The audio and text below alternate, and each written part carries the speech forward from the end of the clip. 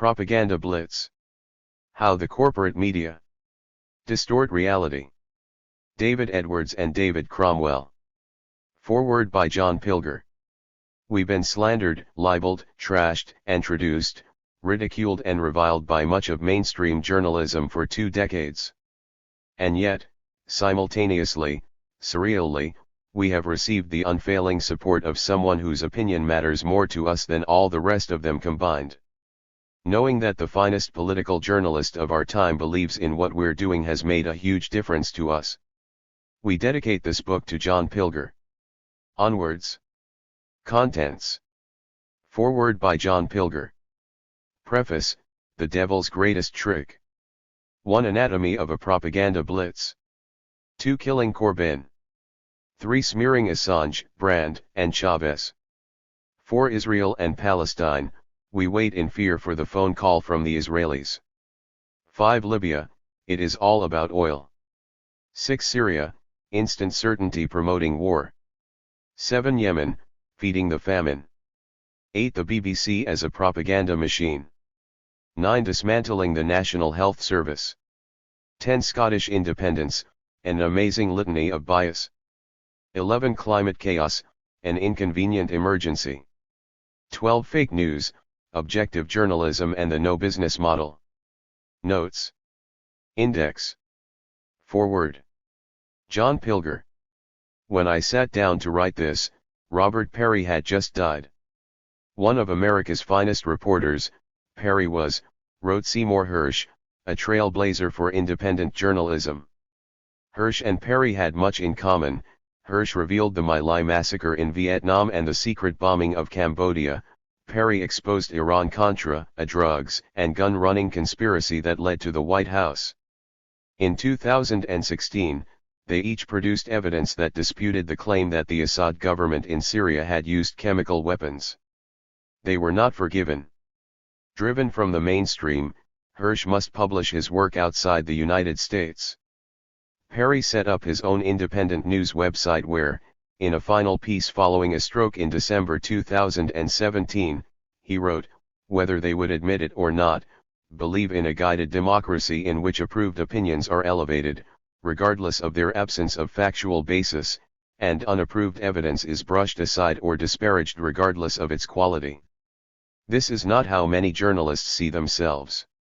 They imagine they set the public record straight and check the excesses of power, which Edmund Burke called a fourth estate. The BBC goes further and ordains itself a divinity on earth, speaking truth to power, an exquisite nonsense that has endured since its founder secretly wrote propaganda for a Tory Prime Minister during Britain's general strike. Although journalism, the media, was always a loose extension of establishment power, something has changed in recent years.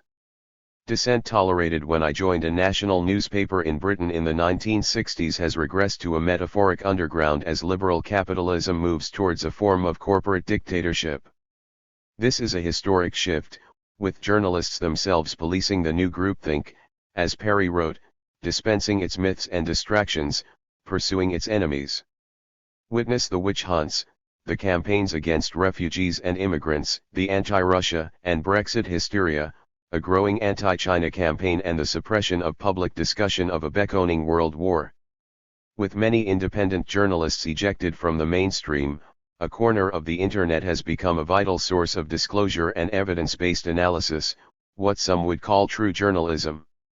Sites such as wikileaks.org, consortiumnews.com, wsws.org, truthdig.com, globalresearch.org, counterpunch.org, informationclearinghouse.com, and zcom.org are required reading for those trying to make sense of a world in which science and technology advance wondrously while political and economic life regress behind a media facade of spectacle and propaganda. In Britain, just one website offers consistently independent media criticism. This is the Remarkable Media Lens, remarkable because its founders and editors as well as its only writers, David Edwards and David Cromwell, since 2001 have concentrated their gaze not on the usual suspects, the Tory press, but the paragons of reputable liberal journalism, the BBC, The Guardian, Channel 4 News. Their method is simple. Meticulous in their research, they are respectful and polite when they email a journalist to ask why he or she produced such a one-sided report, or failed to disclose essential facts or promoted discredited myths. The replies they receive are often defensive, at times abusive, some are hysterical, as if they have pushed back a screen on a protected species. My impression is that they have shattered a silence about corporate journalism. Like Edward Herman and Noam Chomsky in Manufacturing Consent, they represent a fifth estate, questioning, deconstructing and ultimately demystifying the media's monopoly. What is especially interesting about them is that neither is a journalist. David Edwards was a teacher, David Cromwell is a former scientist. Yet, their understanding of the morality of real journalism, a term rarely used, let's call it true objectivity, is a bracing quality of their online media lens dispatches. In 2007, they were awarded the Gandhi Foundation International Peace Award. I was asked to contribute to the citation. Without media lens during the attack on and occupation of Iraq, I wrote, the full gravity of that debacle might have been consigned to oblivion, and to bad history. Such is the importance of their work, which I think is heroic. I would place a copy of this book in every journalism school that services the corporate system, as they all do. How does the system work? Chapter 9, Dismantling the National Health Service, describes the critical part played by journalists in the crisis facing Britain's pioneering health service. The NHS crisis is the product of a political and media construct known as austerity, with its weasel language of efficiency savings and hard choices. Austerity is a political and media construct, an invention. Britain is a rich country with a debt owed not by its people but by crooked banks. The resources that would comfortably fund a national health service are stolen in broad daylight by the few allowed to avoid and evade billions in taxes. The publicly funded health service is being deliberately run down by free market zealots, to justify its selling off. The Conservative Secretary of State for Health, Jeremy Hunt, is one such zealot. This is sometimes alluded to in the media, but rarely explained. Edwards and Cromwell do what journalists should have done, they dissect the 2012 Health and Social Care Act, whose innocuous title belies its dire consequences. Unknown to most of the population, the Act ends the legal obligation of British governments to provide universal free health care, the bedrock on which the NHS was set up following the Second World War. Private companies can now take over NHS infrastructure, insinuating their piracy, piece by piece. Where, ask Edwards and Cromwell, was the BBC while the bill was making its way through Parliament? With a statutory commitment to providing a breadth of view and properly to inform the public of matters of public policy, the BBC never spelt out the threat posed to one of the nation's most cherished institutions. BBC News reported, bill which gives power to GPS passes. This was pure state propaganda. There is a striking similarity with the BBC's coverage of the build-up to Tony Blair's lawless invasion of Iraq in 2003, which left 1 million dead and millions more dispossessed. A study by Cardiff University, Wales, found that the BBC reflected the government line overwhelmingly while relegating reports of civilian suffering. A media tenor study placed the BBC at the bottom of a league of Western broadcasters in the time they gave to opponents of the invasion. The corporation's much vaunted principle of impartiality was never a consideration. One of the most telling chapters describes the smear campaigns mounted by journalists against dissenters, political mavericks, and whistleblowers. The Guardian's campaign against the WikiLeaks founder Julian Assange is the most disturbing. Assange, whose epic WikiLeaks disclosures brought fame, journalism prizes and largesse to the Guardian, was abandoned when he was no longer useful, then subjected to a vituperative onslaught. With not a penny going to WikiLeaks, a hyped Guardian book led to a lucrative Hollywood movie deal. The book's authors, Luke Harding and David Lee, gratuitously described Assange as a damaged personality and callous. They also disclosed the secret password he had given the paper in confidence, which was designed to protect a digital file containing the U.S. Embassy cables. With Assange now trapped in the Ecuadorian embassy, Harding, standing among the police outside, gloated on his blog that Scotland Yard may get the last laugh. His colleague James Ball wrote, "It's difficult to imagine what Ecuador's London embassy smells like more than 5.5 years after Julian Assange moved in." Such bile appeared in a newspaper described by its editor, Catherine Viner, as thoughtful and progressive. What is the root of this vindictiveness? Is it jealousy, a perverse recognition that Assange and WikiLeaks have achieved more journalistic firsts than the snipers can claim in a lifetime? Is it that he refuses to be one of us and shames those who have long sold out the independence of their craft? Journalism students might well study this period to understand that the source of fake news is not only the trollism, or the likes of Fox News, or Donald Trump, but a journalism self-anointed with a false respectability, a liberal journalism that claims to challenge corrupt state power but, in reality, courts and protects it. An age in which people yearn for new ideas and fresh alternatives, wrote Catherine Viner. Her political writer Jonathan Friedland dismissed the yearning of young people who supported Labour leader Jeremy Corbyn as a form of narcissism. How did this man, Braid the Guardian's Zoe Williams, get on the ballot in the first place? The paper's choir of precocious windbags joined in, thereafter queuing to fall on their blunt swords when Corbyn came close to winning the 2017 general election in spite of the media. Complex stories are reduced to a cult-like formula of bias, hearsay, and omission: Brexit, Venezuela, Russia, Syria. On Syria, only the investigations of a group of independent journalists have countered this, revealing a sordid network of Anglo-American backing of jihadists in Syria, including those related to ISIS.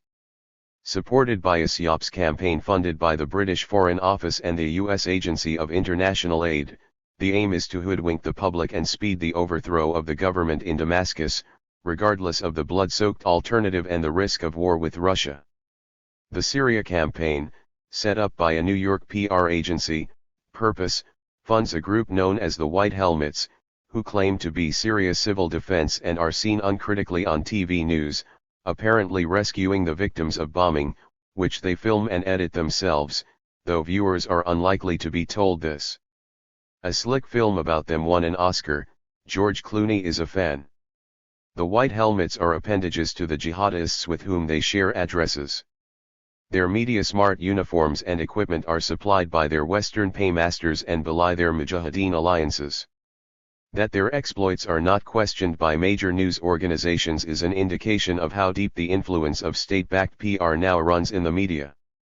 In what is known as a hatchet job, a Guardian reporter based in San Francisco, Olivia Solon, who has never visited Syria, was allowed to smear the substantiated investigative work of journalists Vanessa Beeley and Eva Bartlett on the White Helmets as propagated online by a network of anti-imperialist activists, conspiracy theorists, and trolls with the support of the Russian government.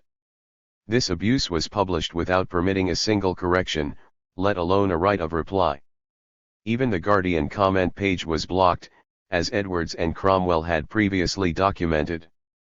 I saw the list of questions Solon emailed to Beeley. It reads like a McCarthyite charge sheet. Have you ever been invited to North Korea? Too much of journalism has descended to this level. Subjectivism is all, facts and evidence have no place, slogans and outrage are deemed proof enough. What matters is perception.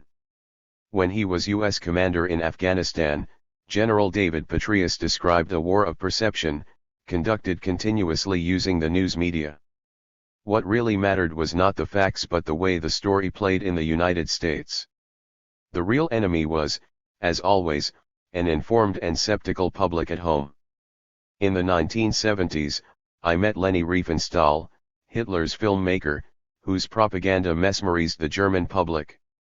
She told me the messages of her films were dependent not on orders from above, but on the submissive void of the public. Did that include the liberal, educated bourgeoisie? I asked. Everyone, she said. Propaganda always wins, if you allow it. John Pilger. February 2018.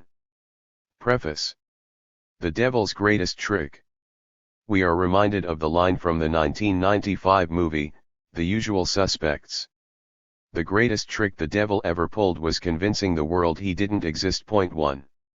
Likewise, the greatest trick the corporate media ever pulled was convincing the world that corporate media bias doesn't exist. After all, consider the corporate media entities called newspapers. We are to understand that a newspaper humbly channels news, the unadorned facts of what is happening, where and why.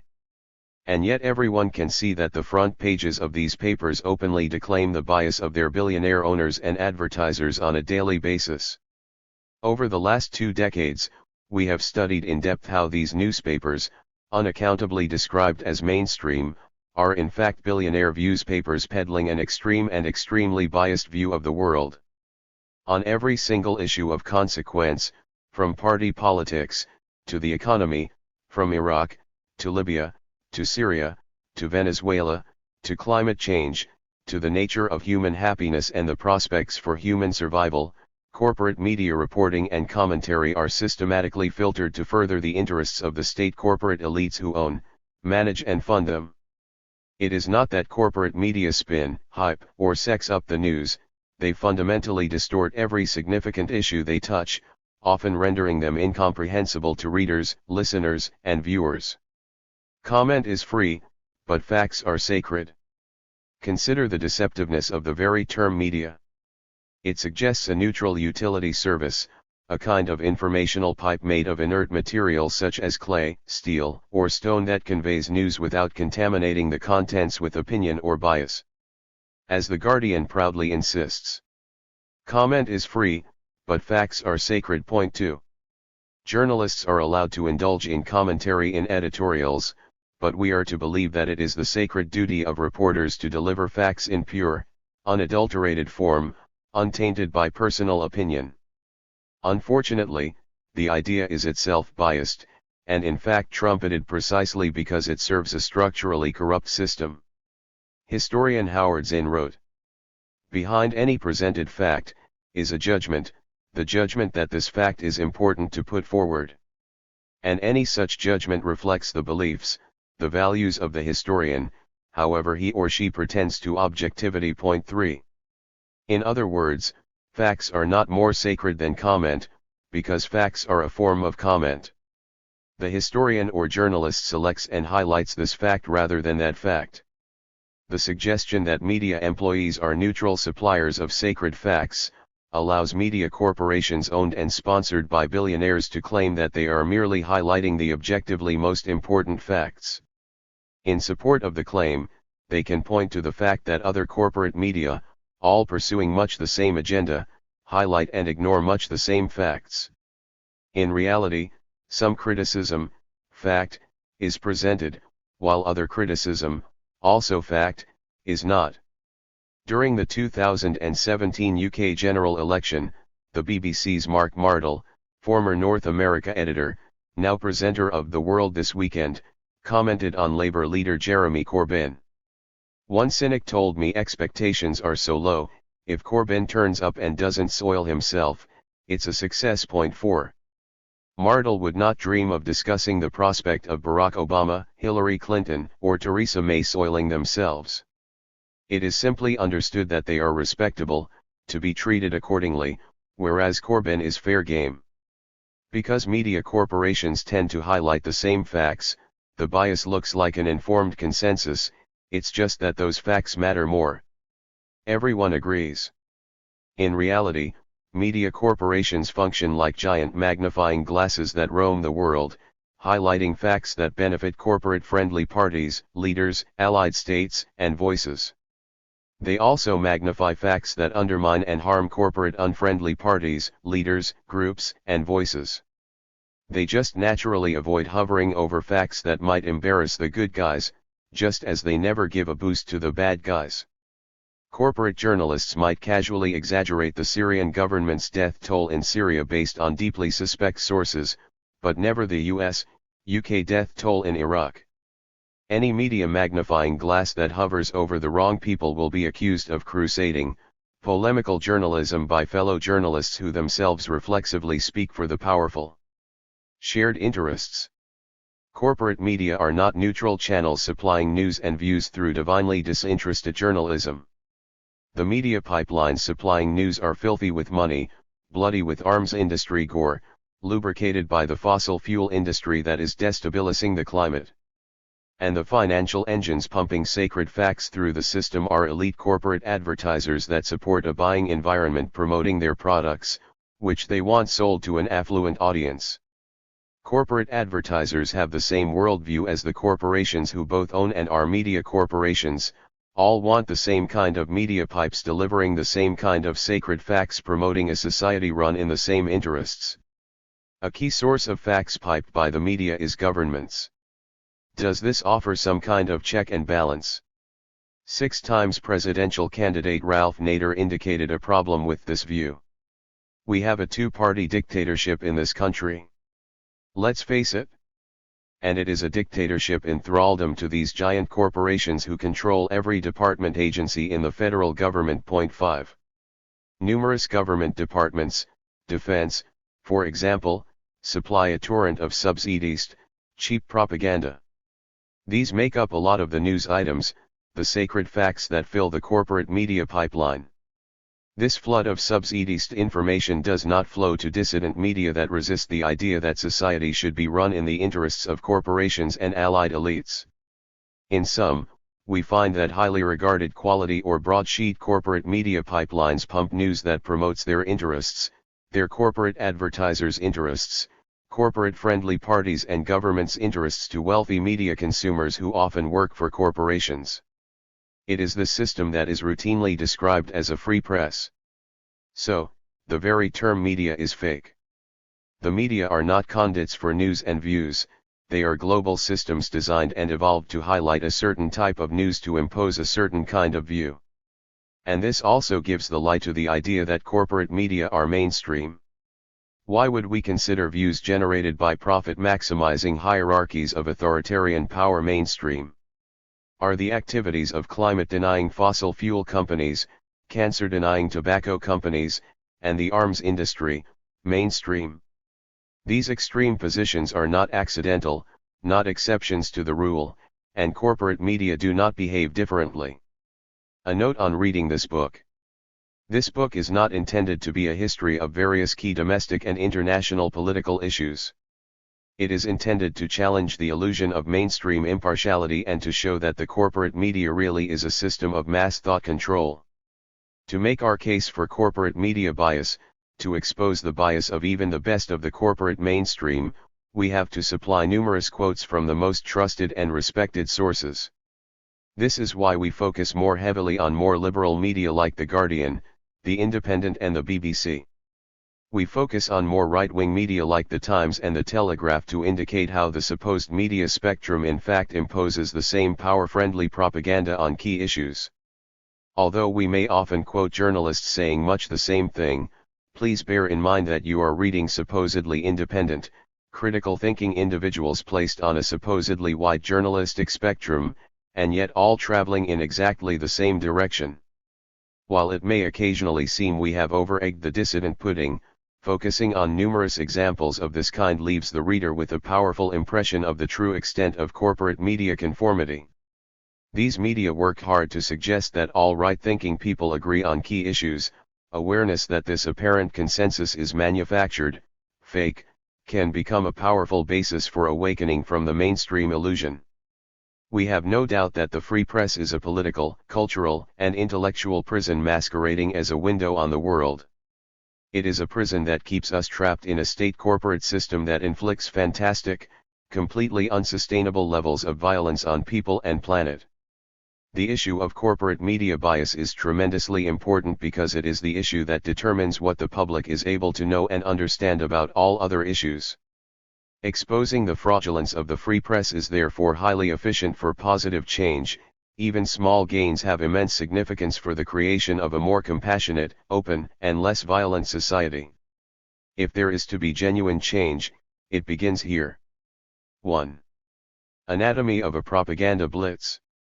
A regular feature of corporate media manipulation involves the launching of what we call a propaganda blitz, attacking and discrediting official enemies, often preparing the way for action or intervention of some kind.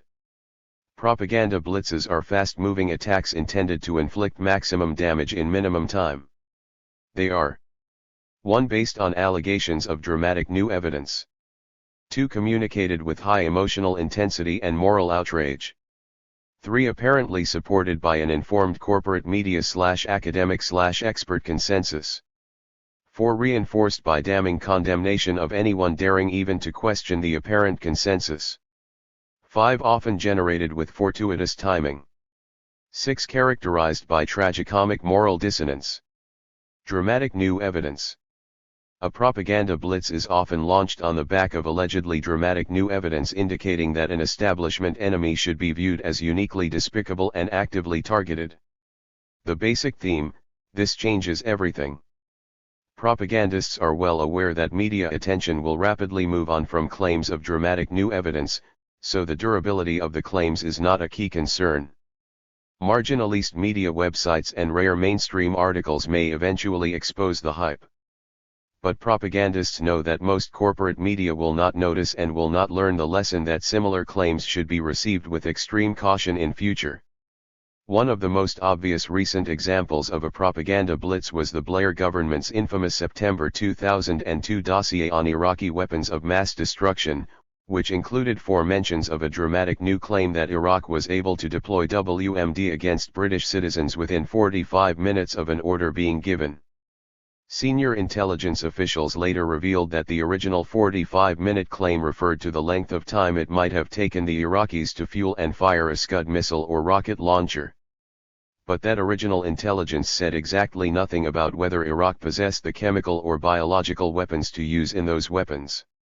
The Blair government had transformed a purely hypothetical danger into an immediate and deadly threat.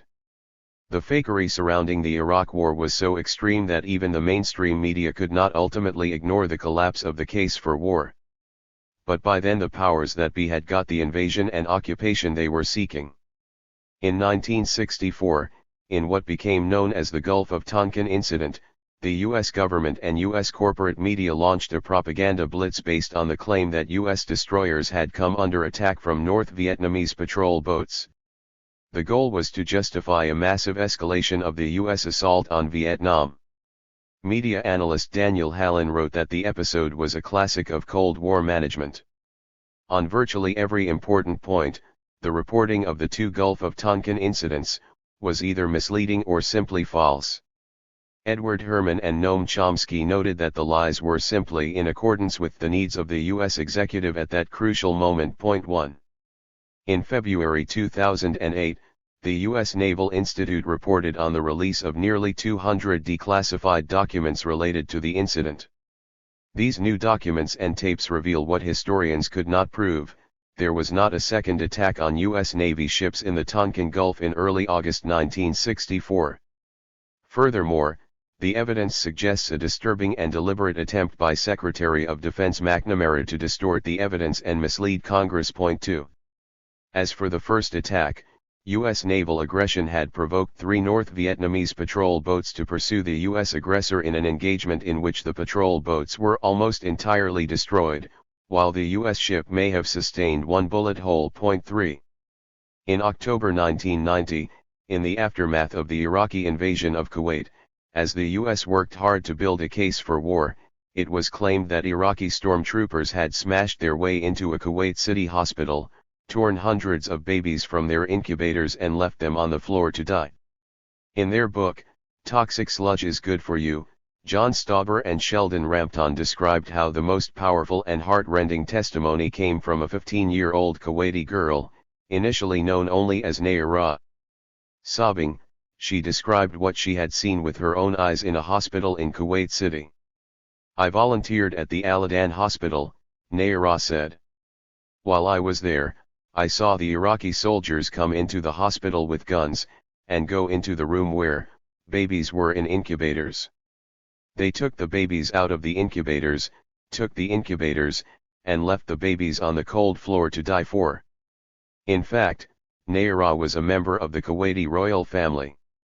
Her father was Saud Nasir al-Sabah, Kuwait's ambassador to the U.S. Stauber and Rampton noted that Nayara had been coached by US PR company Hill and Knowlton's vice president Laurie Fitzpatrick in what even the Kuwaitis' own investigators later confirmed was false testimony. The story of the 312 murdered babies was an outright lie. Journalist John MacArthur, author of The Second Front, Censorship and Propaganda in the 1991 Gulf War, commented, "Of all the accusations made against the dictator, none had more impact on American public opinion than the one about Iraqi soldiers removing 312 babies from their incubators and leaving them to die on the cold hospital floors of Kuwait City. 5. As another war loomed in March 2003, in an article titled, "See Men Shredded, Then Say You Don't Back War," Labour MP and CLWYD claimed that Saddam Hussein's goons were feeding opponents into a machine designed for shredding plastic and dumping their minced remains into plastic bags for use as fish food. 6. Who, in good conscience, then, could deny the righteousness of a war against Saddam? Alas, as Brendan O'Neill commented in The Guardian, CLWYD had based her story on the uncorroborated claims of one individual from northern Iraq.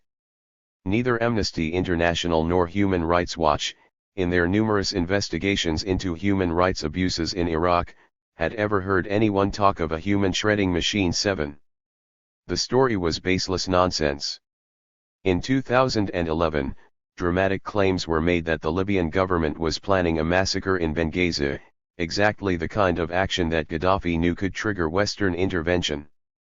Again, as we will see later in this book, the claim was eventually exposed as baseless even by a UK parliamentary committee report. But once again, the warmongers had already achieved the regime change and control they desired. In August 2013, corporate politicians and journalists instantly declared the Syrian government to blame for the use of chemical weapons in the Ghouta area of Damascus. Just one day after the attacks, a Guardian leader claimed there was not much doubt who was to blame, and yet, as we will see in Chapter 6, the media's certainty was again utterly bogus. 8. In May 2016, an excellent example of a propaganda blitz saw Jeremy Corbyn targeted by dramatic new evidence, namely, the discovery of a graphic posted by Naz Shah 2 years earlier, before she had become a Labour MP. The graphic showed a map of the United States with Israel superimposed in the middle, suggesting that a solution to the Israel-Palestine conflict would be to relocate Israel to the U.S. Shah's post was highlighted by right-wing blogger Paul Staines, who writes as Guido Fawkes. Naz Shah shared a highly inflammatory graphic arguing in favor of the chilling transportation policy 2 years ago, adding the words "problem solved." 9.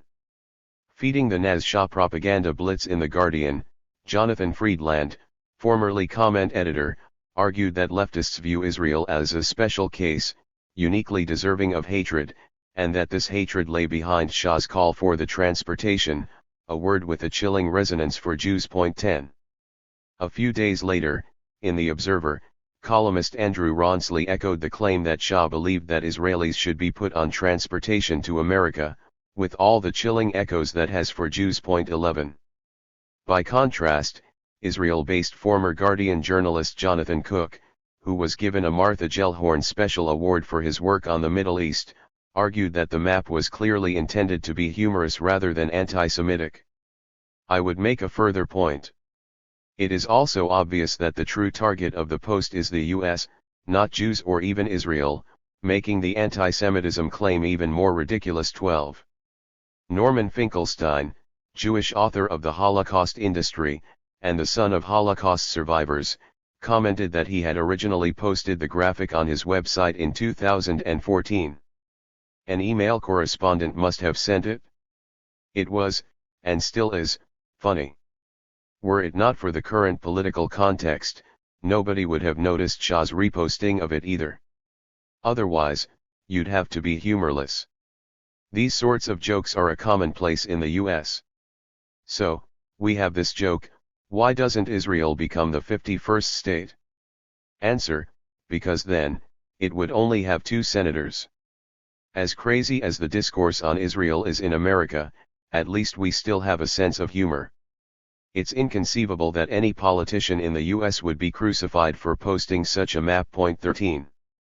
Finkelstein responded to the idea that Shah's posting of the image was an endorsement of a chilling transportation policy. Frankly, I find that obscene. It's doubtful these Holocaust mongers have a clue what the deportations were, or of the horrors that attended them. I remember my late mother describing her deportation. She was in the Warsaw Ghetto. The survivors of the Ghetto Uprising, about 30,000 Jews, were deported to Majdanek concentration camp. They were herded into railroad cars. My mother was sitting in the railroad car next to a woman who had her child. And the woman, I know it will shock you, the woman suffocated her infant child to death in front of my mother. She suffocated her child, rather than take her to where they were going. That's what it meant to be deported. To compare that to someone posting a light-hearted, innocuous cartoon making a little joke about how Israel is enthralled to the US, or vice versa, it's sick. What are they doing? Don't they have any respect for the dead?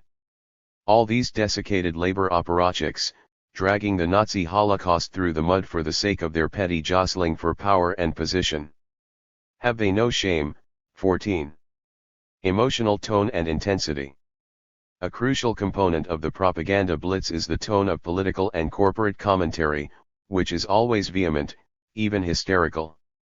As we will see in following chapters, claims of dramatic new evidence of alleged horrors committed by official enemies are invariably followed by expressions of deep moral outrage.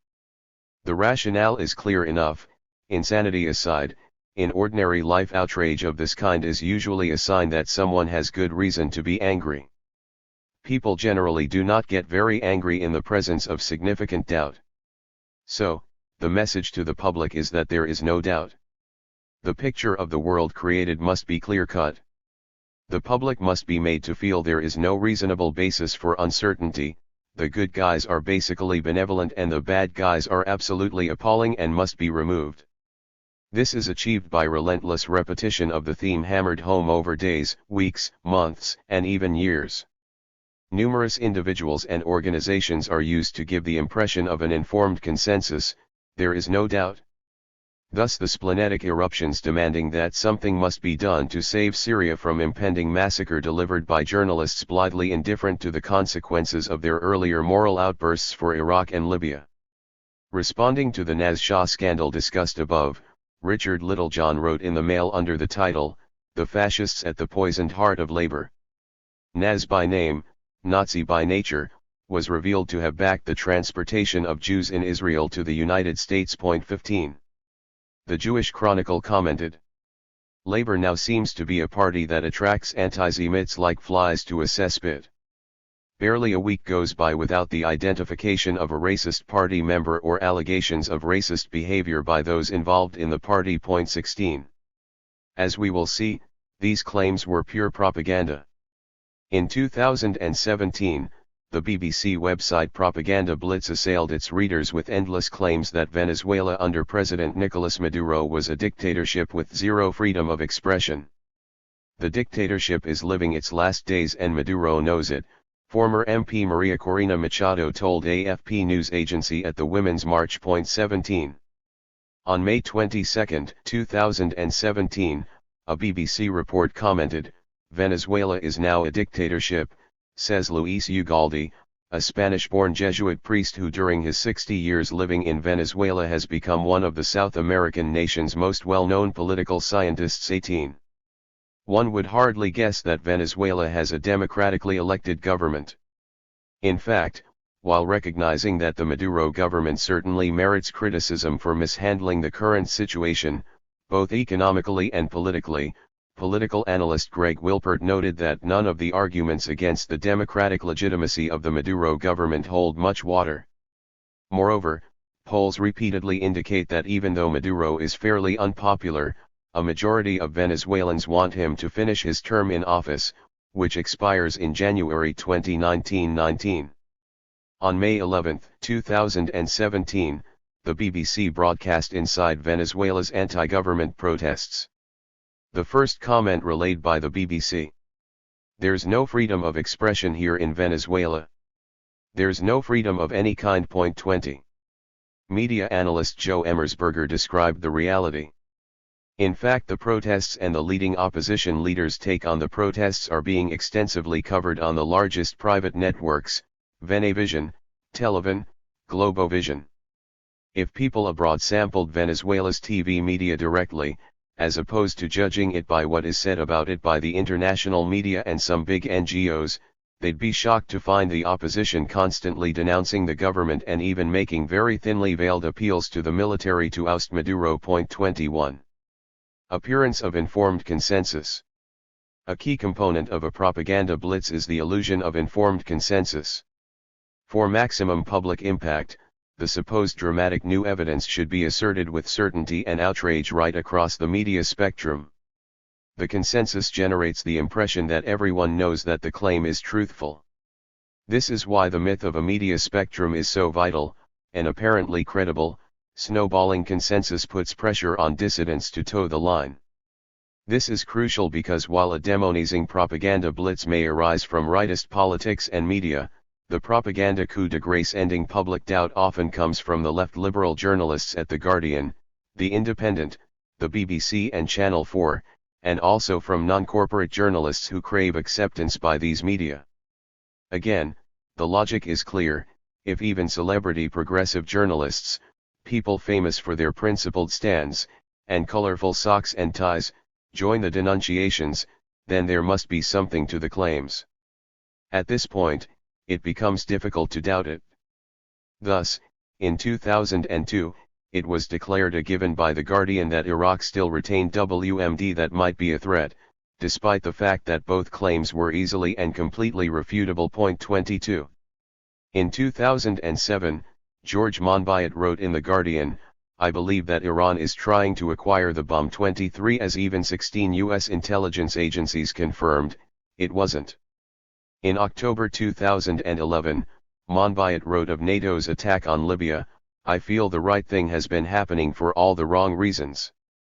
In fact, illegal bombing in pursuit of regime change was very much the wrong thing happening for the wrong reasons.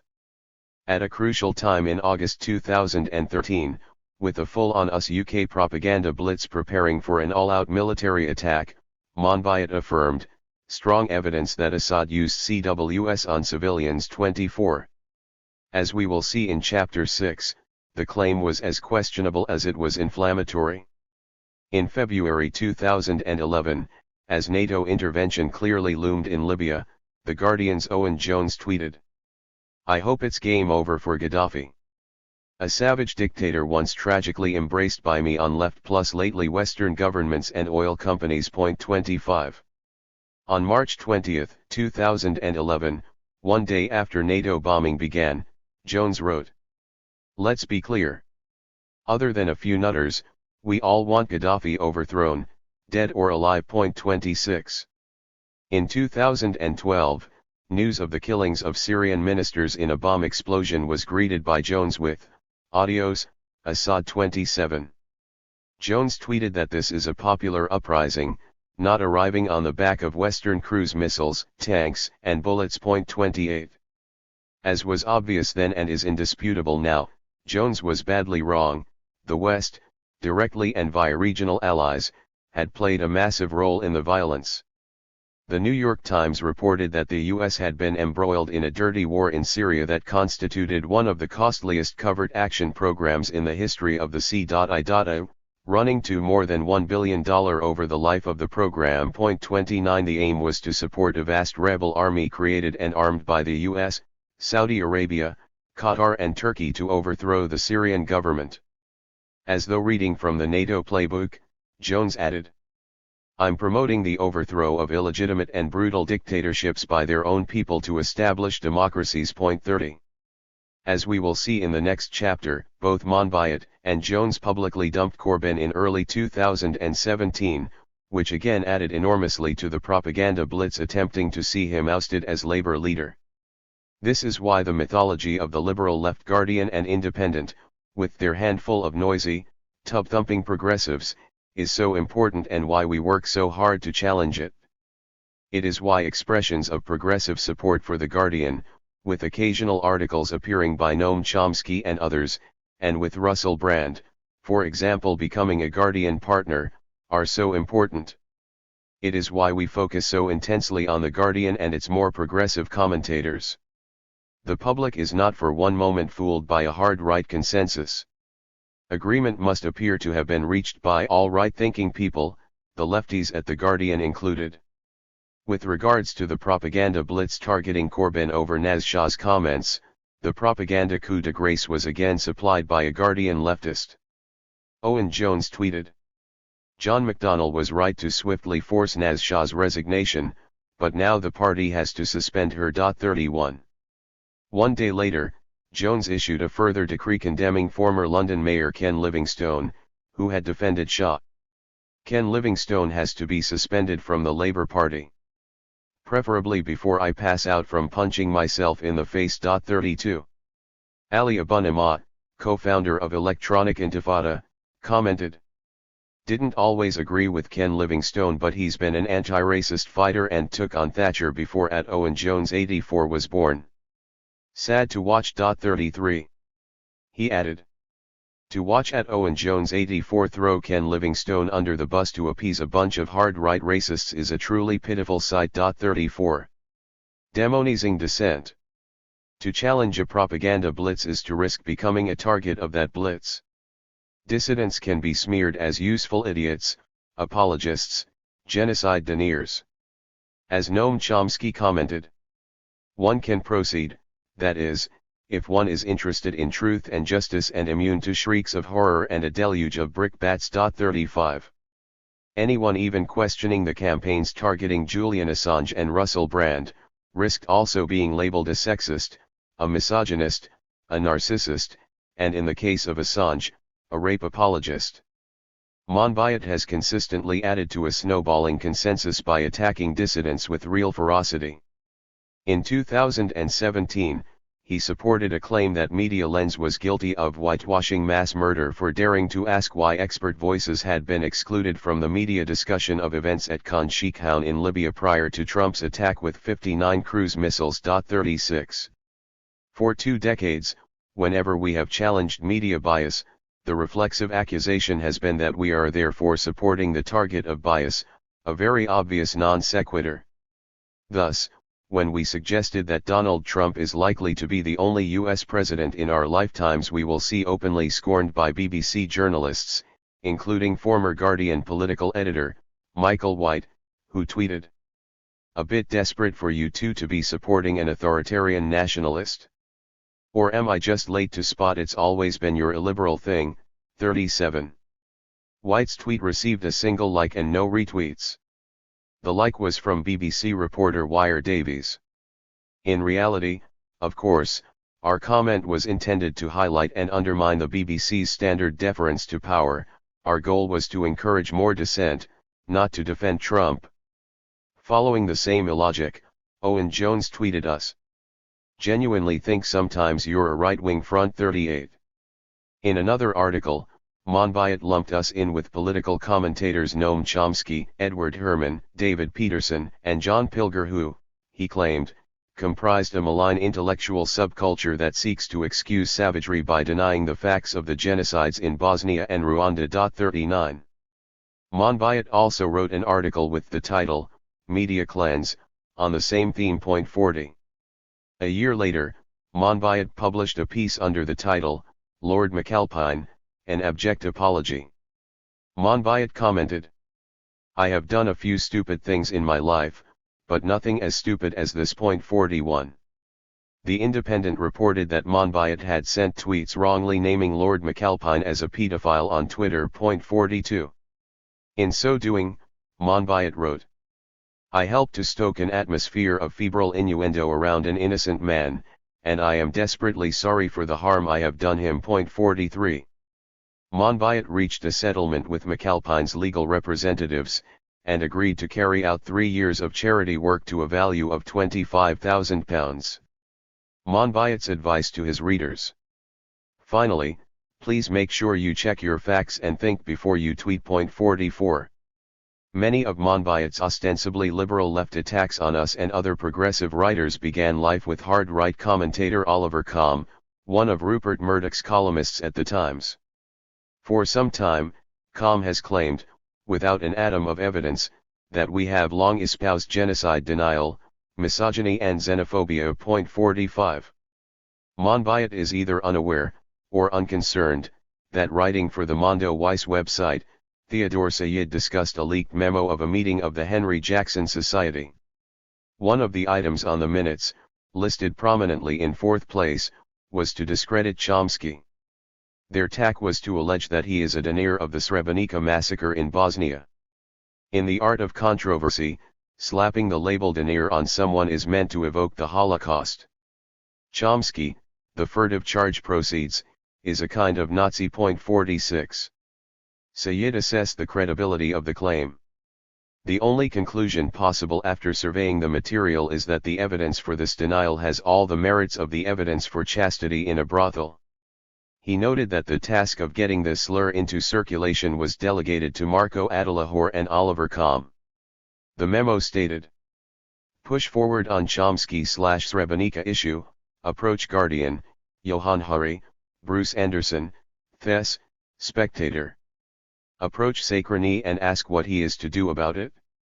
It seems clear that Chomsky was not alone in being targeted in this way. Indeed, like Chomsky, we at Media Lens have been accused of supporting, or apologizing for, everyone from Stalin to Milosevic, from the Iranian Ayatollahs to the North Korean dictatorship, Assad, Gaddafi, Saddam, Putin, Trump, and so on. It seems we are so deranged that we support completely contradictory political and religious movements, even enemies who despise each other. This may be a function of our swivel-eyed hatred of the West, or perhaps because we are challenging a deeply cynical corporate media system willing to sink to any depths of dishonesty to smear its critics. To critique media bias targeting Iraq or North Korea does not mean we ever held candles for Saddam Hussein's thugs or Pyongyang's totalitarian state. If we fail to support the vast number of people denouncing these tyrannies, it's because doing so would achieve nothing beyond minutely adding to the case for war. And yes, we are passionately opposed to the West's endless wars of first resort serving corporate greed and state power. While the moral outrage of a propaganda blitz is often fake, the resulting damage to dissidents' reputations and outreach is very real. When respected writers like Monbiot, Jones, and others apply their seal of approval to right-wing propaganda, the public naturally assumes that there must be at least some fire behind the smoke. They may well come away with a sense that the target is dodgy, almost morally unhygienic. The smear can last for the rest of a person's career and life. This, of course, is a major concern for anyone protecting, or aspiring to, a career in the corporate media. They may quickly learn to keep their heads down, to steer well clear of challenging propaganda blitzes, especially when an attack is raging at full intensity. In other words, they will say least at exactly the time when dissent is needed most, exactly as intended. And, of course, they have the option of cementing their reputations with the propaganda blitzers by supporting the blitz and attacking dissent. We are fortunate in that we rely solely on donations from readers who, so far at least, have been able to see the pattern in the smears and have seen through them. The demonization works also to silence the wider public.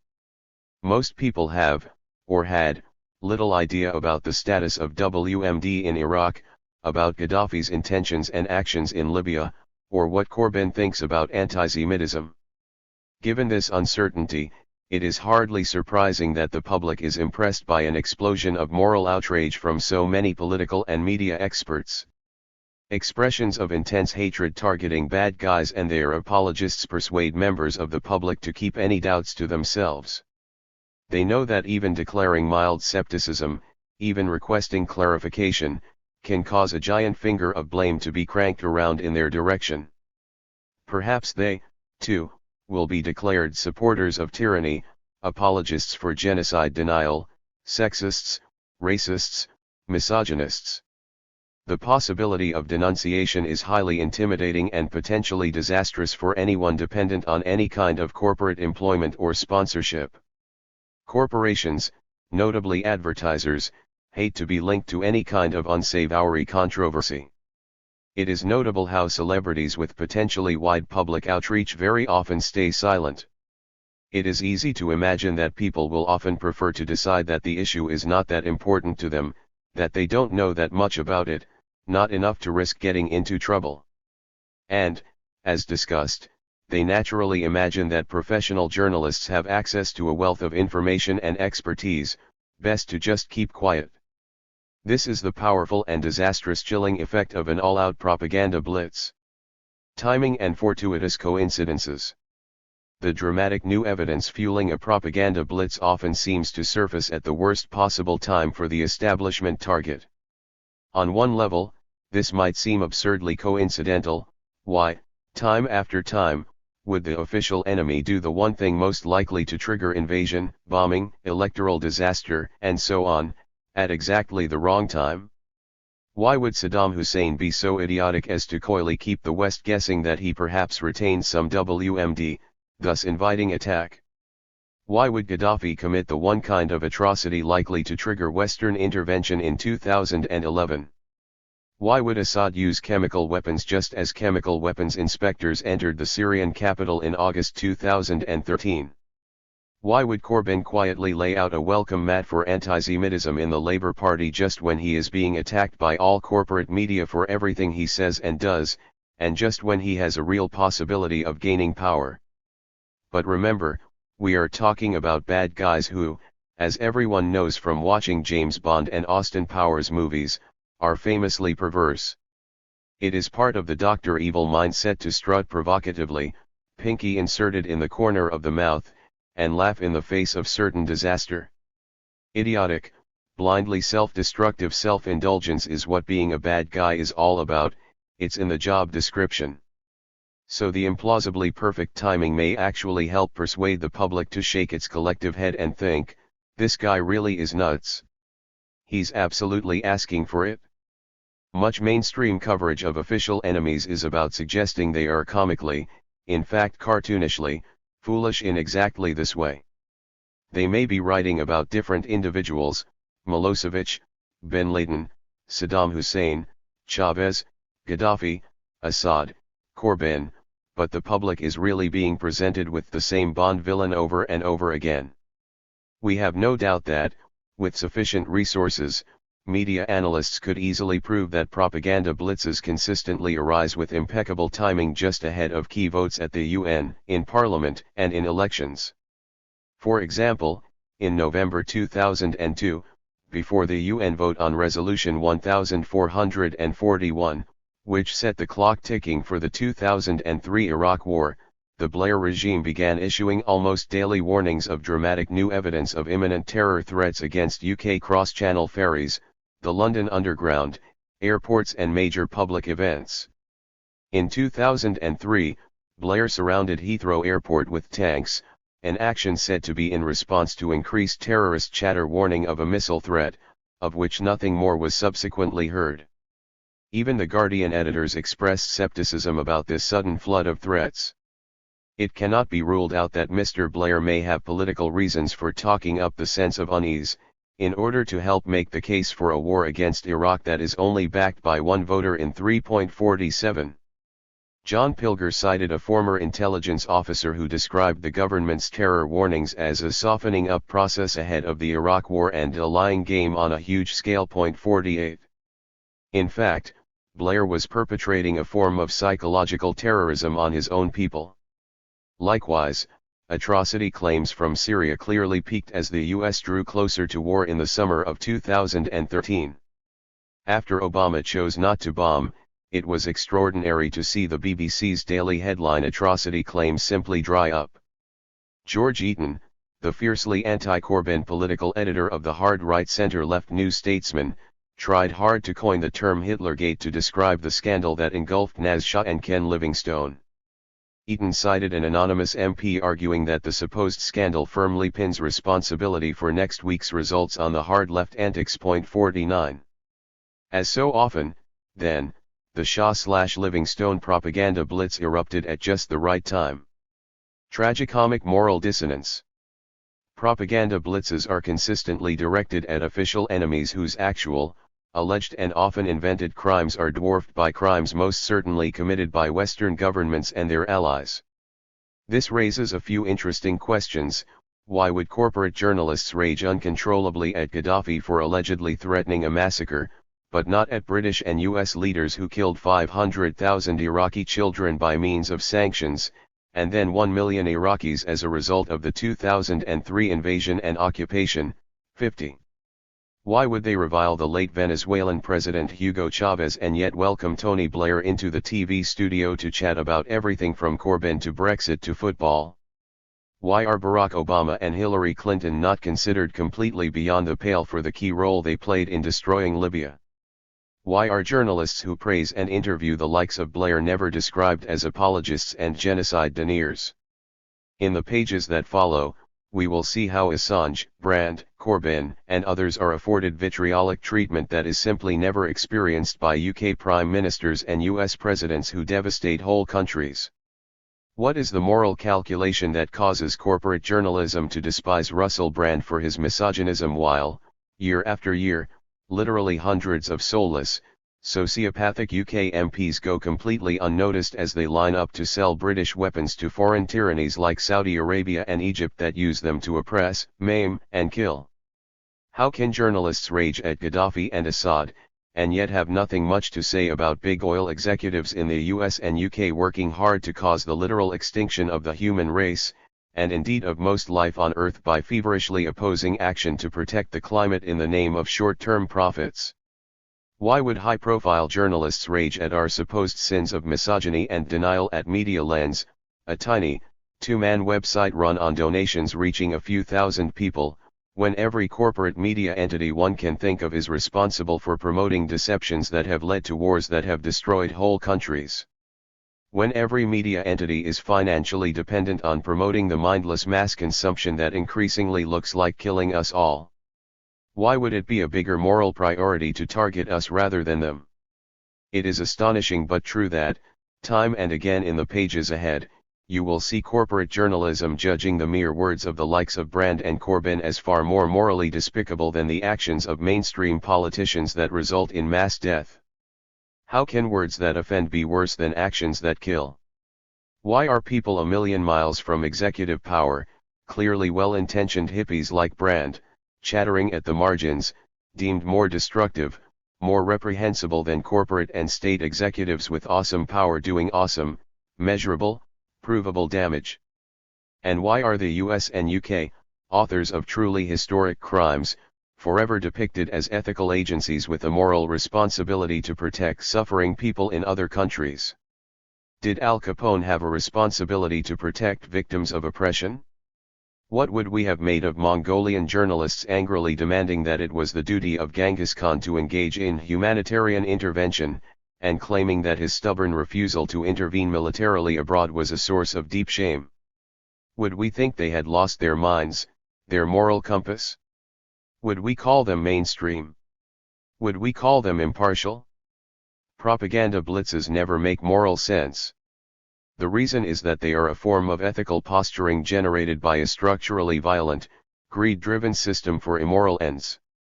The Italian humanist Machiavelli, who would have greatly appreciated the Western enthusiasm for humanitarian intervention, commented, "The experience of our times shows those princes to have done great things who have had little regard for good faith, and have been able by astuteness to confuse men's brains." 51. A vital aspect of the effort to confuse men's brains involved the use and abuse of 5 good qualities. Machiavelli summarized, "It is not essential, then, that a prince should have all the good qualities which I have enumerated above, but it is most essential that he should seem to have them. Thus, it is well to seem merciful, faithful, humane, religious, and upright, and also to be so, but the mind should remain so balanced that were it needful to be so, you should be able and know how to change to the contrary." 52. What Machiavelli actually meant was that leaders should appear merciful and compassionate, but should be merciless, inhuman, and cruel, as required, because, after all, everyone sees what you seem, but few know what you are. 53. And this is precisely the philosophy of the propaganda blitz. The truth about any given person or event is often deeply hidden from public view. The important thing is to seem to have dramatic new evidence that seems to be affirmed by all who are merciful, faithful, humane, religious, and upright, corporate dissidents included. With the public pacified, the powerful can then do as they please. 2. Killing Corbyn. In 1975, the Trilateral Commission, a think tank closely linked to the U.S. government, published an influential report titled The Crisis of Democracy. The report's author, Samuel Huntington, noted, "The effective operation of a democratic political system usually requires some measure of apathy and non-involvement on the part of some individuals and groups. 1.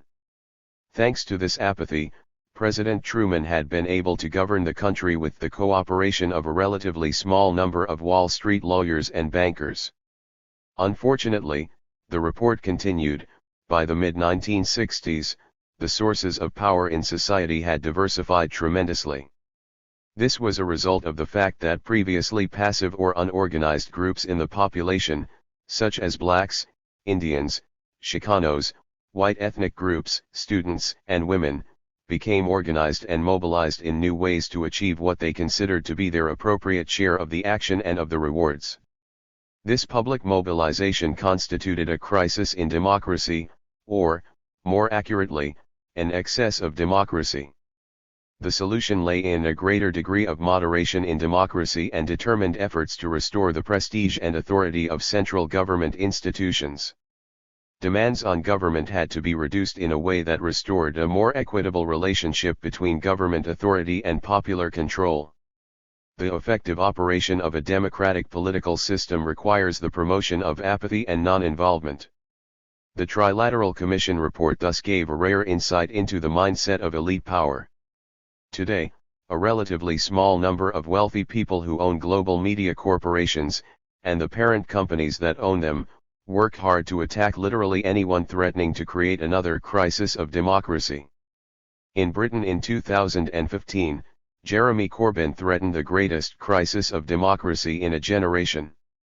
He threatened to reverse Tony Blair's hard-won triumph, transforming the Labour Party into a similarly pro-corporate, pro-war version of the Tory party.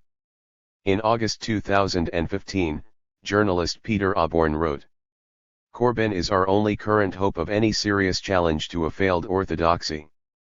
Blair and Cameron have both adopted a foreign policy based on subservience rather than partnership with the United States, which has done grave damage to British interests." 2. A month later, Corbyn was elected leader of the Labour Party with 250,000 votes, the largest mandate ever won by a party leader. 3. Writing a few weeks before the June 2017 general election, Osborne noted of media coverage, "Needless to say, the British media has practically ignored Corbyn's foreign policy manifesto." 4. Osborne wrote that the manifesto was radical and morally courageous, and explained that, pre-Corbyn, foreign policy on both sides was literally identical. The leadership of both Labour and the Conservatives backed the wars in Iraq, Libya, and Afghanistan, the alliance with Saudi Arabia and the Sunni states in the Gulf. London did what it was told by Washington. This cross-party consensus has been smashed, thanks to Jeremy Corbyn, the current Labour leader. Whatever one thinks of Corbyn's political views, British democracy owes him a colossal debt of gratitude for restoring genuine political debate to Britain. And of course his extremely brave and radical decision to break with the foreign policy analysis of Blair and his successors explains why he is viewed with such hatred and contempt across so much of the media and within the Westminster political establishment. But, as Osborne noted, this important change has not been fairly represented in media coverage. It is deeply upsetting that the BBC has betrayed its own rules of impartiality and ignored Corbyn's brave stand on this issue. Osborne's comments explain the corporate media reaction to Corbyn in the summer of 2015 and thereafter. It was absolutely vital that his moral virtues be ignored and in fact that his reputation be destroyed, so that voters might be returned to their apathy and non-involvement. The response was a relentless storm of propaganda blitzes intended to trash Corbyn's standing with the British public. In July 2015, as support for Corbyn grew during the Labour leadership contest, a Guardian leader warned that politics moves in cycles and some are more vicious than others. 5. And Corbyn it was who was leading a vicious spiral into irrelevance after defeat, his politics a defunct throwback. His ideological positions did nothing to accelerate escape from opposition, his solutions long predate the challenges of the 21st century. Instead, all candidates must turn their attention to more forward-looking alternatives. The challenge for Mr. Corbyn's rivals is to match his crusading passion while leading the debate back to a discussion of the country Labour would aspire to lead in 2020. On the same day, also in The Guardian, executive editor Jonathan Freedland wrote, "Tony Blair and others tried to sit the kids down and say, look, you've had your fun. But take it from us, even if Corbyn is right, which he isn't, he is never, ever going to get elected. This crusade is doomed. Come back home." 6. A day earlier, senior Guardian columnist Polly Toynbee had written, "Suddenly the party that has been a reasonably friendly coalition through the Blair, Brown, Miliband years, begins to feel like the poisonous place it was in the early 80s. That's when it split over toxic militant entryism unchallenged by Michael Foot, its unelectable leader with a raft of impossibilist policies. 7. The years spent selling Labour out to the neocons had been friendly, while resistance was poisonous nastiness in which people had taken leave of their senses. Who on earth would want to disrupt the status quo and jeopardize the shifting of deck chairs on the Titanic a couple of inches to the left?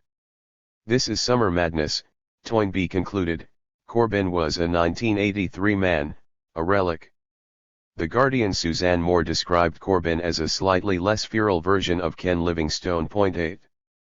Moore understood why the less enlightened were attracted to Corbyn's authenticity, but Blair is right, surely, to talk of the challenges of the future. Moore thus respectfully sided, and sided with, one of the great neocon war criminals of our time. If Corbyn's campaign achieves nothing else, it has already exposed the reality that the deaths of 1 million human beings in Iraq have done nothing to alter the Guardian Blairites' view of their idol. Moore bitterly rejected the self-harming lunacy of supporting Corbyn. The Labour Party can choose to be part of what is happening or it can further cut itself off. Right now they appear to be in the process known to post-Marxists as the "nobody loves me. Everybody hates me. I am going down the garden to eat worms" stage. Martin Kettle, described by John Pilger as Blair's most devoted promoter, repeatedly dismissed Corbyn in The Guardian, arguing, "Labour can come back from the brink. But it seems to lack the will to do so." 10. Kettle added, "His socialism, though, is more a matter of faith than a viable program. Corbyn's position is essentially made up of attitudes and slogans." The trend in Guardian commentary was very clear, as Craig Murray noted in July 2015. The fundamental anti-democracy of the Blairites is plainly exposed, and the panic-driven hysterical hate-fest campaign against Corbyn by The Guardian would be unbelievable, if we hadn't just seen exactly the same campaign by the same paper against the rejection of neoliberalism in Scotland. I think I am entitled to say I told you so. Many people appear shocked to have discovered The Guardian is so anti-left-wing. I have been explaining this in detail for years. 11. The editors of The Independent also lamented the loss of Blair. He had transformed the fortunes of the Labour Party, although his record in office, especially his wars, remains controversial. 12. Much as the 9/11 attack on New York remains controversial. For The Independent's editors, Corbyn was not the answer to the Labour Party or the nation's problems. The piece bowed low to Blair. He had won a hat-trick of victories, after all. For that alone he earned his right to be listened to. We wonder if this group of radically right-wing, billionaire-led journalists would say the same, if they were citing Blair, serving life for war crimes, from a prison cell. The Evening Standard, owned by the Russian oligarch, Alexander Lebedev, contemptuously waved Corbyn, and democracy, away. But given the options available, the most important task is simply to exclude Corbyn. Labour must have a credible leader, not a fantasist. 13. A leader in the Times commented of Corbyn. This is a man who 5 years ago shared with George Galloway the distinction of presenting his own show on Press TV, the English-language propaganda arm of Iran. He believes Britain has not learned its lessons from Karl Marx. 14. The Times' sister paper, The Sun, doesn't really do politics in any meaningful sense. But it does do smears. Under the title, Marxed Man, the editors wrote. But to Jeremy Corbyn, the man who polls say will be the next Labour leader, Karl Marx is still a hero. He said yesterday, we all owe something to him. Corbyn doesn't want to take Labour back to its Benite years in the 1980s. He wants to turn the clock back to 1917 and the Russian Revolution. 15. In an article, Corbyn's morons have only helped the hard left, Murdoch's Sunday Times opined. The hard left, apparently as extinct for its influence on British politics as the dinosaurs, senses its Jurassic Park moment. 16. David Aronovich asked on Twitter. What positive debate is served by having Corbyn on the ballot? 17. Spanish versions of Aronovich doubtless asked the same of Pablo Iglesias and Podemos. Aronovich received an answer, in full, with the general election result on June 8, 2017. The Sunday Mirror guffawed at Corbyn. He is also a throwback to the party's darkest days when it was as likely to form the government as Elvis was a being found on Pluto. 18. Rachel Sylvester took the hyperbole to a new level in the Times on September 1. Just as the Vikings and the Mayans brought about their own extinction by destroying the environment on which their cultures depended. 19. Already the heart has dropped. Is this really leading where we think it's leading? So the Labour Party is threatening its survival by abandoning electoral victory as a definition of success. If Labour chooses Jeremy Corbyn, a man who will never be elected Prime Minister, as leader next week, its end could be as brutal and sudden as those other once great tribes. It's your fault, Jeremy. In June 2016, in common with other corporate news media, The Guardian joined a propaganda blitz centered around Corbyn being heckled at Gay Pride. Jeremy Corbyn has defended Labour's campaigning in the EU referendum, telling a heckler at London's Pride Festival, "I did all I could," after using a defiant speech to insist he would resist attempts to topple him. 20. Labour activist Tom Mauchline, the heckler, who posted a video of the exchange on Twitter, accused Corbyn of failing to get enough traditional Labour voters to polling stations. He said, "It's your fault, Jeremy. I had a Polish friend in tears because you couldn't get the vote out in Wales, the North, and the Midlands." The incident was also given significant coverage on ITN and Sky News, and even front-page treatment in The Guardian. In fact, as Craig Murray observed, it turned out that Mauchline was a Blairite public relations professional working for Portland Communications 21, whose strategic counsel was Alastair Campbell, Blair's former media chief, who helped to sell the illegal occupation of Iraq. Mauchline had previously worked on the campaign for the Labour leadership run by Corbyn's rival, Liz Kendall. None of this was spelt out in the Guardian report by Heather Stewart, the paper's political editor. Instead, there was a single cryptic line that concealed more than it delivered. Allies of the Labour leader said the confrontation at Pride had been staged by anti-Corbyn activists who were attempting to undermine the leader's position. There was no further explanation or context. When challenged on Twitter, Stewart responded, "Story makes clear it was regarded as staged by Corbyn backers, but if part of plot to destabilize him, it's news." 22. This was a facile reply. Craig Murray himself then asked her, 1. Why does it not make clear that Mauchline is a PR man for Portland Comms? 2. How did you become aware of the story? 23. The Guardian's political editor simply ignored these questions. Meanwhile, BBC News ran a live feed on their homepage with the headline, "Corbyn Crisis and Brexit." 24. Brexit was almost an afterthought. It certainly seemed to be playing second fiddle to the Corbyn crisis. Anyone seeing this could be forgiven for asking about the BBC News editorial agenda and its setting of priorities. It was as though we were to forget that Prime Minister David Cameron had announced his resignation 3 days earlier, and that Cameron and the Tory party had led the country into a referendum that had resulted in the FTSE 100 index falling more than 8% and the pound falling against the dollar by 10%, and that a number of Tories were scrambling to become the new leader, including the warmongering, climate-denying Boris Johnson. But, true to form, BBC News was happy to hammer on about the Corbyn crisis, this despite the fact that Labour persuaded 2/3 of its supporters to vote Remain 25. Perhaps the worst example of an anti-Corbyn attack, post-Brexit, was in the Mail on Sunday in June 2016. A piece by Dan Hodges was illustrated by a photoshopped image of a malevolent vampiric Corbyn in a coffin with the headline, "Labour must kill vampire Jezza 26. This appeared 10 days after Labour MP Joe Cox had been brutally murdered.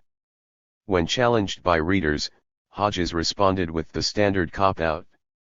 "Sorry, but I don't write the headlines. 27. It is true that subeditors write newspaper headlines. But Hodges could still have indicated that he recognized the callousness and irresponsibility of the headline and photo. One reader fired off this rational follow-up challenge. "But are you condoning the headline? Do you agree with it? Or is just no comment from you?" 28.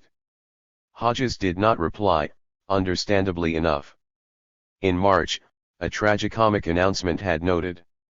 Britain's best political columnist Dan Hodges joins the Mail on Sunday. 29. A lucrative contract for Hodges, to be sure, and one he would be reluctant to jeopardize by criticizing his paymasters. It's hard to make the sums add up when you are kicking the people who write the checks, as the BBC's Andrew Marr once observed. 30. Laura Ginsberg, trophy hunter. Senior corporate media figures have virtually queued up to smear Corbyn. For a time, journalists acted like trophy hunters eager to break the story that would see his head hung from their living room walls. Thus, it was no great surprise to read in The Independent, "Jeremy Corbyn's weapons pledge makes nuclear holocaust more likely." 31. This was a reference to Corbyn's declaration that he would not press the nuclear button in any circumstance. It gave the state corporate commentariat their first sniff at what they hoped was their great gotcha. Rather than celebrating Corbyn as a rare, principled politician sticking to a lifelong, anti-war commitment shared by many reasonable people, in a geopolitical context where Britain faces no remotely credible nuclear threats, he was portrayed as a dangerous loon risking nuclear annihilation. We could provide any number of examples of media propaganda in response, but a high-profile piece on the BBC's flagship News at 10 program on September 30, 2015 supplied a truly standout performance. Here, BBC political editor Laura Ginsberg starred in an almost comically biased, at times openly scornful, attack on Corbyn's stance on nuclear weapons. 32. Ginsberg asked Corbyn, "Would you ever push the nuclear button if you were Prime Minister?" He replied, "I'm opposed to nuclear weapons. I'm opposed to the holding and usage of nuclear weapons. They're an ultimate weapon of mass destruction that can only kill millions of civilians if ever used. And I am totally and morally opposed to nuclear weapons. I do not see them as a defense. I do not see them as a credible way to do things. LK, so yes or no? You would never push the nuclear button?" JC, I've answered you perfectly clearly. It's immoral to have or use nuclear weapons. I've made that clear all of my life. LK, but, Jeremy Corbyn, do you acknowledge there is a risk that it looks to voters like you would put your own principles ahead of the protection of this country? The content of the question, together with the obvious emphasis and passion, betrayed Ginsberg's own view on the matter. Corbyn responded, "It looks to the voters, I hope, that I'm somebody who's absolutely and totally committed to spreading international law, spreading international human rights, bringing a nuclear-free world nearer. LK, and that's more important than the protection of this country." Ginsberg, sounding incredulous, appeared to be all but scolding Corbyn. Almost as an afterthought, she added, "Some voters might think that." This was her token gesture to the BBC's mythical impartiality. The idea that the possession and threatened use of nuclear weapons might endanger the British public clearly fell outside Ginsburg's idea of neutral analysis. Her impartiality took another blow a few months later when she helped to orchestrate the live resignation of Labour shadow Foreign Minister Stephen Doughty on the BBC Two Daily Politics show, presented by Andrew Neil. 33. Doughty was teed up by Neil. "Are you considering your position, Mr. Doughty?" In fact, this was the pre-arranged prompt for Doughty to announce his resignation, before going on to accuse Jeremy Corbyn's team of unpleasant operations and lies. This was timed to have maximum political impact, just 5 minutes before Prime Minister's questions began in the House of Commons. And, indeed, David Cameron used that information a few minutes later to mock Corbyn. There was a considerable backlash against the BBC via social media. The BBC's discomfort was highlighted by the fact that a piece written by BBC political producer Andrew Alexander about the live resignation was swiftly deleted. The article, published on the BBC's College of Journalism website for trainees, stated, "Just before 9 a.m. we learned from Laura Ginsburg, who comes on the program every Wednesday ahead of PMQs, that she was speaking to one junior shadow minister who was considering resigning. I wonder, mused our presenter Andrew Neil, if they would consider doing it live on the show?" The question was put to Laura, who thought it was a great idea. Within the hour we heard that Laura had sealed the deal. The shadow Foreign Minister Stephen Doughty would resign live in the studio. We knew his resignation just before PMQs would be a dramatic moment with big political impact. Our only fear was that he might pull his punches when the moment came. When it did, with about 5 minutes to go before PMQs, he was precise, measured and quietly devastating, telling Andrew that "I've just written to Jeremy Corbyn to resign from the front bench," and accusing Mr. Corbyn's team of unpleasant operations and telling lies. 34. The corporate press published a handful of articles about the live resignation, uniformly leading with the angle that the BBC was defending itself from attack by the Labour Party and its supporters.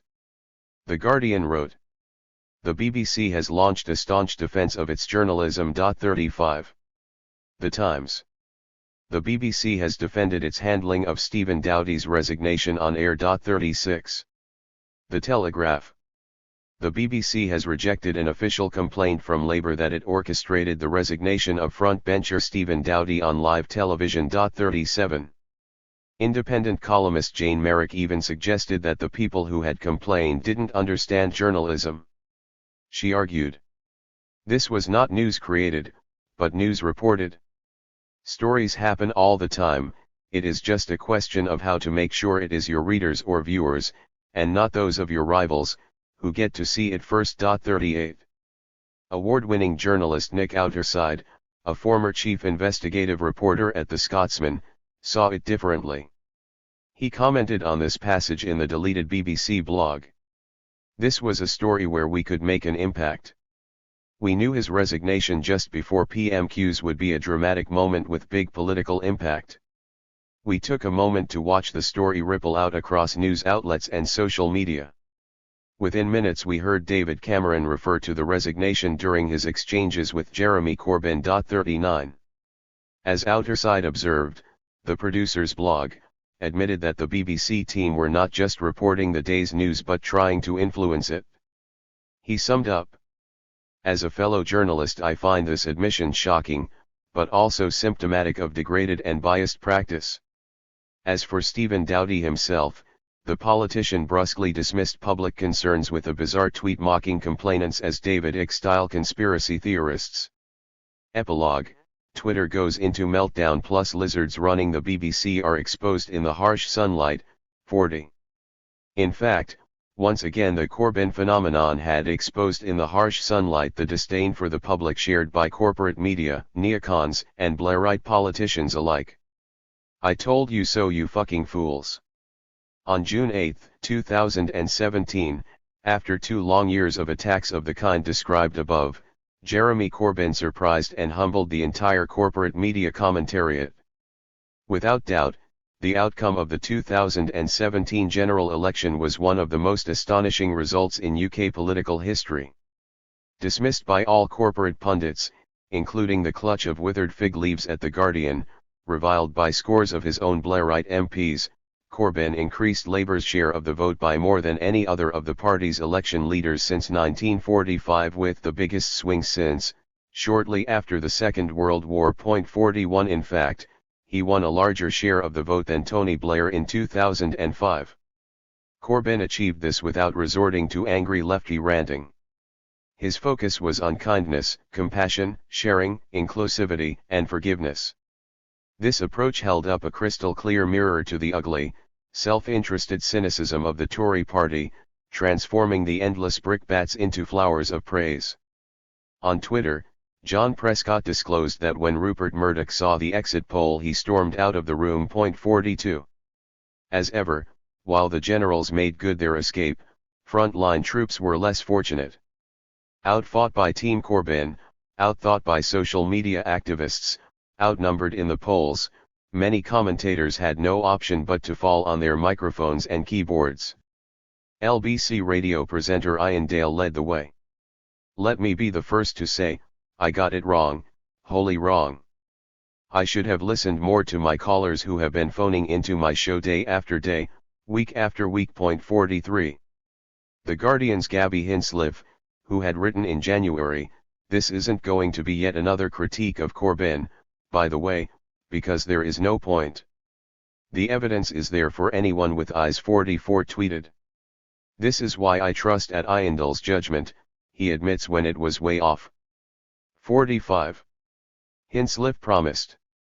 "Like everyone else who didn't foresee the result, I'll be asking myself hard questions and trying to work out what changed." 46. Annoying as ever, we asked. But will you be asking yourself about the structural forces, within and outside Guardian and corporate media generally, shaping performance? 47. And is a corporate journalist free to analyze the influence of owners, profit orientation, ad dependence, state-subsidized news? Taboo subjects. 48. Presumably engrossed in introspection, Hinsliff failed to reply. Right-winger John Rentowell, who had insisted 4 weeks earlier in The Independent that, "we are moving towards the end of the Corbynite experiment," 49, appeared to be writing lines on a detention blackboard. "I was wrong about Jeremy Corbyn, the Labour leader did much better in the election than I expected. I need to understand and learn from my mistakes." 50. Channel 4 news presenter and Telegraph blogger, Kathy Newman tweeted. "Okay, let's be honest, until the last few weeks many of us underestimated at Jeremy Corbyn." 51. Translating from the Newspeak, many corporate journalists waged a relentless campaign over 2 years to persuade the public to underestimate Corbyn, but were wrong about the public's ability to see through the propaganda.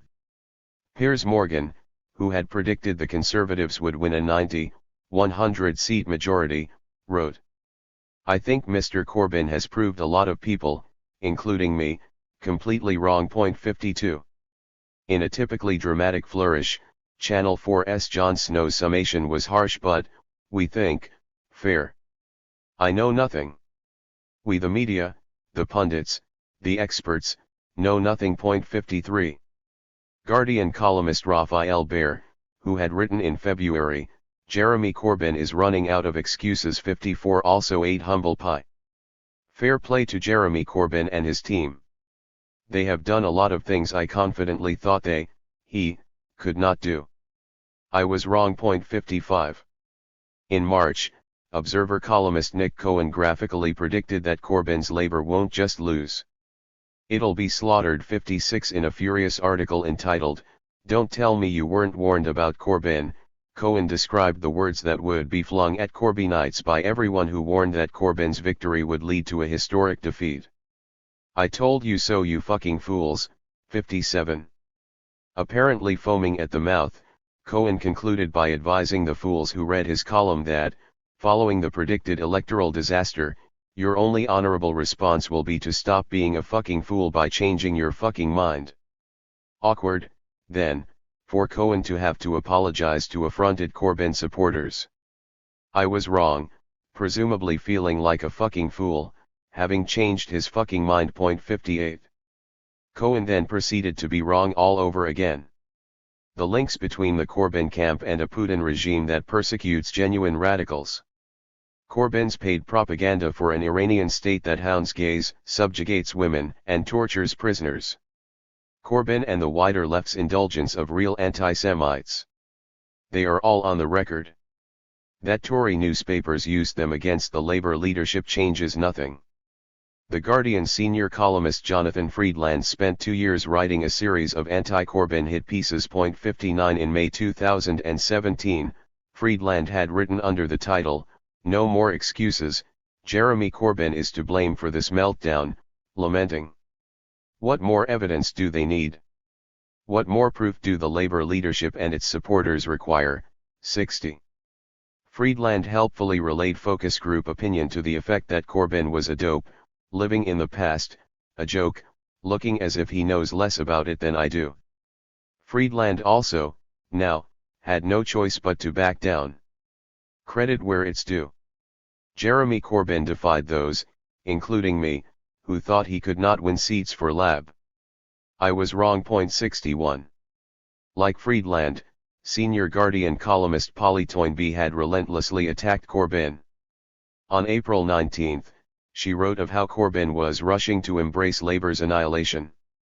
Wrong, wrong, and wrong again. Was ever there a more crassly inept politician than Jeremy Corbyn, whose every impulse is to make the wrong call on everything? 62. After Corbyn's success, Toynbee's tune changed. Nothing succeeds like success. Jeremy Corbyn looks like a new man, beaming with confidence, benevolence, and forgiveness to erstwhile doubters. 63.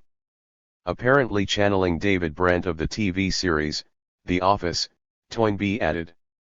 When I met him on Sunday he clasped my hand and, with a twinkle and a wink, thanked me for things I had written. With zero self-awareness, Toynbee noted that the Mail and Sun had helped Corbyn, by dredging up every accusation against him yet failing to frighten voters away, they have demolished their own power. Former Guardian political editor Michael White, yet another regular anti-Corbyn commentator, admitted. I was badly wrong. JC had much wider voter appeal than I realized. 64. Former Guardian journalist, Jonathan Cook, replied. Problem is you all got it wrong. That fact alone exposes structural flaw of corporate media. You don't represent us, you represent power. 65. White responded with his usual perspicacity. You're not still banging on, are you, Jonathan? You do talk some bollocks. 66. Guardian, Telegraph, Independent, and New Statesman contributor A.B.I. Wilkinson tweeted. Don't think some of people making demands about who Corbyn puts in shadow cabinet have particularly earned the right to be listened to. 67. On Twitter, we paired this comment with another by Wilkinson from June 2016. Any hope I once held about Corbyn's ability to steer the party in a more positive direction has been well and truly extinguished. 68. Wilkinson replied, oh fuck off, before concluding that we are two misogynistic cranks in a basement, and just some dickheads who aren't actually fit to hold the media to account. After numerous complaints, Wilkinson later deleted her abusive tweets and the right to be listened to tweet. When a tweeter suggested that Corbyn's result was brilliant, 69 New Statesman editor Jason Cowley replied, yes, I agree. 70 Just 3 days earlier, Cowley had written beneath this ominous title. The Labour Reckoning, Corbyn has fought a spirited campaign, but is he leading the party to worst defeat since 1935? 71. In March, Cowley had opined. The stench of decay and failure coming from the Labour Party is now overwhelming. Speak to any Conservative MP and they will say that there is no opposition. Period. 72. Like everyone else at The Guardian, columnist Owen Jones' initial instinct was to tweet away from his own viewspaper's ferocious anti-Corbyn campaign. The British right-wing press led a vicious campaign of lies, smears, hatred and bigotry. And millions told them where to stick at 73. But in fact, as with so many propaganda blitzes, it was the handful of corporate dissidents, including Jones himself, who had attempted to supply the coup de grace. In July 2016, Jones had written, "As Jeremy Corbyn is surrounded by cheering crowds, Labour generally, and the left specifically, are teetering on the edge of looming calamity." 74. In November 2016, Jones then offered this damning assessment. Jeremy Corbyn, a person who will never win a British general election. I know him personally and I know he never wanted to be leader, it was presented as a sense of obligation. He never anticipated this result and now leads the party without having any experience. 75. In February 2017. The left has failed badly. I'd find it hard to vote for Corbyn. They have made lots of bad mistakes. There's been a lack of strategy, communication, vision. 76. In March 2017. My passionate and sincere view is Jeremy Corbyn should stand down as soon as possible in exchange for another left-wing MP being allowed to stand for leadership in his place, all to stop both Labour and the left imploding, which is what is currently on the cards. 77. Jones added. Corbyn's acceptance speech, his first attempt to address the country, lacked coherence and had no core message to connect to people outside of the left's bubble. In April 2017, less than 2 months before the election, Jones used his Guardian column to depict Corbyn as an utterly pathetic figure.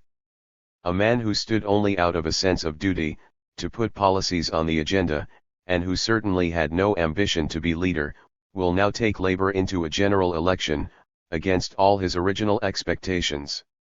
My suggestion that Corbyn stand down in favour of another candidate was driven by a desire to save his policies. 78. Having consistently traduced the Labour leader's reputation in this way, Jones found himself in a fine pickle in the aftermath of the election.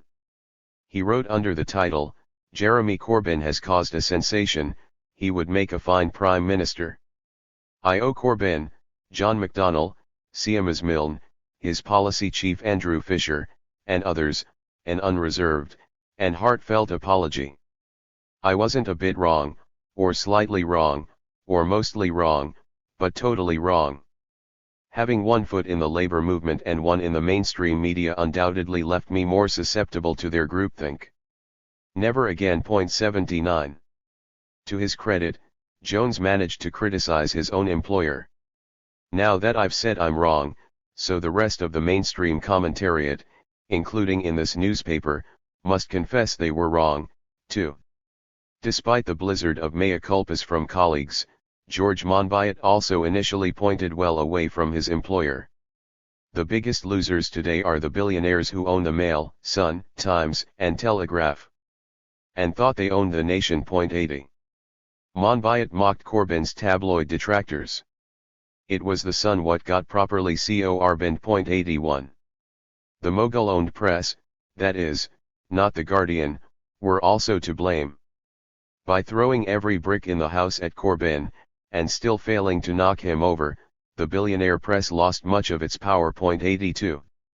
After receiving criticism, and having, of course, seen Jones' mea culpa, Monbiot subsequently admitted that anti-Corbyn bias was found even in the media that's not owned by billionaires. This problem also affects The Guardian. Only The Guardian and The Mirror enthusiastically supported both Labour and Corbyn in election editorials. But the scales still didn't balance. 83. This was a change from Monbiot's declared position of 3 years earlier, when he rejected the idea that The Guardian was part of the problem. 84. He now recalled his own dumping of Corbyn in a tweet from January, "I have now lost all faith." In fact, the full tweet read, "I was thrilled when Jeremy Corbyn became leader of the Labour Party, but it has been one fiasco after another. I have now lost all faith." 85. He had also tweeted, "I hoped Corbyn would be effective in fighting the government and articulating a positive alternative vision. Neither hope has materialized. 86.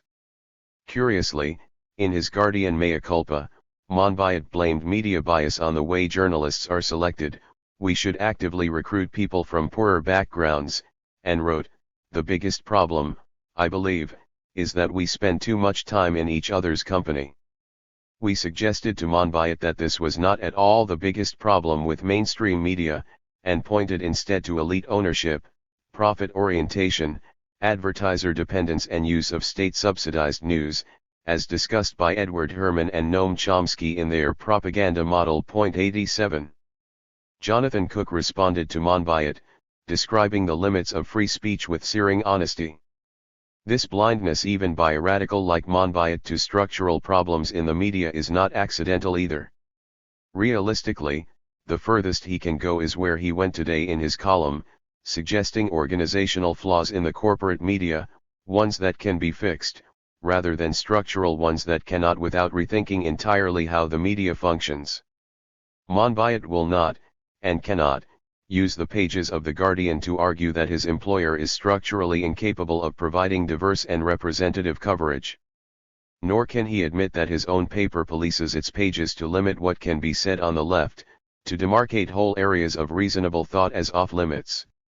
To do so would be to end his Guardian career and consign him to the outer reaches of social media. 88.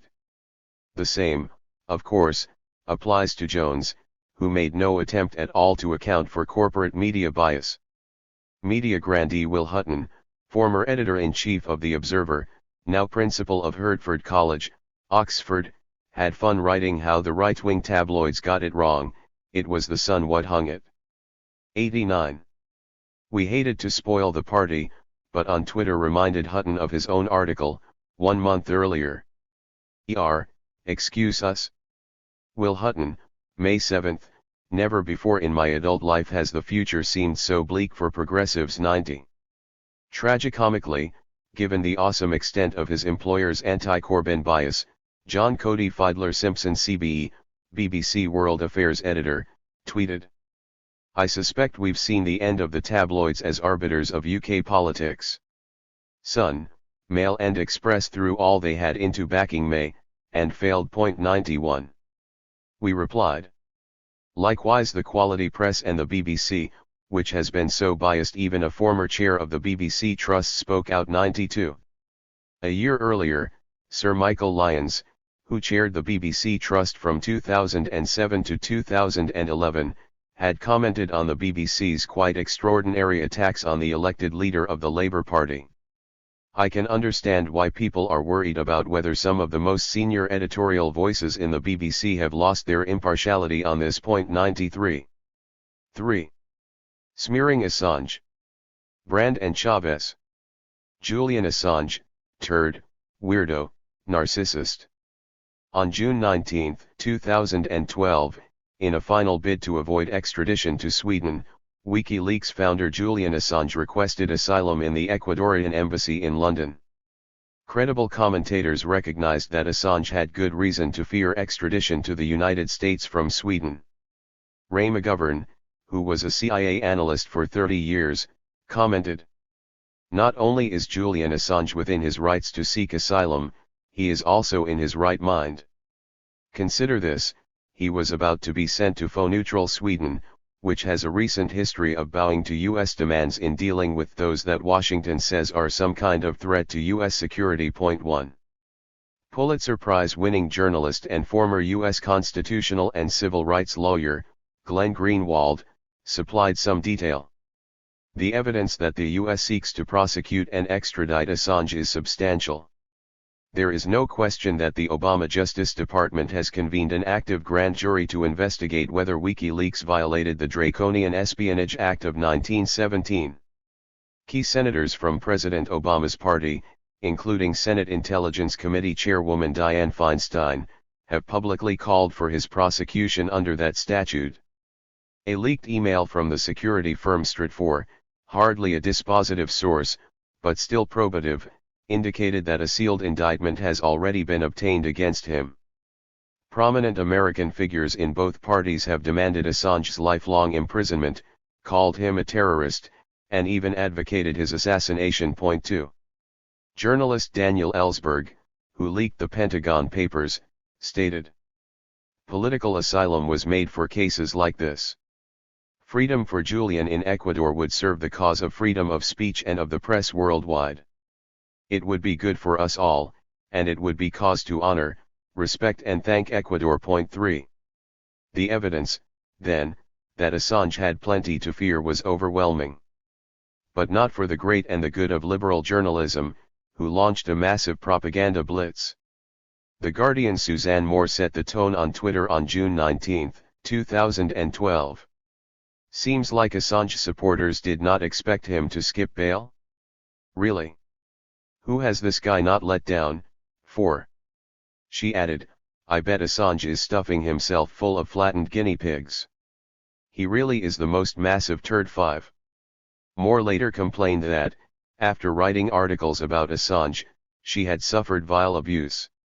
"We wrote to her. That's a real shame, sorry to hear that. But how would you describe calling someone the most massive turd? Vile abuse?" 6. Moore replied, "No, I wouldn't call that vile abuse. I mean nasty threats etc." 7. She added, "Also I would advise you to stop sounding so bloody patronizing." Point 8.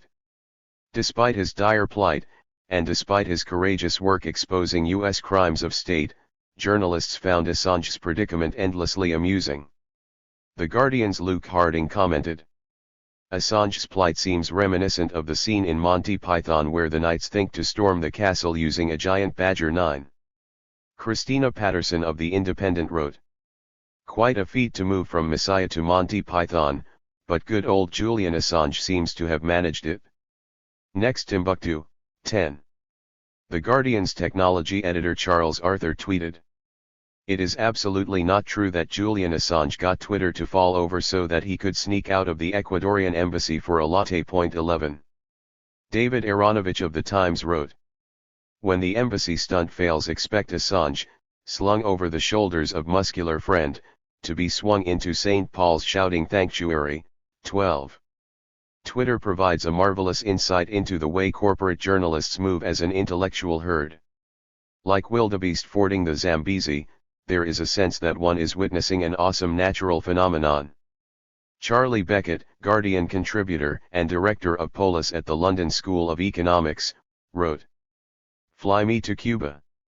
Julian Assange hijacks WikiLeaks." 13. The deputy editor of The Guardian US, Stuart Miller, tittered, "I like to think that Assange chose the Ecuadorian embassy because it's so convenient for Harrods." 14. The Independent's Joan Smith wrote a piece under the title, "Why Do We Buy Julian Assange's One-Man Psychodrama?" The news that the increasingly eccentric founder of WikiLeaks had sought political asylum in Knightsbridge, of all places, was greeted with equal measures of disbelief and hilarity. The London Embassy of Ecuador is convenient for Harrods, although I don't imagine that was a major consideration when Assange walked into the building on Tuesday afternoon. 15. Indeed not, Harrods was, of course, a total irrelevance. In The Guardian, Tim Dowling offered 5 escape routes from the Ecuadorian embassy, including ascent to embassy roof, fire cable-loaded crossbow across the street to Harrods roof, secure and tighten the cable, then slide across, flying fox style, using your belt as a handle. Make your way to the Harrods helipad. 16. BBC World Affairs correspondent, Caroline Hawley, enjoyed Dowling's piece, sending the link to her followers on Twitter. Advice for #Assange Escape: order a pizza and escape as delivery boy via @guardian.co.uk/media/2012/June, 17. Aronovich tweeted, "Don't you think that many Assange supporters are misogynistic?" 18.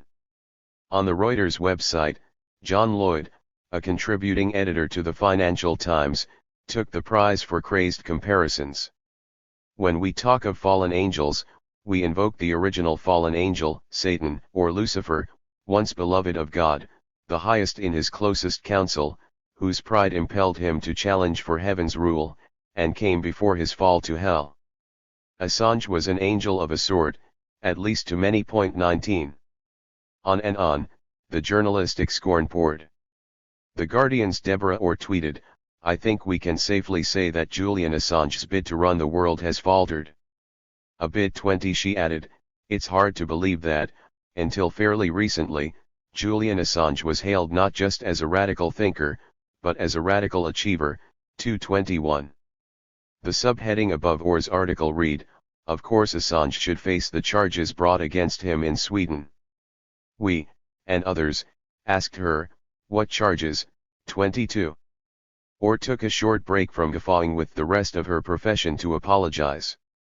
"I've informed the Guardian's readers editor of the Assange inaccuracy. They'll follow it up. Thanks to all who pointed it out, and sorry." 23. The gaffe was corrected. 24. Ian Dunt, editor of politics.co.uk, wrote, "Julian Assange, Chris Brown, and Mike Tyson are party of the same depressing tapestry of hatred towards women. bit.ly/ljskzi25. Chris Brown and Mike Tyson had both been convicted of serious criminal violence against women, assault and rape, respectively. Assange had not been charged with any crime." After the Swedish prosecutor dropped the case against Assange, John Pilger commented, "Julian Assange has been vindicated because the Swedish case against him was corrupt. The prosecutor, Marianne New York, obstructed justice and should be prosecuted." Her obsession with Assange not only embarrassed her colleagues and the judiciary but exposed the Swedish state's collusion with the United States in its crimes of war and rendition. 26. Pilger added on the media campaign, "For almost 7 years, this epic miscarriage of justice has been drowned in a vituperative campaign against the WikiLeaks founder. There are few precedents. Deeply personal, petty, vicious, and inhuman attacks have been aimed at a man not charged with any crime yet subjected to treatment not even meted out to a defendant facing extradition on a charge of murdering his wife. That the U.S. threat to Assange was a threat to all journalists, and to the principle of free speech, was lost in the sordid and the ambitious. I would call it anti-journalism." Intermission, Theobia, everyone's favorite grandpa. At this point, it might be helpful to take a step back and return to the kind of questions raised in the first chapter. Why did corporate journalists across the spectrum so passionately revile Assange, someone who had risked his personal safety and freedom to expose crimes of state, and who was now in such a terrible situation? And how do the same media respond to other political actors responsible for truly awesome crimes? Consider George W. Bush, 43rd President of the United States, who bears responsibility for the destruction of an entire country, the killing of 1 million Iraqis, the wounding and displacement of countless millions more. Before Diobia, there had never been a suicide bomb attack in Iraq, the car bombs, the mass executions, the bombs in London and Madrid, the rise of Islamic State, and everything else that resulted from the 2003 invasion of Iraq began with Diobia. About this war criminal, Britain's leading left liberal newspaper wrote in February 2017 under the title, "The Guardian View on George W. Bush, a Welcome Return." 27. A lead article in the paper commented, "Mr. Bush can be seen now as a paragon of virtue. He sounds a lot better out of office than in it. And so the 43rd U.S. president should be applauded." The fact that the paper was using Bush to attack Donald Trump did not justify this assertion, however tongue-in-cheek. The Guardian said not one word about Bush's millions of victims. In an article titled, "How George W. Bush Went from War Criminal to the Internet's Favorite Grandpa," the New Statesman opined, "It sounds flippant to say that compared to Trump, Bush is starting to look good, and this sentiment has become a popular online joke within itself. Nonetheless, the claim is grounded in some reality." 28. In similar vein, The Guardian gave space for hard-right, former Spectator editor Matthew D'Ancona to explain that Blair has a far bigger vision than saving us from Brexit, rooted in the fact that he profoundly believes in the power of human agency, which inspires a sense of responsibility. 29. The rehabilitation of Bush and Blair followed the deeper rehabilitation of the U.S. brand under Obama. After the Iraq disaster, drenched in too much blood and too many lies for even the propaganda system to whitewash, Obama's task was to reassert the myth of U.S. benevolence. Corporate media adulation duly followed. Two Guardian headlines from 2016 give an idea. Listening to Obama makes me want to be American for a day 30. And Barack Obama, he has such power, yet such humility 31. This moral makeover played a vital role in reassuring the public that, with Obama at the helm, the U.S. was under new, compassionate management. As we read the smears of Assange above and other dissident voices below, we spend our time well when we reflect that Obama's destruction of Libya was essentially never discussed during the 2016 U.S. presidential election. Plunging an entire country of 6 million people into despair was not deemed a significant issue in discussing either Obama's or Hillary Clinton's record. Russell Brand, poser, charlatan, Jesus clown. Unlike Bush and Blair, comedian and activist Russell Brand is another good example of someone attempting to defy the apathy and non-involvement identified by the Trilateral Commission as vital for a smooth-running kleptocracy.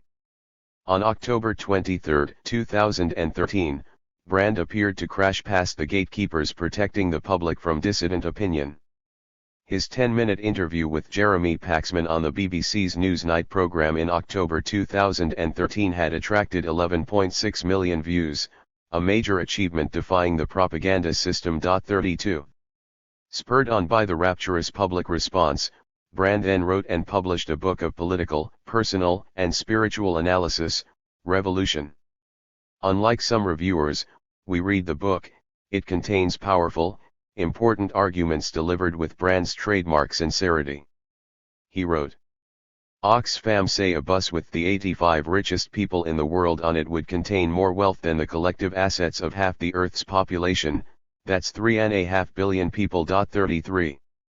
He added, the same interests that benefit from this, need, in order to maintain it, to deplete the Earth's resources so rapidly, violently, and irresponsibly that our planet's ability to support human life is being threatened. 34. We are therefore at a crossroads. Today humanity faces a stark choice, save the planet and ditch capitalism, or save capitalism and ditch the planet. 35. Openly threatening a crisis of democracy, Brand wrote, we are living in a zoo, or more accurately a farm. Our collective consciousness, our individual consciousness, has been hijacked by a power structure that needs us to remain atomized and disconnected. 36. What kind of problem might an elite-owned, advertiser-dependent, profit-maximizing corporate media system have with this kind of message reaching millions of people? Once again, the Guardian gatekeepers led the way. Once again, the clever take was to pour scorn, in this case, to turn Brand the comedian into Brand the fool. Suzanne Moore lampooned the winkle-picker Jesus clown who preaches revolution. She repeated the Jesus clown jibe 4 times, noting, a lot of what he says is subcomskyan woo. 37. An earlier version of Moore's article had been even more damning, a lot of what he says is ghost-written subcomskyan woo. This was corrected by The Guardian after Moore received a letter from Brand's lawyers. Anyone who dares to mention Chomsky is automatically denigrated as sub-Chomsky in the mainstream. In 2008, the Times smear artist-in-chief, Oliver Kahn, wrote of Media Lens. ML is a subcomskiate grouping that purports to correct for the distorted vision of the corporate media. 38. Sarah Didam sneered from The New Statesman. Russell Brand, clown that he is taken seriously by an awful lot of young men who see any criticism of the cartoon Messiah's misogyny as a derail from the real issues. 39. The Guardian's Hadley Freeman imperiously dismissed Brand's perfectly rational analysis of corporate psychopathy. I'm not entirely sure where he thinks he's going to go with this revolution idea because revolution is not going to happen. But all credit to the man for making politics seem sexy to teenagers. What he lacks, though, aside from specifics and an ability to listen to people other than himself, is judgment. 40. In The Independent, Yasmin Alib Highbrown's patronizing judgment was clear. Russell Brand might seem like a sexy revolutionary worth getting behind, but he will only fail his fans. Politics needs to be cleaned up, not thrown into disarray by irresponsible populists. 41. Writing in The Independent, Howard Jacobson won the prize for unabashed intellectual snobbery. When Russell Brand uses the word hegemony, something dies in my soul. 42.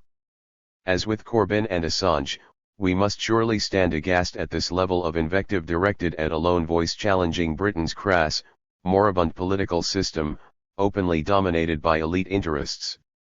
But the list goes on. Boris Johnson wrote in the Telegraph.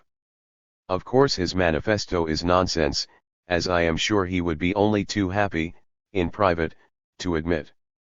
Yes, it is bilge, but that is not the point.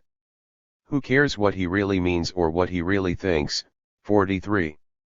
Again, another busy individual who may not have troubled to read the book. From the moral summit of Murdoch's equivalent of Mount Doom, David Aronovich of The Times declared Brand's book uniquely worthless both as an exercise in writing and as a manifesto for social change. I feel able to dismiss Brand's new self-ascriptions, both as self-taught man and revolutionary. 44. This was simply false. In fact, in identifying the fundamental disaster of a corporate system subordinating people and planet to profit, Brand's analysis has great merit. He is simply right about the most important crisis of our time. Tanya Gold commented in The Guardian. His narcissism is not strange, he is a comic by trade, and is used to drooling rooms of strangers. 45. Also in The Guardian, Martin Kettle dismissed the juvenile culture of Russell Brand's narcissistic anti-politics. 46.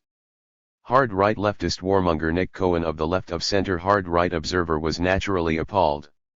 Brand is a religious narcissist, and if the British left falls for him, it will show itself to be beyond saving. 47. Similarly, Cohen took the cheap shot of casually lampooning Brand's cranky focus on meditation. Comrades, I am sure I do not need to tell you that no figure in the history of the left has seen Buddhism as a force for human emancipation. We tweeted in reply. At Nick Cohen 4. No figure in the history of the left has seen Buddhism as a force for human emancipation. Eric Fromm, 1.48.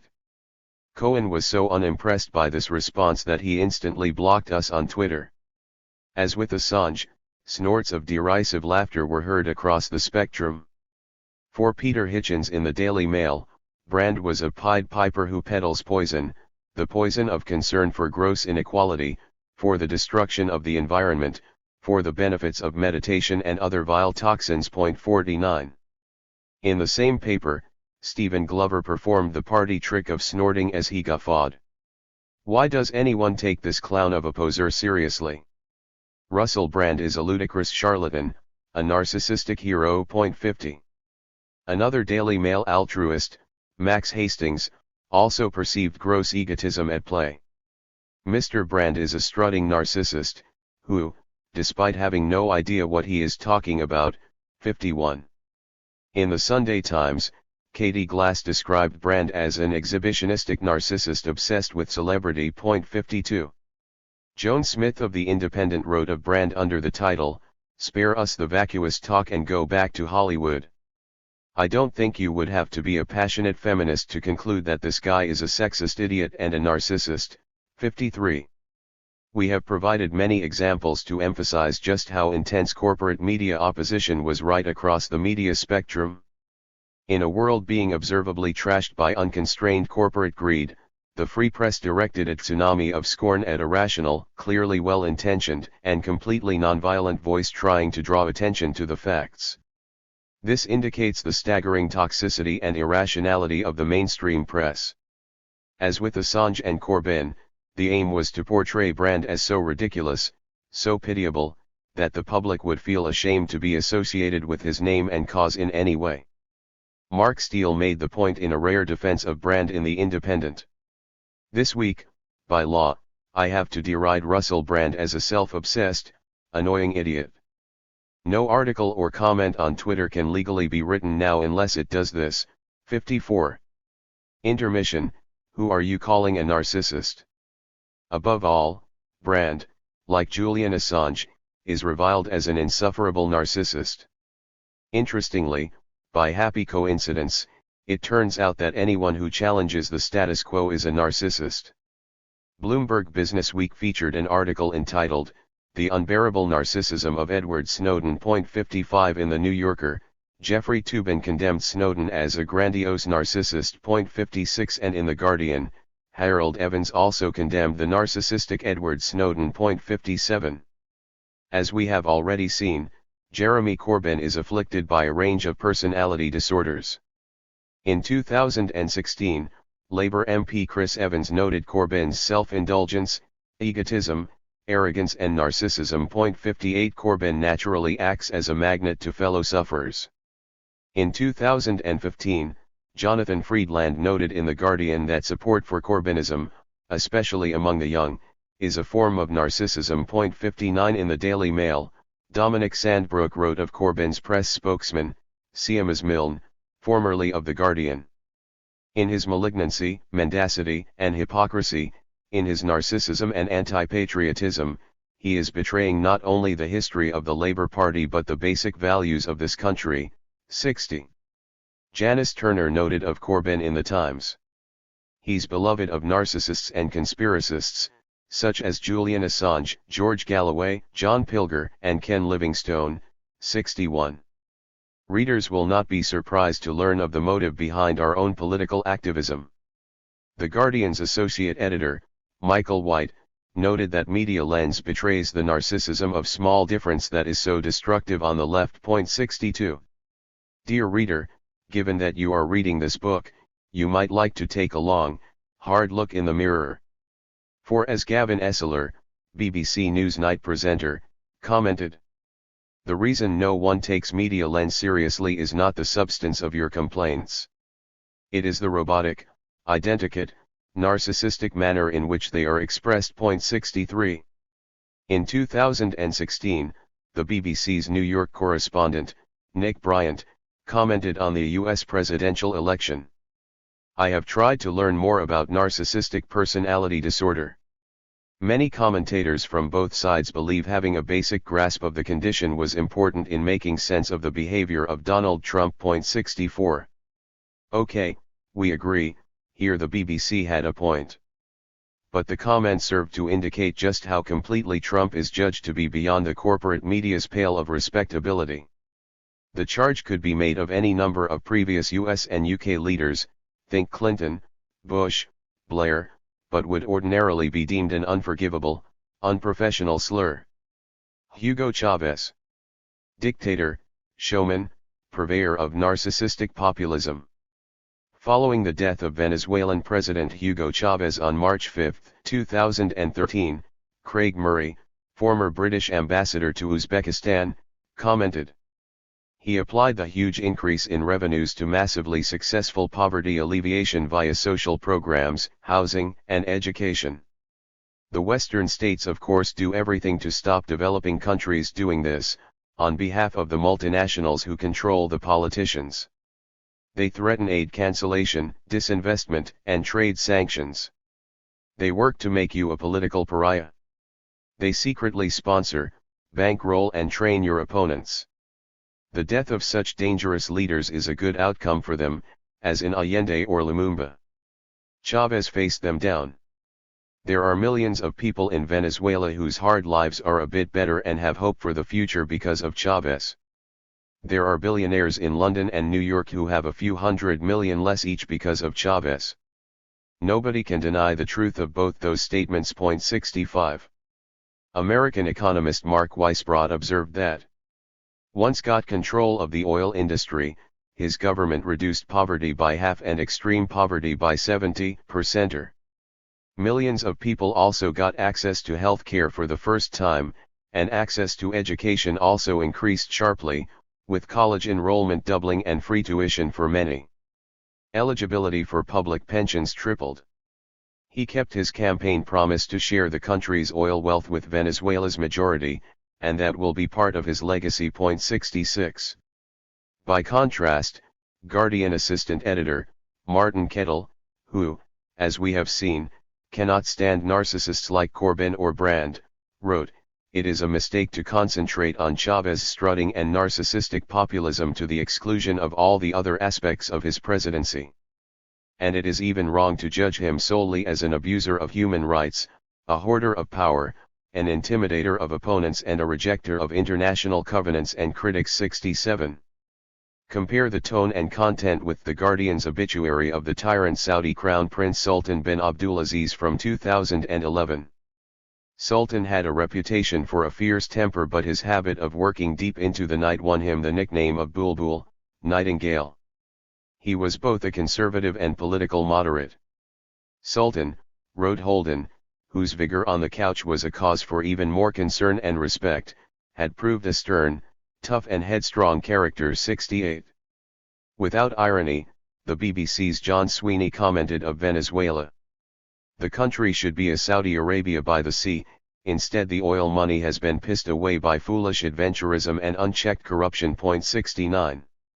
In other words, the country should be a barbaric, head-chopping, warmongering, misogynistic tyranny by the sea. As ever, our allies can be forgiven their sins by independent journalists. In The Guardian, Simon Tisdall wrote under the gracious title, "Death of Hugo Chavez brings chance of fresh start for US and Latin America." 70. Apparently with a straight face, Tisdall lamented Washington's historical neglect of Latin America. The Independent reported, "The death of one of Latin America's most egotistical, bombastic, and polarizing leaders." 71. Was Chavez, with all his strutting and narcissistic populism, more egotistical and polarizing than Bush, Blair, Obama, Cameron, or indeed Sultan bin Abdulaziz? Are the West's good guys ever described this way in news reports? Did Chavez invade and destroy whole countries like Iraq and Libya on false pretexts? The BBC spoke of Venezuela's charismatic and controversial president. 72. Although Bush, Blair, Cameron et al. Are no strangers to controversy, it is impossible to imagine the BBC writing of America's controversial president, Barack Obama. For the BBC, it simply does not register as in any way controversial that Obama bombed 7 Muslim countries. That's just what US presidents do. For The Telegraph, Chavez was one of the region's most popular, yet divisive leaders. 73. For The Guardian, he was the much-loved, but also divisive, leader. 74. For The Independent's David Usborne, he was divisive in his political life. 75. An independent leader noted that one of the world's more colorful, charismatic, and divisive political leaders passes into history. 76. The Independent editorial's headline read, "Hugo Chavez, an era of grand political illusion comes to an end." It opined, Mr. Chavez was no run-of-the-mill dictator. His offenses were far from the excesses of a Colonel Gaddafi, say. What he was, more than anything, was an illusionist, a showman who used his prodigious powers of persuasion to present a corrupt autocracy fueled by petrodollars as a socialist utopia in the making. The show now over, he leaves a hollowed-out country crippled by poverty, violence, and crime. So much for the revolution. For the Russian oligarch-owned, advert-dependent independent, then, Chavez, who won 15 democratic elections, 77 including 4 presidential elections, was a dictator. For The Economist, Chavez was as reckless with his health as with his country's economy and its democracy. A majority of Venezuelans may eventually come to see that Mr. Chavez squandered an extraordinary opportunity for his country. 78. Perhaps the millions of people who mourned his death will one day see the sense in the corporate propaganda issuing out of London and Washington. 4. Israel and Palestine. We wait in fear for the phone call from the Israelis. If you don't understand media coverage of Israel and Palestine, it's for a reason. The truth is so horrific, so embarrassing to Britain and the US, and indeed to Israel, a key ally, that it has to be obfuscated, hidden, buried out of sight. Ignorance, after all, is strength. In 2009, we challenged the BBC's Middle East editor Jeremy Bowen about the BBC's long record of biased reporting on these issues. He responded, "We have reported the facts about Israel's occupation many times, and we will do so again 1. But they haven't. This is simply untrue. Unknown to most of the British public, huge numbers of Palestinians were massacred and forced from their land when the State of Israel was established in 1948. The Israeli historian Elon Papp described the reality in a superb and shocking book, The Ethnic Cleansing of Palestine. 2 By contrast, BBC viewers and listeners have never heard Bowen or the BBC report on Israel's ethnic cleansing of Palestine in the process of setting up its state. But the facts are clear enough. Papp noted that more than half of Palestine's native population, close to 800,000 people, were uprooted, with 531 villages destroyed. This was conducted by the military forces of what was to become Israel in an operation called Plan Dalet.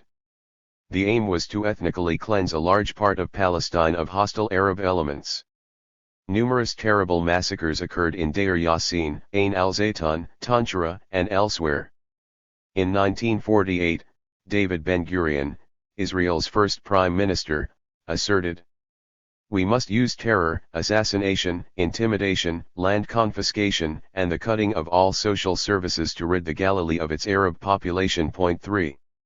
Avi Shlaim, another Israeli historian who has thoroughly investigated this period, writes, "The novelty and audacity of the plan lay in the orders to capture Arab villages and cities, something had never attempted before.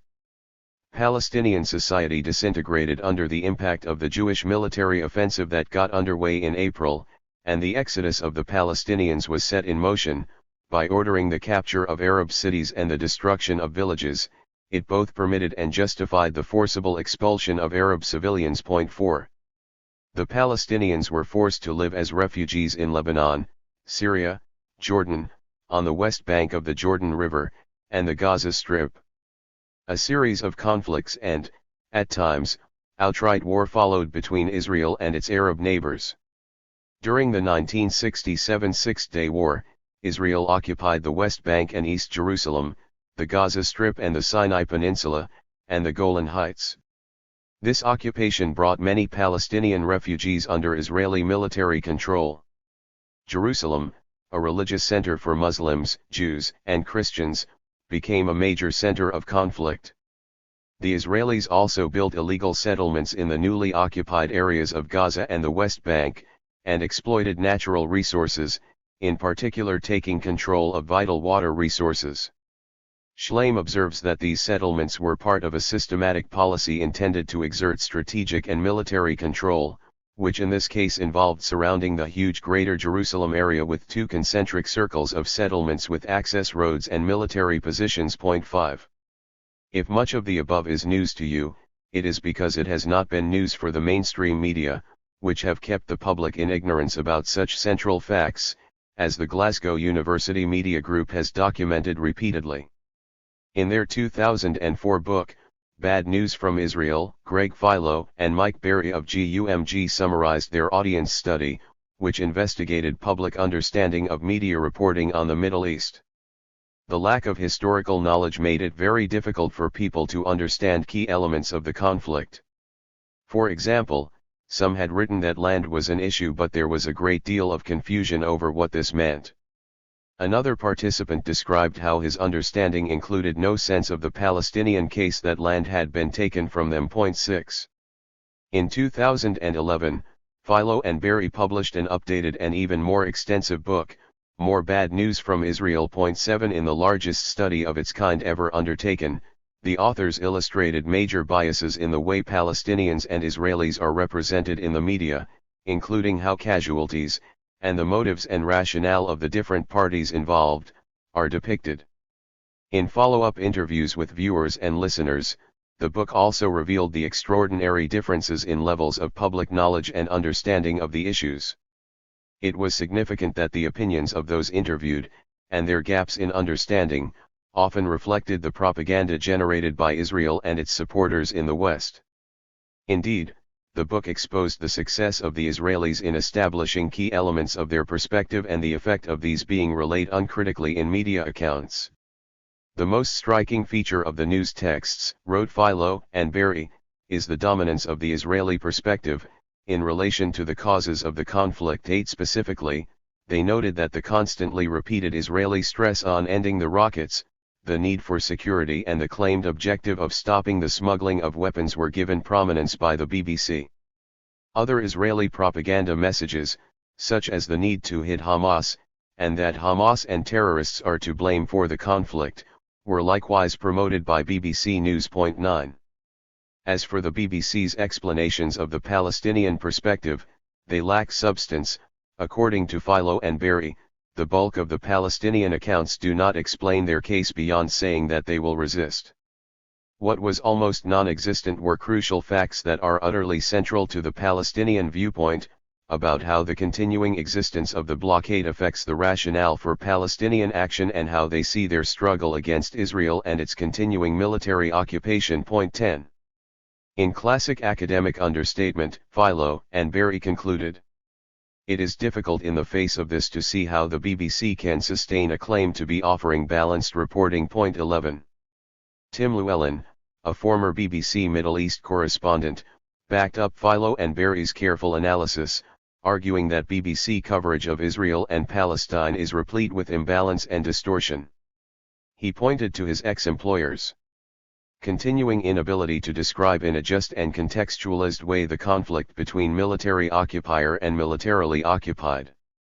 There is no attempt to properly convey cause and effect, to report the misery, violence, and pillage that demean and deny freedom to the Palestinians and provoke their actions. 12. Why is pro-Israel media bias so prevalent? The beginnings of an explanation lie in the words of one senior BBC editor who told Philo 13. "We wait in fear for the phone call from the Israelis. The taboo fact is that intense pressure is brought to bear on the media by the powerful pro-Israel lobby. This helps to keep British politics, including media coverage, within acceptable bounds." In 2009, Channel 4 broadcast a documentary entitled Inside Britain's Israel Lobby by the political journalist Peter Osborne, who observed 14. Despite wielding great influence among the highest realms of British politics and media, little is known about the individuals and groups which collectively are known as the pro-Israel lobby. In a pamphlet accompanying the documentary, Osborne and filmmaker James Jones noted that 15. Making criticisms of Israel can give rise to accusations of anti-Semitism, a charge which any decent or reasonable person would assiduously seek to avoid. Furthermore, most British newspaper groups, for example News International, Telegraph newspapers and the Express Group, have tended to take a pro-Israel line and have not always been an hospitable environment for those taking a critical look at Israeli foreign policy and influence. Finally, media critics of Israeli foreign policy, as we will vividly demonstrate in this pamphlet, can open themselves up to coordinated campaigns and denunciation. Whether as a result of these pressures or for some other reason, mainstream political publishing in Britain tends simply to ignore Israeli influence. Andrew Mayer's ruling Britannia, The Failure and Future of British Democracy contains not a single mention of either Israel or the Israel lobby. Nor does Alan Clark's The Tories, or Robert Blake's The Conservative Party from Peel to Major. The fake impartiality of BBC News is summed up by the example of James Harding, Director of News and Current Affairs at the BBC from 2013 to 17. As editor of The Times under Rupert Murdoch, he had candidly declared, "I am pro-Israel." He added that in reporting on the Middle East, "I haven't found it too hard because The Times has been pro-Israel for a long time." 16. The key feature of the occupation has always been humiliation. One of the central, but missing, facts of the Israel-Palestine conflict is that the Palestinians are seen as an obstacle by Israel's leaders, an irritant to be subjugated. Noam Chomsky observes, "Traditionally over the years, Israel has sought to crush any resistance to its programs of takeover of the parts of Palestine it regards as valuable, while eliminating any hope for the indigenous population to have a decent existence enjoying national rights." 17. Moreover, the key feature of the occupation has always been humiliation. They must not be allowed to raise their heads. The basic principle, often openly expressed, is that the Arabushim, a term that belongs with nigger or kike, must understand who rules this land and who walks in it with head lowered and eyes averted. 18. Hamas has repeatedly declared its readiness to negotiate a long-term ceasefire with the Jewish state within its pre-1967 borders. Indeed, as we were writing this chapter, Hamas leader Hassan Youssef reiterated the offer. 19 But Israel has repeatedly rejected the offer, just as it rejected a peace plan proposed by the Arab League in 2002, and just as it has always rejected the international consensus for a peaceful solution in the Middle East. Why? Because the threat of such peace offensives would involve unacceptable concessions and compromises. The well-known Israeli writer Amos Elon has written of the panic and unease among our political leadership caused by Arab peace proposals. 20. Thus, the hidden backstory, ignored by the Western media, is that Israel is trying to terrorize the Palestinians into accepting a process of ethnic cleansing as their land and resources are stolen. This Israeli grab for land and resources cannot be conducted under conditions of peace. It requires perpetual war, a phony, one-sided war dominated by Israel's perennial trump card, high-tech military power supplied by that eternal peace broker, the United States. Chomsky spelled it out in a January 2009 article, "Exterminate all the brutes," as Israel pulverized Gaza in a huge military operation it called Operation Cast Lead. Chomsky commented on Israel's attack. The planning had two components, military and propaganda. It was based on the lessons of Israel's 2006 invasion of Lebanon, which was considered to be poorly planned and badly advertised. We may, therefore, be fairly confident that most of what has been done and said was pre-planned and intended. 21. He continued. That surely includes the timing of the assault, shortly before noon, when children were returning from school and crowds were milling in the streets of densely populated Gaza City. It took only a few minutes to kill over 225 people and wound 700, an auspicious opening to the mass slaughter of defenseless civilians trapped in a tiny cage with nowhere to flee. Chomsky was suggesting that Israeli leaders had actually intended to kill large numbers of Palestinian civilians for reasons which, from their perspective, were entirely rational. In support of this claim, Chomsky quoted an article by the New York Times correspondent Ethan Bronner, Parsing Gains of Gaza War. Bronner argued that Israel calculated that it would be advantageous to appear to go crazy, by causing massive destruction. The Israeli theory of what it tried to do here is summed up in a Hebrew phrase heard across Israel and throughout the military in the past weeks, Baal habayit hishtagia, or the boss has lost it. It evokes the image of a madman who cannot be controlled. 22. The tactic of going crazy appears to have been successful, Bronner concluded, with limited indications that the people of Gaza felt such pain from this war that they will seek to rein in Hamas. This is the madman theory of international relations in action. In a key document from 1995, the U.S. Strategic Command advised that American planners should not portray themselves as too fully rational and cool-headed.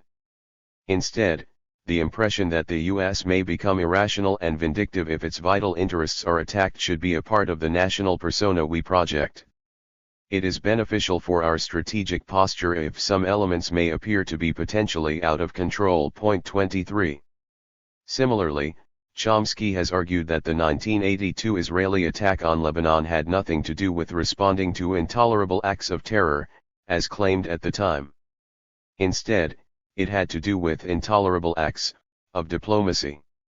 Shortly after Israel's invasion of Lebanon began, Yehoshua Porath, Israel's leading academic specialist on the Palestinians, wrote that PLO leader Yasser Arafat's success in maintaining a ceasefire represented a veritable catastrophe in the eyes of the Israeli government, since it opened the way to a political settlement. The government hoped that the PLO would resort to terrorism, undermining the threat that it would be a legitimate negotiating partner for future political accommodations. 24.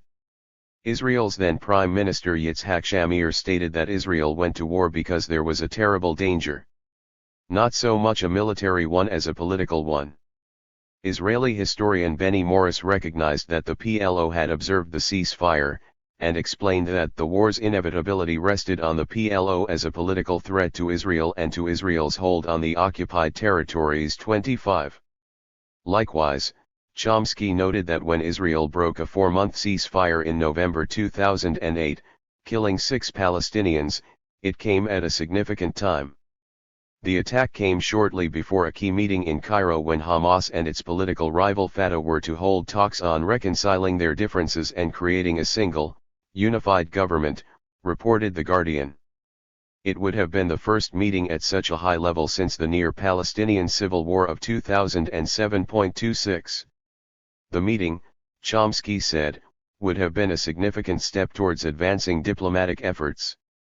There is a long history of Israel provocations to deter the threat of diplomacy, some already mentioned. This may have been another 127. The attack also came on the day of the 2008 U.S. presidential election, won by Barack Obama. Israeli leaders knew the world would be focusing elsewhere. This would help obscure the fact that Israel, not Hamas, had broken the ceasefire. It would also help provide a rationale for the slaughter planned for later in the month and clearly timed to end just before Obama's inauguration. Chomsky summarized the appalling truth. The effort to delay political accommodation has always made perfect sense. It is hard to think of another way to take over land where you are not wanted. The reality underpinning Israeli policy is summed up by the title of former Guardian journalist Jonathan Cook's book, Disappearing Palestine: Israel's Experiments in Human Despair. Behind a mask of false legitimacy, Israel has carried out the destruction of Palestinian identity and living space and the theft of resources. 28. Cook argues that Israel's real intention is to replicate the apartheid model of South Africa, to transform Palestinian cities into Bantustans in a sea of Israeli-dominated territory, leaving Israeli settlers in possession of the arable land and vital water resources. He warns. The apartheid model is unlikely to be the end of the story, however. Another solution, transfer, will be needed. The Israeli public is already being softened up, with government ministers openly subscribing to it. Palestinians will have to be encouraged, or made, to leave their homes and land. 29. This is, in essence, the continuation of Plan Dalit's ethnic cleansing from the 1948 founding of Israel. In 1998, Ariel Sharon, who became Israel's prime minister in 2001, stated bluntly, "It is the duty of Israeli leaders to explain to public opinion, clearly and courageously, a certain number of facts that are forgotten with time. The first of these is that there is no Zionism, colonization, or Jewish state without the eviction of the Arabs and the expropriation of their lands." 30. On May 24, 2006, Israeli Prime Minister Ehud Olmert told a joint session of Congress that "I believed and to this day still believe, in our people's eternal and historic right to this entire land." 31. Disturbingly, up to 60% of Israeli Jews support schemes to encourage or force Arabs to leave both the occupied territories and Israel. 32. Virtually all of the above is buried or omitted by BBC News and the rest of the corporate media. This is the truth that contradicts Jeremy Bowen's assertion that we have reported the facts about Israel's occupation many times, and we will do so again. No responsibility to protect when Israel attacks Palestinians. The brutality of Israel's treatment of Palestinians was evident once again during the 8-day Operation Pillar of Defense in November 2012. The Israeli Deputy Prime Minister Eli Yishai apparently promised a massacre. "We must blow Gaza back to the Middle Ages, destroying all the infrastructure including roads and water." 33. A prominent front-page article in the Jerusalem Post by Gilad Sharon, son of the former Israeli Prime Minister, Ariel Sharon, openly advocated mass killing. "We need to flatten entire neighborhoods in Gaza. Flatten all of Gaza. The Americans didn't stop with Hiroshima, the Japanese weren't surrendering fast enough, so they hit Nagasaki, too. There should be no electricity in Gaza, no gasoline, or moving vehicles, nothing. Then they'd really call for a ceasefire." 34. 1 week into Israel's military operation, on a day when 13 Palestinians were killed, with more than 136 people in Gaza killed by that point in 1,500 attacks since the operation began on November 14. 28 people were injured in a Tel Aviv bomb attack. 35 ITV News International editor Bill Neely ran the headlines, Tel Aviv bus bomb is first terror attack there in 6 years. 36 and, Israeli police confirm terror attack. 37. We wrote to Neely, Bill, are the attacks on Gaza terror attacks? Have you described them as such? 38. Neely replied, Media Lens, love what you try to do, keep us all honest, but pedantry and refusing to see balance HS always been your weakness. 39. He wrote to us again in another tweet, you and Media Lens are absolutely right. Language is important. But a bomb on a bus, like a missile, is terror weapon. 40. Neely clearly agreed that missiles were also weapons of terror. So we asked him, Bill, agreed. Given that's the case, have you ever referred to Israel's terror attacks in a TV news report? 41. The ITV News journalist responded, just to be clear, do you think British bombs on Afghanistan are terrorism? Or on Berlin in 44? 42. We answered, very obviously. Winston Churchill thought so. 243. We sent 44 Neely a note written by Churchill to Arthur Harris, Commander-in-Chief of RAF's Bomber Command in 1945. It seems to me that the moment has come that the bombing of German cities simply for the sake of increasing the terror, though under other pretexts, should be reviewed. 45. Neely wrote back, states use terror, the UK has in war, but groups do too and we should say so. 46. We tried again, Bill, you're not answering. You've described Hamas attacks as terror on TV. How about Israeli, US, UK attacks? 47. Neely wouldn't answer our question. But how could he? The truth, of course, is that ITV News, like BBC News, would never refer to these as terror attacks. Words like terror, terrorism, militant, regime, secretive, hermit and controversial are used to describe the governments of official enemies, not the UK government and its leading allies. Consider, too, the media's reporting of the next massive Israeli attack on Gaza, billed by Israel as Operation Protective Edge, which began less than 2 years later, in 2014. The Israeli pretext for this was the kidnapping and brutal killing of 3 Israeli teenagers in the occupied West Bank. Israeli leader Benjamin Netanyahu accused Hamas of the murders, a charge they denied, and vowed a tough response. 48. On July 8, 2014, Israeli armed forces began bombarding the trapped civilian population of Gaza with airstrikes, drone strikes, and naval shelling. Remarkably, as the massive Israeli assault intensified, the world section of the BBC News website had this as its headline. Israel under renewed Hamas attack. 49. By July 18, 2014, around 300 people had been killed in Gaza, 80% of them civilians. The Israeli-Palestinian conflict is, of course, a key political issue of our time, one that was clearly developing rapidly after July 8. And yet at no point had the BBC set up a live feed with rolling news. That finally changed on July 20, 2014, after many days in which so many Palestinians had been killed.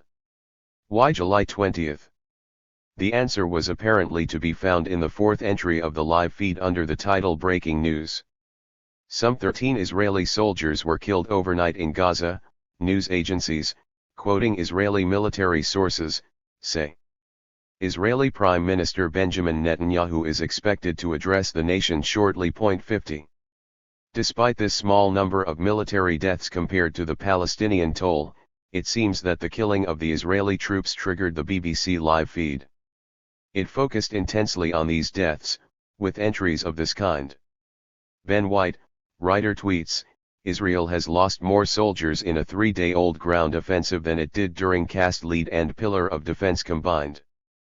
And View to the Mideast. A writer in Ashdod, Israel tweets, "One of the soldiers who was killed in Gaza tonight prays at the same synagogue I go to. Grew up in the same neighborhood."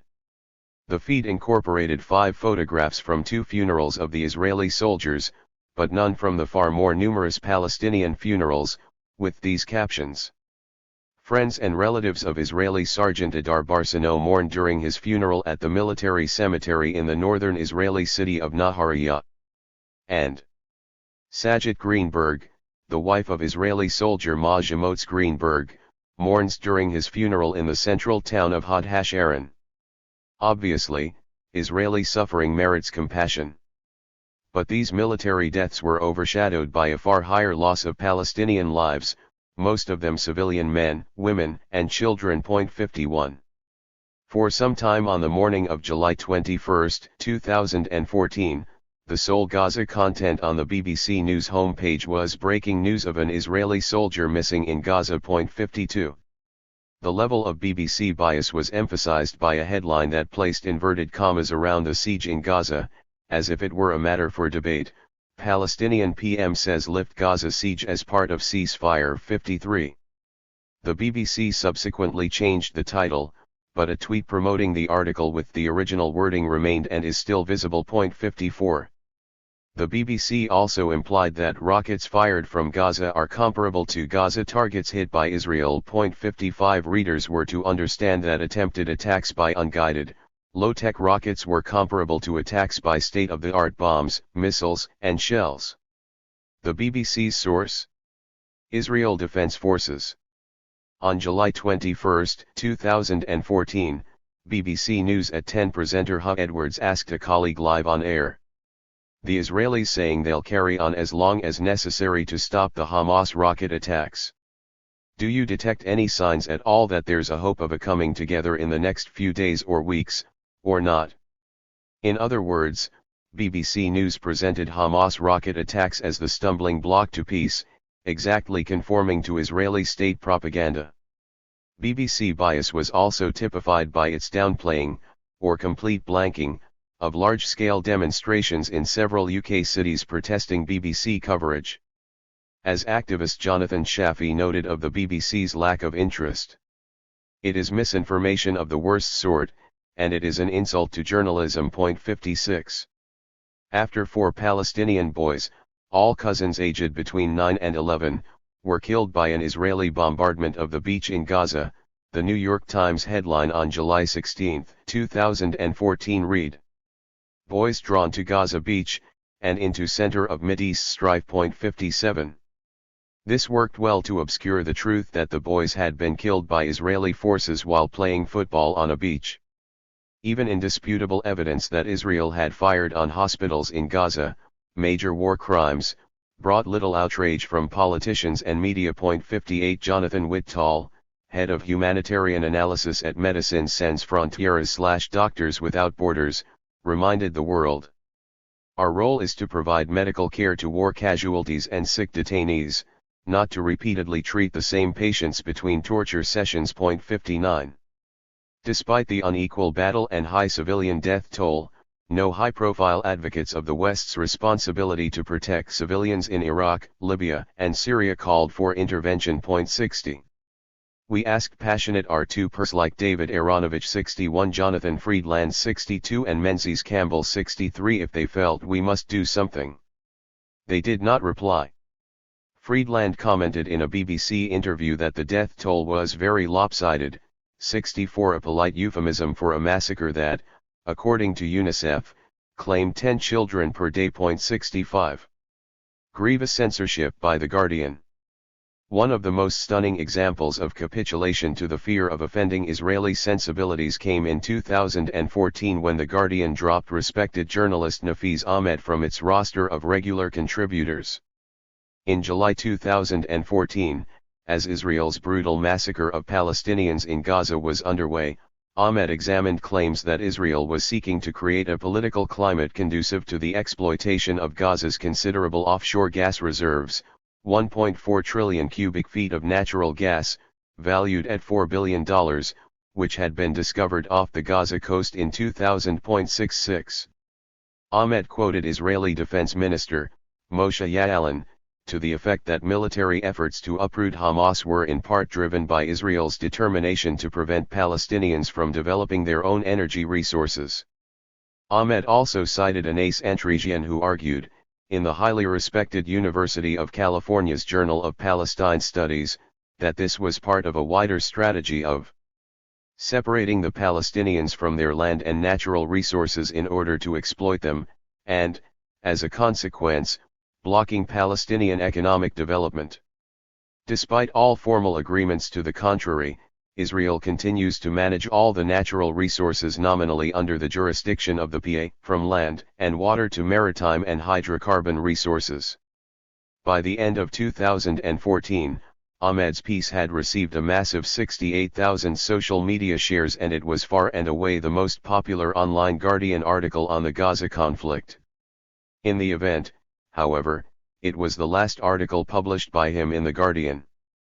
The following day, his valuable Earth Insight blog, covering environmental, energy and economic crises, was killed off. The Earth Insight series had accrued around 3 million views and was the most popular Guardian environment blog. Ironically, given that the Guardian had just dropped him, Ahmed won a 2015 Project Censored Award for Outstanding Investigative Journalism for a Guardian article on Ukraine. 67 He also won a 2014 Project Censored Award for his first Guardian article, published in 2013, which was about food riots as the new normal. 68 In 2014, Ahmed was included as one of the Evening Standard's Power 1000 Most Globally Influential Londoners, in the Campaigners, e-Careers section. 69. Jonathan Cook commented, Ahmed is that rare breed of journalist who finds stories everyone else either misses or chooses to overlook. He regularly joins up the dots in a global system of corporate pillage. If the news business were really driven by news rather than a corporate-friendly business agenda, publications would be beating a path to his door. 70. High praise indeed. At first sight, then, the Guardian's ditching of Nafeez Ahmed was odd, to say the least. Ahmed later published the inside story of how he had been subjected to grievous censorship by the Guardian. 71 As a regular and trusted online blogger since April 2013, he had approval to post his pieces direct to the Guardian website. Ahmed describes what happened after he uploaded his Gaza piece in July 2014. The day after posting it, I received a phone call from James Randerson, assistant national news editor. He sounded riled and rushed. Without beating around the bush, James told me point blank that my Guardian blog was to be immediately discontinued. Not because my article was incorrect, factually flawed, or outrageously defamatory. Not because I'd somehow breached journalistic ethics, or violated my contract. No. The Gaza gas piece, he said, was not an environment story, and therefore was an inappropriate post for the Guardian's environment website. Ahmed was shocked and more than a little baffled by this overreaction. Any concerns could surely be resolved amicably. But Randerson refused point blank, instead telling me that my interests are increasingly about issues that we don't think are a good fit for what we want to see published on the environment site. This was curious indeed, because the agreed remit was for Ahmed's column to address the geopolitics of environmental, energy and economic crises. Indeed, when he had first applied to blog for the newspaper, he had submitted a portfolio that included an earlier piece on the link between Israeli military operations and Gaza's gas. However, Ahmed's polite protests fell on deaf ears. Within an hour, he had received an email from the Guardian rights manager telling him that his contract had been terminated. And yet, according to Ahmed, he had committed no breach of his contractual obligations with the Guardian. On the contrary, the Guardian had breached its contractual obligation to me regarding my freedom to determine the contents of my blog, simply because it didn't like what I wrote. This is censorship. This censorship was all the more blatant given the Guardian's publication of Ahmed's June 2014 piece, Iraq Blowback, ISIS Rise Manufactured by Insatiable Oil Addiction, West's co-optation of Gulf states jihadists created the neocon's best friend, an Islamist Frankenstein. 72 Adam Vaughan, the editor of The Guardian's environment website, had approved the piece, telling Ahmed, "Yes, I think it's fine." As Ahmed notes ironically. So an article about ISIS and oil addiction is fine, but a piece about Israel, Gaza, and conflict over gas resources is not. Really? Are offshore gas resources not part of the environment? Apparently, for The Guardian, not in Palestine, where Gaza's environment has been bombed to smithereens by the IDF. Cook commented on the link between Israeli policy and Gaza's resources. This story should be at the center of the coverage of Gaza, and of criticism of the West's interference, including by the UK's own war criminal Tony Blair, who has conspired in the West's plot to deny the people of Gaza their rightful bounty. But The Guardian, like other media, have ignored the story. 73. Cook was scathing about the reasons given by The Guardian for Ahmed's dismissal. The idea that an environment blogger for the liberal media should not be examining the connection between control over mineral resources, which are deeply implicated in climate change, and wars, which lead to human deaths and ecological degradation, is preposterous beyond belief. He concluded. It is not that Ahmed strayed too far from his environment remit, it is that he strayed too much onto territory, that of the Israel-Palestine conflict, that The Guardian rigorously reserves for a few trusted reporters and commentators. Without knowing it, he went where only the carefully vetted are allowed to tread. 5. Libya, it is all about oil. With the Iraq War, propaganda really came of age. Assisted by corporate media, state propagandists were able to ensure that the entire debate revolved around a central, fake news focus, that Iraq possessed weapons of mass destruction, or WMD, that might pose a genuine threat to the West. As intended, the acronym WMD triggered mental images of mushroom clouds looming over devastated Western cities, although Iraq had never developed nuclear weapons and had only ever had battlefield chemical and biological weapons fired by artillery. In truth, after 13 years of genocidal sanctions, war, bombing and yet more bombing, Iraq presented as much of a threat to Britain and the US as Iceland. Saddam Hussein had no connections with his sworn enemy, Al-Qaeda, had played no part in the September 11, 2001 attacks, and had not used chemical or biological weapons even when his army was being massacred during the 1991 Gulf War. According to Scott Ritter, the UN's chief weapons inspector in Iraq between 1991-8, the Iraqi government had allowed UN inspectors to fundamentally disarm the country of 90–95% of its weapons of mass destruction, with any remaining weapons long since reduced to the status of useless sludge. 1. Any number of UN weapons inspectors and documents could have testified to these facts, but corporate media were not interested. In 2002-3, the Iraqi government gave permission for yet more UN weapons inspections, even though the CIA had infiltrated earlier inspections in an attempt to target and kill Saddam Hussein. The idea that Iraq offered some kind of threat to the US and Britain, bristling with superpower military hardware, including thousands of nuclear warheads, was an audacious lie. But the mainstream media took it seriously, they made it the framework for discussion. Anyone reading credible sources beyond the mainstream press could see that the Iraqi leader was trying hard to avoid a war that he knew would very likely end in his own death, with the West desperate to find any excuse to invade and occupy the country. As the Downing Street memo revealed, Bush and Blair were using the UN to create a facade of diplomacy, while privately hoping Saddam would be provoked, would obstruct the UN, and thus provide a casus belli for war. Any excuse would do. The real motive for the war was explained by economist Alan Greenspan, former chairman of the U.S. Board of Governors of the Federal Reserve, who wrote in his memoir, "I am saddened that it is politically inconvenient to acknowledge what everyone knows, the Iraq War is largely about oil." 2. Greenspan quickly backpedaled under a barrage of flack. But the truth of what he said was confirmed even by business reports of this kind from 2010. More than 1,000 new wells at West Kurna 1. The Exxon Shell contract to develop the 8.7 billion barrel West Kurna Phase 1 project was one of a series that Iraq has signed with international oil companies to develop its vast reserves. If the projects all turn out as planned, Iraq could quadruple its oil output capacity to Saudi levels of 12 million barrels per day, potentially giving it the billions of cash it needs to rebuild after decades of war, sanctions and neglect. 3.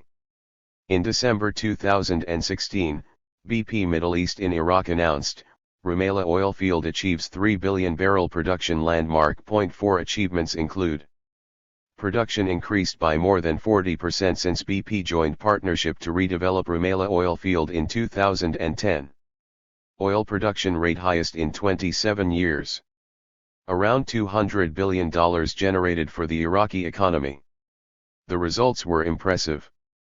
As Boris Johnson would say, all they have to do is clear the dead bodies away. 5. Profits are a common, hidden theme in Western wars. Historian Howard Zinn noted of the Vietnam War. When I read the hundreds of pages of the Pentagon Papers entrusted to me by Daniel Ellsberg, what jumped out at me were the secret memos from the National Security Council. Explaining the U.S. interest in Southeast Asia, they spoke bluntly of the country's motives as a quest for tin, rubber, oil. 6.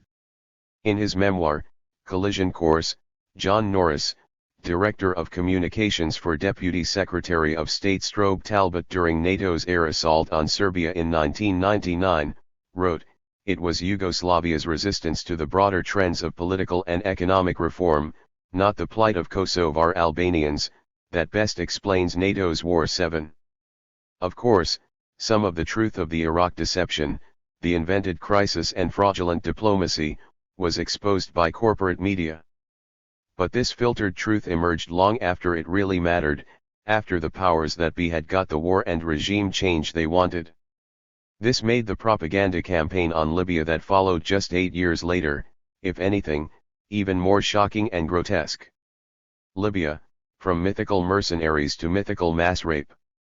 If the lie at the heart of the Iraq War was WMD, the lie at the heart of the Libyan conflict was the threat of a massacre demanding preventative humanitarian intervention by the same powers that had destroyed Iraq.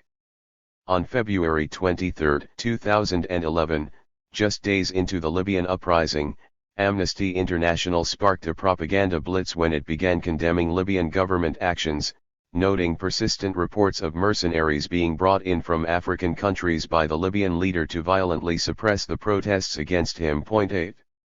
A few days later, Human Rights Watch reported that they had seen no evidence of mercenaries being used in eastern Libya. This contradicts widespread earlier reports in the international media that African soldiers had been flown in to fight rebels in the region as Muammar Gaddafi sought to keep control. 9. Genevieve Garrigos, president of Amnesty International France, later commented, "Today we have to admit that we have no evidence that Gaddafi employed mercenary forces. We have no sign nor evidence to corroborate these rumors." 10. Garrigos repeated that Amnesty's investigators found no mercenaries, agreeing that their existence was a legend spread by the mass media. In his excellent book, Slouching Towards Sirte, Maximilien Forte of Concordia University, Montreal, describes the revolving door between Amnesty International USA and the U.S. State Department. 11. In November 2011, Amnesty International USA appointed Suzanne Nossel as its executive director. From August 2009 to November 2011, Nossel had been the U.S. State Department's Deputy Assistant Secretary for the Bureau of International Organization Affairs.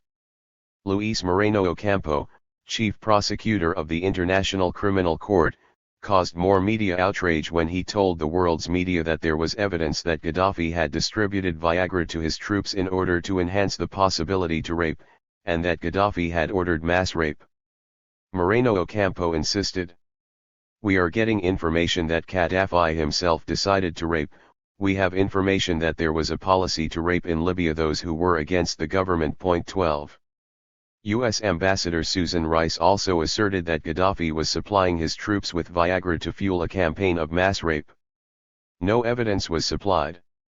U.S. military and intelligence sources quickly contradicted Rice, telling NBC News that there is no evidence that Libyan military forces are being given Viagra and engaging in systematic rape against women in rebel areas. 13. Cherif Bashiani, who led a UN human rights inquiry into the situation in Libya, suggested that the Viagra and mass rape claim was the product of massive hysteria. Bashiani's team uncovered only 4 alleged cases of rape and sexual abuse. 14. The propaganda culminated on March 28, 2011, with President Obama's justification for the intervention that had begun on March 19. If we waited one more day, Benghazi could suffer a massacre that would have reverberated across the region and stained the conscience of the world. 15. As the documentary filmmaker Michael Moore had tweeted a week earlier. Let's hear from the liberals who say this is a just war because we're protecting innocent Libyans, like that's what we do. 16. Plenty certainly was heard from the liberals. At a critical time in February and March 2011, The Guardian published a long list of news reports boosting government propaganda and comment pieces advocating intervention on the basis of the West's supposed responsibility to protect. Guardian columnist, later comment editor, Jonathan Friedland, wrote an article entitled, "Though the risks are very real, the case for intervention remains strong." 17. Brian Whitaker, The Guardian's former Middle East editor, wrote, "The scale and nature of the Gaddafi regime's actions have impelled the UN's responsibility to protect." Entitled, "The Difference with Libya," the article contrasted events in Libya with crises in Bahrain and Yemen. The catastrophe in Iraq, that had been created just 8 years earlier, was not mentioned. 18.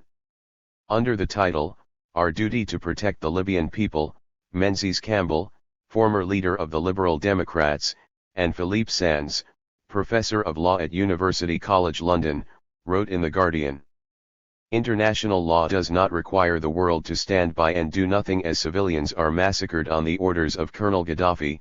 19. An observer leader agreed, "The West can't let Gaddafi destroy his people. And thus, this particular tyranny will not be allowed to stand." 20.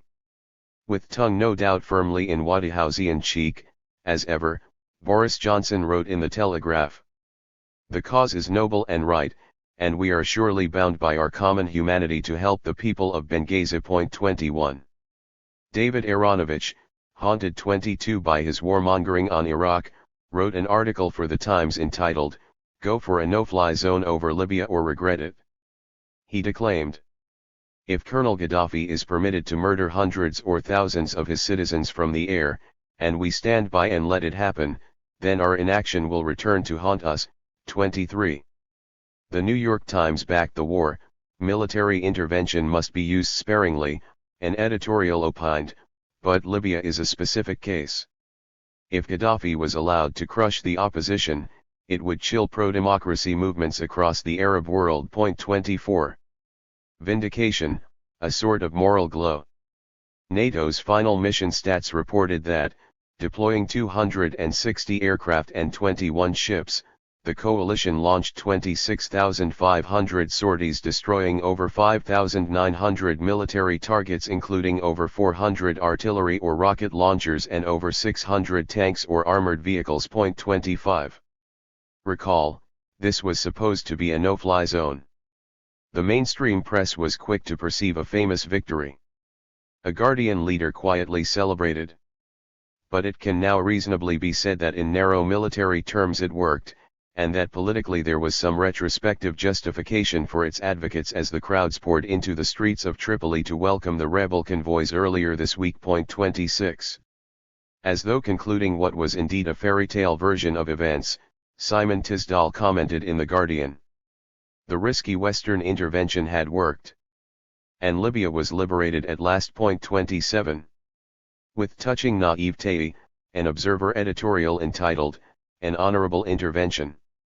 A Hopeful Future," commented, "The motives of Cameron and Sarkozy, as they first ordered their planes into action, seemed more humanitarian and emotional than cynically calculated. There was no urgent reason in realpolitik to oust Gaddafi as winter passed.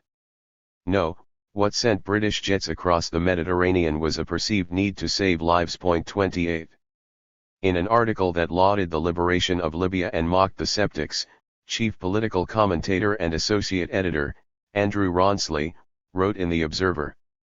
We were told that it would be impossible to get a UN resolution, and one was secured. We were told that Arab support would not stay solid, and, by and large, it did. We were told, as recently as 10 days ago, that the campaign was stuck in a stalemate which exposed the folly of David Cameron and Nicolas Sarkozy in pursuing the enterprise. So much for the wisdom of the conventional. Point 29. This was a relief for all who hold that democracies sometimes have both the right and the obligation to take up arms against dictators. And after all, the price had been impressively low. The number of civilian casualties inflicted by the airstrikes seems to have been mercifully light. You might call it intervention light. You might indeed. But then you might also say of Iraq, as Rawnsley did in April 2003. The war in Iraq would undo Tony Blair, they cried. It would be his Suez on the Tigris, they said. Wrong. It would be Vietnam crossed with Stalingrad. Wrong. To win the war, the Anglo-American forces could only prevail by inflicting casualties numbered in their hundreds of thousands. The more extravagantly doom-laden predictions had the deaths in millions. Wrong. Point 30. By August 2011, even Rawnsley had to acknowledge the searing experiences of Afghanistan and Iraq, above all the horrors of Iraq with its slide into bloody anarchy. Alas, this revised opinion appeared in the article cited above lauding the intervention-light liberation of Libya. Needless to say, Rawnsley has paid no price at all for being wrong in mocking others for misreporting these issues of life and mass death. The BBC's then political editor Nick Robinson observed that Downing Street will see this, I'm sure, as a triumphant end. 31 He waxed Churchillian. Libya was David Cameron's first war. Col. Gaddafi his first foe. Today, his first real taste of military victory. The jingoistic bias was bad enough, worse was the presumption that war is a kind of prime ministerial rite of initiation. They all have to face and defeat their first foe and, hopefully, sup from the cup of military victory.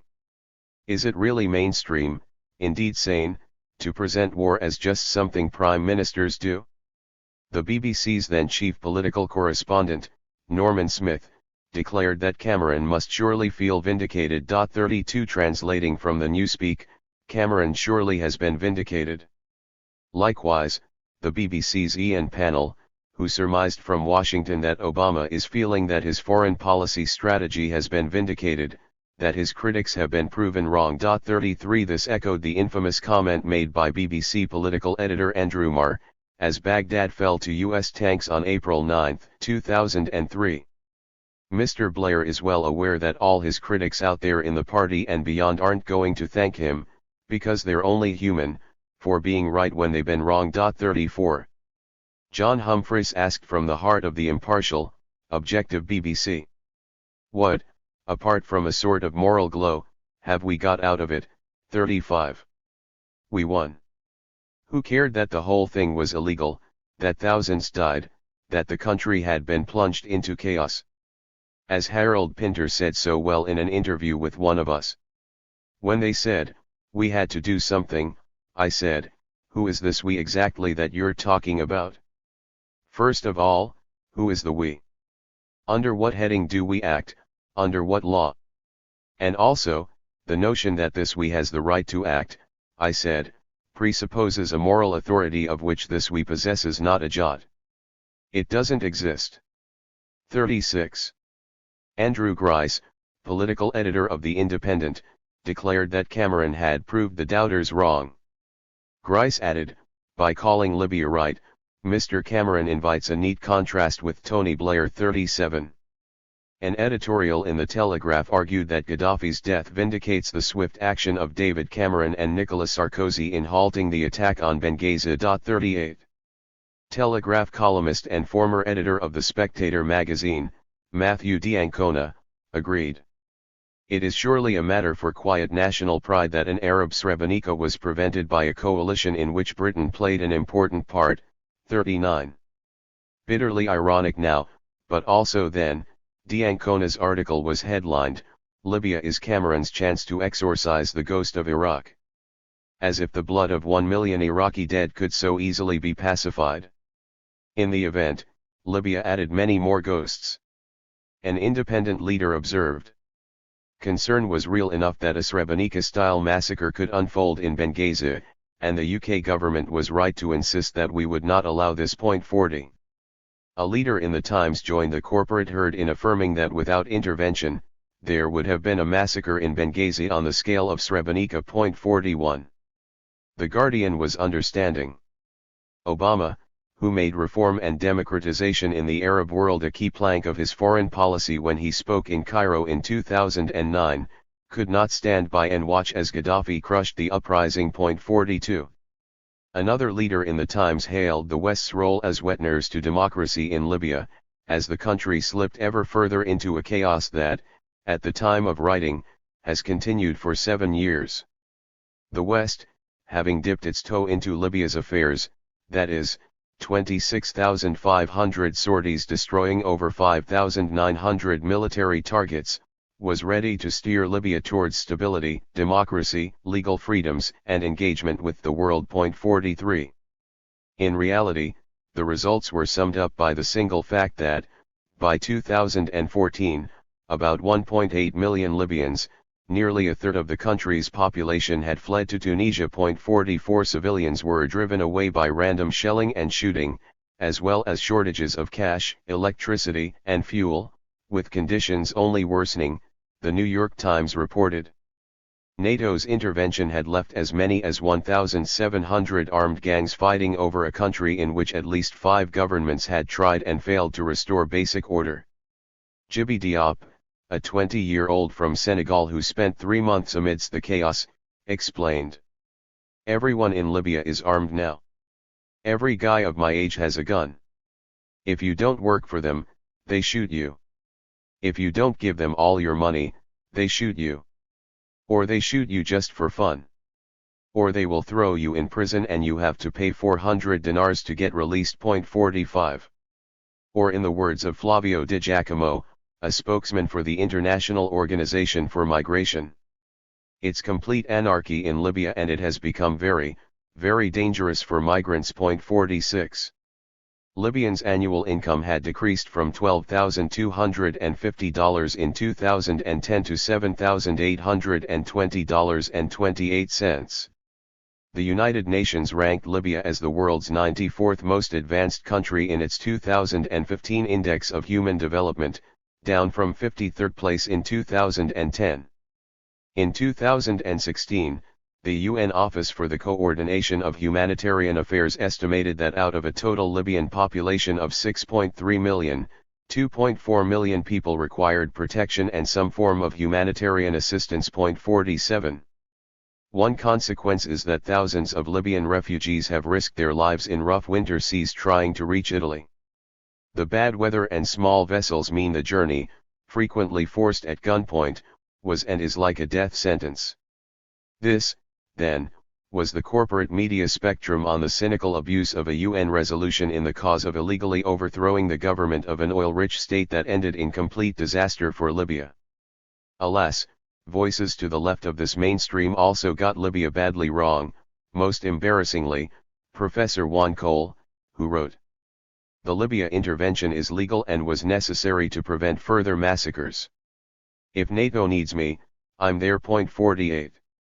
Robert Fisk commented in The Independent that, had Messrs. Cameron, Sarkozy, and Obama stopped short after they saved Benghazi, disaster could have been avoided. 49.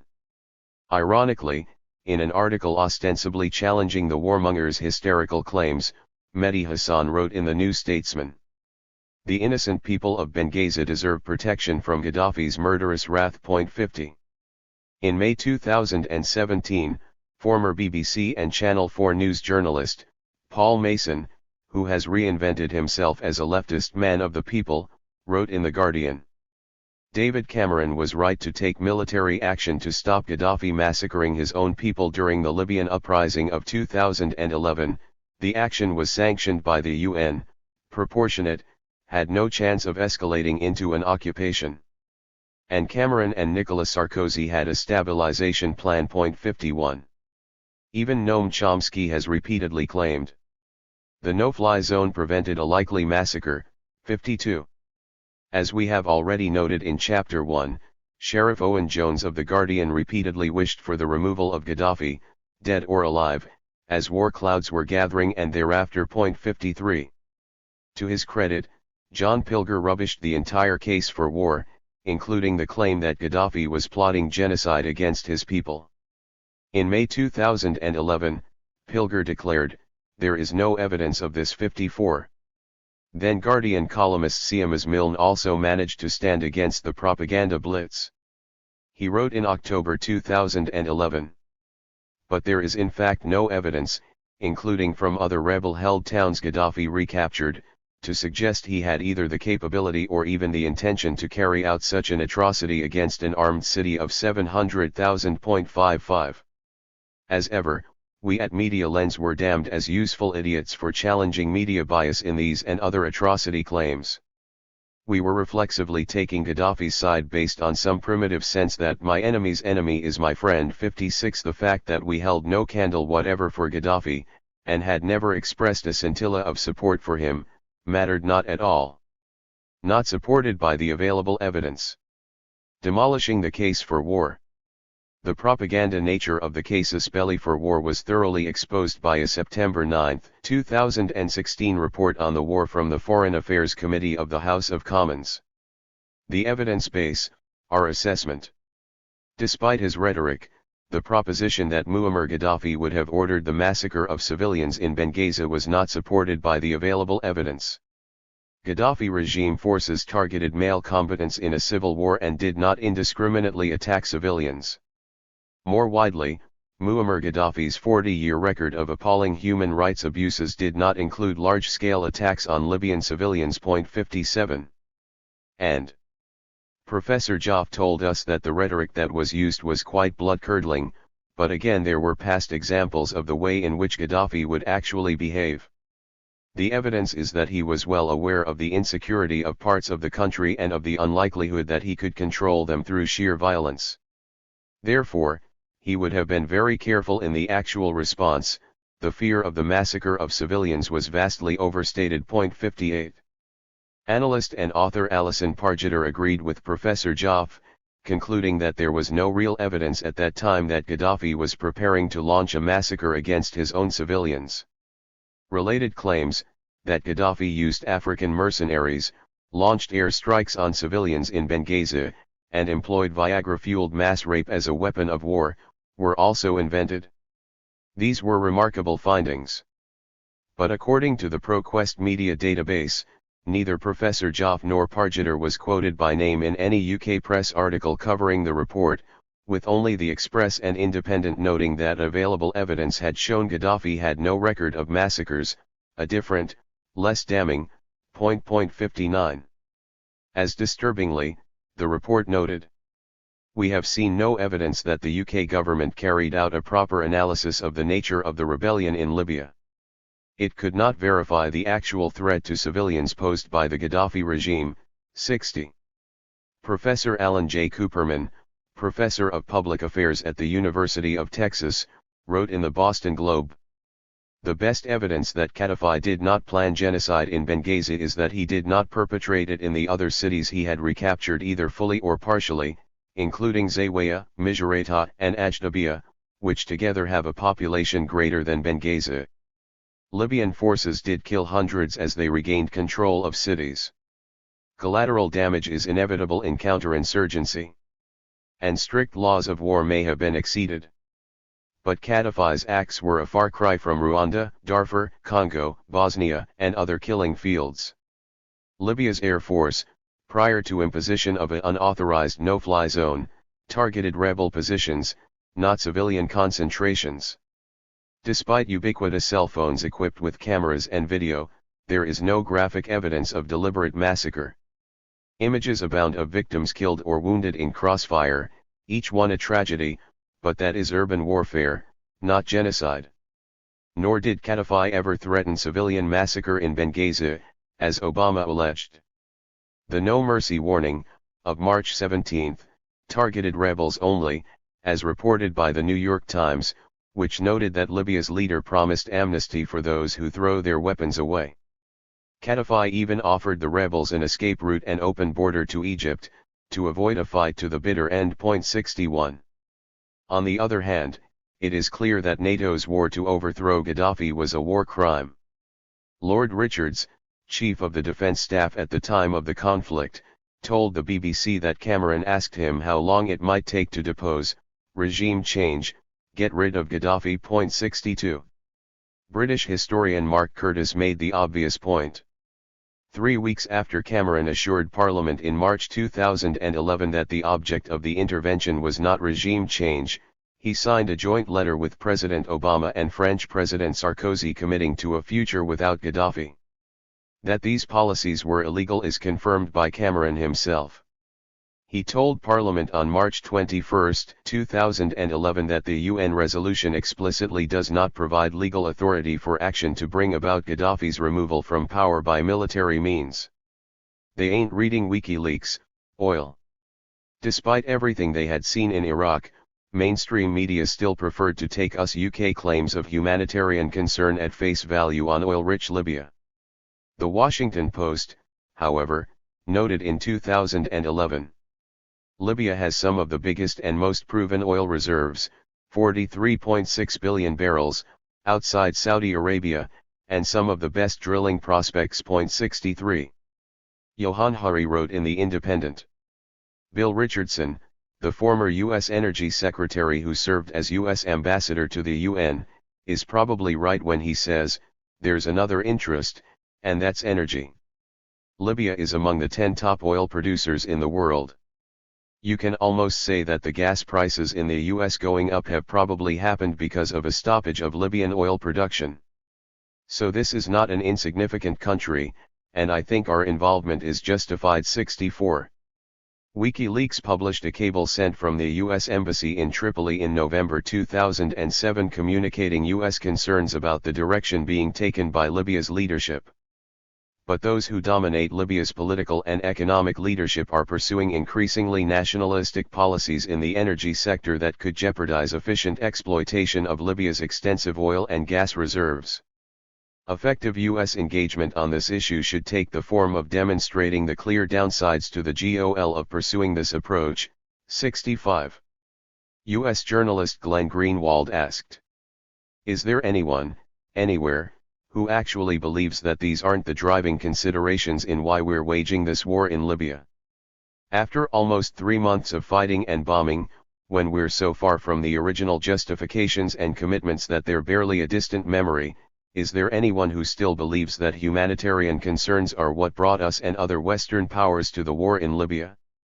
Is there anything more obvious, as the world's oil supplies rapidly diminish, than the fact that our prime objective is to remove Gaddafi and install a regime that is a far more reliable servant to Western oil interests, and that protecting civilians was the justifying pretext for this war, not the purpose?" 66. The MP's report discussed above also made a nonsense of the alleged humanitarian motive, noting, on April 2, 2011, Sidney Blumenthal, advisor and unofficial intelligence analyst to the then United States Secretary of State Hillary Clinton, reported this conversation with French intelligence officers to the Secretary of State. According to these individuals, Sarkozy's plans are driven by the following issues. A desire to gain a greater share of Libya oil production. B. Increase French influence in North Africa. C. Improve his internal political situation in France. D. Provide the French military with an opportunity to reassert its position in the world. E. Address the concern of his advisors over Gaddafi's long-term plans to supplant France as the dominant power in Francophone Africa. 67. Paul J. of Real News interviewed Kevin G. Hall, the national economics correspondent for McClatchy newspapers, who had studied the WikiLeaks material on Libya. Hall emphasized the degree to which oil is kind of the backstory to so much that happens. He explained, "As a matter of fact, we went through 251,000 documents, or we have 250,000 documents that we've been pouring through. Of those, a full 10% of them, a full 10% of those documents, reference in some way, shape, or form oil. And I think that tells you how much part of, the global security question, stability, prosperity, take your choice, oil is fundamental. 68. Jay replied with a wry smile. And we'll do more of this. But those who had said it's not all about oil, they ain't reading WikiLeaks. Hall replied, it is all about oil. In January 2018, Bloomberg Businessweek reported. In another sign the sector is stabilizing, Royal Dutch Shell plc and BP plc have agreed to annual deals to buy Libyan crude. Newly reopened fields would increase the North African country's crude output by 57,000 barrels a day, although production remained well below the mouth-watering level of 1.6 million barrels a day reached before NATO's war to oust Gaddafi. 69. Clinton and Libya, Hillary's war. After Hillary Clinton won the Democratic presidential nomination in June 2016, senior Guardian columnist Polly Toynbee commented, "This is a time to celebrate. At last, a woman leads a major U.S. party to fight for the presidency." 70. Moreover, Clinton is a feminist with a long track record of standing up for the right causes. So why wasn't everyone as cock-a-hoop as Toynbee herself? The columnist advised readers to check for traces of hidden gender bias. If you are naturally left of center, especially if you are a woman, yet you find you instinctively dislike her, ask yourself why. In the real world, there were plenty of reasons to dislike Clinton that had nothing at all to do with gender. Mark Landler noted in the New York Times Magazine. For all their bluster about bombing the Islamic State into oblivion, neither Donald J. Trump nor Senator Ted Cruz of Texas has demonstrated anywhere near the appetite for military engagement abroad that Clinton has. 71. David Sirota wrote. Under Clinton's leadership, the State Department approved $165 billion worth of commercial arms sales to 20 nations whose governments have given money to the Clinton Foundation. 72. U.S. economist Jeffrey Sachs added. There's no doubt that Hillary is the candidate of Wall Street. Even more dangerous, though, is that she is the candidate of the military-industrial complex. Hillary was a staunch supporter of the Iraq War. 73. Investigative reporter Gareth Porter wrote of the active effort made by the U.S. military to mitigate Obama administration regime change policies. Notably, in 2011, the Joint Chiefs of Staff had been strongly opposed to the effort to depose the Muammar Gaddafi regime in Libya led by then Secretary of State Hillary Clinton. 74. Clinton, then, was more hawkish even than the U.S. military on Libya. Writing in the Sunday Times, James Rubin, who was Assistant Secretary of State under Bill Clinton, reminded readers how former Defense Secretary Bob Gates had written that it was Clinton's considerable clout that tipped the balance in favor of action in Libya. 75. Mary Riddle noted in the Telegraph. More hawkish than Mr. Obama or the dove-like Vice President, Joe Biden, she backed the invasion of Afghanistan, while U.S. action in Libya has been described as Hillary's war. 76. But this is not all. Sachs added. Perhaps the crowning disaster of this long list of disasters has been Hillary's relentless promotion of CIA-led regime change in Syria. Once again Hillary bought into the CIA propaganda that regime change to remove Bashar al-Assad would be quick, costless, and surely successful. In August 2011, Hillary led the U.S. into disaster with her declaration Assad must get out of the way, backed by secret CIA operations. Perhaps more than any other person, Hillary can lay claim to having stoked the violence that stretches from West Africa to Central Asia and that threatens U.S. security. 77. Despite all of this, and much more besides, author Frank Morgan noted in The Guardian that, during the 2016 presidential campaign, pretty much the entire media system depicted Clinton as a peerless leader clad in saintly white, a super lawyer, a caring benefactor of women and children, a warrior for social justice. 78. Morgan added.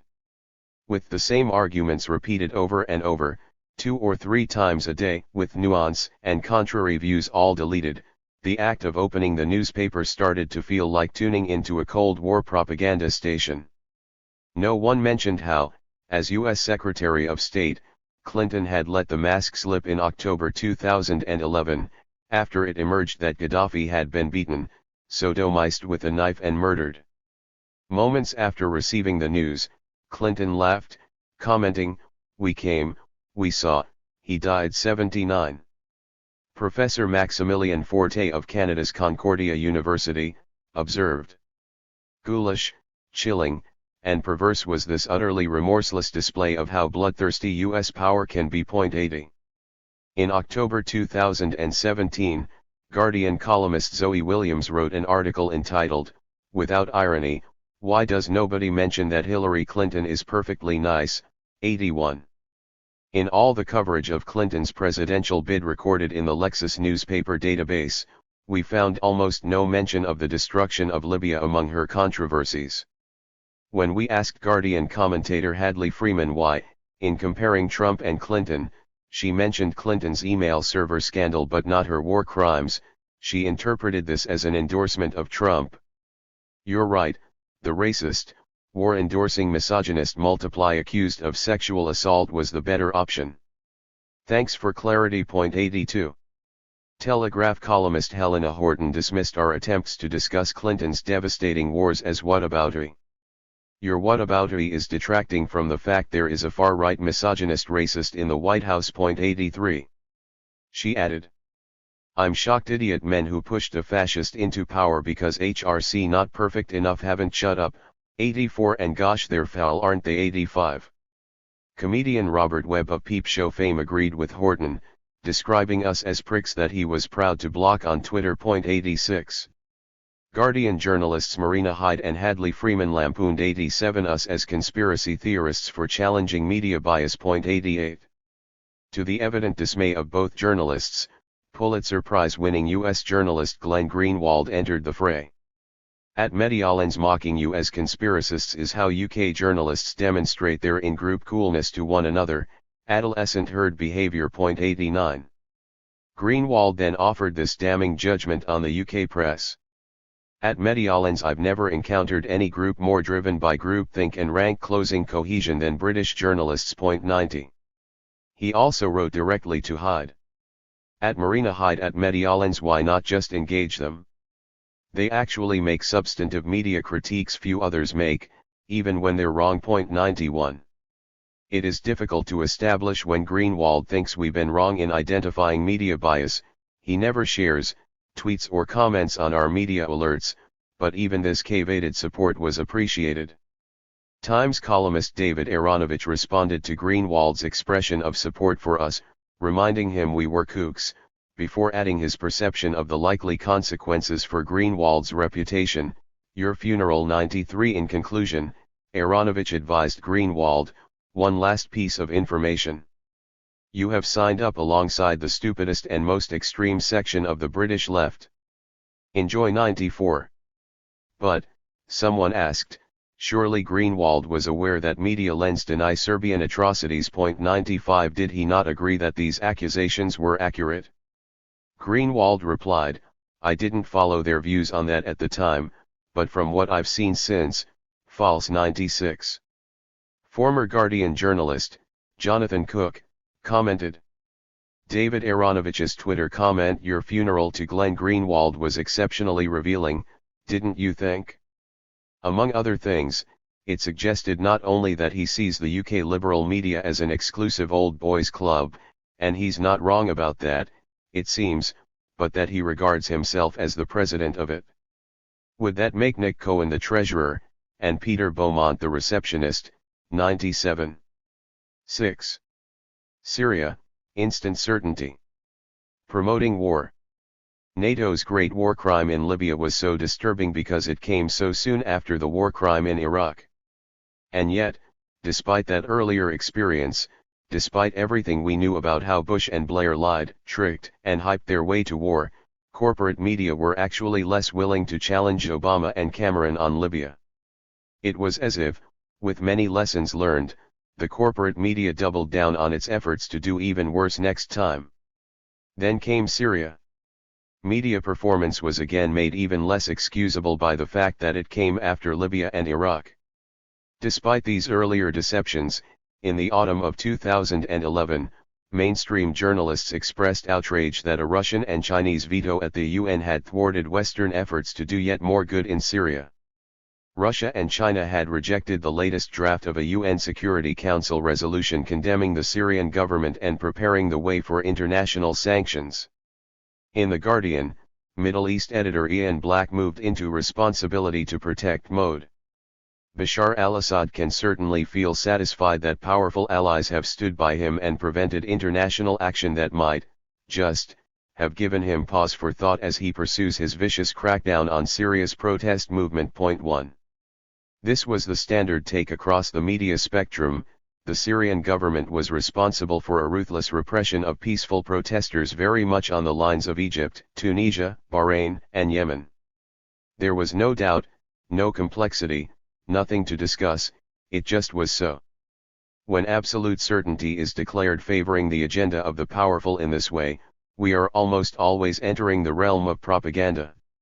And yet, Stephen Gowans, author of Washington's Long War on Syria, assessed U.S. media coverage on the outbreak of Syria's war.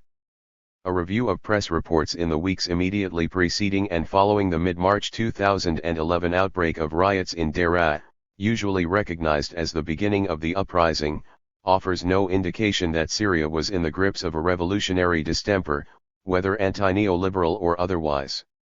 On the contrary, reporters representing Time magazine and the New York Times referred to the government as having broad support, of critics conceding that Assad was popular, and of Syrians exhibiting little interest in protest. At the same time, they described the unrest as a series of riots involving hundreds, and not thousands or tens of thousands of people, guided by a largely Islamist agenda and exhibiting a violent character. 2. In 2016, former ABC News chief Middle East correspondent, Charles Glass, noted that most ostensible experts on Syria are partis pris, ill-informed, or both. Writing for the Intercept website, Glass commented on the historical struggle between the US and Russia for domination in Syria. In 2011, the struggle became a war. The US and Russia, as well as local hegemons, backed opposite sides, ensuring a balance of terror that has devastated the country and defies resolution. The Russians, having lost Aden, Egypt, and Libya years earlier, backed their only client regime in the Arab world when it came under threat. The US gave rhetorical and logistical support to rebels, raising false hopes, as it had done among the Hungarian patriots it left in the lurch in 1956, that it would intervene with force to help them. Regional allies, namely Saudi Arabia, Qatar, and Turkey, were left to dispatch arms, money, and men, while disagreeing on objectives and strategy. 3. By contrast, for The Guardian's Ian Black, commenting on the UN veto, the story was far more black and white. This is bad news for protesters in Syria, where at least 2,700 have been killed since March, and bad news for those who yearn for a UN that can prove effective, if not in tackling all the world's ills at once, then at least in responding to one of its most glaring and urgent injustices. The chorus of condemnation from Western capitals sounded genuine. 4. After the lies of Serbia, Afghanistan, Iraq, and Libya, we were to believe that this time the humanitarian concern issuing forth from Western capitals was genuine. Below, we will examine three great expressions of Western humanitarian concern in response to three atrocities that took place in Syria, in Hawla, Ghouta, and Idlib. Instant blame, the 2012 Hawla massacre. On May 27, 2012, the massacre of 108 people, including 49 children, 2 days earlier, in Hawla, Syria, dominated The Independent on Sunday's front cover. The banner headline read, "Syria, the world looks the other way. Will you?" The text beneath read, "There is, of course, supposed to be a ceasefire, which the brutal Assad regime simply ignores. And the international community? It just averts its gaze. Will you do the same? Or will the sickening fate of these innocent children make you very, very angry? 5. This was the corporate press in classic propaganda blitz mode. Dramatic new evidence was eliciting fierce moral outrage that must surely be accepted at face value. This is the kind of response we have most certainly not seen in response to UK-backed crimes in Yemen, Egypt, Gaza, and elsewhere. Readers, then, knew exactly where to direct their anger. The brutal Syrian regime was immediately declared responsible with great certainty. Also in The Independent on Sunday, David Randall wrote, "He is the president, she is the first lady, they are dead children. He governs but doesn't protect, she shops and doesn't care." And one hopes that those on the United Nations Security Council, when it reconvenes, will look into the staring eyes of these dead children and remember the hollow words of Assad's wife when she simpered that she comforts the families of her country's victims. 6. On the news at 10, James Robbins, the BBC's diplomatic correspondent, claimed, "The UN now says most victims, including many children, were murdered inside their homes by President Assad's militias. 7. This is what UN peacekeeping chief Hervé Ladsis had actually said that day. Part of the victims had been killed by artillery shells. Now that points ever so clearly to the responsibility of the government. Only the government has heavy weapons, has tanks, has howitzers. But there are also victims from individual weapons, victims from knife wounds, and that of course is less clear but probably points the way to the Shabihas, the local militia. 8. This gave the lie to Robbins' emphatic claim on the BBC's highest profile news program. We emailed him asking for alternative sources but received no reply.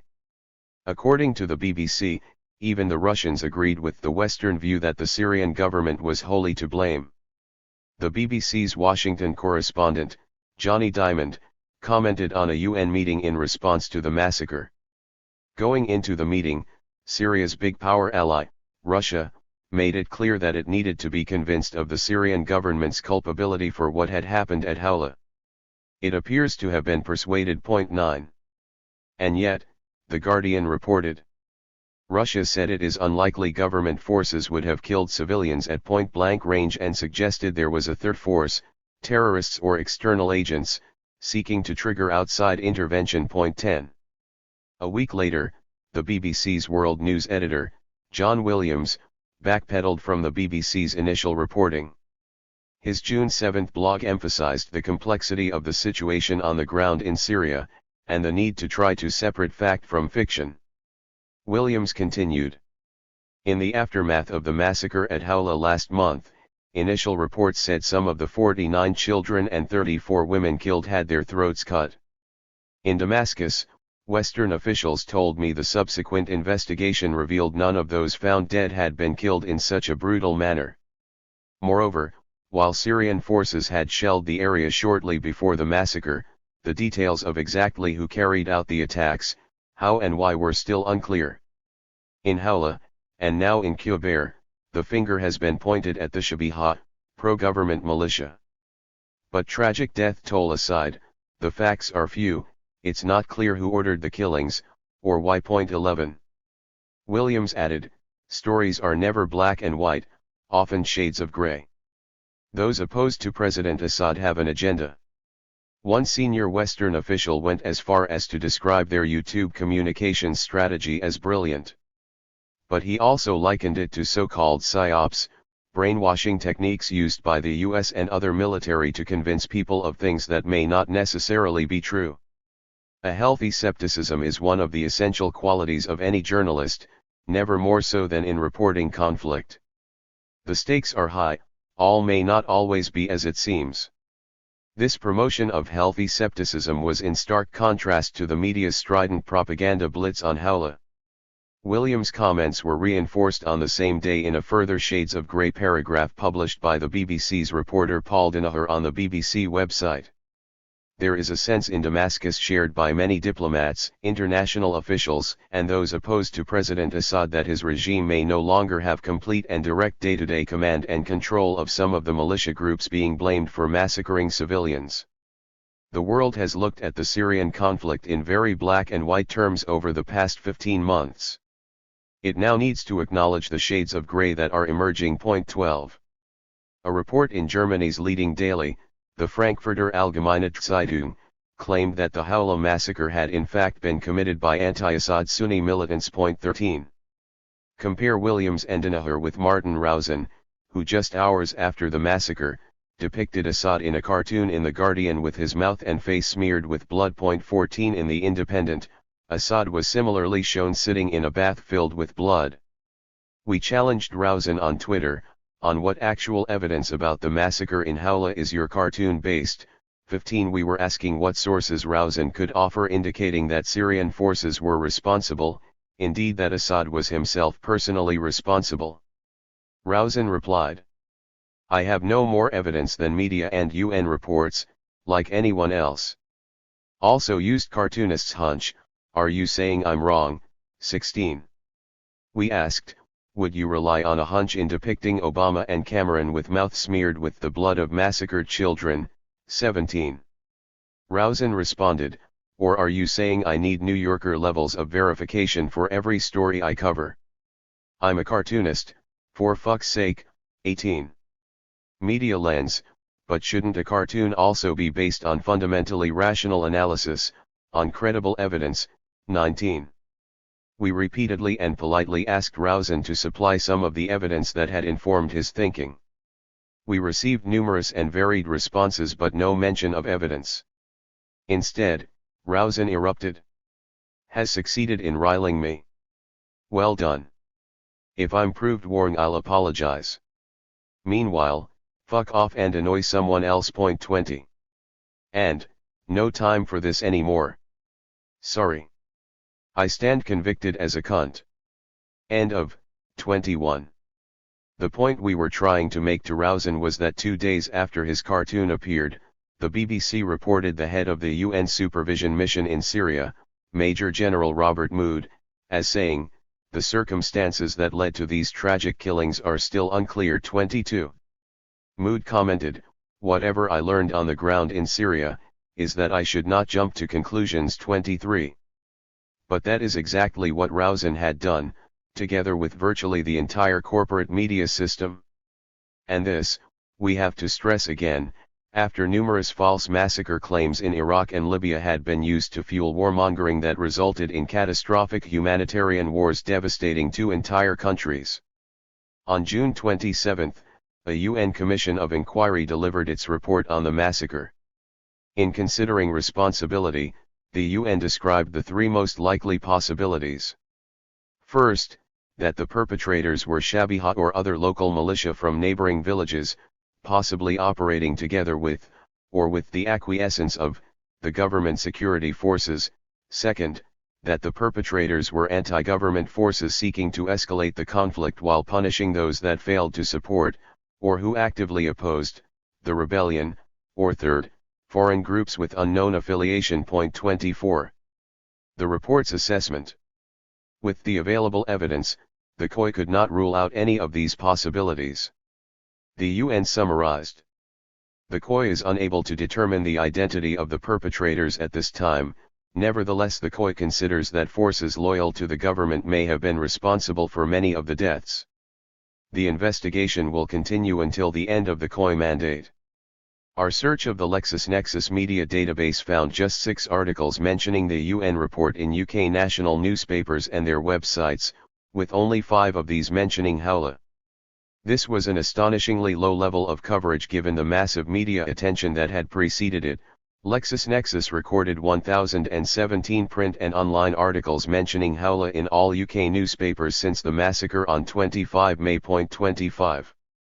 In August of the same year, UN investigators released a further report which stated that it was likely that Syrian troops and Shabiha militia were responsible for the massacre, concluding that, on the basis of available evidence, the Commission has a reasonable basis to believe that the perpetrators of the deliberate killing of civilians, at both the Abdul Razak and Al Said family locations, were aligned to the government. Point 26. So, while a UN report in June could not rule out any one of 3 likely possibilities, and a UN report in August said there was a reasonable basis to believe the massacre was committed by Syrian troops and pro-Assad militia. The UK corporate media had already declared absolute certainty in May, just 2 days after the massacre, that Assad was personally responsible for ordering an atrocity that journalists knew was being used to justify direct Western intervention. This is our point, that corporate media rushed to judgment demonizing an official enemy in a way that they would never dream of doing in response to claims against us and our allies. Note that we are not arguing that pro-Assad forces were innocent of the Hawla massacre.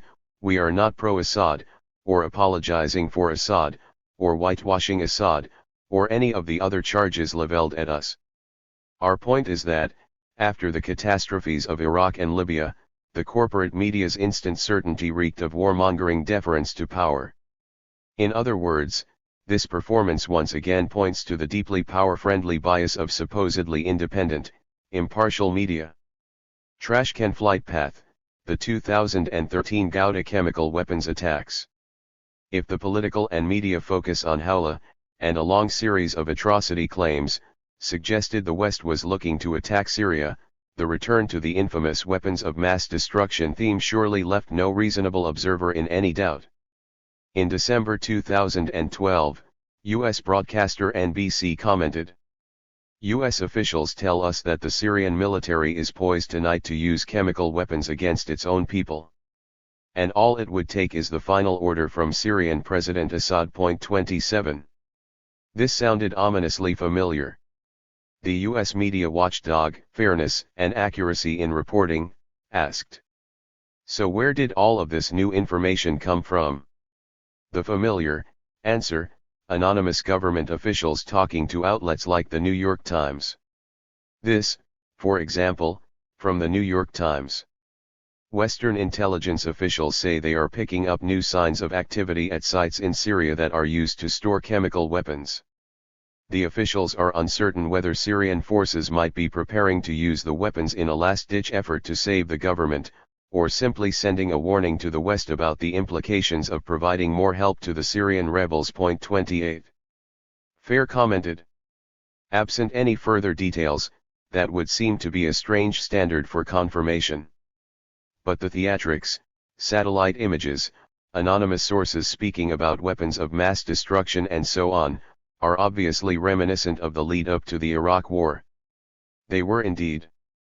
A December 5 leading article in the Times read, Assad's Arsenal. The first line of the editorial. The embattled Syrian regime may be preparing to use chemical weapons. That would be a catastrophe, it must be averted, whatever it takes. 29. As ever, Rupert Murdoch's editors, and, no doubt, the boss, standing just over their shoulders, regretfully declared that Western military intervention might turn out to be the only answer. We must also hope that the US and its allies would take any action that was deemed necessary to prevent the human and moral disaster that would be caused by the Syrian regime attempting its final exit in a cloud of mustard gas. Again, straight out of the Iraq and Libya regime change playbook. In The Guardian, Matt Williams and Martin Kalov reported claims that the regime is considering unleashing chemical weapons on opposition forces. The article cited CNN, which in turn cited an unnamed U.S. official as the source of its report. Williams and Kalov expressed not a word of skepticism in their piece, adding a two-sentence denial from the much demonized Syrian regime as balance. 30. To his credit, the BBC's Jonathan Marcus managed some skepticism. Was there an element of political spin here to accompany NATO's decision to deploy Patriot missiles in Turkey? Sources contacted by the BBC say that there are indications of activity at certain chemical weapons storage sites. However, it is of course impossible to determine if this is a preliminary to the weapons use or, as some analysts believe, much more likely, the movement of munitions to ensure their security. Indeed, such movement has been noted in the past. 31. Despite the caution, Marcus promoted the idea that Syrian WMD might fall into the wrong hands and that the US might need to intervene to prevent that happening. In The Independent, Robert Fisk poured scorn on these claims. The bigger the lie, the more people will believe it. We all know who said that, but it still works. over the past week, all the usual pseudo-experts who couldn't find Syria on a map have been warning us again of the mustard gas, chemical agents, biological agents that Syria might possess, and might use. And the sources? The same fantasy specialists who didn't warn us about 9/11 but insisted that Saddam had weapons of mass destruction in 2003, unnamed military intelligence sources. And yes, Bashar probably does have some chemicals in rusting bins somewhere in Syria. 32. In a piece entitled, Syria, a Weapon of Mass Deception, Alex Thompson of Channel 4 News wrote, "Without wishing to delve too far into the Who's back catalogue, we need to remind ourselves in the UK that we won't get fooled again." 33. Thompson offered a rare mainstream example of skeptical thinking on the issue. But just to be old-fashioned, what's the evidence of any threat? What's the basis for all this? What, in short, are they all talking about? Yes, by all accounts Syria has nerve and chemical agents. But possession does not mean threat of use. Israel is not credibly threatening to use nuclear weapons against Iran, despite possessing them. Thompson noted that the story built upon nothing accepted as global fact when it's nothing of the kind. In other words, fake news. A few months later, the same corporate system again instantly decided that the current official enemy was responsible for the August 21, 2013 attacks in Ghouta, Damascus, long before the UN published the evidence in its report on the alleged use of chemical weapons in the Ghouta area on 16 September. 34. Just one day after the attacks, a Guardian leader claimed there was not much doubt who was to blame, as it simultaneously assailed its readers with commentary on the West's responsibility to protect, exactly as it had on Libya in 2011.35. An independent front-page headline 1 week later read like a sigh of relief, Syria, air attacks loom as West finally acts. 36. The rapid media conclusion on Ghouta was particularly striking because the issues are complex, rocket science, literally, and evidence had again been gathered under live fire in the middle of a notoriously ferocious civil, proxy and propaganda war. As discussed, earlier claims had been adjudged a load of old cobblers by Robert Fisk. 37. It was also clear that instantly declaring Assad's guilt a slam dunk fed directly into a rapidly escalating UK propaganda blitz intended to justify a massive attack on Syria without UN approval, and therefore illegal. With Qatar reportedly supplying rebels to the tune of $3 billion between 2011 to 13 alone 38 and Saudi Arabia $1 billion by 2013-39 with the US supplying 15,000 high-tech, anti-tank missiles to rebels via Saudi Arabia 40 with the CIA spending $1 billion a year 41 and with Russia supplying the Syrian government with $1 billion in weapons by 2013-42 the stakes were obviously high. The fog of war obstructs and falsifies the facts at every turn. Who to trust? How can we know the lengths to which different agencies might be willing to go to secure outcomes of vast geopolitical significance? After the chemical weapons attack in Ghouta, Obama unequivocally pinned the blame on Syrian President Assad, a propaganda claim that was eagerly disseminated around the world by corporate media. 43. Following Obama's earlier warnings that any use of chemical weapons would cross a red line, he then declared on U.S. television on September 10, 2013. Assad's government gassed to death over 1,000 people, we know the Assad regime was responsible. And that is why, after careful deliberation, I determined that it is in the national security interests of the United States to respond to the Assad regime's use of chemical weapons through a targeted military strike. 44. Based on interviews with U.S. intelligence and military insiders, investigative journalist Seymour Hersh accused Obama of deception in making this case for war. According to Hersh, the U.S. president did not tell the whole story. In some instances, he omitted important intelligence, and in others he presented assumptions as facts. Most significant, he failed to acknowledge something known to the U.S. intelligence community, that the Syrian army is not the only party in the country's civil war with access to sarin, the nerve agent that a UN study concluded, without assessing responsibility, had been used in the rocket attack. 45.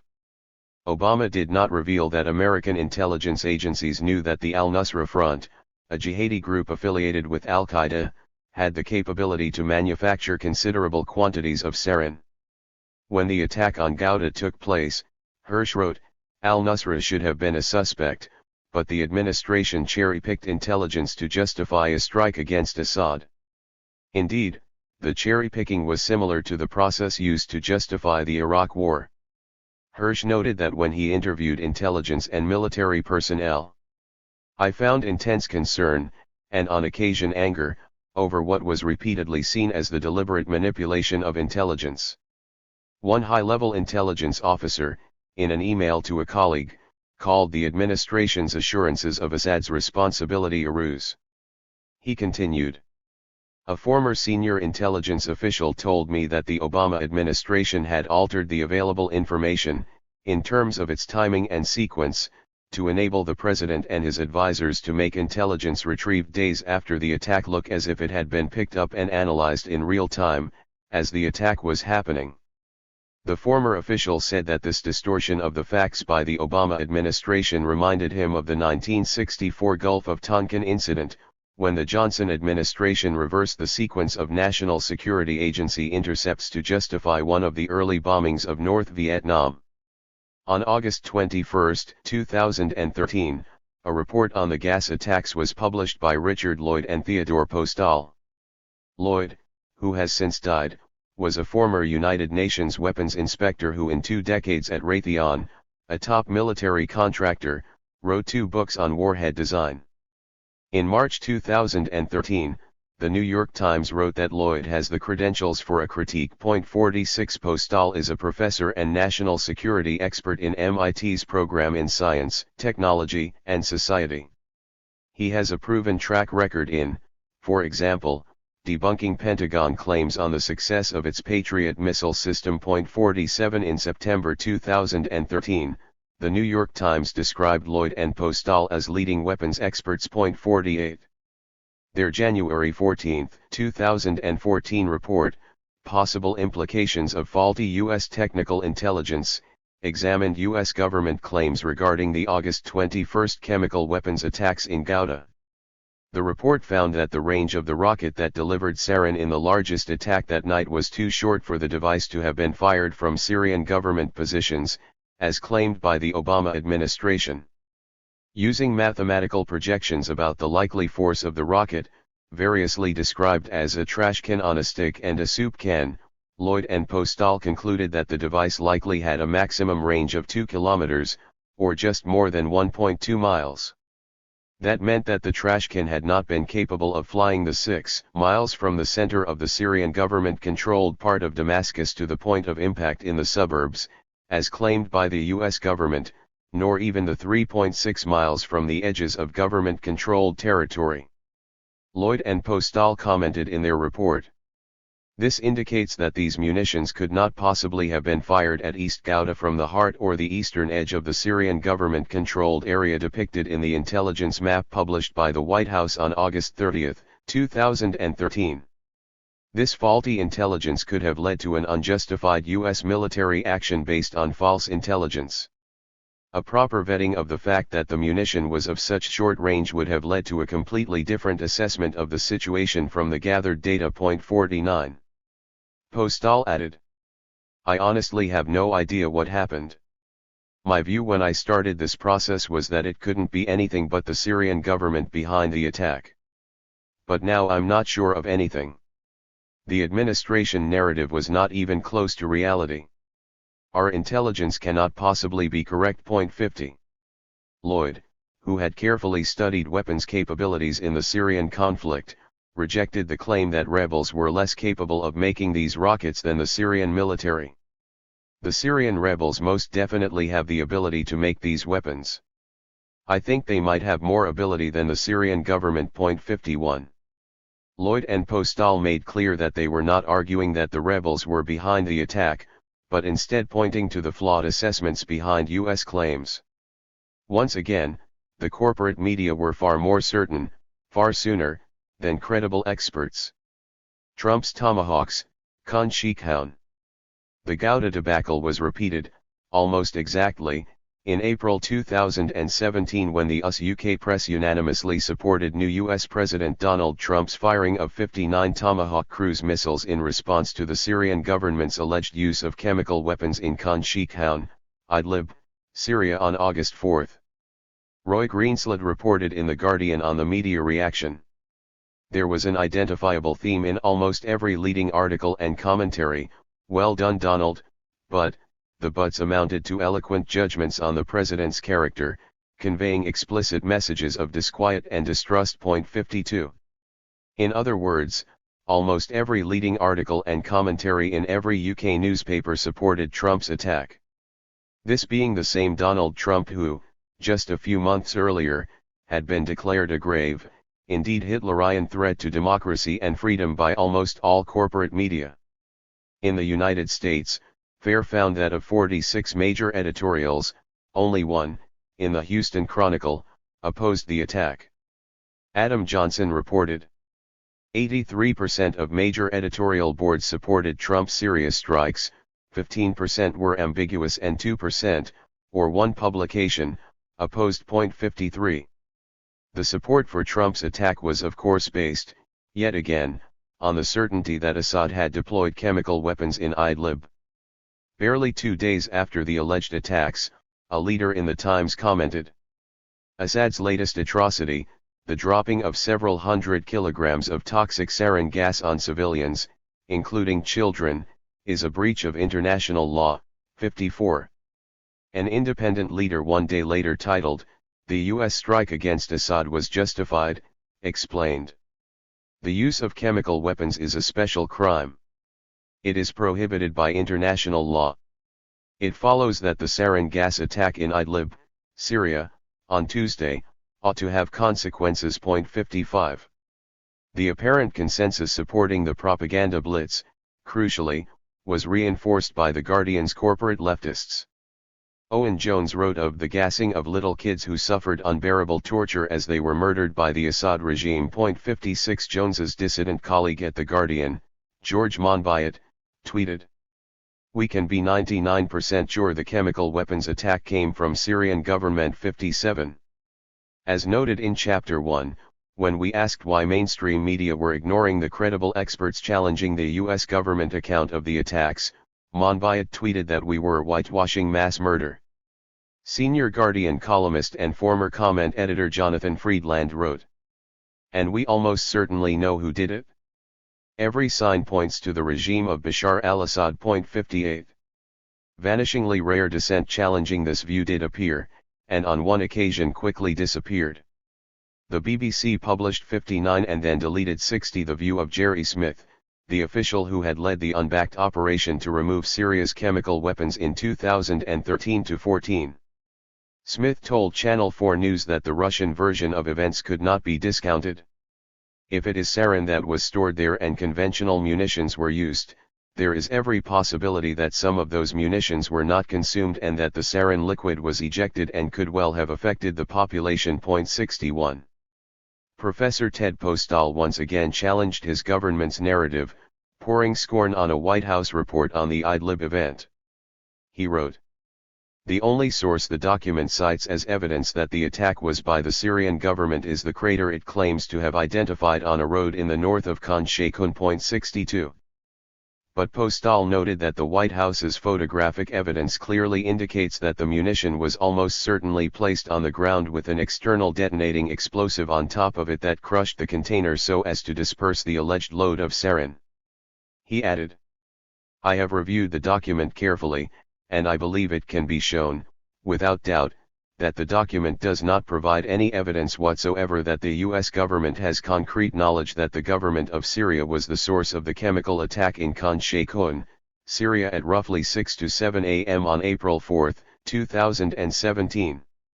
No competent analyst would assume that the crater cited as the source of the sarin attack was unambiguously an indication that the munition came from an aircraft. No competent analyst would assume that the photograph of the carcass of the sarin canister was in fact a sarin canister. Any competent analyst would have had questions about whether the debris in the crater was staged or real. No competent analyst would miss the fact that the alleged sarin canister was forcefully crushed from above, rather than exploded by a munition within it. All of these highly amateurish mistakes indicate that this White House report was not properly vetted by the intelligence community as claimed. Postal's conclusion could hardly have been more damning. I have worked with the intelligence community in the past, and I have grave concerns about the politicization of intelligence that seems to be occurring with more frequency in recent times, but I know that the intelligence community has highly capable analysts in it. And if those analysts were properly consulted about the claims in the White House document, they would have not approved the document going forward. We again have a situation where the White House has issued an obviously false, misleading and amateurish intelligence report.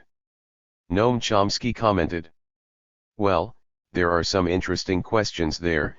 You can understand why Assad would have been pretty crazy because they're winning the war. The worst thing for him is to bring the United States in. So why would he turn to a chemical weapons attack? You can imagine that a dictator with just local interests might do it, maybe if he thought he had a green light. But why would the Russians allow it? It doesn't make any sense. And in fact, there are some questions about what happened, but there are some pretty credible people, not conspiracy types, people with solid intelligence credentials, say it didn't happen." Lawrence Wilkerson said that the U.S. intelligence picked up a plane and followed that it probably hit an Al-Qaeda warehouse which had some sort of chemical weapon stored in it and they spread. I don't know. But it certainly calls for at least an investigation. And those are not insignificant people. 63. Chomsky pointed to comments made by Wilkerson, former Chief of Staff to General Colin Powell, in a recent interview on the Real News Network. "I personally think the provocation was a Tonkin Gulf incident. Most of my sources are telling me, including members of the team that monitors global chemical weapons, including people in Syria, including people in the U.S. intelligence community, that what most likely happened, was that they hit a warehouse that they had intended to hit, and this warehouse was alleged to have two ISIS supplies in it, and some of those supplies were precursors for chemicals. Conventional bombs hit the warehouse, and due to a strong wind, and the explosive power of the bombs, they dispersed these ingredients and killed some people." 64. There was also the collective judgment of 20 former members of the U.S. intelligence community, the steering group of the Veteran Intelligence Professionals for Sanity. Our U.S. Army contacts in the area have told us this is not what happened. There was no Syrian chemical weapons attack. Instead, a Syrian aircraft bombed an Al-Qaeda in Syria ammunition depot that turned out to be full of noxious chemicals, and a strong wind blew the chemical-laden cloud over a nearby village where many consequently died.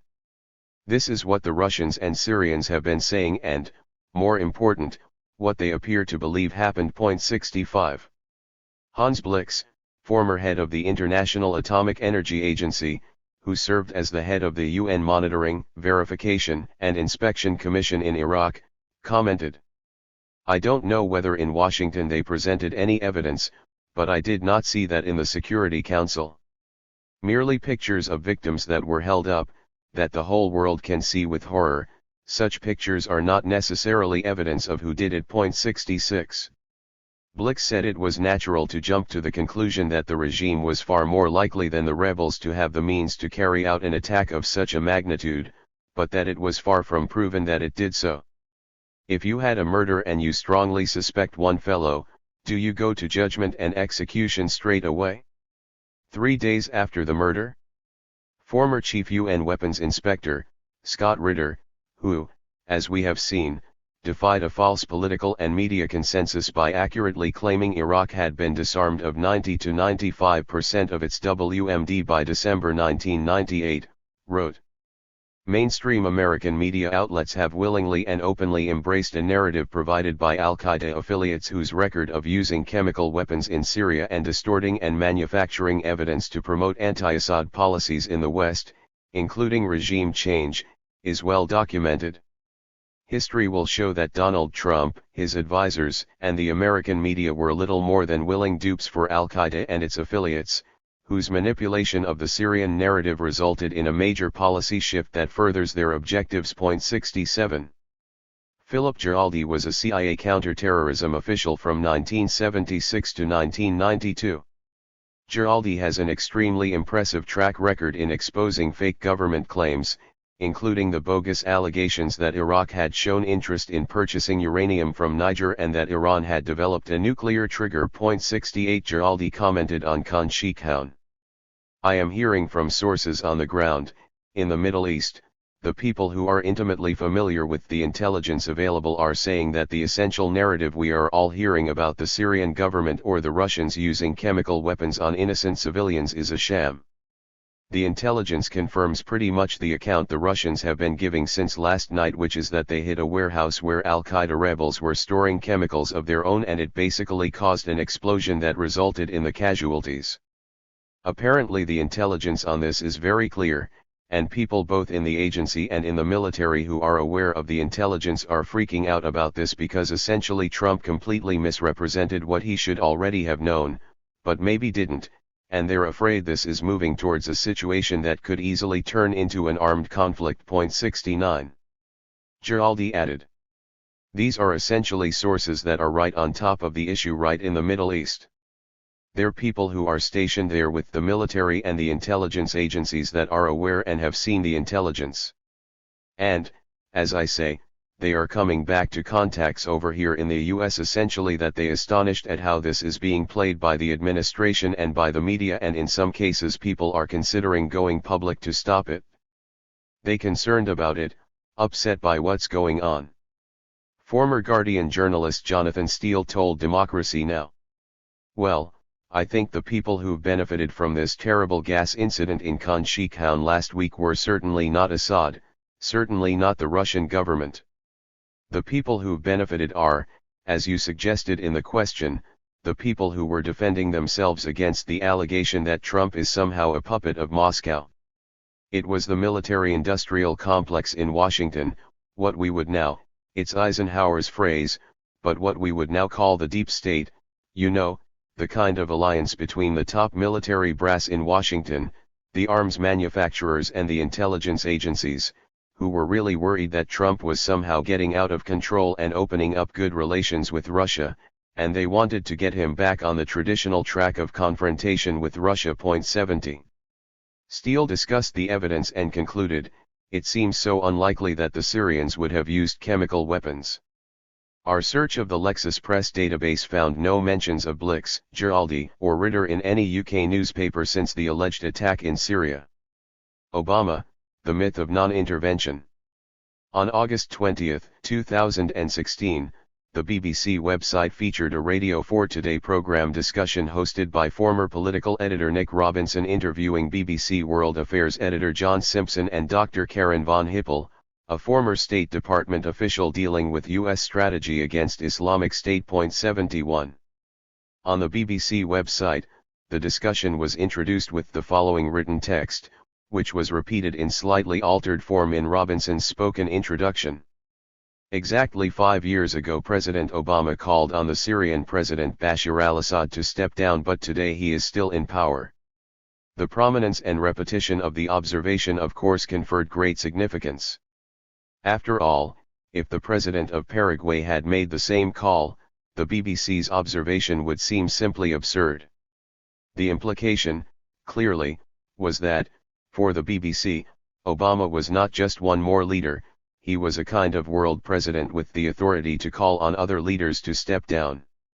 In reality, Obama made his demand, not in the name of the United Nations, or of the Syrian people, but because, as President George H.W.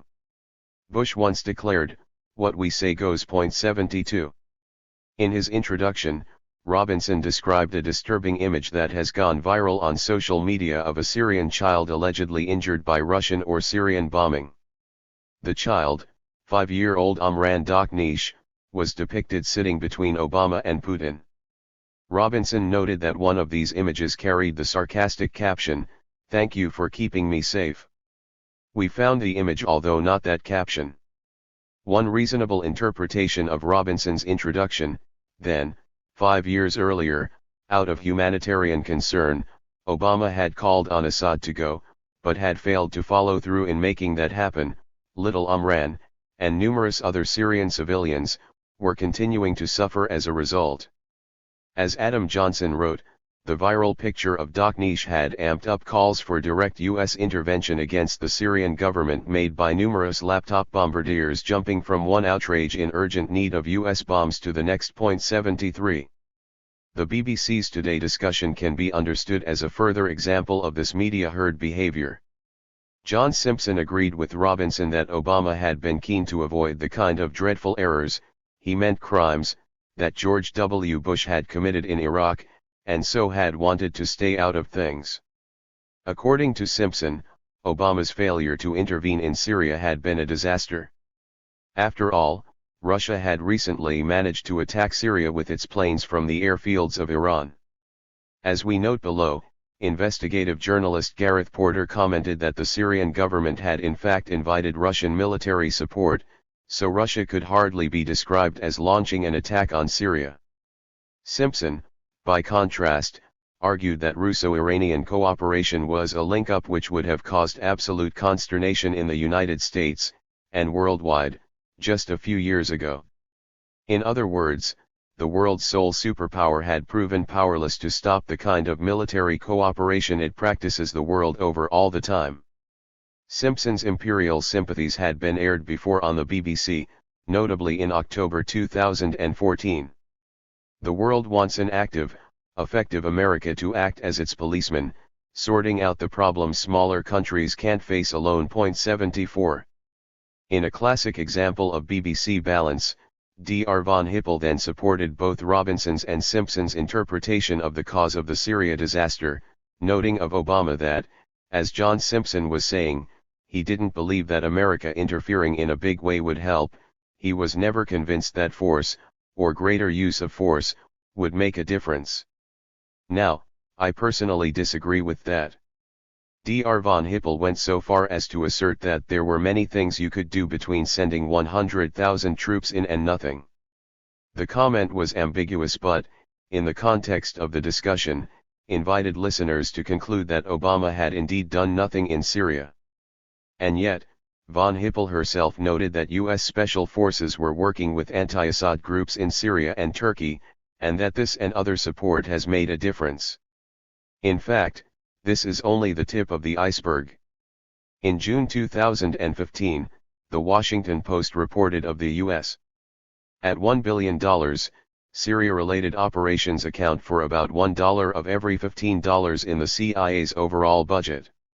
U.S. officials said the CIA has trained and equipped nearly 10,000 fighters sent into Syria over the past several years, meaning that the agency is spending roughly $100,000 per year for every anti-Assad rebel who has gone through the program. 75. Fair added some context. In addition to this, the Obama administration has engaged in crippling sanctions against the Assad government, provided air support for those looking to depose him, incidentally funneled arms to ISIS, and not incidentally aligned the CIA-backed Free Syrian Army with al-Qaeda. Regardless of one's position on Syria, or whether they think the US is somehow secretly in alliance with Assad, as some advance, one thing cannot be said, that the US has done nothing in Syria. This is historically false. 76. As noted above, the US also supplied 15,000 anti-tank missiles to Syrian rebels via Saudi Arabia. Western liberal commentators have ceaselessly raged at claims that the Syrian government has used chemical weapons and indiscriminate barrel bombs. We are unaware of any who have dared imagine how the US government would respond to thousands of foreign troops fighting on the US mainland using 15,000 TOW anti-tank missiles supplied by a foreign superpower to kill thousands of US troops, seriously threatening to overthrow the government. In 1945, Hiroshima and Nagasaki were vaporized without U.S. national survival ever being at stake. In March 2017, it was reported that Raytheon, which makes the TOW missile, had seen its shares triple in value since 2012. 77 Investor Place commented. As the world's largest missile maker, Raytheon experienced healthy demand for its products, particularly from foreign customers. Notably, rising demand from MENA or the Middle East and North Africa region will likely be the company's key revenue driver, going ahead. 78. None of this evidence registers with mainstream journalists. Instead, Nick Robinson observed that, there were a series of occasions in which David Cameron tried to persuade Obama, others were doing it, too, to take some form of military action, and at each stage he didn't want to do it. Yes, Simpson replied, I think that David Cameron was really frustrated towards the end. Obama, we were to believe, then, repeatedly refused to take some form of military action and was even guilty of silence, almost on Syria. Robinson then summarized the whole narrative. So, in other words, this is a disaster, not just for the people of Syria, but a strategic disaster for the United States, makes them look weak. If there was any doubt what strong means to Robinson, it was removed when he concluded the discussion by asking Simpson to respond to potential listener criticism. Just address those people who we know are listening at home who'll go, haven't they learned anything? We know that military intervention in the Middle East always produces a worse disaster than the one that we started with. In a Rumsfeldian reply, Simpson acknowledged that the conflict is fiendishly complicated, Nick, really, as you know, adding, whatever you do is going to have tremendous downsides. But that doesn't mean to say that everything you do, or don't do, is simply going to be the worst thing you can possibly do. There are some things that are worse than others. Perhaps it takes a world affairs editor to join the big picture dots with such insight. Simpson continued. And I think, sitting on your hands watching Putin running away with the whole thing is the worst possible thing that Obama could have done, and I think it's going to be a stain on his reputation permanently. This reminded us of the many cold-blooded comments that viewed the deaths of hundreds of thousands of people in Iraq as primarily a problem for the American brand, with tragic implications for the reputations of George W. Bush and Tony Blair.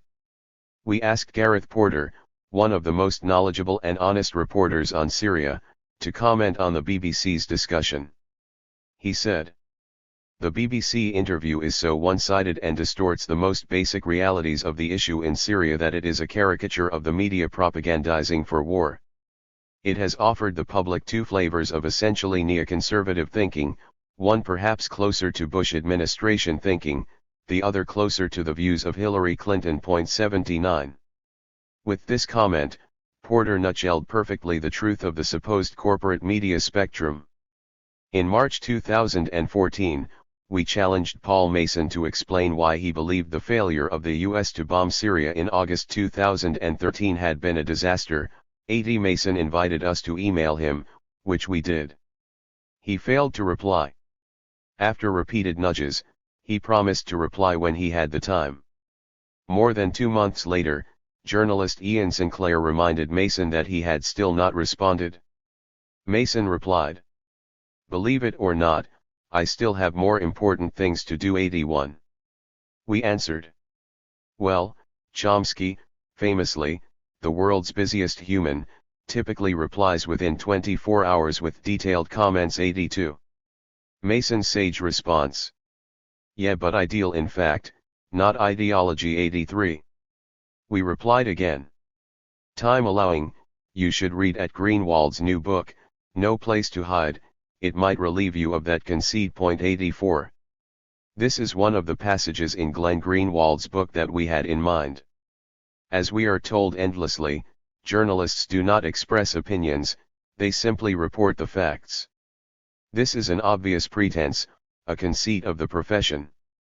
The perceptions and pronouncements of human beings are inherently subjective. Every news article is the product of all sorts of highly subjective cultural, nationalistic, and political assumptions. And all journalism serves one faction's interests or another. 85. Greenwald concludes of the U.S. press. Objectivity means nothing more than reflecting the biases and serving the interests of entrenched Washington.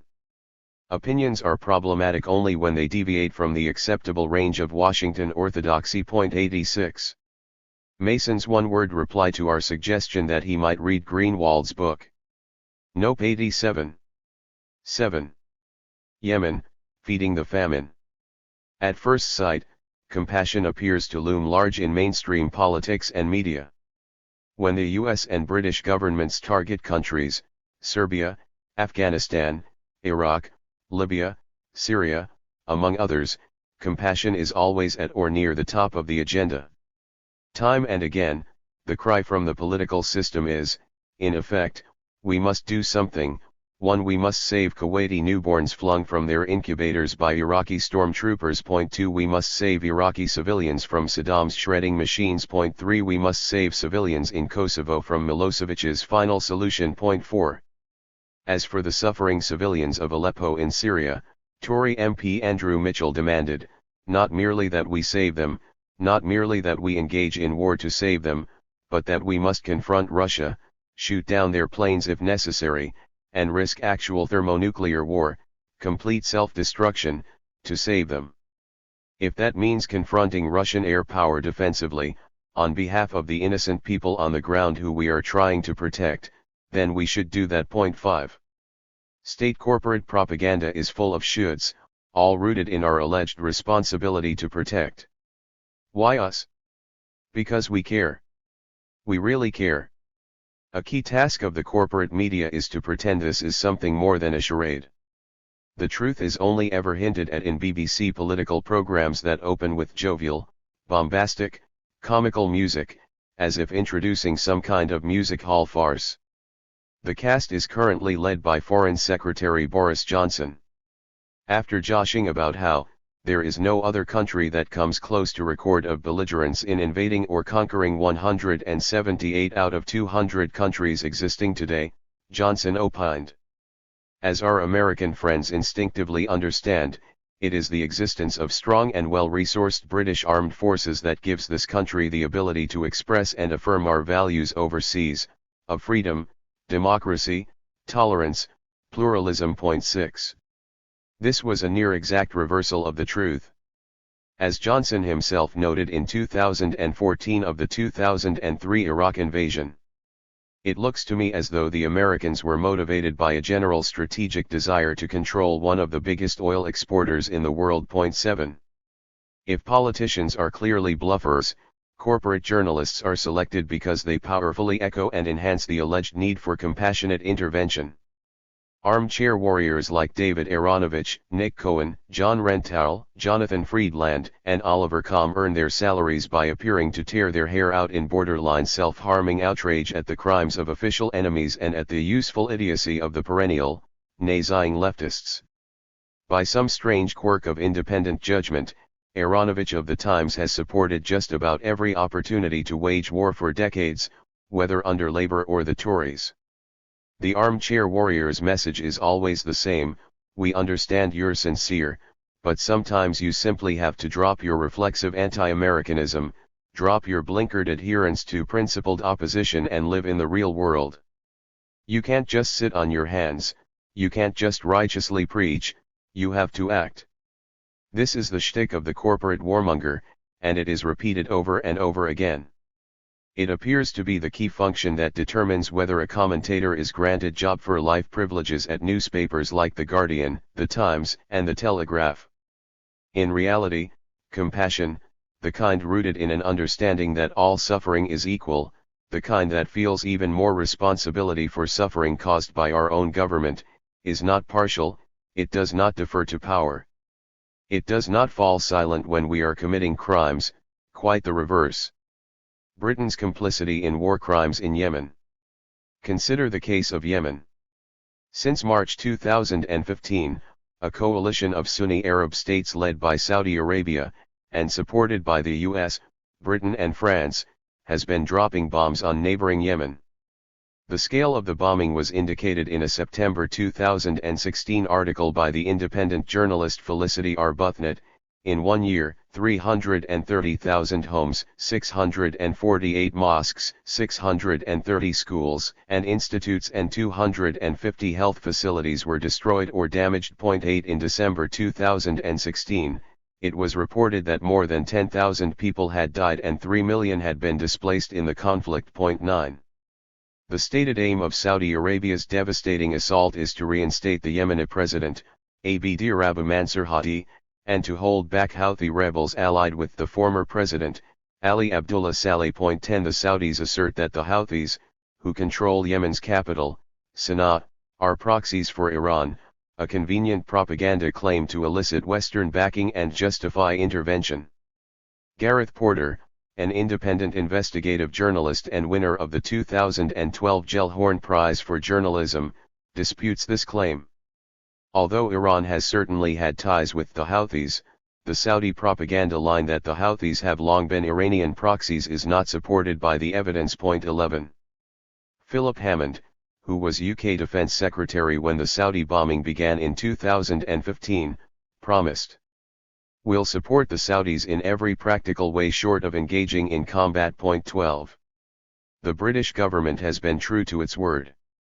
In August 2016, Campaign Against Arms Trade reported that UK sales to Saudi Arabia since the start of the attacks on Yemen included £2.2 billion of aircraft, helicopters, and drones, £1.1 billion of missiles, bombs, and grenades, and nearly £500,000 worth of armored vehicles and tanks. 13 In 2015 alone, the United States approved more than $20 billion in military sales to Saudi Arabia.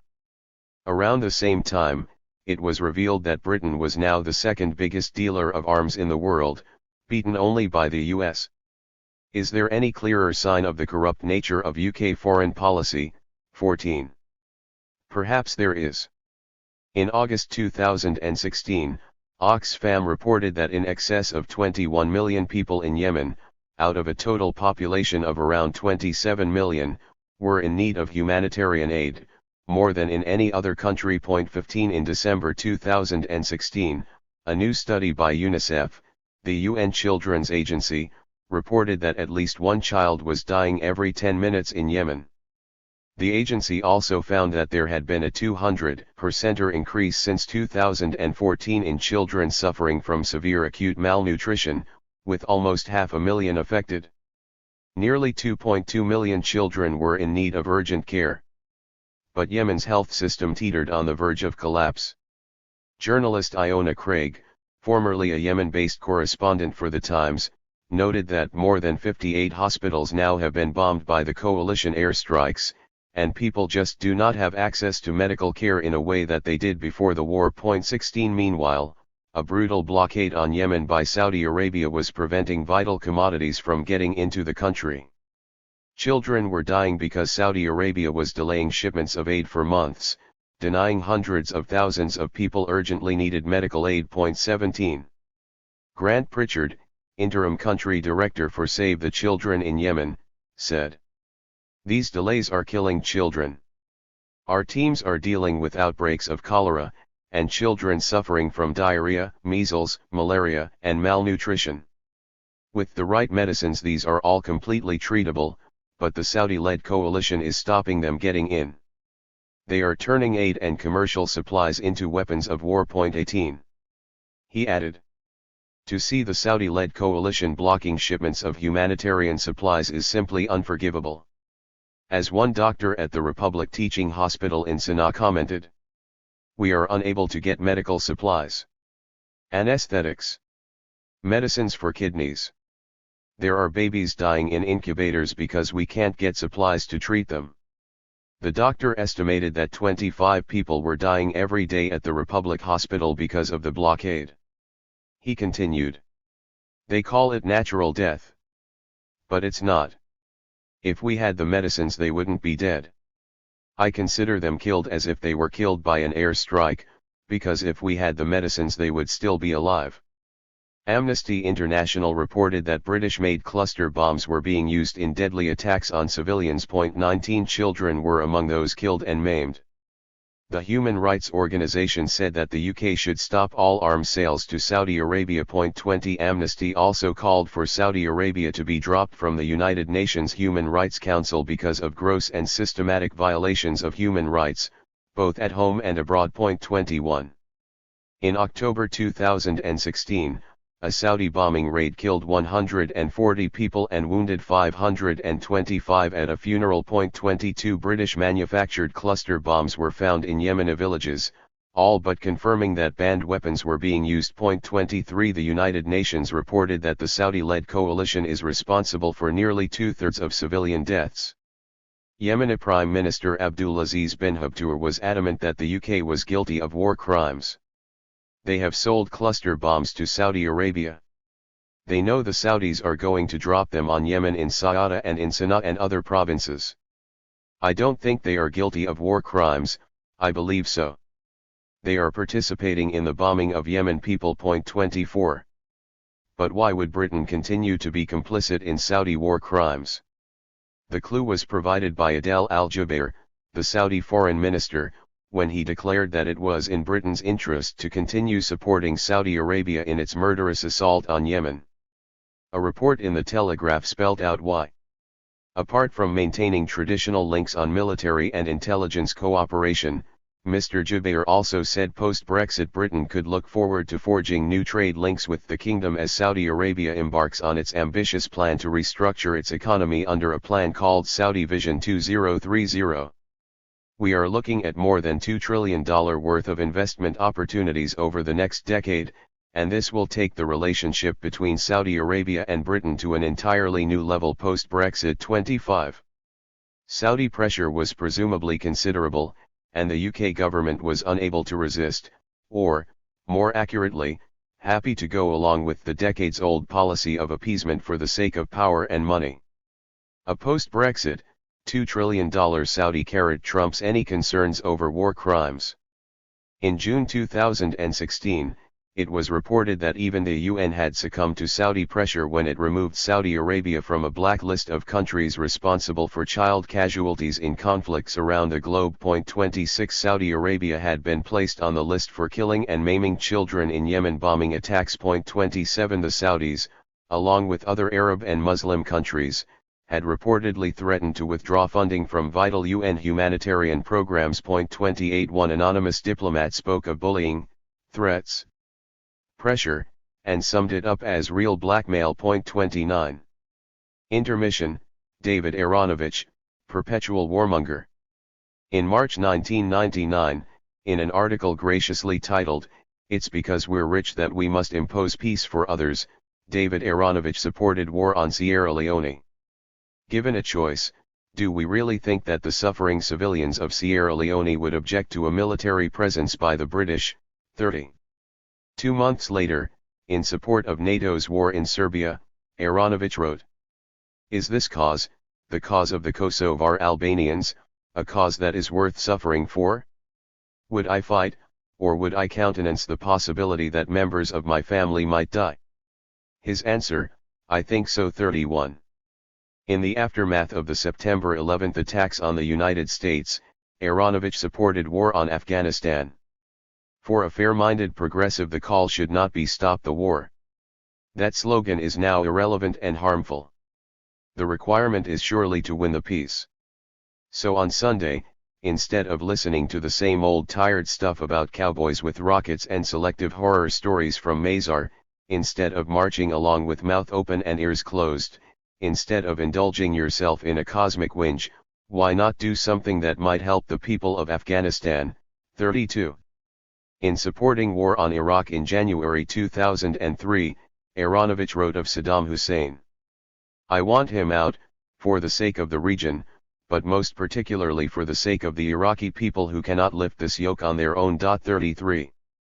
In 2011, Aronovich supported the war on Libya in an article titled, "Go for a no-fly zone over Libya or regret it." He commented, "We have a side here, let's be on it." 34. In 2012, Aronovich supported war on Syria. "I say we could arm the rebels so that they can defend themselves from the weapons supplied by the Russians. And I argue for safe havens inside Syrian territory for civilians and have to agree that this may well require military action to deal with Syrian air defenses." 35. In June 2014, Aronovich once again supported the bombing of Iraq. We must do everything short of putting boots on the ground to help the Kurds to defend themselves against ISIS and similar groups. 36. On Twitter in 2016, he was asked about Yemen. How do you feel then about Britain's role in what the Saudis are doing? 37. Aronovich responded, I haven't looked at it, and you're right, I must. 38. Since then, Aronovich has written not one word about the Yemen war, or Britain's role in it, callously waving away evidence of war crimes. The Guardian's liberal soft-peddling of UK complicity in war crimes and humanitarian nightmares was summed up by one editorial which lamented that Britain was sitting by as disaster unfolds. There was but a token mention that the war in Yemen was fueled in part by British and US bombs. 39. However, as pointed out by US-based media analyst Adam Johnson, there was vital context that was absent from the Guardian editorial: the British government's £3.3 billion in arms sales, as well as logistical support, surveillance assistance, and political cover. 40. In contrast to the Guardian's hand-wringing, Peter Auborn is a rare example of a Western journalist pointing unequivocally to British complicity in Yemen's nightmare. Together with Nawal al-Maghafi, Auborn reported in 2016 that we discovered indisputable evidence that the coalition, backed by the UK as a permanent member of the UN Security Council, is targeting Yemeni civilians in blatant breach of the rules of war. 41. This was shocking enough. But Auborn added that there was powerful evidence that the Saudi-led coalition has deliberately targeted hospitals across the country. 4 MSF hospitals had been hit by Saudi airstrikes prior to the organization's withdrawal from the country, even though MSF were careful to give the Saudi authorities their GPS positions. Auborn, who resigned as political commentator from The Telegraph in 2015, 42, placed Western complicity in Yemen's war and humanitarian crisis at the front and center of his reporting. He pointed out that Britain was continuing to sell arms to Saudi Arabia and its partners, despite copious evidence of breaches of international humanitarian law presented by human rights organizations. This was an echo of Britain's shameful role in arming Indonesia while it crushed tiny, independence-seeking East Timor, killing around 200,000 people in the years following the 1975 invasion. Noam Chomsky described that as a slaughter of near-genocidal levels. 43. He noted, by 1998, Britain had become the leading supplier of arms to Indonesia, over the strong protests of Amnesty International, Indonesian dissidents, and Timorese victims. Arms sales are reported to make up at least a fifth of Britain's exports to Indonesia, led by British aerospace. 44. In the case of Yemen, the British Foreign Office repeatedly denied that Saudi Arabia had broken humanitarian law, asserting for months that the Foreign Office's own assessment had cleared the Saudis of any wrongdoing. As Auborn noted, however, on July 21, 2016, the last day of Parliament before the long summer recess, the British government was forced to admit that it had repeatedly misled Parliament over the war in Yemen. 45. It turned out that no such assessment had taken place, a grudging and damaging admission that ministers had clearly hoped to slip out quietly just before summer without proper scrutiny. Auborn described it as a dark moment of official embarrassment. You had to dig deep in the BBC News website to find even scant mention of this disgraceful episode. 46. Moreover, Britain supported a UN Security Council resolution backing a Saudi blockade, and the UK also provided the Saudis with intelligence and logistical support. Auborn continued, perhaps most crucially of all, Britain and the United States have provided Saudi Arabia with diplomatic cover. Last year, Britain and the United States helped to block a Dutch initiative at the UN Human Rights Council for an independent investigation into violations of international humanitarian law. 47. In a powerful accompanying filmed report on the destruction of Yemen's capital Sana'a, Auborn concluded, this city of old Sana'a is as extraordinary, as priceless, as unique as any of the masterpieces of Western civilization like Florence or Venice. Just imagine the outcry if bombs were falling on Florence or Venice. But because this is old Sana'a, in forgotten Yemen, nobody cares a damn. 48. Least of all Boris Johnson, who callously waved away copious evidence of Saudi breaches of international humanitarian law.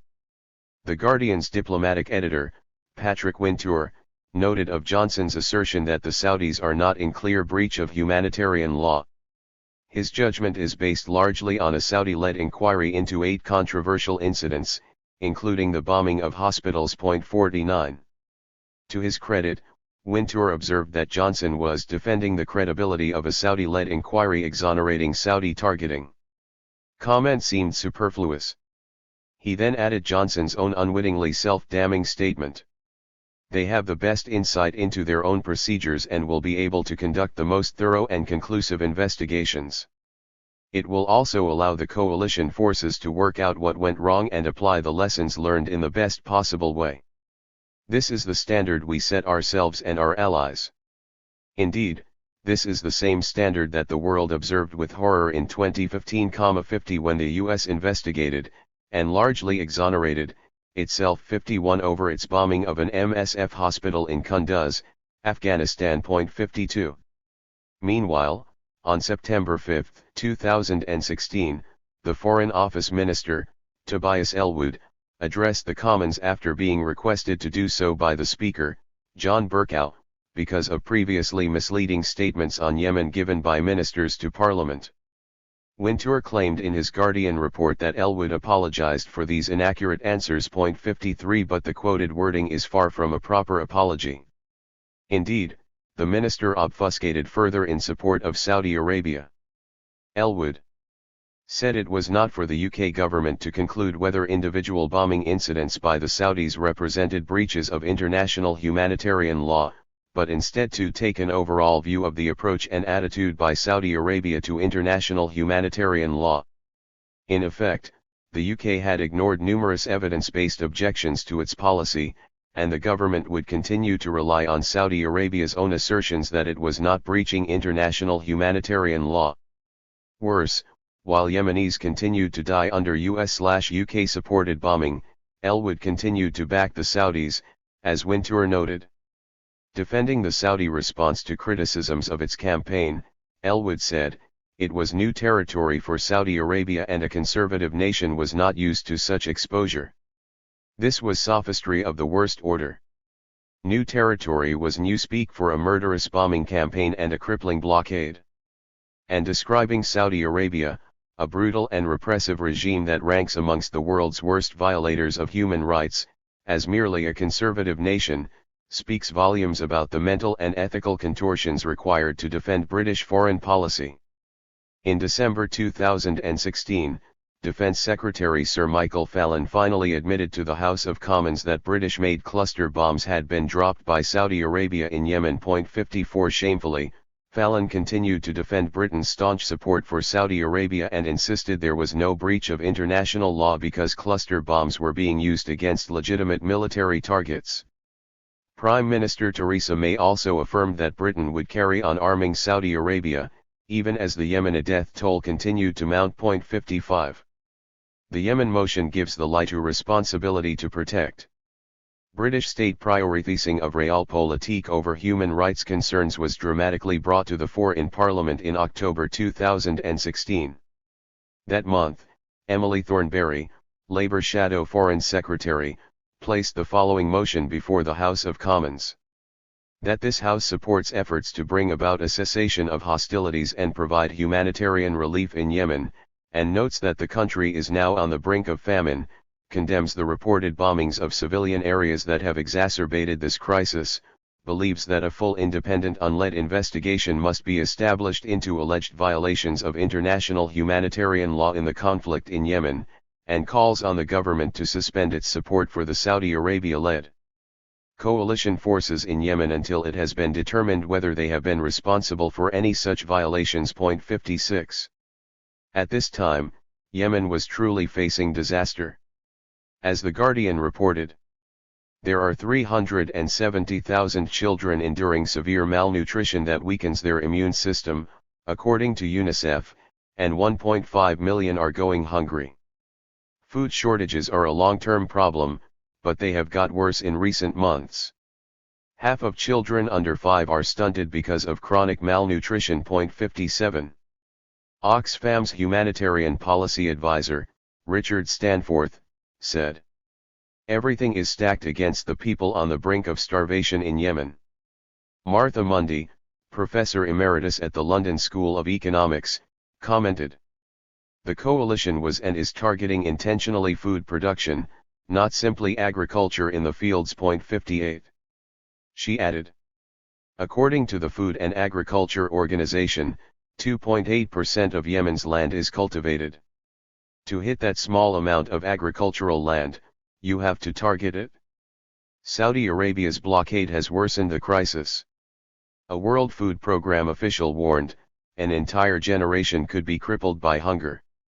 At least 14 million Yemenis, more than half of the country's population, were going hungry. 59. More than one-third of all Saudi-led air raids on Yemen have hit civilian sites, such as schools, hospitals, markets, mosques, and economic infrastructure, including factories and power stations. 60. As for Thornberry's motion, more than 100 Labour MPs, almost half the Parliamentary Labour Party, failed to support it. As a result, the motion was defeated by 283 votes to just 193, a majority of 90.61. Labour MP John Woodcock had dismissed the motion in advance as mere gesture politics.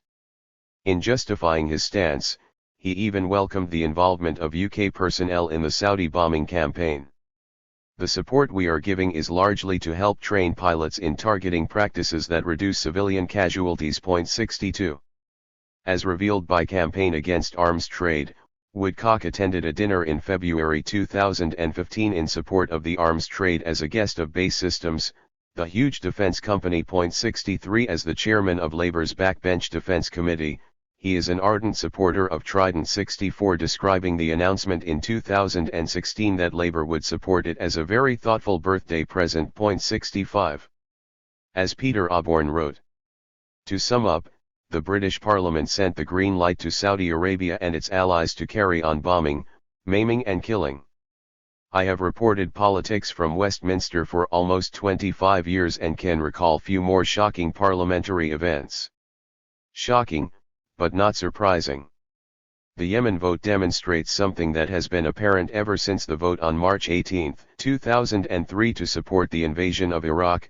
The party of war holds a majority in the Commons. It comprises virtually all of the Conservative Party and the Blairite wing of Labour." 66. Since the rejection of the motion, "Do Something," Crusaders Aronovich and Cohen have, as far as we can see, printed not a word about our responsibility to protect civilian life in Yemen. In the entire UK mainstream press, we found a single opinion piece, in The Guardian, condemning the vote, headlined, "The Labour rebels who didn't back the Yemen vote have blood on their hands." 67. A curiously vague Guardian leader commented merely of the Yemen motion.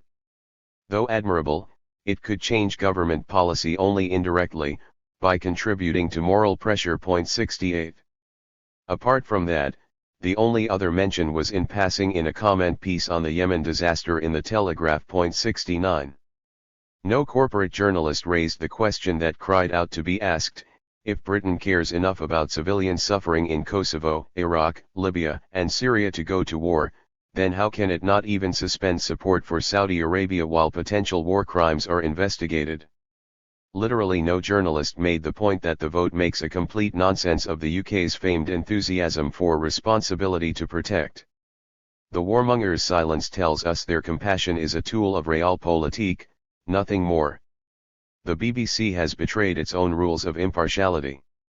In May 2017, mainstream media coverage of a trip by US President Trump to Saudi Arabia, where he signed trade deals worth around $350 billion, virtually ignored Yemen. 70. The trade agreement included an arms deal of $110 billion, which the White House described as the single biggest in US history.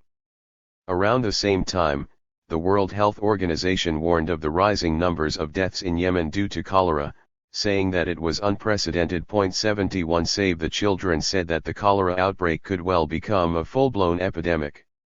Moreover, The upsurge comes as the health system, sanitation facilities, and civil infrastructure have reached breaking point because of the ongoing war. 72. As Gareth Porter observed via Twitter, world leaders are silent as #Yemen faces horrible cholera epidemic linked to #Saudi war and famine.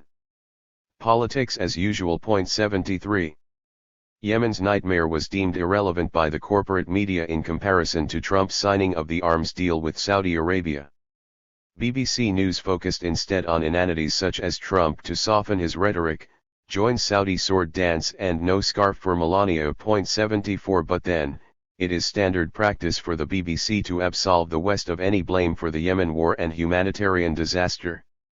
British historian Mark Curtis posed a vital question that journalists fear to raise, not least those at the BBC: is there, in effect, collusion between the BBC and UK arms manufacturer Base Systems not to report on UK support for the Saudi bombing of Yemen, and not to make it an election issue?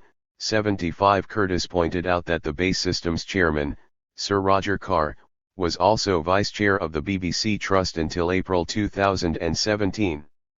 The BBC Trust's role was to ensure the BBC lived up to its statutory obligations to the public, including news balance and impartiality. How could Sir Roger's dual role not suggest a major potential conflict of interest? Curtis gave a damning assessment of BBC reporting on foreign affairs, particularly during the 2017 general election campaign. First, he made the point that one aspect of a free and fair election is nonpartisan coverage by state media. 76. He continued, yet BBC reporting on Britain's foreign policy is simply amplifying state priorities and burying its complicity in human rights abuses. The BBC is unable to report even that Britain is at war, in Yemen, where the UK is arming the Saudis to conduct mass bombing, having supplied them with aircraft and £1 billion worth of bombs, while training their pilots. Curtis then provided some telling statistics. From April 4 to May 15, the BBC website carried only 10 articles on Yemen but 97 on Syria, focusing on the crimes of an official enemy rather than our own. Almost no BBC articles on Yemen mention British arms exports. Theresa May's government is complicit in mass civilian deaths in Yemen and pushing millions of people to the brink of starvation. That this is not an election issue is a stupendous propaganda achievement. Our own newspaper database searches reveal that, during the 2017 general election campaign, there was no significant journalistic scrutiny of May's support of Saudi Arabia's bombing of Yemen. The subject was even deemed radioactive during a public meeting in Rye, Sussex, when Home Secretary Amber Rudd, standing for re-election, appeared to shut down discussion of arms sales to Saudi Arabia. Electoral candidate Nicholas Wilson explained what happened. At a hustings in Rye on June 3, where I am standing as an independent anti-corruption parliamentary candidate, a question was asked about law and order. Home Secretary Amber Rudd, in answering it, referred to the Manchester terrorist attack. I took up the theme and referred to UK arms sales to Saudi Arabia and HSBC business there. She spoke to and handed a note to the chairman, who removed the mic from me. 77. The footage of this shameful censorship deserves to be widely seen. If a similar event had happened in Russia or North Korea, it would have received intensive media scrutiny here. Once again, we note the arms connection with the BBC through Base Systems chairman, Sir Roger Carr. Wilson has also pointed out a potential conflict of interest between HSBC and the BBC through Rona Fairhead, who was a non-executive director of HSBC while serving as chair of the BBC Trust. 78. These links, and Theresa May's support for the Saudi regime, went essentially unexamined by the BBC. And yet, when BBC political editor Laura Ginsberg responded to Corbyn's manifesto launch, her subtle use of language betrayed an inherent bias against Corbyn and his policies on foreign affairs. 79. She wrote, rather than scramble to cover up his past views for fear they would be unpopular, he would double down, proudly. Ginsberg's pejorative vocabulary, scramble, cover up, unpopular, delivered a powerful negative spin against Corbyn policies that, in fact, were hugely to his credit. When has Ginsburg ever pressed May over her appalling voting record on Afghanistan, Iraq, Libya, Syria, and Yemen? In fact, there was no need for May to scramble to cover up her past views. Why not? Because the mainstream media rarely, if ever, seriously challenged her about being consistently and disastrously wrong in her foreign policy choices, not least, on decisions to go to war. 8. The BBC as a propaganda machine. When we started Media Lens in 2001, our aim was to test the limits of free speech in all corporate media, but particularly in media famed for their fairness and honesty. As should be obvious, the limits of rational thought are not set by right-wing press like The Times and The Sun, they are set by The Guardian, The Independent, Channel 4 News and the BBC. We began Media Lens with the expectation that professional journalists would be willing to engage in rational debate. We assumed that journalists would be keen to defend themselves against evidence-based charges of bias and distortion. In support of this aim, we were determined to do our best to maintain a polite and non-aggressive tone. As quickly became clear, high-profile journalists, faded as stars and even celebrities, respond to even gentle criticism like scalded cats. Aggression gives them a welcome excuse to dismiss a challenge as mere rudeness. We used a non-aggressive approach based only on highly credible, referenced sources and solid arguments. Often, we were simply asking questions: why did you say or write this, given that X and Y said that? We didn't expect an easy ride. We initially worked on Media Lens in our spare time with zero resources, challenging full-time journalists supported by teams of researchers, high-level sources, insider access, and so on. Surely, they knew far more than we did. Surely, we would be severely tested. In the early years of Media Lens, and indeed just prior to setting it up, we had extensive email exchanges with journalists. Edwards conducted telephone interviews with senior journalists John Snow of Channel 4 News, Roger Alton, then editor of The Observer, and Alan Rusbridger, then editor of The Guardian. Snow set the tone for many of the interactions we have experienced in the subsequent 17 years with shocking aggression and rudeness. He dismissed our media analysis out of hand as bollocks. Total bollocks. I think you're bananas. You're completely off the clock, despite professing to be Chomsky fan numero uno. Did the corporate nature and funding of mass media mean there was a problem with structural bias? No, the problem was lazy journalism. But isn't there a pattern to the lazy journalism? No, unfortunately there is not. 1. Alton was amiable but bewildered. Rusbridger set the other major tone: canny obfuscation and bland diversion.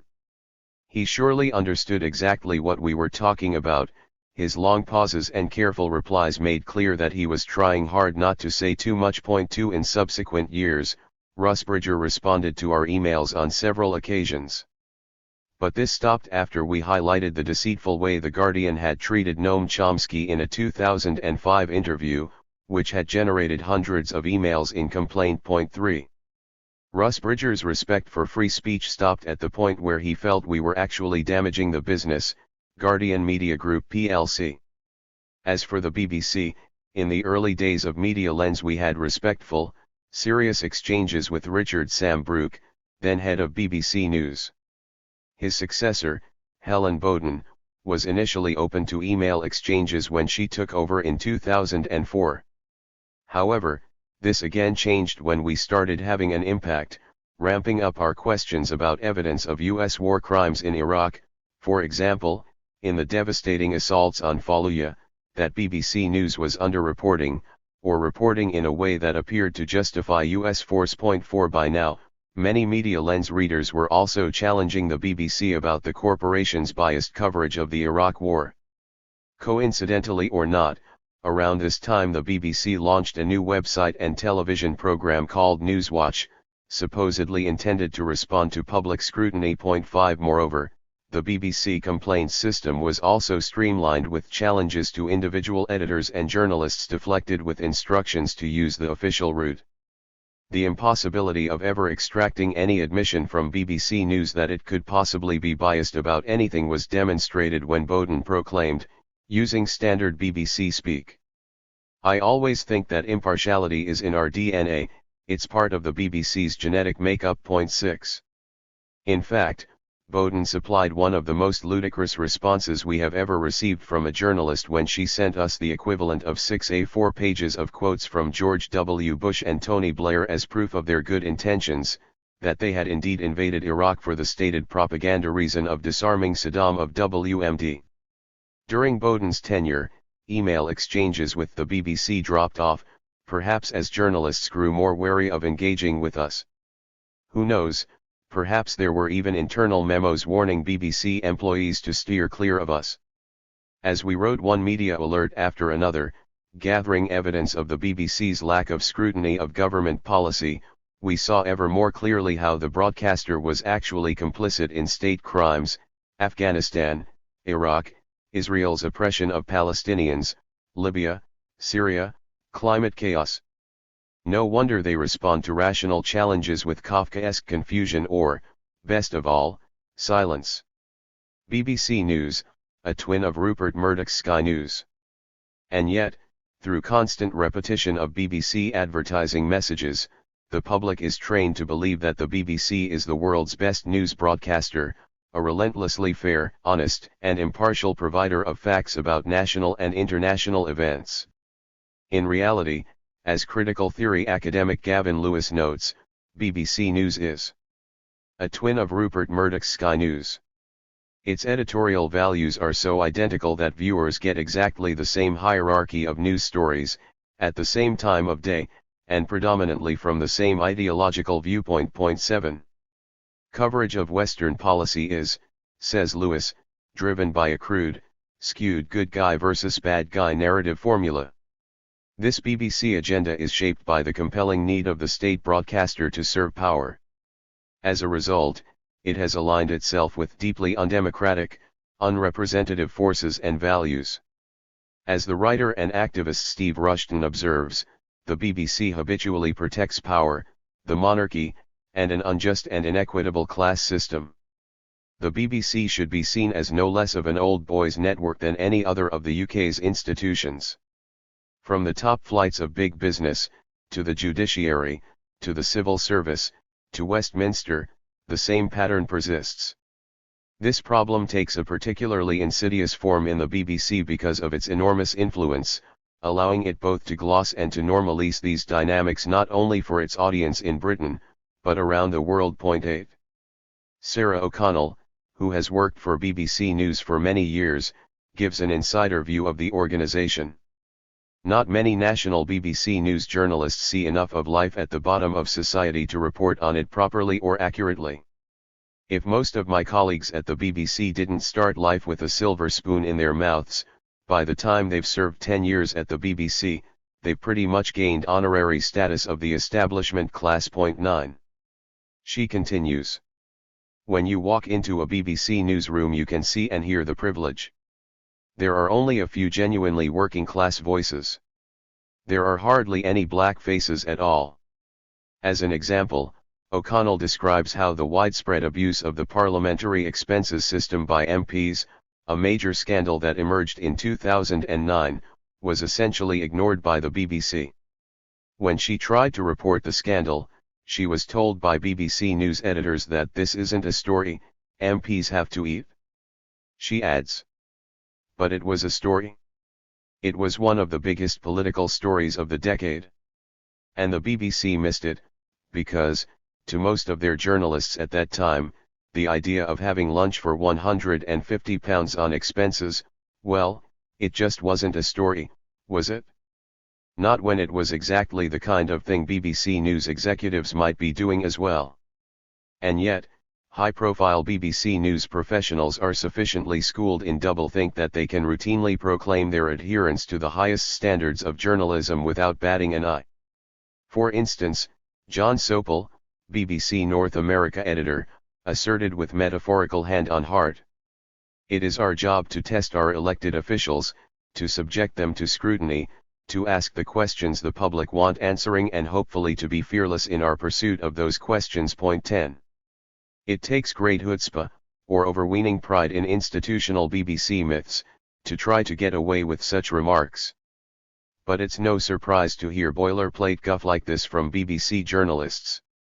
After all, the man who was leading Sopel from atop BBC News was James Harding, a former Times editor under Rupert Murdoch, who churned out corporate PR speak, piously declaring that BBC journalism has an uncompromising commitment to accuracy, to impartiality, to diversity of opinion, and to the fair treatment of people in the news. Point 11. Harding added, "If you make a mistake, you should correct it as soon as you become aware of it, particularly in live and continuous news or on a website. But what happens when the BBC's mistake is to channel and amplify pro-government and pro-business ideology, day after day, as we have seen throughout this book? When has this ever been corrected by the BBC?"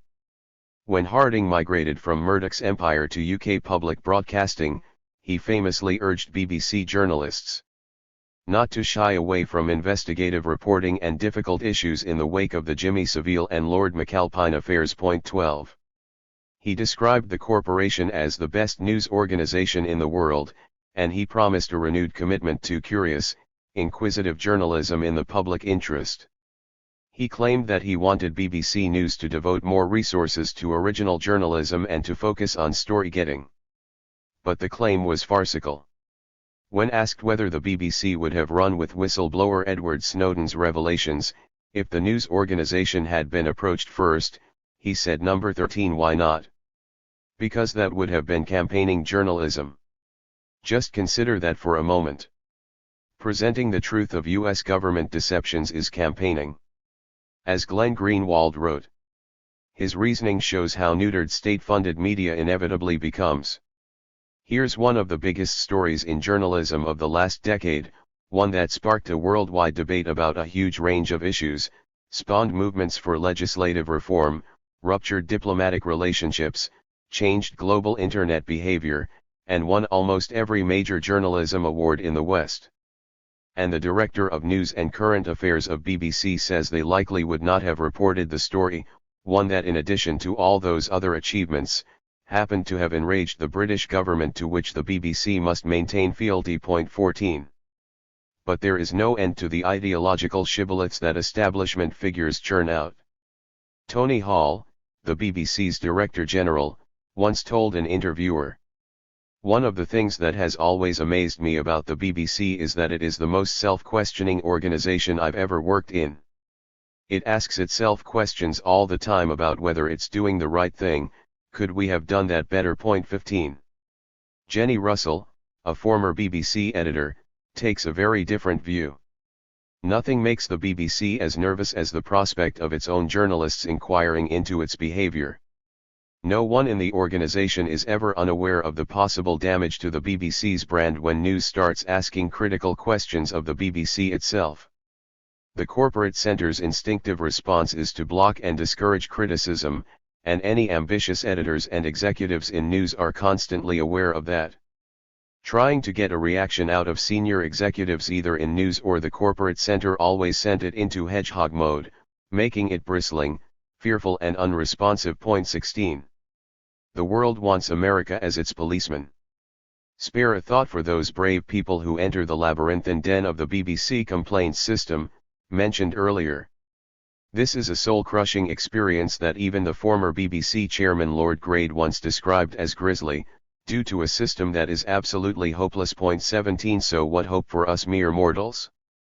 Anyone who makes the attempt is surely forever disabused of the notion that BBC News engages with, or indeed serves, the public in any meaningful way. Helen Bowden, then head of BBC News, once joked about how she evaded public complaints that were sent to her on email.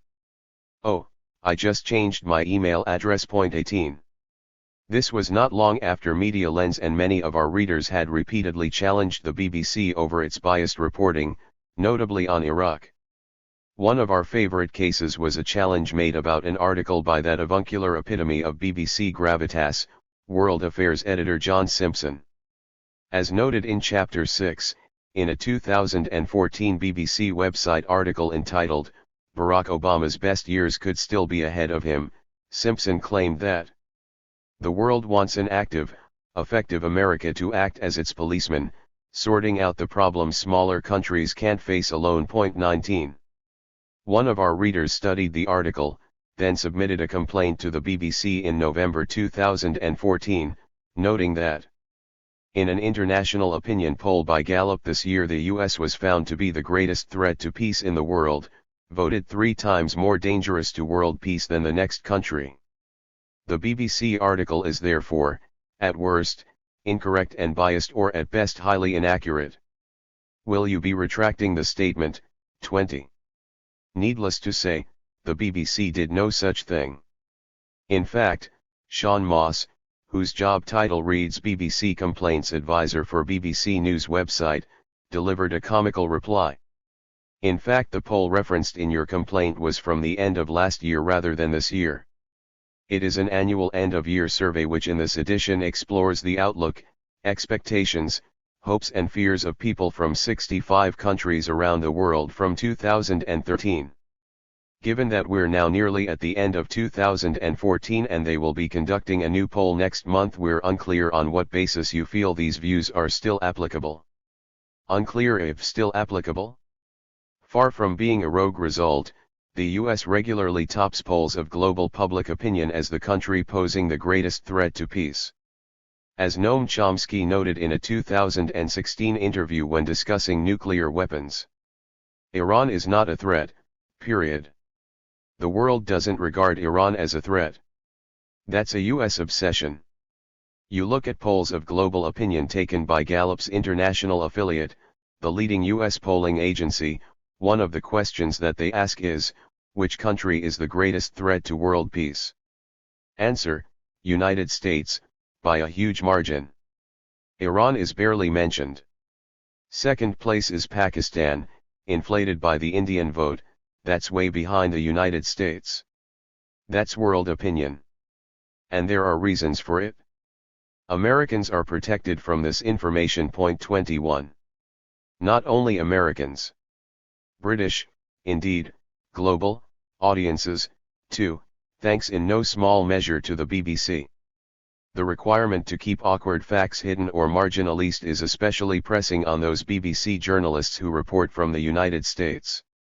Thus, in an online report titled The Decline of U.S. Power, the BBC New York correspondent Nick Bryant had to tread carefully in mentioning America's approval rating, as measured by Gallup. In Asia, America's median approval rating in 2014, as measured by Gallup, was 39%, a 6% drop since 2011. In Africa, the median approval went down to 59%, the lowest since polling began, despite Obama hosting the US Africa Leaders Summit in Washington in August, last year. 22. There was no mention of the finding that, as noted above, global public opinion regularly regards the US as the country that is the greatest threat to world peace, and by a considerable margin. 23.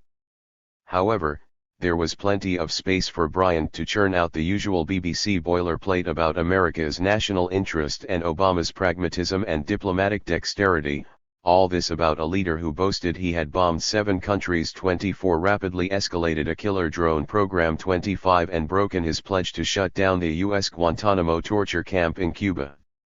A load of tosh. On January 22, 2018, BBC News at 10 broadcast a piece by defense correspondent Jonathan Bale reporting a speech by General Sir Nick Carter, the British Army's Chief of General Staff. Carter gave his speech, pleading for more resources in the face of the Russian threat, at the Royal United Services Institute, an establishment think tank with close links to the military and corporate media. Bale began his BBC News piece with a prologue of raw propaganda, delivered in an urgent and impassioned tone. Russia's building an increasingly modern and aggressive military. Already tested in battle in Syria, using weapons Britain would struggle to match, like long-range missiles. In Ukraine, they've been using unconventional warfare, electronic cyber and misinformation. And they're even on maneuvers on Europe's doorstep, with large-scale exercises near NATO's borders. Enough to worry the head of the British Army, who tonight gave this rare public warning. The essence of Carter's rare public warning was that Russia was building an increasingly aggressive expeditionary force, and the potential military threats to the UK are now on Europe's doorstep. The Kremlin already boasted an eye-watering quantity of capability, a level the UK would struggle to match. Britain must take notice of what is going on around us, or the ability by the UK to take action will be massively constrained. Point 26. Carter continued. Rather like a chronic contagious disease, it will creep up on us, and our ability to act will be markedly constrained, and we'll be the losers of this competition. The BBC reported that the Army Chief's warning had been approved by the Defence Secretary, Gavin Williamson. On News at 10, Beale's reporting of the speech amplified the Army Chief's message, in other words, the Defence Secretary's stance, by deploying such key phrases as increasingly aggressive, tested in battle, Britain would struggle to match, maneuvers on Europe's doorstep, near NATO's borders. There was, of course, no mention of US/NATO encroachment towards Russia since the fall of the Soviet Union, or the US bases 28 and military exercises 29 close to Russia's borders as well as globally, or the long history 30 of US threats and major crimes 31 around the world.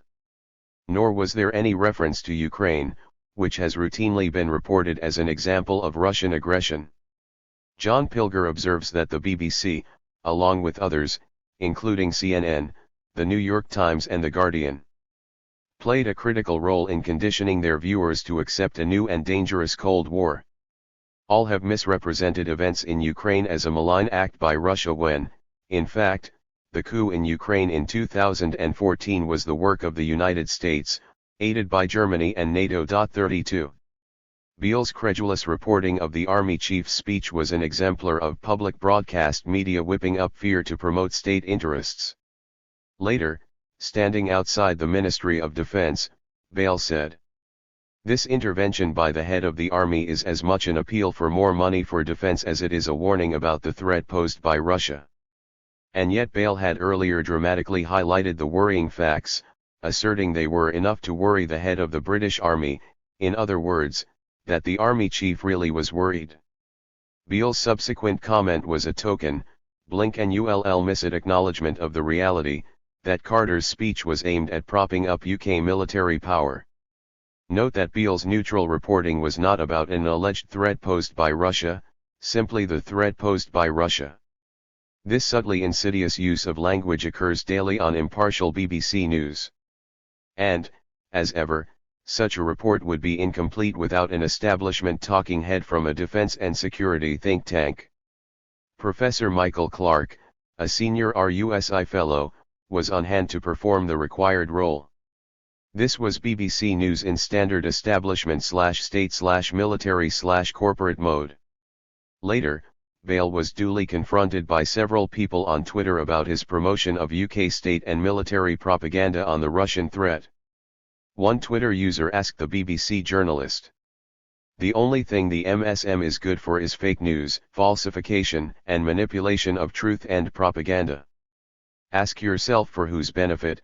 33. This is a reasonable starting point for a debate about the major news media. But Beale did not distinguish himself with the quality of his response. What a load of tosh. 34.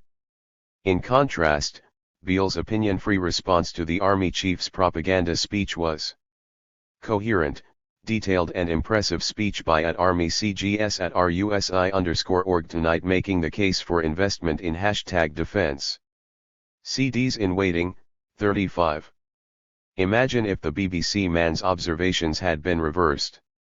It is, of course, completely unthinkable that a BBC reporter would respond to a major military or political speech with "What a load of tosh." It would be equally unthinkable for a BBC journalist to respond to a speech by, for example, Noam Chomsky, with coherent, detailed and impressive speech tonight exposing Western war propaganda. And likewise, a dissident expert would never be invited to respond scornfully, or even sceptically, to a speech by the likes of Sir Nick Carter on the BBC's News at 10. Dying in a ditch for BBC News impartiality. The irony in the ongoing corporate media allegations about fake news is that, as Glenn Greenwald noted, those who most loudly denounce fake news are typically those most aggressively disseminating it. 36 That is because the corporate media fears losing control of the media agenda. As for BBC News, its privileged, publicly funded position as supposedly the world's most trusted broadcaster is under threat. So, while reasonable questions can be asked, 37 of the growing behemoths of the media landscape, Google, YouTube, and Facebook, mainstream journalists know full well not to scrutinize publicly their own industry's output of state corporate fake news. Thus, following the U.S. presidential election in November 2016, BBC technology correspondent Rory Cellan-Jones could safely hold Facebook up to the light and ask, if Facebook or something similar had not existed, would Donald Trump still be heading for the White House? That is hard to say, but what does seem likely is that social media served to polarize views in what was already a bitter election and may have encouraged a few hesitant voters to come out for Mr. Trump. This makes Facebook's claims that it is just a technology platform, rather than a hugely powerful media company with Mark Zuckerberg as editor-in-chief, look very thin indeed. But there are few signs that the company is ready to face up to this heavy responsibility or engage in some serious soul-searching. 38. It would be remarkable if a BBC journalist were to write of his or her employer. There are few signs that the broadcaster is ready to face up to this heavy responsibility or engage in some serious soul-searching. But then, as John Pilger noted, propaganda is most effective when our consent is engineered by those with a fine education, Oxford, Cambridge, Harvard, Columbia, and with careers on the BBC, The Guardian, The New York Times, The Washington Post. 39. As a prime example, consider Laura Ginsberg, the BBC's political editor. In 2016, Press Gazette awarded her the accolade of Journalist of the Year. 40 She told the trade paper proudly that, "I would die in a ditch for the impartiality of the BBC." 41. Two former senior BBC figures would dispute that self-serving depiction of die-hard BBC impartiality. Greg Dyke, a former BBC Director General, made no bones about it when he declared, "The BBC is part of a conspiracy preventing the radical changes needed to UK democracy." 42. Dyke argued that a parliamentary commission should look into the whole political system, adding that, "I fear it will never happen because I fear the political class will stop it." And Sir Michael Lyons, former chairman of the BBC Trust, admitted in 2016 that there had been some quite extraordinary attacks on Labour leader Jeremy Corbyn by the BBC. 43. Up to and including dying in a ditch, Ginsberg would do anything to defend the impartiality of the BBC. Well, perhaps not anything. Asked for her impartial view on why 35,000 members of the public had signed a petition 44 calling for her to be sacked for her bias, Ginsberg replied rather less heroically, "I'm not going to get into that." 45. De Friedman, professor of media and communications at Goldsmiths, University of London, says of the kind of anti-Corbyn bias displayed by Ginsberg that it isn't an accident or a one-off example of bad journalism but is built into a media system that is intertwined with the interests that run the country. 46. He adds, "This doesn't mean that there's a smoke-filled room somewhere where anti-Corbyn people get together. I think you just call it a routine editorial meeting. The point is many senior journalists reflect the dominant strain that runs through their newsrooms, one based on the assumed benefits of neoliberalism and foreign intervention and the undesirability of redistribution, nationalization, and people like Jeremy Corbyn who don't share the same social circles or ideological commitments." As Friedman rightly concludes, "We need a wholly different media system, one that's not afraid to challenge power because it's not steeped in power in the first place." 9. Dismantling the National Health Service. Noam Chomsky once described the standard state corporate strategy for handing over public services to private interests. If you want to privatize something and destroy it, a standard method is first to defund it, so it doesn't work anymore, people get upset and accept privatization. Point 1. Few political acts have illustrated this better, and simultaneously exposed the sham of British democracy, than the decision to dismantle the National Health Service. The Health and Social Care Act 2012 has an innocuous title, but the consequences have been enormous. 1. The long-standing obligation of the UK government to provide universal health care was ditched. 2. The NHS was carved open for exploitation by private interests. Most fundamentally, the new Act removed the formal commitment of the Secretary of State for Health to provide health care for every man, woman, and child in England. In effect, this removed the founding principle of the NHS, set up in 1948. It means that one of the finest health services anywhere, created by the British people in the wake of the Second World War, had just been primed for demolition. Private companies would now be able to move in and take over NHS infrastructure such as hospitals. The new law also allowed hospitals to earn up to 49% of their revenue from private patients, previously the limit was 2%. Doctors and nurses warned this would create a two-tier system, with one queue for the rich and one for the poor, with the rich having priority regardless of the seriousness of their condition. People could wave farewell to one of the founding principles of the NHS, to supply care based on need, not on the ability to pay. In 2006, then Conservative leader David Cameron had spoken out passionately in support of the NHS. When your family relies on the NHS all the time, day after day, night after night, you know how precious it is. So for me, it's not just a question of saying the NHS is safe in my hands. My family is so often in the hands of the NHS. So I want them to be safe there. Cameron had pledged that a Tory government would not bring in any more pointless and disruptive reorganisations. He added, "Yes, change is necessary in the NHS. But that change must come from the bottom up, driven by the wishes and needs of NHS professionals and patients." Point 2. The coalition agreement between the Tories and the Lib Dems of May 2010, following the general election that spring, had promised, "We will stop the top-down reorganisation of the NHS." 3. That promise was well and truly smashed. The government tried to justify the bill by arguing that the NHS was not working and that it must be reformed. In fact, a study published in the Journal of the Royal Society of Medicine found that the NHS is one of the fairest, most cost-effective and efficient healthcare systems in the world. Point 4. The NHS bill was hideously complicated and virtually unreadable. Critics claimed this was intentional, serving to hide the bill's true purpose, selling off more and more of the NHS to private companies. For example, the British Medical Association denounced the bill as complex, incoherent, and not fit for purpose, and almost impossible to implement successfully, given widespread opposition across the NHS workforce. Point 5. Richard Horton, editor of The Lancet, the prestigious medical journal, warned that instigating a new era of private sector colonization of health services was simply reckless. Not one expert inside or outside government believes this is a sensible strategy. 6. As a result, he said, there would be unprecedented chaos in the NHS. He continued, "People will die, thanks to the government's decision to focus on competition rather than quality in health care.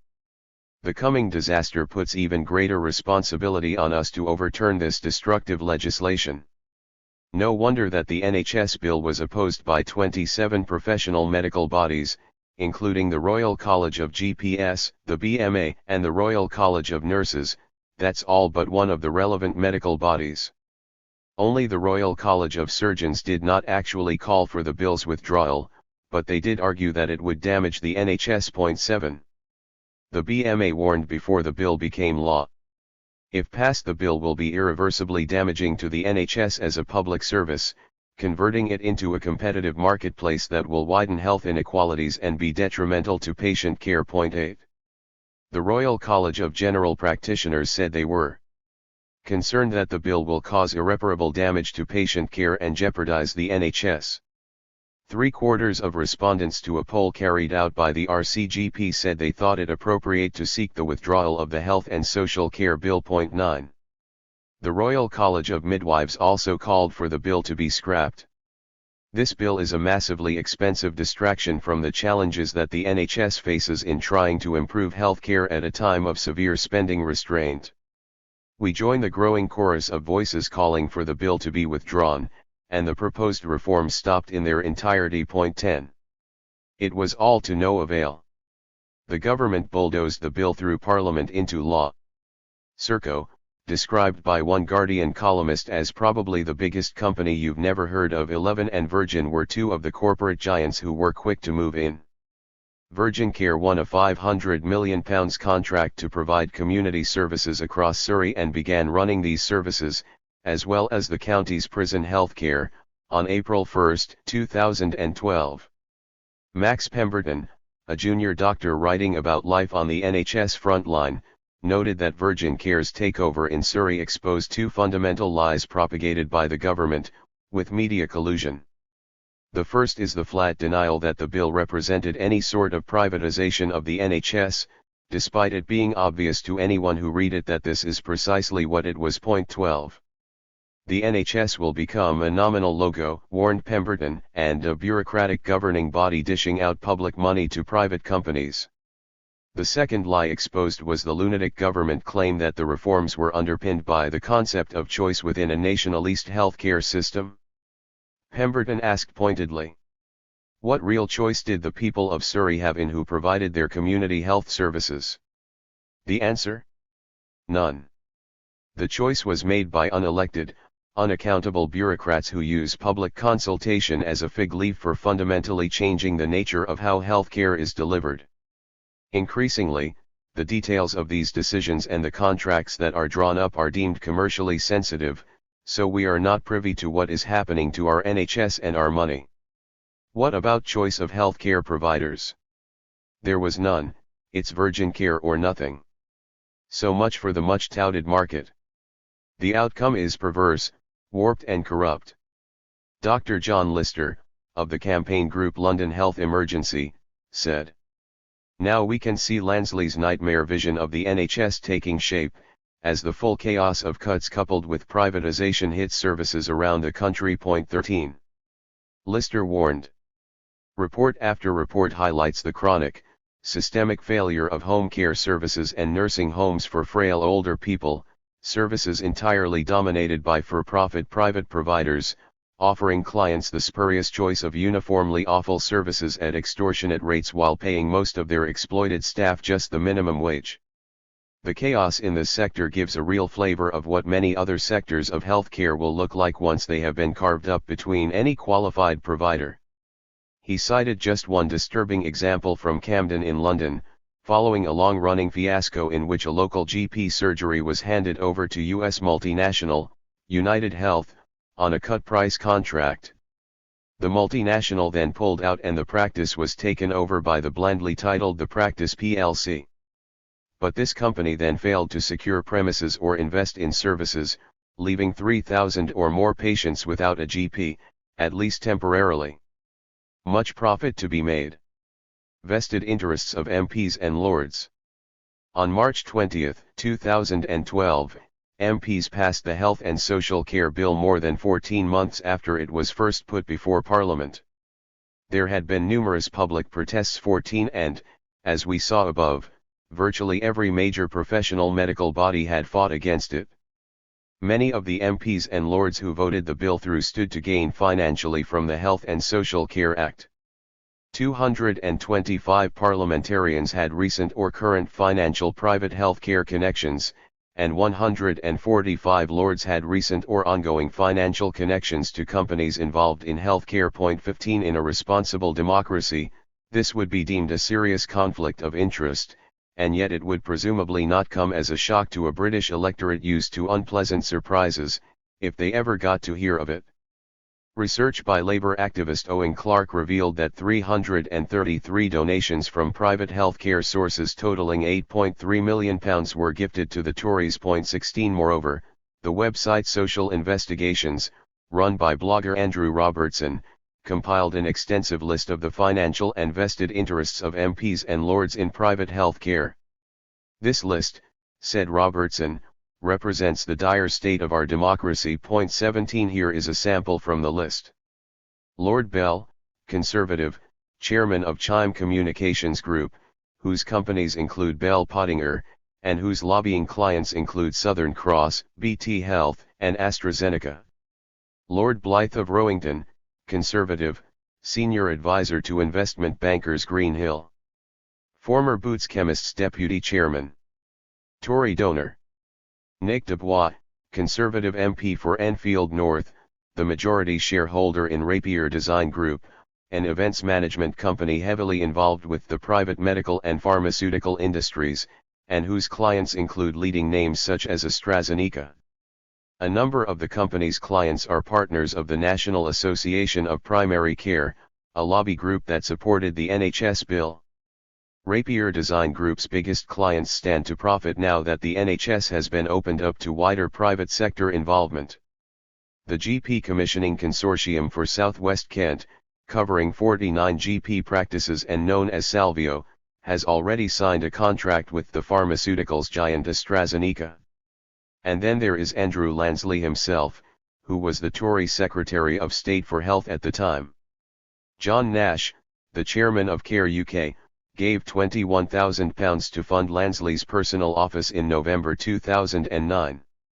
According to a senior director of the firm, 96% of Care UK's business, which amounted to more than £400 million in 2011, comes from the NHS. Hedge fund boss Nash is one of the major Conservative donors with close ties to the healthcare industry. Nash is also a founder of city firm Sovereign Capital, which runs a string of private healthcare firms. And so on. Robertson rightly pointed to the network of vested interests that runs between Parliament and the private healthcare industry. This cozy, toxic relationship, he warns, threatens not only the future of the NHS but that of democracy in the UK. This insidious network linking healthcare companies, politicians, think tanks, lobbyists, and big money is yet another example of how public interests and accountability are seemingly forever bypassed by powerful elite forces. 18. If this had been happening in an officially declared enemy state, the British news media would have been shouting themselves hoarse about corruption, greed, and the pathetic state of democracy over there.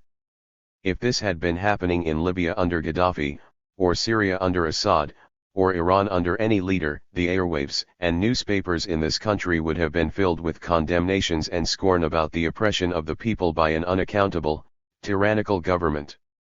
That it was happening under their noses here at home, largely with the corporate media's connivance, said it all.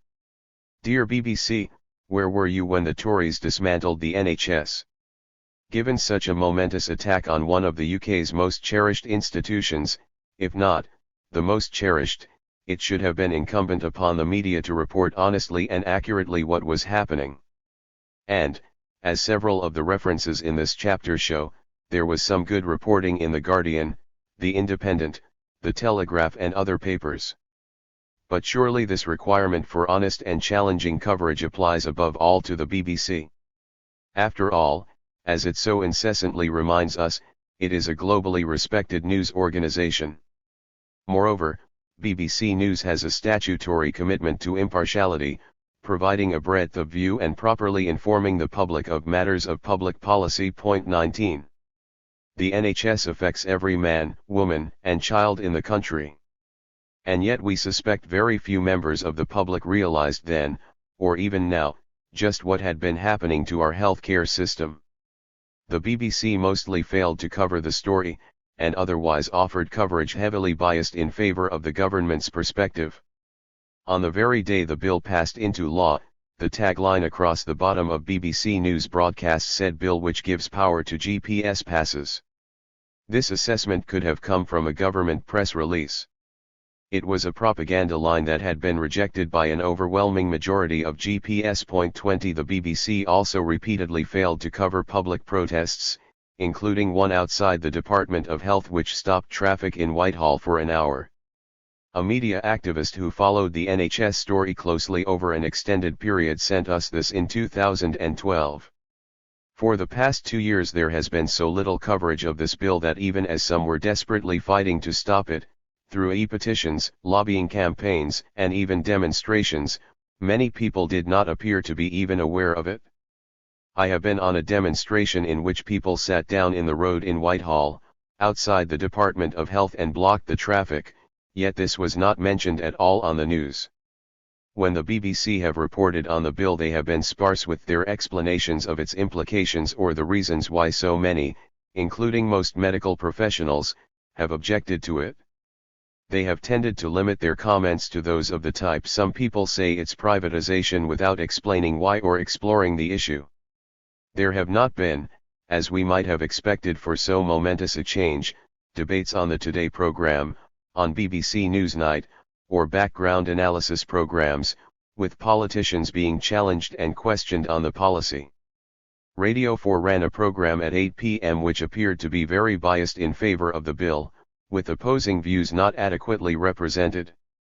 The activists summed up: whatever one's views on the health and social care bill, surely such large-scale changes which may affect the health of so many, should have been widely reported and debated, especially when you consider that the coalition government was not elected and did not put this issue in their manifestos. Point 21.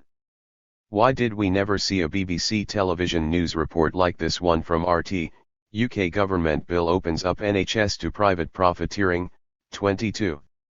On the day the NHS bill was passed, insightful and outraged public comments on the BBC's paltry coverage were tracked by activist Isabel Weinberg on Twitter. 23. As the sun sets on the hashtag NHS, isn't it great to know what a nice dress Kate Middleton was wearing? Thanks hashtag TVNews hashtag BBC hashtag ITV hashtag media. Did anything happen to the hashtag NHS today, OECD leading health system? Who is making these editorial decisions? Hashtag BBC News at BBC News at BBC Newsnight. Dear hashtag BBC, where were you when the hashtag Tories dismantled the hashtag NHS? Just check to see, and 'tis indeed true, not a word on the NHS bill on the BBC. Unbelievable. It is our arrogance that makes us mistrust every other state-run media but believe ours to be independent and free. Hashtag NHS hashtag BBC. And Clive P. Dell, Deputy Chair of the NHS Consultants Association, observed: England's biggest ever robbery took place today. The hashtag NHS was stolen from under the noses of the public by the Health and Social Care Act. Point 24. Author and journalist Marcus Chown, a consultant for New Scientist, distributed examples via Twitter of protests against the bill that made no inroads into corporate news coverage. These included: unreported drop the NHS bill protest on Mother's Day in Parliament Square, London. Unreported doctors drop the NHS bill protest. Unreported drop the NHS bill sit-down protest that blocked traffic for an hour in Whitehall, London. Unreported drop the NHS bill candlelit vigil, St Thomas's Hospital, London. Dorothy Bishop, Professor of Developmental Neuropsychology at Oxford University, challenged the BBC about its supposed extensive coverage of the NHS bill. She described a remarkable disconnect between what was being reported on BBC news outlets and what was concerning many members of the public. Point 25. Liz Panton, a speech and language therapist who has worked for the NHS for over 30 years, said: the BBC seems completely out of touch with the general mood of public opinion and widespread fear and anxiety about the changes to our way of life as a result of the NHS bill. Point 26. In a rare instance of the BBC actually putting a senior politician on the spot about something that matters, Dr. Phil Hammond challenged Andrew Lansley, then Secretary of State for Health, on Question Time about the disaster the bill would create for genuine healthcare, for cooperation between medical professionals and for basic human compassion. Point 27. Imagine if news editors and journalists had been consistently making this kind of challenge in the 14 months before the bill became law. So why was the BBC coverage so appalling? The BBC's private healthcare perks and the Lord living at large. As discussed in the previous chapter, the BBC habitually protects power, not least the state, to which it is closely tied.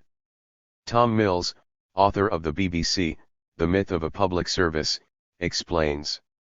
First, it is important to state from the outset what is rarely acknowledged in discussions about the BBC, that it isn't independent from governments, let alone from the broader establishment.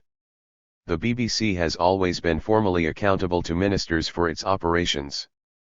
Governments set the terms under which it operates, they appoint its most senior figures, who in future will be directly involved in day-to-day managerial decision-making, and they set the level of the license fee, which is the BBC's major source of income. So that's the context within which the BBC operates, and it hardly amounts to independence in any substantive sense. Point 28.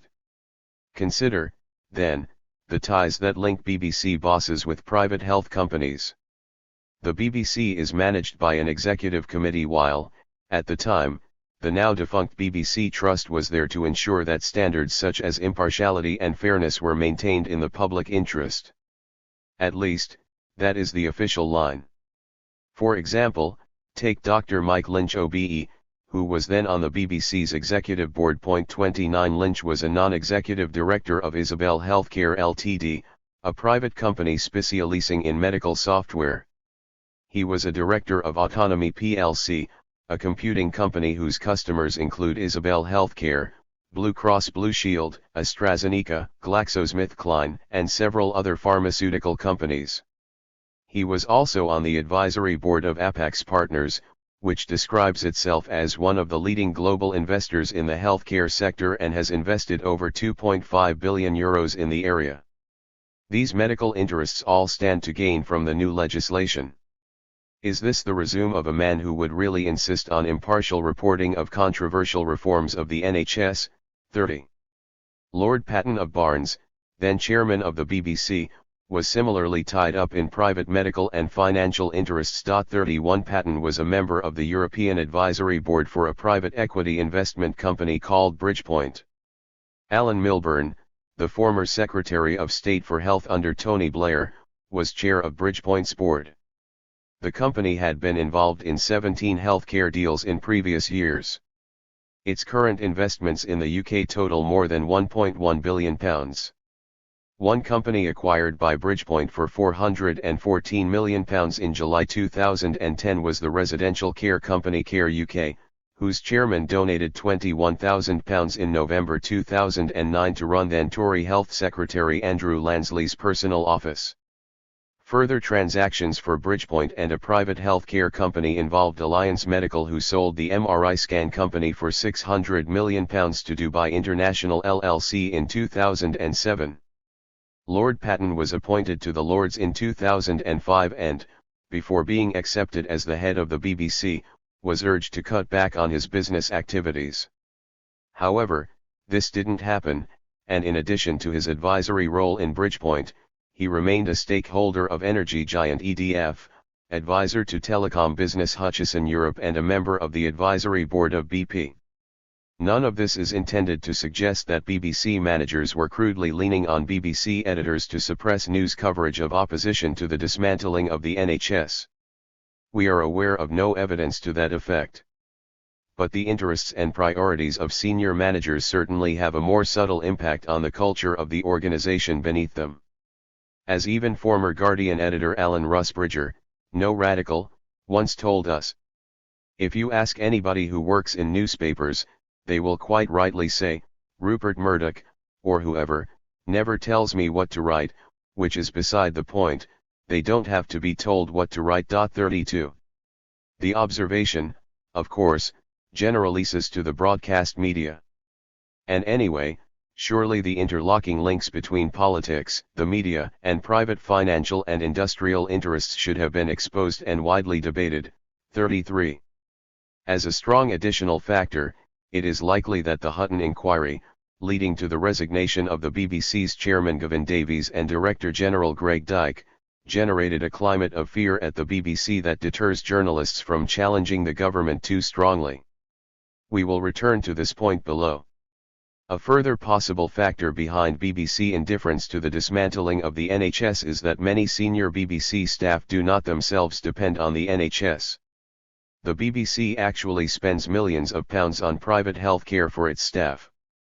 Under a Freedom of Information request, it was revealed that the BBC shelled out almost £2.2 million of public money on private healthcare for several hundred senior BBC staff between 2008 to 10.34.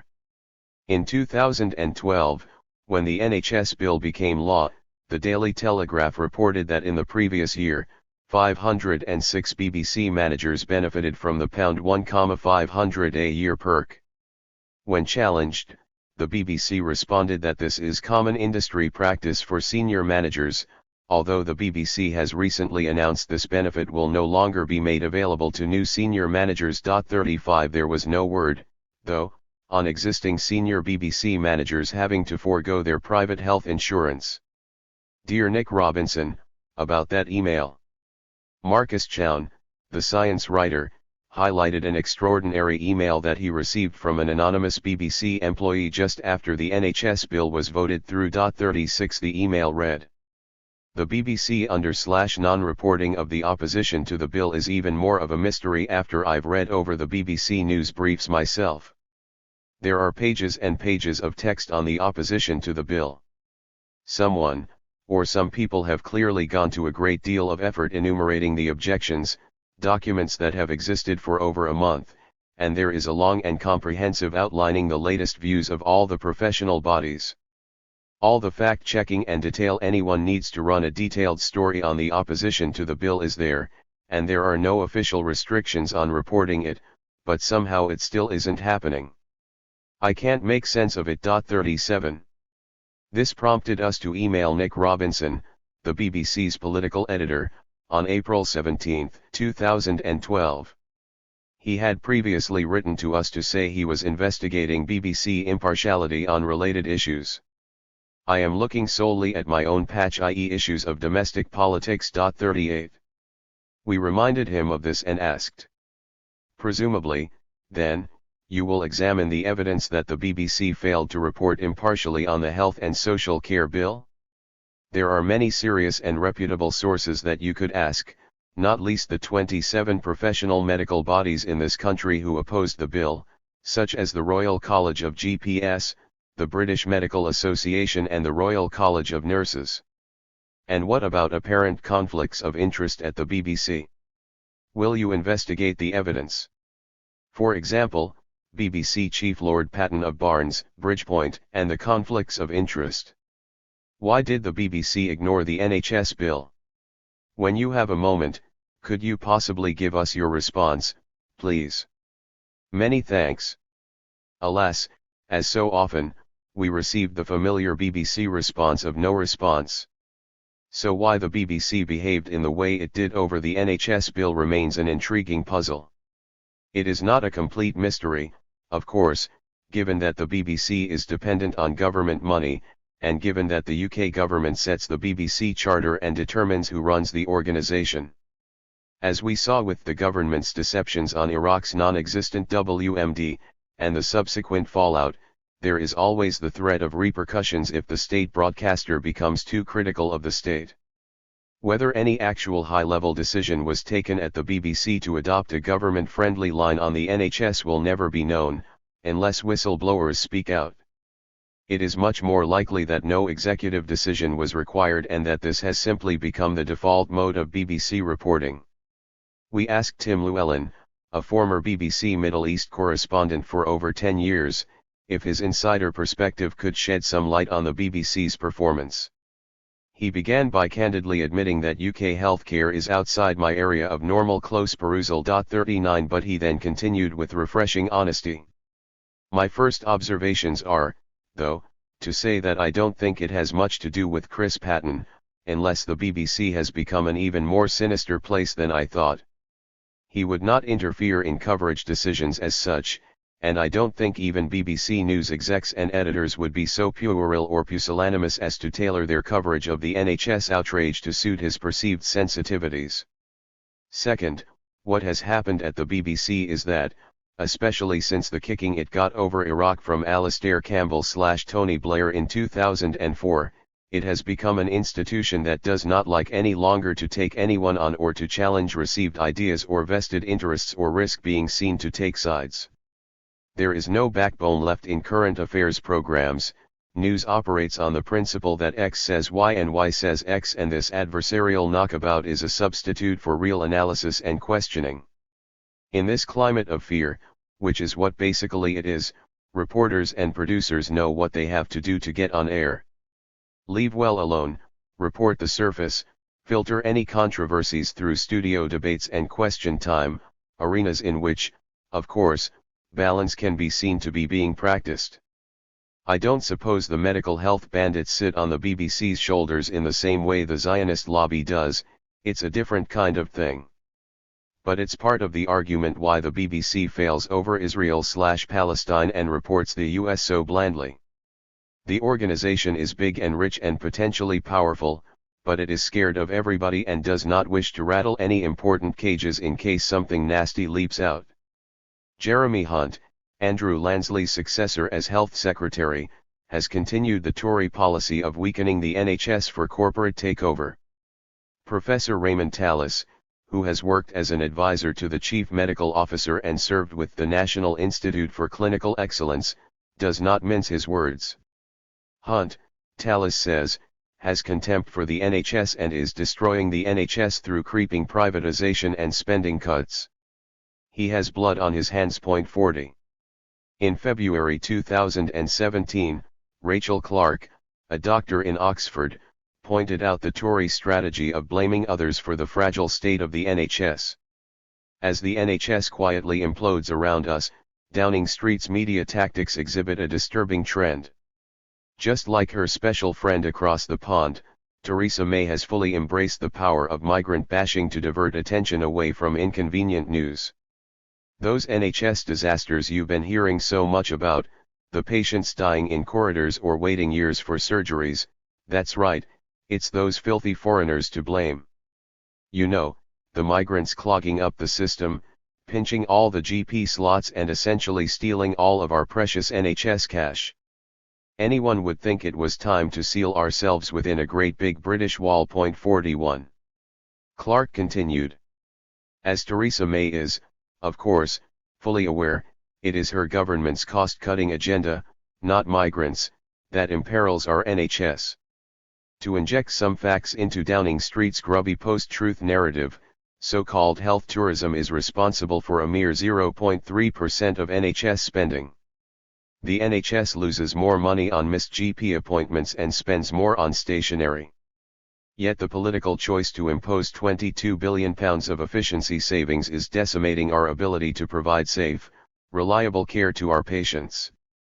Whipping up anti-immigrant feeling to divert attention from the crisis state of our NHS is like accusing bad hombres and Muslims of ruining America. This is cynical, sinister stuff. Clark's observations are exactly the kind of vital context that is routinely buried by the BBC. Rarely, if ever, does BBC News put the government's cost-cutting agenda up front in its NHS reporting. The extreme right-wing ideological agenda driving the deliberate destruction of the NHS, ready for acquisition by private companies, is simply ignored. 42. A segment on BBC Newsnight in February 2017 encapsulated this. Cancer specialist Carol Sikora was given a slot to attack the NHS as the last bastion of communism. But there was no mention of Sikora's links to private interests working hard to benefit from the destruction of the NHS. 43. But then, as many readers will be only too aware, BBC News reporting fits snugly within the skewed constraints set by elite interests. Over the years, Media Lens has tended to focus on exposing the biased, marginal or missing news coverage of our crimes abroad, for example, in Iraq, Afghanistan, Libya, and Syria. But powerful state and corporate forces are obviously dominant here at home as well. There is no reason to believe that BBC News coverage of domestic issues would be any different. Its shameful lack of coverage of opposition to the corporate takeover of the NHS highlights the BBC's structural failure to report in the public interest, yet again. 10. Scottish independence. An amazing litany of bias. The corporate media's jockey horror show. The ludicrous claim that corporate media are objective, balanced and impartial can become so unsustainable that laughter is the only sane response.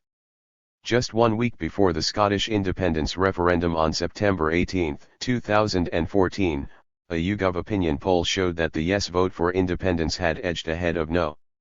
Westminster, business elites, and their media cheerleaders went into full panic mode. Newspaper headlines exposed the truth of the supposed media spectrum of opinion on key issues of this kind. 10 days to save the Union. Parties unite in last-ditch effort to save the Union. 10 days to save the United Kingdom. Scotland heads for the exit. Last stand to keep the Union. Queen's fear of the breakup of Britain. Don't let me be last Queen of Scotland. And, of course, the laughably biased Sun. Scots vote chaos.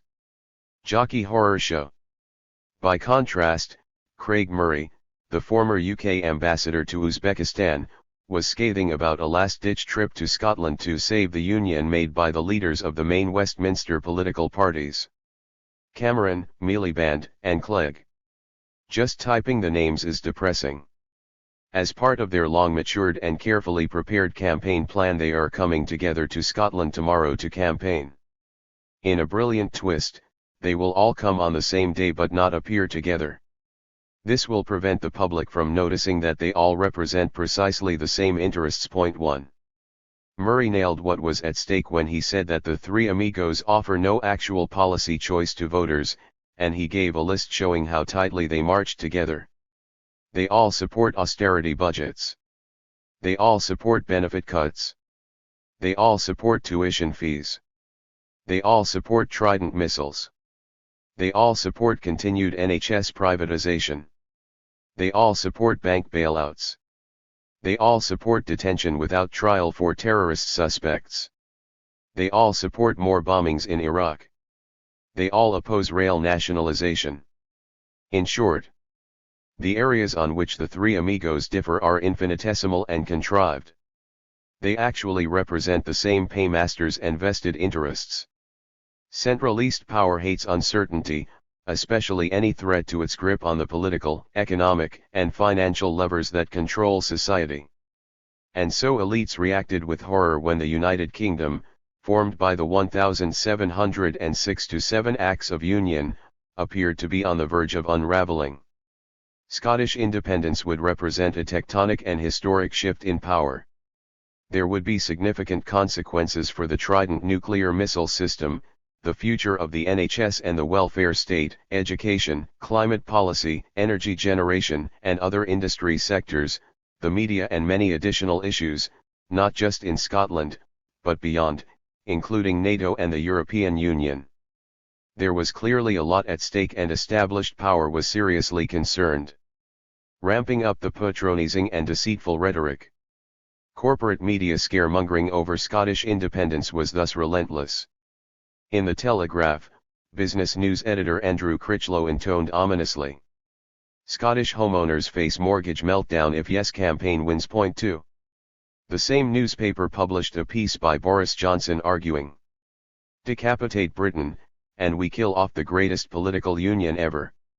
The Scots are on the verge of an act of self-mutilation that will trash our global identity." Point 3. A Times editorial twitched nervously. The British political class is in a fight for which it seemed unprepared. It needs to find its voice. Point 4.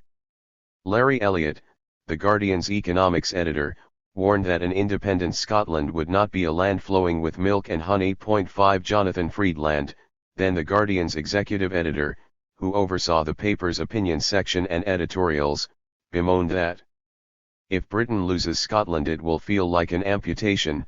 The prospect fills me with sadness for the country that would be left behind." Point 6. Freedland sighed. "When I contemplate the prospect of waking up on September 19 to discover the Union has been defeated, I can't help but feel a deep sadness."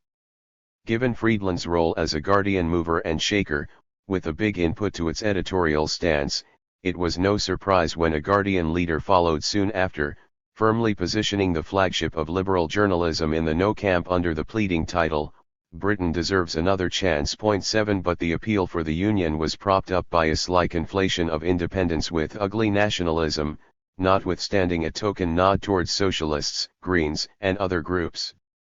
The paper continued with the unsubstantiated assertion that a coded anti-English prejudice can lurk near the surface of Alex Salmond's pitch. Ironically, one of The Guardian's own columnists, Suzanne Moore, had a piece 2 days earlier that inadvertently preempted the stance now being adopted by her paper's own editors. The language of the no camp, Westminster, bankers, Farage, Prescott, the Orangemen, and Henry Kissinger, is innately patronizing. 8. To which we could now add The Guardian. She continued. Do not give in to petty nationalism, they say. Just stick with the bigger unionist nationalism, it's better for you. In The Observer, sister paper of The Guardian, Will Hutton was virtually inconsolable. Without imaginative and creative statecraft, the polls now suggest Scotland could secede from a 300-year union, sundering genuine bonds of love, splitting families, and wrenching all the interconnectedness forged from our shared history. 9. He ramped up the rhetoric still further. Absurdly, there will be two countries on the same small island that have so much in common. If Britain can't find a way of sticking together, it is the death of the liberal Enlightenment before the atavistic forces of nationalism and ethnicity, a dark omen for the 21st century. Britain will cease as an idea. We will all be diminished. Writing for the pro-independence Bella Caledonia website, Mike Small responded to Hutton's apocalyptic warnings. Unfortunately, he has misunderstood the basic tenor of the British state, that is to cling to power, to centralise it, and to shroud it in obscurity. 10. Small added that Hutton's caricature of the Yes camp as the atavistic forces of nationalism and ethnicity is such an absurd metropolitan misreading of what's going on as to be laughable. Small's crucial point is one we should remember when listening to senior politicians, that their first priority is always to cling to power. These paymasters and vested interests surely trembled with fear at the power residing in the hands of voters in Scotland. As George Monbiot observed, a yes vote in Scotland would unleash the most dangerous thing of all, hope. 11. He expanded. If Scotland becomes independent, it will be despite the efforts of almost the entire UK establishment. It will be because social media has defeated the corporate media. It will be a victory for citizens over the Westminster machine, for shoes over helicopters. It will show that a sufficiently inspiring idea can cut through bribes and blackmail, through threats and fear-mongering. That hope, marginalist at first, can spread across a nation, defying all attempts to suppress it. The frantic and intense campaign for the union and stability paid off. The referendum result was 55.3% in favor of the status quo and 44.7% for independence. Disaster for the UK's elites had been averted, and they breathed a huge collective sigh of relief. Anti-Beeb does Big Brother. The pro-union bias of mainstream coverage was made clear by a careful academic study of media output over the period of 1 year, which was then subjected to a concerted BBC attempt to rubbish both the work and its author. The research was conducted by a small team led by Professor John Robertson of the University of the West of Scotland. 12. Between September 17, 2012 and September 18, 2013, the team recorded and transcribed approximately 730 hours of evening TV news output broadcast by BBC Scotland and Scottish Television. The study concluded that 317 news items broadcast by the BBC favoured the No campaign compared to just 211 favourable to the Yes campaign. A similar bias in favour of the No campaign was displayed by STV. Overall, there was a broadcaster bias favouring the No campaign by a ratio of 3:2. In other words, 50% of coverage was more favourable to the No campaign. More importantly, Robertson told Media Lens, there was also undue deference and the pretense of apolitical wisdom in reports coming from London, the Office for Budget Responsibility and Institute for Fiscal Studies, for example, but, also, Treasury officials presented as detached academic figures to be trusted. Point 13. The broadcasters also personalised Scottish independence by constantly linking the aims and objectives of the Yes campaign with the wishes of Alex Salmond, then Scotland's First Minister and leader of the Scottish National Party. It was as if the Yes campaign was all about what Salmond wanted. This was not the case with media coverage of the No campaign. The objectives of the No campaign were not routinely portrayed as the wishes of senior Labour politician Alistair Darling, leader of the Better Together group campaigning to keep Scotland within the United Kingdom. Robertson told us that the conflation of the First Minister's wishes with the Yes campaign seems a classic case of undermining ideas by association with clownish portrayal of leading actors. This media performance was, he said, reminiscent of corporate media demonisation in the 1980s of Miners leader Arthur Scargill and Labour leaders Neil Kinnock and Michael Foot. One might now add the media campaign that relentlessly demonized and undermined Labour leader Jeremy Corbyn. Finally, Robertson noted that there was a strong tendency to begin reports with bad economic news for the Yes campaign. Reports leading off with bad news or warnings against voting Yes were more common than the opposite, by a ratio of 22:4 on Reporting Scotland and a ratio of 20:7 on STV. Craig Murray gave a dramatic illustration of this biased tendency to report bad news for the Yes campaign with the following list of BBC headlines. 14. Scottish independence, pension shortfall warning. 15. Scottish independence, warning over weakened military. 16. Scottish independence, havoc warning from pensions firm. 17. Scottish independence, Luxembourg warns against going separate ways. 18. Scottish independence, Barroso warning on EU membership. 19. Scottish independence, Michael Moore issues warning over vote question. 20. Scottish independence, border checks warning from Home Secretary. 21. Murray commented, "Please note this amazing litany, and I use the word litany carefully, a verbal repetition to inculcate belief, includes only those where the deliberate practice of repetitive coupling of independence and warning has been captured by being written on the website. There are hundreds of other examples of broadcast, spoken use of the words warning and Scottish independence in the same sentence by the BBC. The presentation of every one of the above stories was in the most tendentious and anti-independence manner conceivable. They have all been countered and comprehensively rebutted. Surely BBC impartiality would suggest that there should be a roughly equal number of headlines extolling the possible benefits of Scottish independence. This did not happen. So how did BBC Scotland respond to Robertson's documented evidence of clear bias in its coverage of the Scottish independence referendum? Derek Bateman, a retired BBC journalist with decades of experience at the corporation, summed up the broadcaster's reaction thus. Instead of doing what any self-confident public service broadcaster should do and produce a news item out of a critical report from one of our own universities, they seem to have hidden it from the license fee-paying public who bankroll them and then mounted a sabotage operation against the author. Point 22.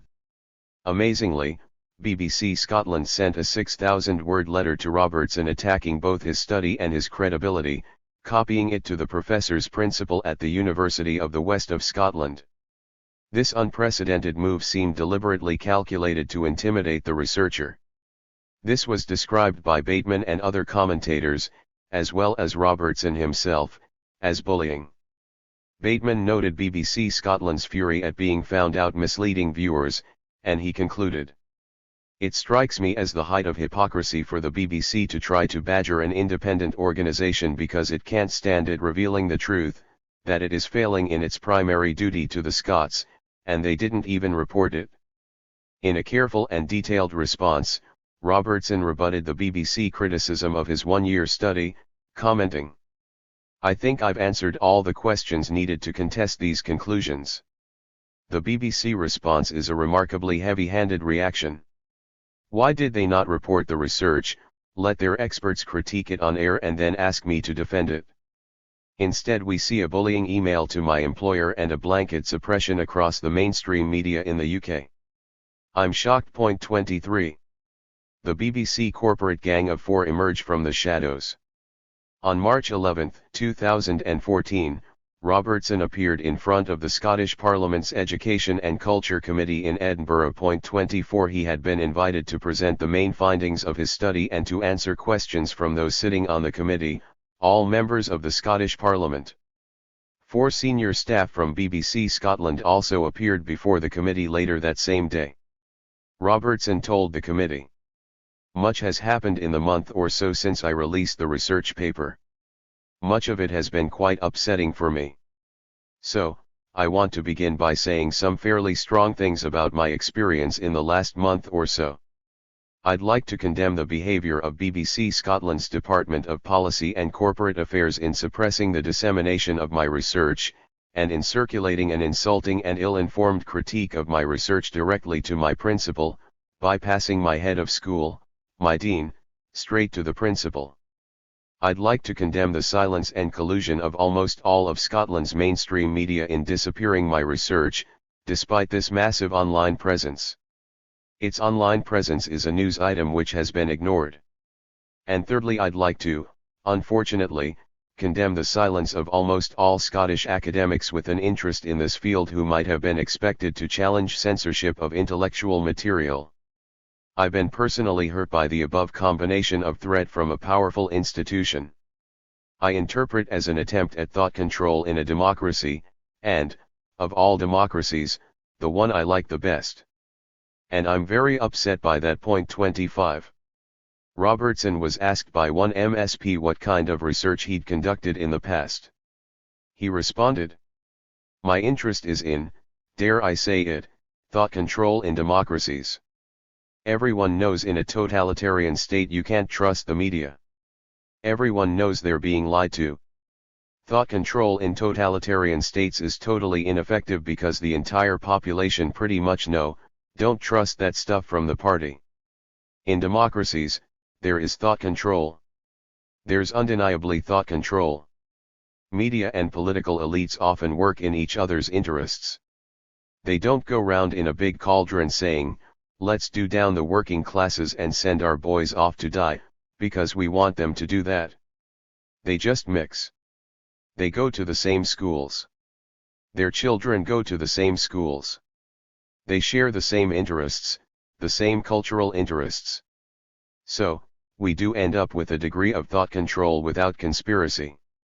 Robertson added that he'd conducted research for many years into media coverage of war and the economy. That research was more controversial than the work he'd just published. "But this is the first piece of research I've ever done that's attracted any interest." Following Robertson's solo appearance before the parliamentary committee, BBC Scotland put up a 4-man panel to counter him. This heavyweight squad comprised Ken McQuarrie, John Bootman, Bruce Malcolm, and John Mullen. It is worth noting that Mullen is a former editor of The Independent on Sunday. His role there has previously been scrutinized by Media Lens. 26. This was a rare outing for senior BBC management being compelled to answer questions in public on BBC coverage, and it was fascinating to watch. 27 Many Media Lens readers will be all too painfully aware of the boilerplate text that is routinely generated whenever complaints are submitted to the broadcaster, copious and vacuous prose about how BBC News adheres to impartiality, "We are confident that our standards have been upheld," and so on, ad nauseam. Here, then, was an opportunity for the public to see what it looks like when the standard text is read out loud in all seriousness by a senior BBC manager. Much of the BBC's stonewalling of the parliamentary committee's questions was characterised by stock evasive phrases and corporate speak padding, trying to buy time to think and to shrug off challenges. It consisted largely of a verbal shuffling of the feet, a feeble attempt to project an illusion of responding with something, anything, of substance. The very first question from the committee chairman, Stuart Maxwell, and the shifty response from the head of BBC Scotland was emblematic of the proceedings. "Could you tell us, Mr. McQuarrie, why you took the view that it was necessary to respond in the way you did to Professor Robertson's research?" McQuarrie responded woodenly with a prepared script about the supposed fundamental errors in the study, but singularly failed to answer Maxwell's question. Maxwell persisted. "We know what you did with this research. What I'm asking about is, in all of the many hundreds of other bits of academic research that you report every year, can you name the number of occasions where you did a similar thing? Macquarie. No, in general terms, I can't name a specific instance where we would have copied the principle in a piece in academic research. Maxwell continued. Don't you find it rather peculiar, wouldn't an ordinary person looking at this event find it rather peculiar, that the BBC accept academic research, day in day out, respond to that by publishing stories on it, having debates on that research? But on this one occasion, when the research is about your own output, that's not how you respond in an entirely different way. Macquarie. I don't think it's peculiar in the slightest. We wanted to correct the errors of fact that, were in the report. And I think it's perfectly reasonable when it is about our own output, and it was on a question, if you like, of our impartiality that we would get the facts on the table. And that we wrote only to Professor Robertson and copied to the principal. There followed a comical interlude in which Maxwell tried to determine the number of complaints that the BBC had received about its coverage of the Scottish independence referendum. Macquarie stonewalled and refused to say. Derek Bateman summed it up in his blog.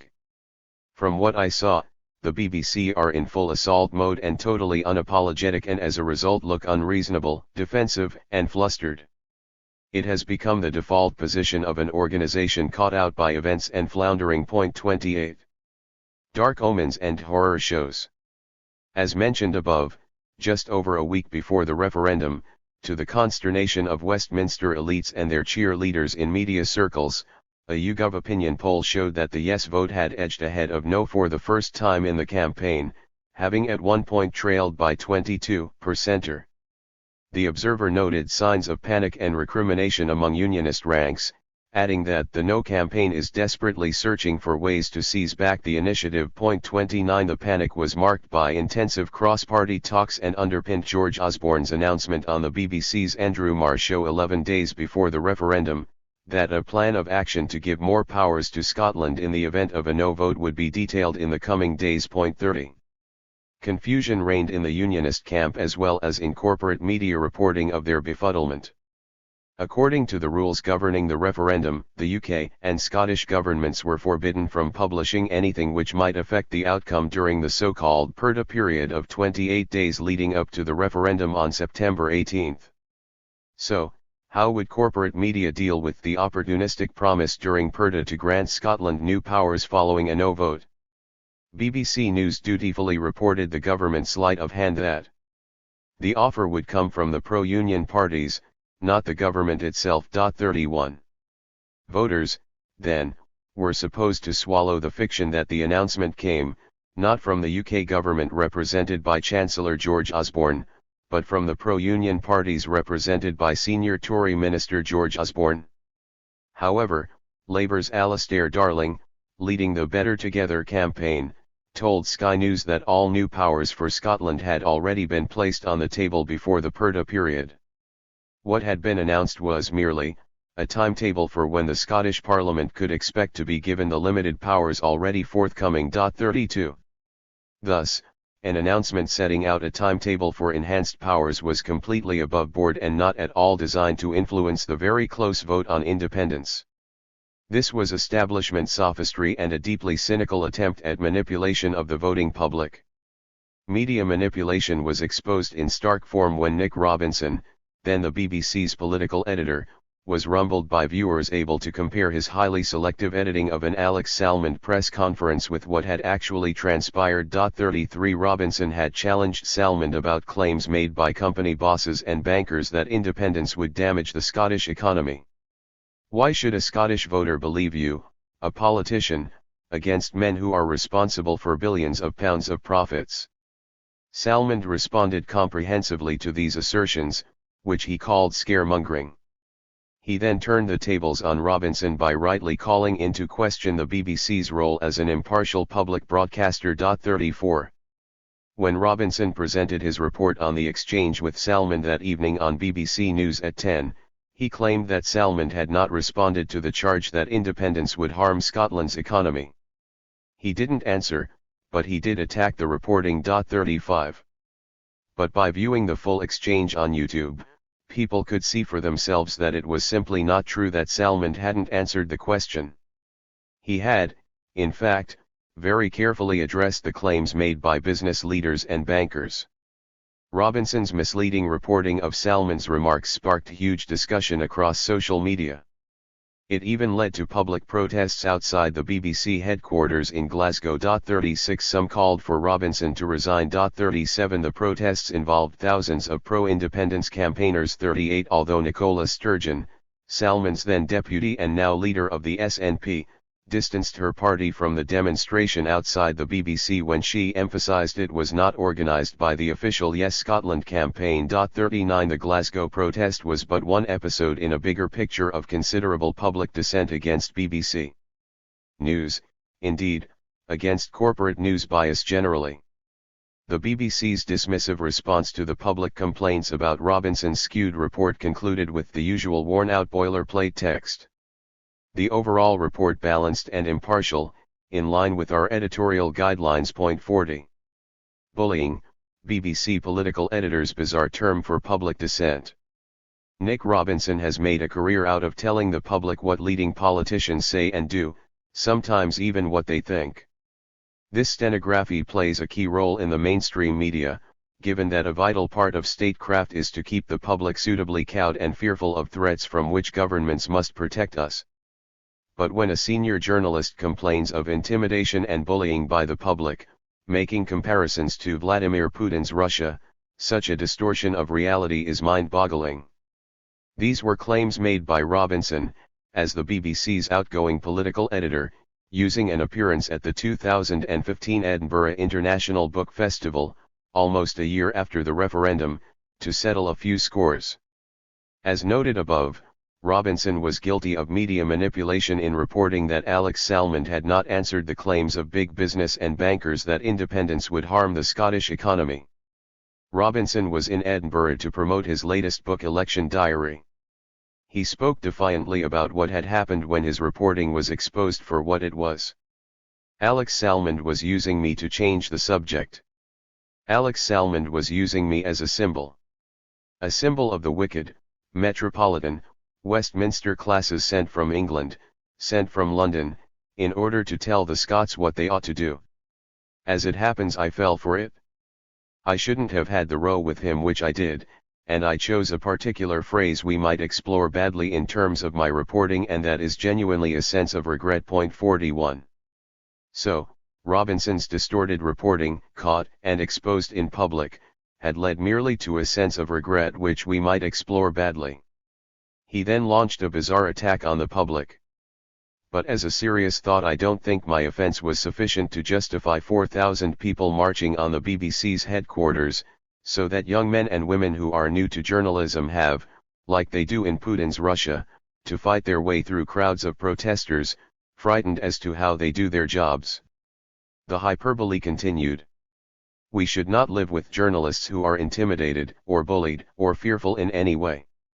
And yet, a couple of months earlier, Robinson had played down the alleged bullying as ineffectual. In reality, I never felt under threat at all. Point 42.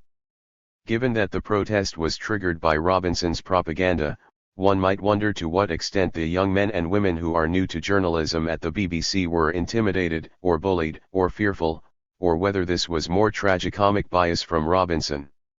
Needless to say, Robinson was silent about how the corporate media routinely acts as an echo chamber for government propaganda. 43. Scaremongering the public about foreign enemies and security threats. Point 44. A couple of days later, Salmond responded to Robinson. He told the Dundee-based Courier newspaper, "The BBC's coverage of the Scottish referendum was a disgrace. It can be shown to be so, as was Nick's own reporting, of which he should be both embarrassed and ashamed." Point 45.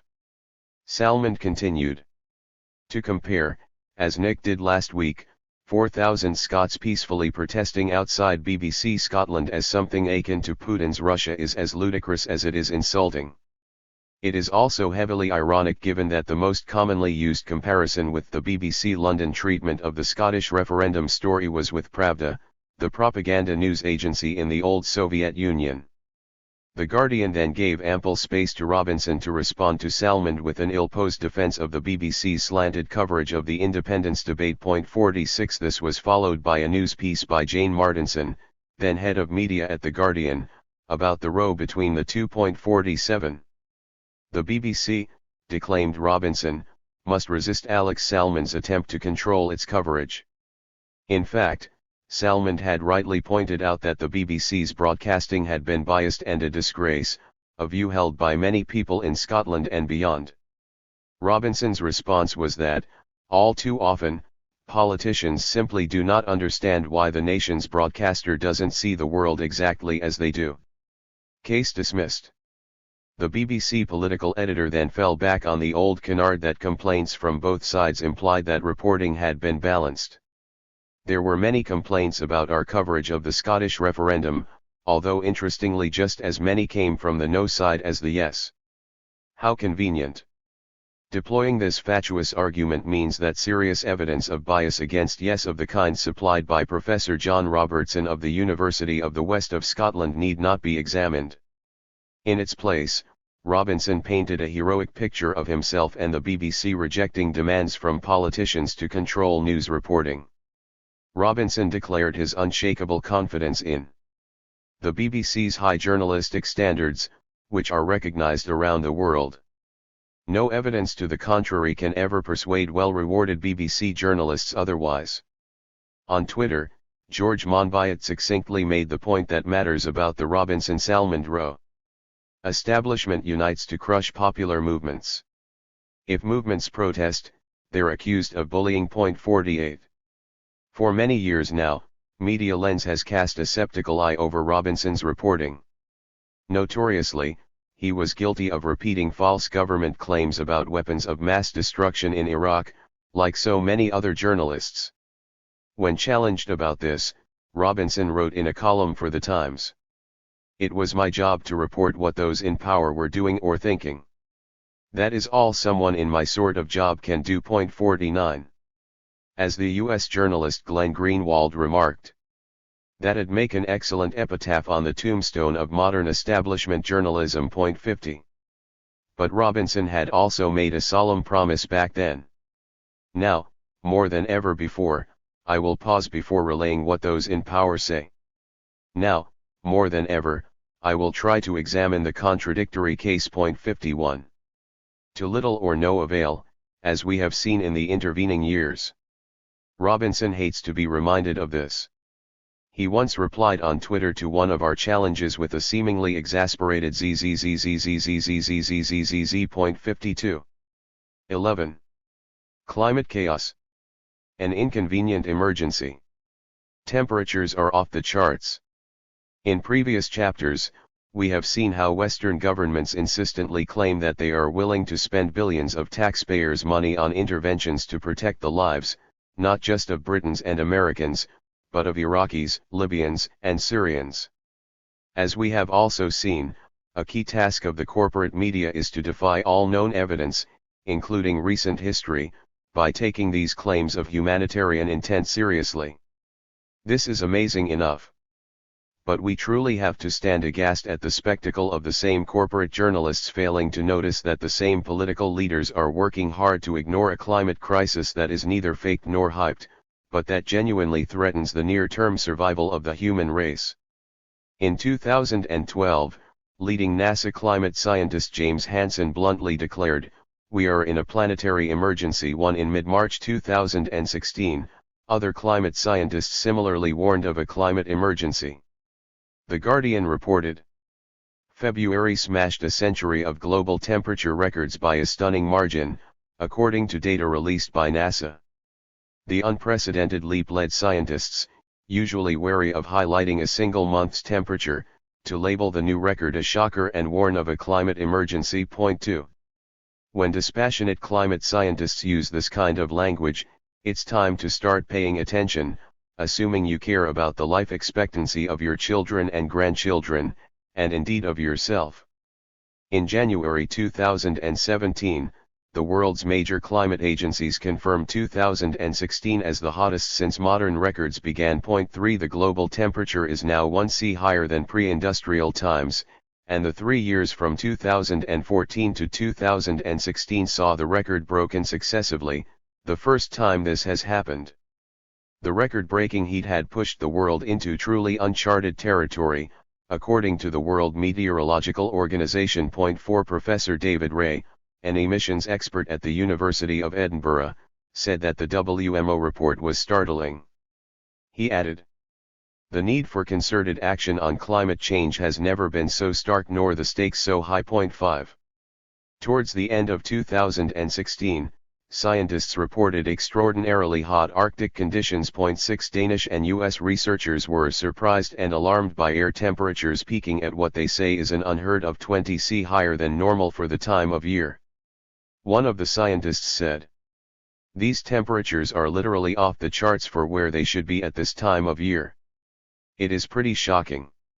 Another researcher emphasized, "This is faster than the models. It is alarming because it has consequences. These consequences will be terrible." Scientists have warned that increasingly rapid Arctic ice melt could trigger uncontrollable climate change at global level. 7. It gets worse. A study in 2017 suggested that global warming is on course to raise global sea levels by between 6 and 9 meters, wiping out coastal cities and settlements around the world. 8 Professor Michael Mann, the well-known climate scientist from Pennsylvania State University who devised the classic hockey stick diagram of rising global temperatures, described the finding with classic scientific understatement as sobering and added that, "We may very well already be committed to several more meters of sea level rise when the climate system catches up with the carbon dioxide we've already pumped into the atmosphere." 9. It gets worse still.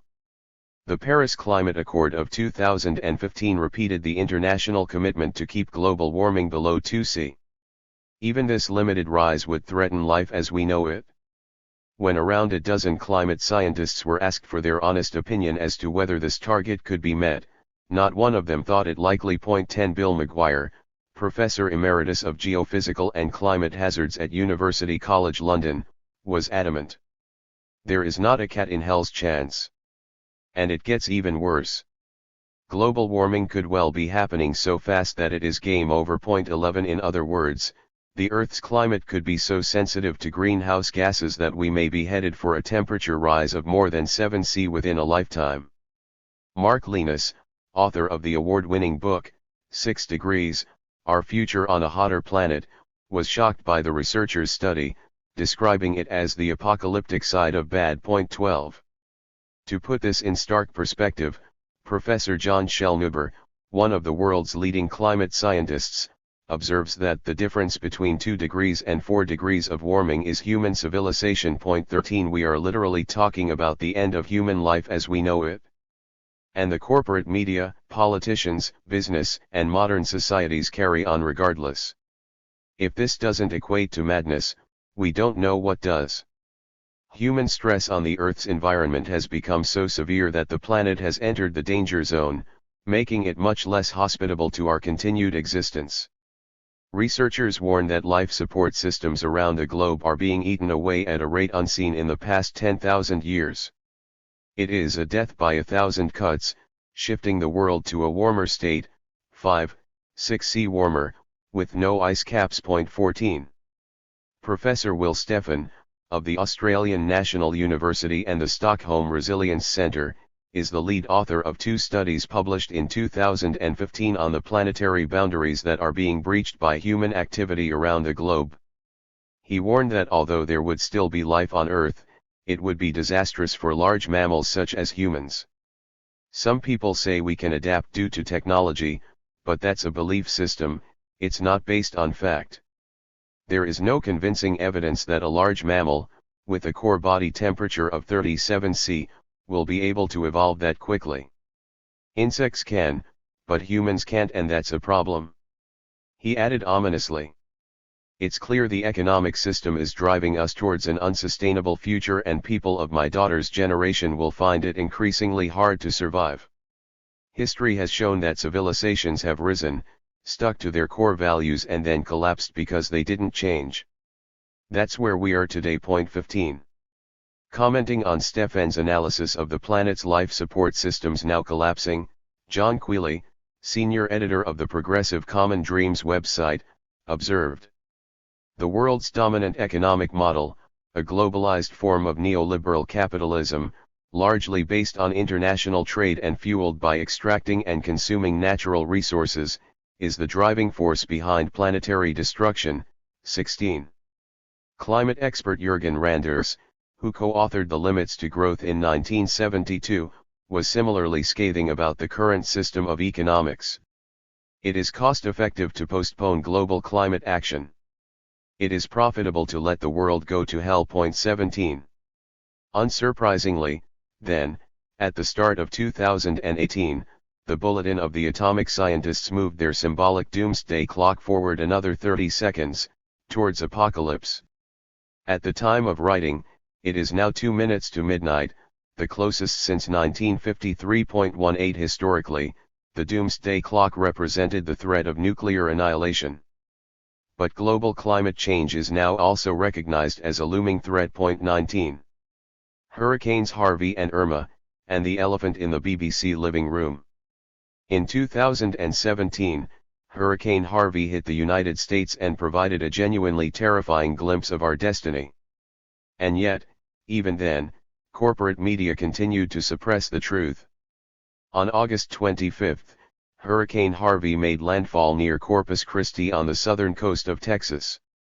Harvey's progress then stalled over Houston, the fourth largest city in the United States, dumping unprecedented quantities of water, creating a 1 in 1,000 year flood event. 20 Over 60 people were killed, around 1 million residents displaced and 200,000 homes damaged in a path of destruction stretching for over 300 miles. 21 The Washington Post reported that the intensity and scope of the disaster were so enormous that weather forecasters, first responders, the victims, everyone really, couldn't believe their eyes. 22.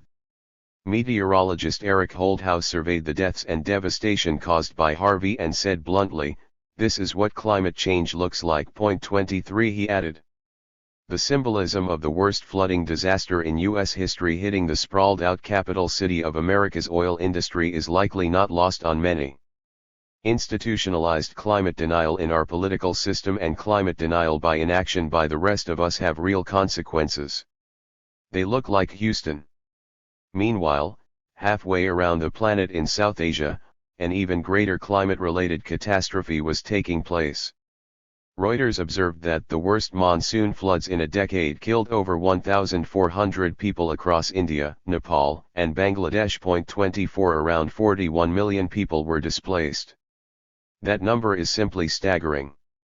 And in areas with little infrastructure and financial resources, the consequences are almost unthinkable. The Times of India reported that rains had brought Mumbai, a city of 18 million people, to its knees. 25. Although coverage of the flooding in South Asia was not entirely absent in British media by any means, it was swamped by the coverage devoted to Harvey in Texas and Louisiana. We conducted a newspaper database search on September 4, 2017 for the period since August 25. Our search yielded just 26 stories in the UK national press on the South Asian flooding, while there were 695 articles on Harvey. Thus, coverage from the US dominated South Asia by a factor of almost 30 to 1, even though the scale of deaths and flooding was far greater in the latter. Somehow, people in South Asia just don't matter as much as Americans, or Westerners in general. Climate writer David Roberts noted that it's grossly irresponsible to leave climate out of the picture. 26 That, however, is overwhelmingly what the BBC did in its coverage. It is significant that when the flagship BBC News at 10 programme had extensive coverage of Harvey on 3 successive nights, there was not a single mention of global warming. Likewise, when BBC 2's Newsnight devoted fully 14 minutes to the hurricane on August 29, 2017, references to climate change were conspicuously absent. To its credit, the BBC did publish an article on its website, Hurricane Harvey, the link to climate change, and it is possible they made reference to it somewhere in their television or radio coverage. Point 27 But this hardly compensated for the seeming reluctance to utter the words climate change in its extensive coverage over several days in its most high-profile news programs.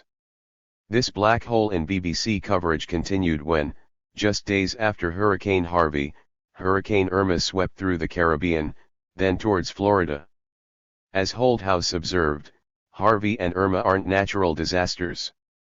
They're climate change disasters. 28 But not in the eyes of BBC News.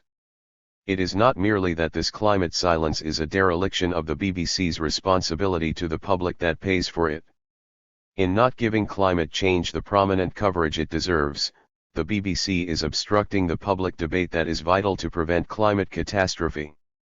In effect, the BBC is firmly on the side of the state and corporate forces that have been fighting a decades-long, heavily funded campaign to prevent the radical measures needed to avoid climate chaos. Could it be that BBC News editors took a decision not to politicize Hurricane Harvey by discussing climate change?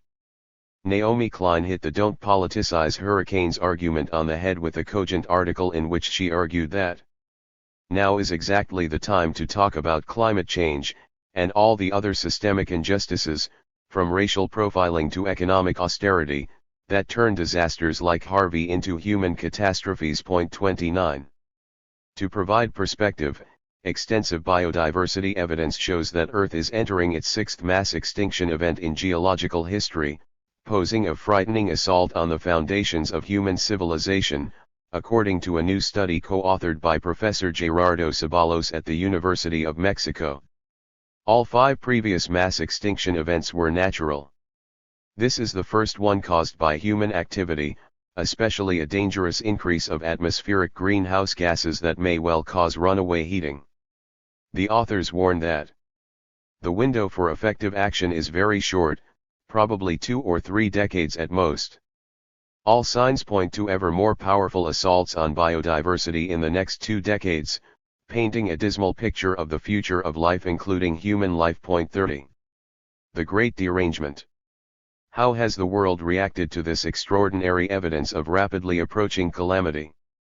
The barely believable truth is described in an article by climate reporter Barry Saxifrage in the National Observer. 31 Using data compiled from the latest BP Statistical Review of World Energy, one of the most respected and widely referenced analyses of energy use, Saxifrage was able to track most of the important trends in global energy. There was this striking omission.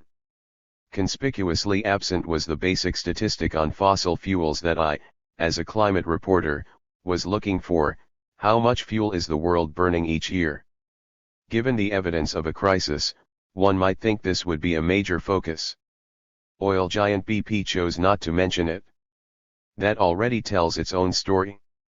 Saxifrage heroically decided to crunch the numbers and made his own charts, the first of which found last year humanity set another fossil fuel energy record of 11.4 billion tons of oil equivalent.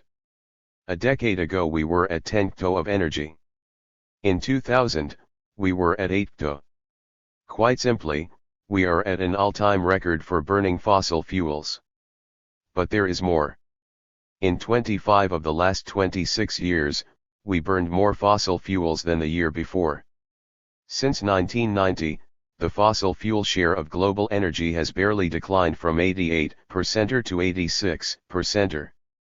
Saxifrage concluded with what reads like a death sentence for our species.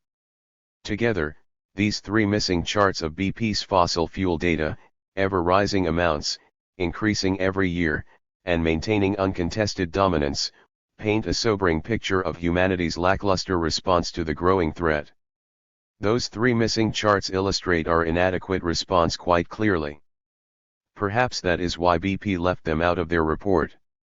In a landmark book published in 2016, the Indian writer Amitabh Ghosh describes the present era of corporate-driven climate crisis as the Great Derangement. 32 Future generations, warns Ghosh, may well look back on this time and wonder whether humanity was deranged to continue on a course of business as usual.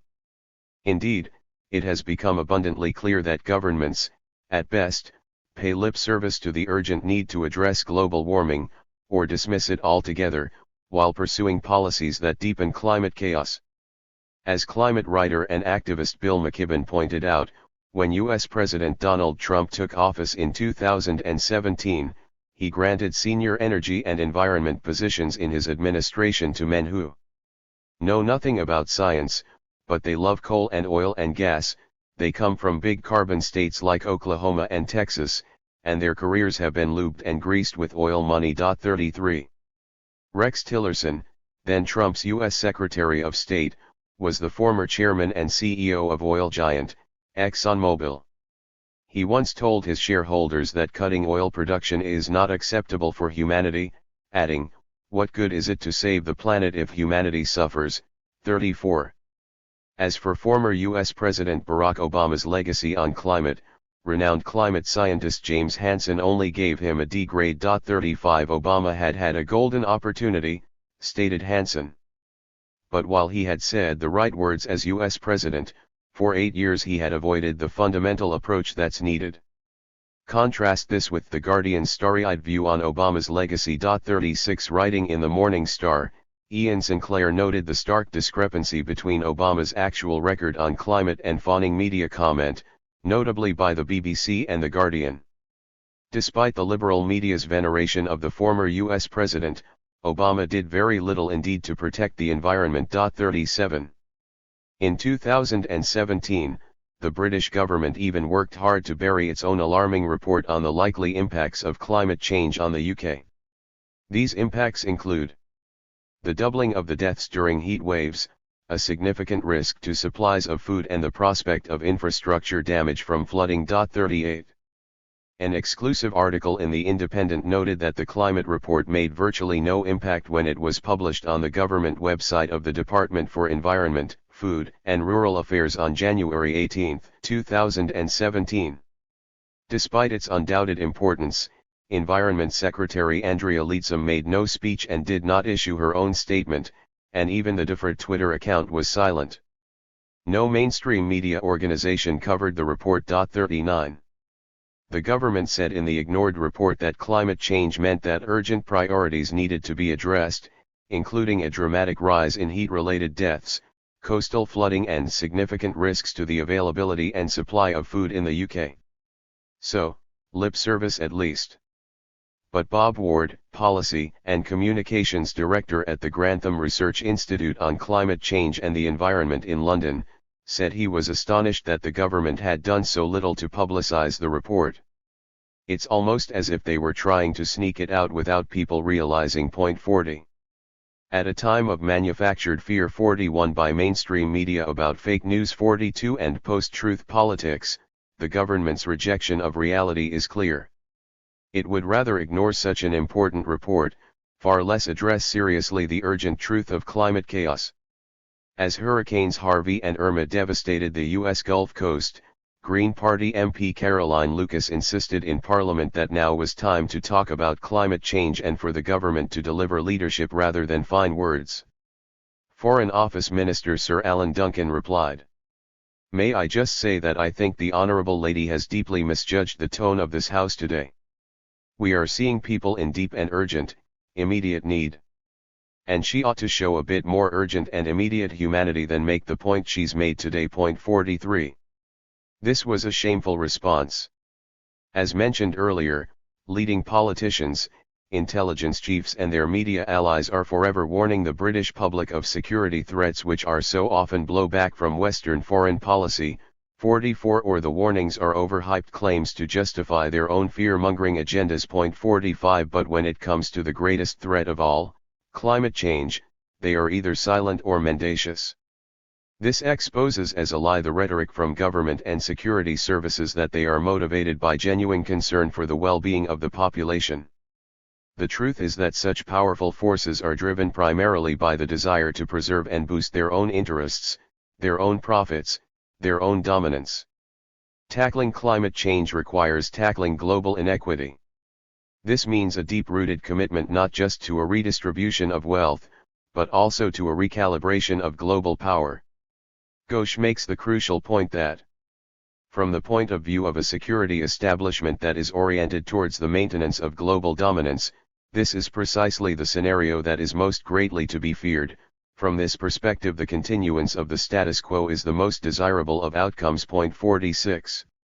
And so while political leaders refuse to change course to avoid disaster, bankers and financial speculators continue to risk humanity's future for the sake of money, fossil fuel industries go on burning the planet, big business consumes and pollutes ecosystems, wars, interventions, and arms deals push the strategic aims of Western geopolitical power, all wrapped in newspeak about peace, security, and democracy, and corporate media promote and enable it all, deeply embedded and complicit as they are. This is indeed the great derangement. Breaking the back of the beast. Action to avert this looming, terminal threat to our existence is being obstructed by literally hundreds of millions of dollars of organized propaganda. In February 2014, U.S. Senator Sheldon Whitehouse made a courageous and crucial speech to the U.S. Senate. 47 He commented, "I have described Congress as surrounded by a barricade of lies. Today, I'll be more specific. There isn't just lying going on about climate change, there is a whole, carefully built apparatus of lies.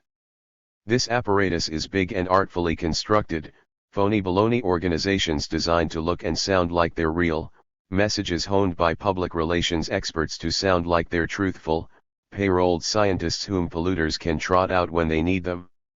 And the whole thing big and complicated enough that when you see its parts you could be fooled into thinking that it's not all the same beast. But it is. Just like the mythological Hydra, many heads, same beast." Whitehouse's speech made repeated reference to a groundbreaking 2013 study by Robert J. Brull, professor of sociology and environmental science at Drexel University, which describes the organizational underpinnings and funding behind climate denial. 48 This is the first peer-reviewed, comprehensive analysis ever conducted on the topic. Brull found that from 2003 to 2010, 140 foundations made 5,299 grants totaling $558 million to 91 major climate denial organizations. These 91 organizations have an annual income of just over $900 million, with an annual average of $64 million in identifiable foundation support. Disturbingly, Brull observed that while the largest and most consistent funders behind the counter-movement are a number of well-known conservative foundations, the majority of donations are dark money, or concealed funding. This is part of a trend. The data also indicates that Koch Industries and ExxonMobil, two of the largest supporters of climate science denial, have recently pulled back from publicly funding counter-movement organizations. Coinciding with the decline in traceable funding, the amount of funding given to counter-movement organizations through third-party pass-through foundations like Donors Trust and Donors Capital, whose funders cannot be traced, has risen dramatically. 49. In other words, as scientific evidence of looming climate disaster has become simply overwhelming, the funders blocking action to prevent disaster have knowingly hidden their support for fear of negative publicity. The UK also has its own denial network where wealthy right-wing donors secretly finance a highly professional campaign against policies to reduce greenhouse gases, as climate expert Bob Ward pointed out in 2013. 50 The main UK lobby group is the notorious Global Warming Policy Foundation, established by Lord Lawson, a conservative peer. The climate activist group Desmog UK has mapped to US UK Climate Denier Network, with links to Trump and Brexit, and underpinned in large part by the extreme right-wing Heritage Foundation. 51.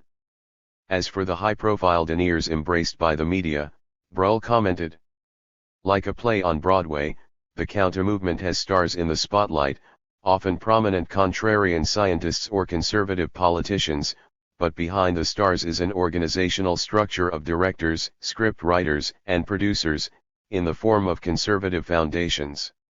If you want to understand what's driving this movement, you have to look at what's going on behind the scenes." 52. An oft-quoted figure is that 97% of published scientific papers on climate change agree that global warming is real, dangerous, and caused by humans. 53 But what about the other 3%? A team of researchers investigated the 38 peer-reviewed papers published in scientific journals in the past decade that deny human-induced global warming. Catherine Hayhoe, an atmospheric scientist at Texas Tech University who worked with the team, concluded. Every single one of those analyses had an error in their assumptions, methodology, or analysis, that, when corrected, brought their results into line with the scientific consensus. 54. The truth, then, is this, that climate denial is a wholly artificial, manufactured creation, a gigantic corporate fraud. Without the apparatus of lies it simply would not exist as a serious argument and would certainly not be able to challenge the overwhelming consensus of climate scientists on the reality of the threat posed by climate change. 55 It is this outright fraud subordinating human welfare to profit that the corporate media continues to indulge in the name of balance. Senator Whitehouse summed up the significance of corporate attempts to block climate action. This apparatus is a disgrace. When the inevitable happens and the impact of climate change really starts to hit home, people will want to know, why? Why we didn't take proper steps in time. It's not as if there's not enough scientific evidence out there for us to act. Why not? This denial operation, the beast, will then go down as one of our great American scandals, like Watergate or Teapot Dome, a deliberate, complex scheme of lies and propaganda that caused real harm to the American people, and to our country. Also that a small group of people could make more money a little longer. Intermission, turned out nice again? Little darling, it's been a long, cold, lonely winter. So sang George Harrison of the Beatles. Upon us all a little rain must fall, crooned Robert Plant of Led Zeppelin. The weather has always seemed the closest metaphor for human emotions and experience. These metaphors are often optimistic because, of course, after the cold, after the rain, here comes the sun. We find solace and hope in the idea that good times follow bad, summer follows winter, calm follows the storm. Nature seems to be full of moments of reprieve in this way. But a destabilizing climate is not like the weather. It does not get worse, then better. It gets worse and worse for thousands, perhaps hundreds of thousands, of years. Could it be that our faith in the rhythm of nature, in the seasons as we have known them, has helped lure us into a fatal complacency? Perhaps we can't quite believe that Mother Nature could turn on her children, not just to teach us a lesson, supplying us with stern tests to help us grow, but to annihilate us from the face of the earth? Frank Fenner, Emeritus Professor in Microbiology at the Australian National University and an authority on extinction, told the Australian newspaper in 2010. We're going to become extinct. Whatever we do now is too late. 56. Professor Fenner added. Climate change is just at the very beginning. But we're seeing remarkable changes in the weather already. Homo sapiens will become extinct, perhaps within 100 years. A lot of other animals will, too. It's an irreversible situation. I think it's too late. I try not to express that because people are trying to do something, but they keep putting it off. Mitigation would slow things down a bit, but there are too many people here already. And since 2010, we have seen no mitigation. We have seen only an acceleration in fossil fuel consumption and emissions. Fatal complacency also seems to inhere in the idea of progress, viewed as the manifest destiny of our species. The rapid empowerment of science and technology naturally gave the impression that they were leading somewhere better, not worse. As environmental writer Paul Kingsnorth commented, a society that takes progress as its religion does not look kindly on despair. If you are expected to believe everything will keep getting better, it can be difficult to admit to believing otherwise. 57. This is especially so when billions of advertising dollars, all promising a better, more comfortable life, have a vested interest in this religion. It surely seems inconceivable to many people in awe of the high-tech digital revolution that an iPad could appear shortly before we disappear. Even committed atheists may have a subtle faith in the idea that the human story cannot be merely absurd, that we could not develop, flourish, and suddenly just vanish. Surely science and technology will save the day, surely the great adventure of progress will not collapse from glittering peak to nothingness. Science has long given us a sense that we have conquered and escaped nature. It is humbling and humiliating to imagine that we might yet be destroyed by nature. And, of course, science fiction writers and filmmakers have saturated society with the idea that our manifestly unsustainable way of life is part of an almost preordained journey to an ever more high-tech, high-consuming lifestyle. A glamorous, pristine future among the stars seems to have been mapped out for us. What if the reality of our situation on this planet has made a complete nonsense of this science-fictional vision of progress? Similarly, is it really possible for the many believers in a theistic God to accept the possibility of near-term human extinction? Can they conceive that we were created by a divine being only to be wiped out by a giant fart of industrial gas? Theists precisely reject the idea of a random, meaningless universe. But what could be more nihilistic than industrial progress culminating in self-extinction? What does it mean for the promise of the second coming, for the teaching of the prophets down the ages? The myth of fearless and free journalism. So why has the climate denial beast not been exposed?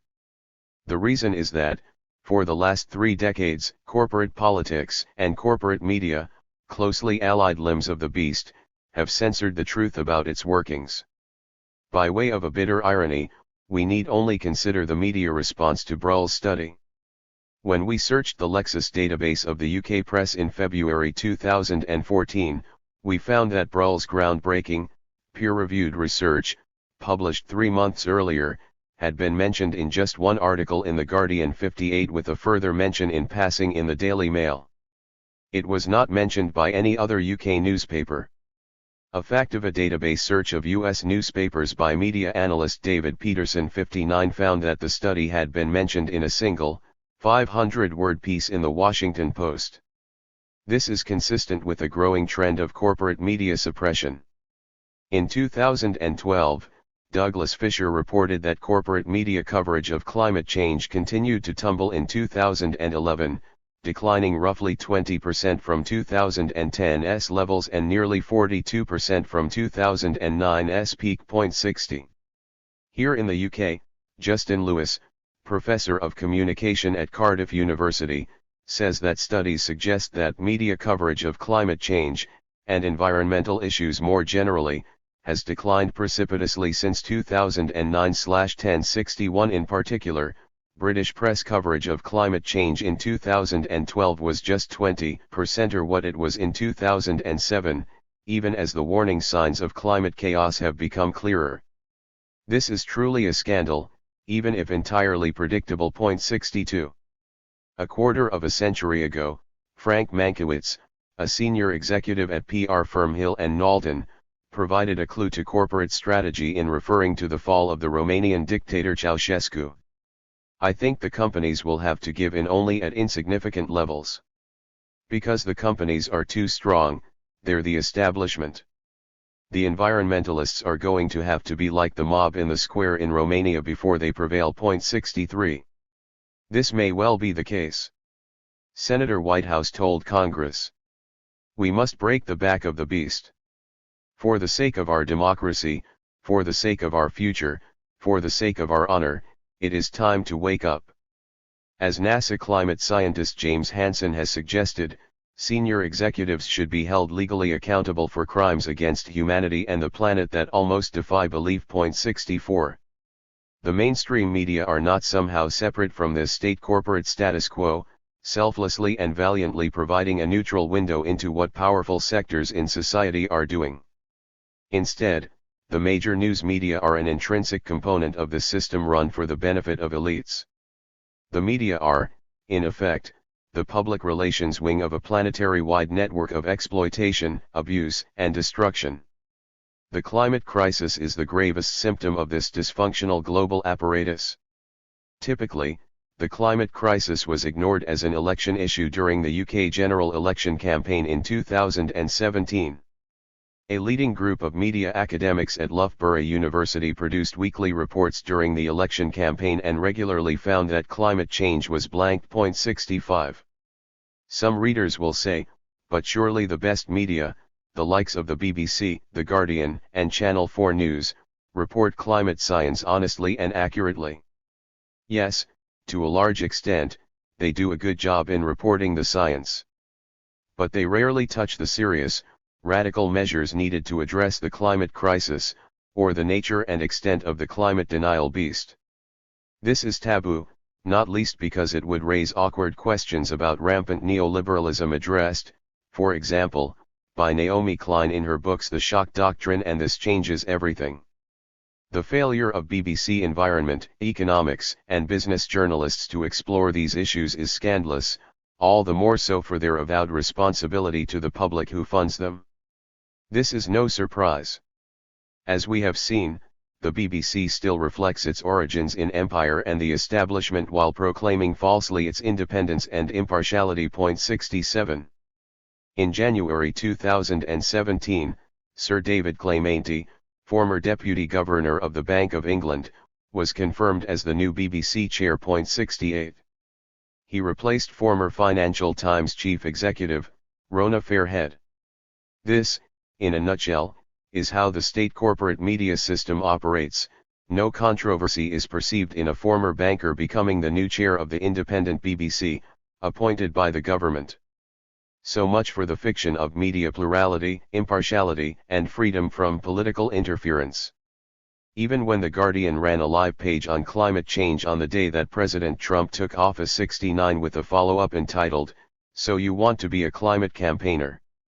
Here's How," the paper's compromised worldview was all too apparent. 70 The top of The Guardian's website proudly proclaimed. With climate skeptics moving into the White House, The Guardian will spend the next 24 hours focusing on the climate change happening right now, and what we can do to help protect the planet. 71. But you would have searched in vain for any in-depth analysis of how big business, together with co-opted governments, have mobilized massive resources in order to stifle any real progress towards tackling climate change, and what we can do about that. Significantly, The Guardian's focused climate coverage once again steered clear of its own questionable behavior. 72 including its structural ties to elite money and power. 73 in particular, there was no Guardian commitment to drop any, never mind all, fossil fuel advertising revenue. A proposal to reject ads from environmental villains had been put to the paper by its own columnist George Monbiot at 74 in 2009, following a challenge from Media Lens. 75 it got nowhere. Meanwhile, the paper continues to be riddled with ads promoting carbon emissions, notably short-haul Flight 76 and Cars 77, ironically appearing right beside articles about dangerous global warming. In an online debate on the Guardian website in 2015, just after then-editor Alan Rusbridger had made a commitment to give serious attention to the climate threat, one reader asked him, "Will Guardian refuse advertising from fossil fuel companies? This would send a powerful signal that as an organization you would not accept money from those engaged in continued climate destruction." Rusbridger's reply was a classic of the buying time genre. Fair question. As I wrote at the start, we're looking at our own investments. We publish an annual sustainability report about the progress we're making on the cost and impact of our own operations. As for the advertising question, I'll discuss it with our commercial director. When I last saw him, he didn't think we took vast sums from fossil fuel companies. 78. 2 months later, we asked on Twitter about the outcome of this discussion. There was no response, a sign of the Guardian's lack of commitment to genuine environmental sustainability. Even as such glaring contradictions, omissions, and silences became ever more apparent to Guardian readers, the paper was ramping up its appeals for readers to dip into their pockets. When Trump triumphed in the U.S. election in November 2016, Lee Glendinning, editor of Guardian US, pleaded, "Never has the world needed independent journalism more. Now is the time to support journalism that is both fearless and free." 79. She deployed standard, Self-serving Guardian rhetoric. Because the Guardian is not beholden to profit-seeking shareholders or a billionaire owner, we can pursue stories without fear of where they might take us, free from commercial and political influence. In repeatedly churning out the myth that the Guardian is free from commercial and political influence, any public doubts about its pure nature are supposed to be dispelled. But there comes a point where readers know their intelligence is being insulted. And we are now well past that point. We're destroying the rest of life in 1 century. For years, the corporate media, notably The Guardian, has selected and promoted high-profile Green spokespeople, like the Green Party's Jonathan Porritt and Sarah Parkin, Greenpeace's Lord Peter Melchett and Stephen Tyndall, Friends of the Earth's Charles Secret and Tony Juniper, authors Mark Linus and George Monbiot, who have then come to limit and dominate the environment debate within respectable bounds. Porritt, once the darling of the Green movement in Britain, suggested in 2015 that he may finally have woken up. A Guardian confessional by Porritt had the subheading. Leading UK environmentalist Jonathan Porritt calls his years working on green energy projects with Shell and BP a painful journey that have led him to believe no major fossil fuel company will commit to renewables in the near future. 80. Many radicals will feel they could have told him this 25 years earlier, as indeed several did, media lens included. For Porritt himself, this has been quite a painful journey for me personally. I so badly wanted to believe that the combination of reason, rigorous science, and good people would enable elegant transition strategies to emerge in those companies. Porritt's pragmatic approach of working with good, far-sighted people inside companies capable of conducting their business on a truly sustainable basis has failed abysmally. Worse than that, as Guardian reader Kalahari asked Porritt in the comments section online. Has your involvement not to some extent legitimated these companies' activities and actually forestalled the emergence of more radical political responses? 81. This is a good question that the Guardian's more progressive writers might also wish to address when mulling over their continued employment by a media organization that is so often complicit in shielding elite power from public challenges, not least on climate change. In 2012, the acclaimed biologist and conservationist Edward O. Wilson put the scale of the climate crisis bluntly. We're destroying the rest of life in 1 century. We'll be down to half the species of plants and animals by the end of the century if we keep at this rate. 82. And yet very few people are paying attention to this disaster.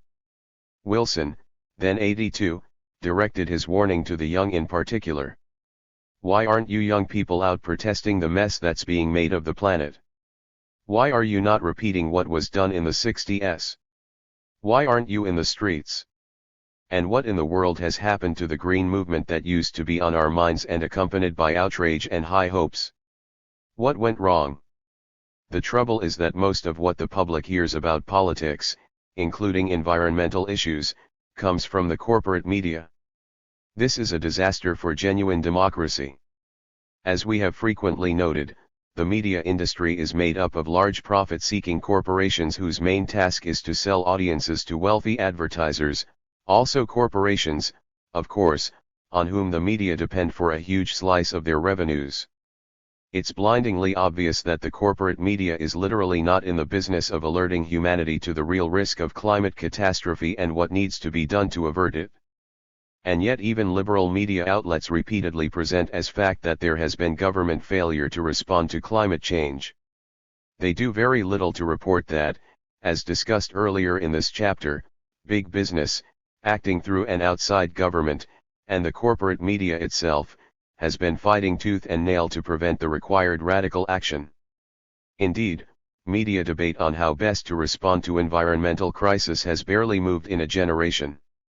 For years, the public has been assailed by the same anodyne editorials urging the need for all of us to act now. Meanwhile, for obvious reasons, corporate media organizations are silent about the inherently biocidal logic of corporate capitalism.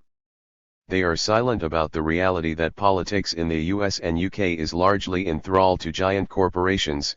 As Ralph Nader has observed. 83 They are silent about the role of the mass media, especially advertising, in normalizing the unthinkable of unrestrained consumption. The typical, ubiquitous corporate advert depicts modern men and women using high-tech vehicles and gadgets to solve even tiny problems on the way to a brighter, ever more comfortable future. We can argue about imbalance in news reporting and commentary, but not in advertising, because there is no balance whatever, no counterforce opposing this utterly fraudulent view of progress.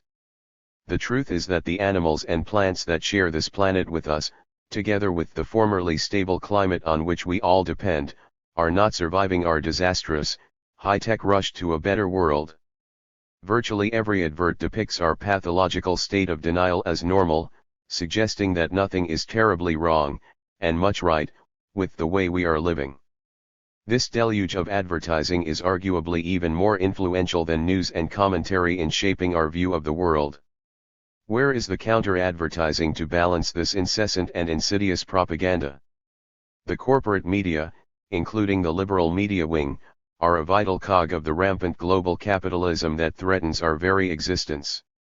With humanity heading for the climate abyss, it's time for the Green Movement and those on the left to wake up to the reality that The Guardian, the BBC, and the rest of the corporate media, are not in favor of the kind of radical change that is desperately needed. In short, the current era of great derangement will last as long as the public allows news and debate to be manipulated by a state corporate media system that is complicit in killing the planet. 12. Fake news, objective journalism and the no business model. In 2016, in the wake of Corbyn, Brexit, and Trump, mainstream media did the formerly unthinkable by focusing on mass media bias spreading fake news to a post-truth society. The intensity of focus was such that Oxford dictionaries announced that post-truth was their word of the year 2016, referring to circumstances in which objective facts are less influential in shaping public opinion than appeals to emotion and personal belief. 1.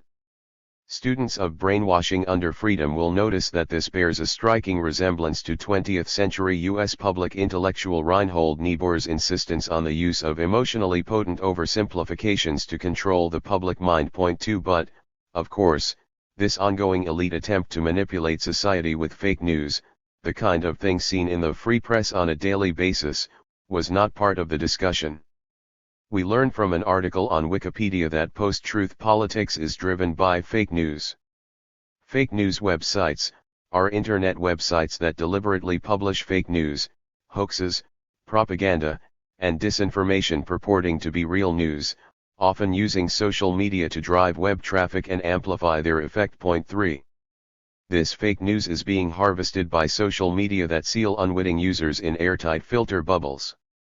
A filter bubble is a state of intellectual isolation that can result from personalized searches when a website algorithm selectively guesses what information a user would like to see based on information about the user, such as location, past click behavior, and search history. As a result, users become separated from information that disagrees with their viewpoints, effectively isolating them in their own cultural or ideological bubbles. 4. In one news report, 7 different Guardian journalists, all apparently trapped within their own corporate filter bubbles, discussed the rise of fake news around the world without once mentioning the role of mainstream media. This led to remarkable conclusions. Fake news is not a problem of any scale in Australia. The media market, dominated by a handful of key players serving a population of just over 21 million people, does not seem fragmented enough. 5. No fake news in Australia? Some perspective was supplied by former CIA counterterrorism official Philip Giraldi in 2009. The Rupert Murdoch chain has been used extensively to publish false intelligence from the Israelis and occasionally from the British government. 6. Also in The Guardian, author Andrew Smith argued that, post-Trump and Brexit, future historians would decide whether this will go down as the year democracy revealed itself unworkable in the age of the Internet. 7. It was hard not to interpret this as a cri decur from the propaganda establishment.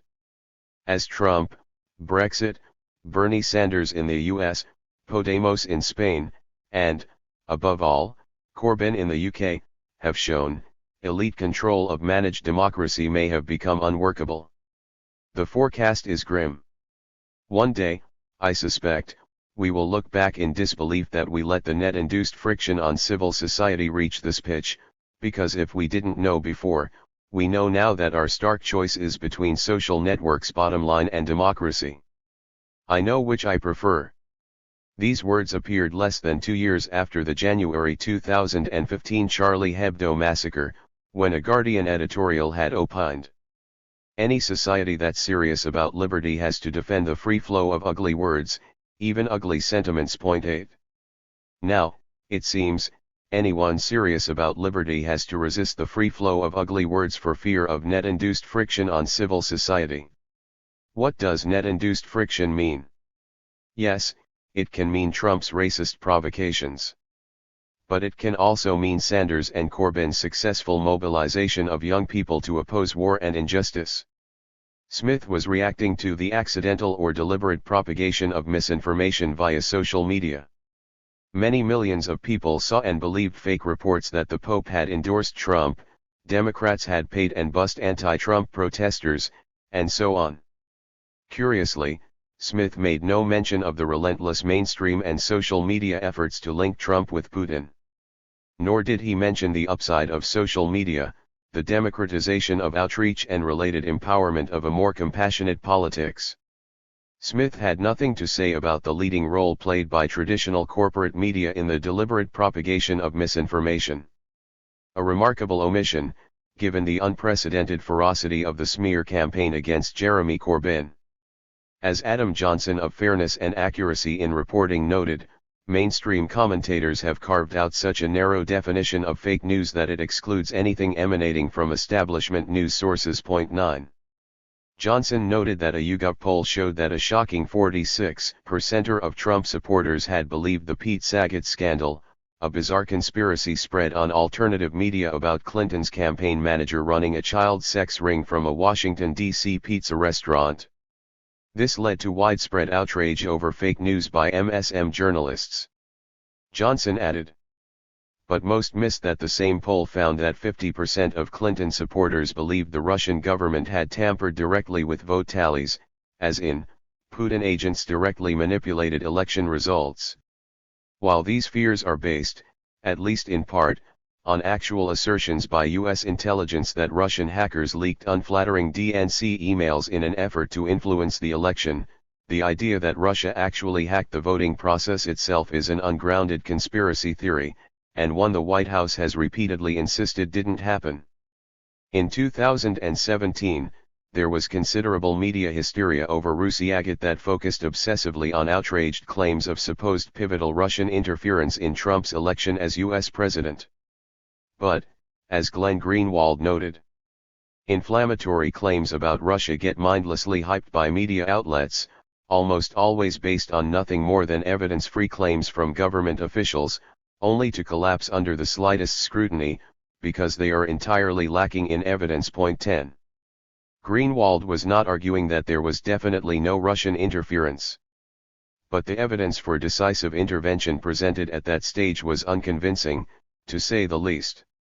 A related point is that Western corporate media have only ever given minimal coverage to long-standing U.S. government efforts to intervene in other countries, from propaganda campaigns, meddling in foreign elections, and all the way up to assassinations, coups, and full-blown invasions. A Time magazine cover story in 1996 even boasted that U.S. interference helped Boris Yeltsin to be re-elected as president of Russia. Exclusive, Yanks to the rescue. The secret story of how American advisors helped Yeltsin win. 11. Another Guardian piece was titled, "Bursting the Facebook Bubble, We Asked Voters on the Left and Right to Swap Feeds.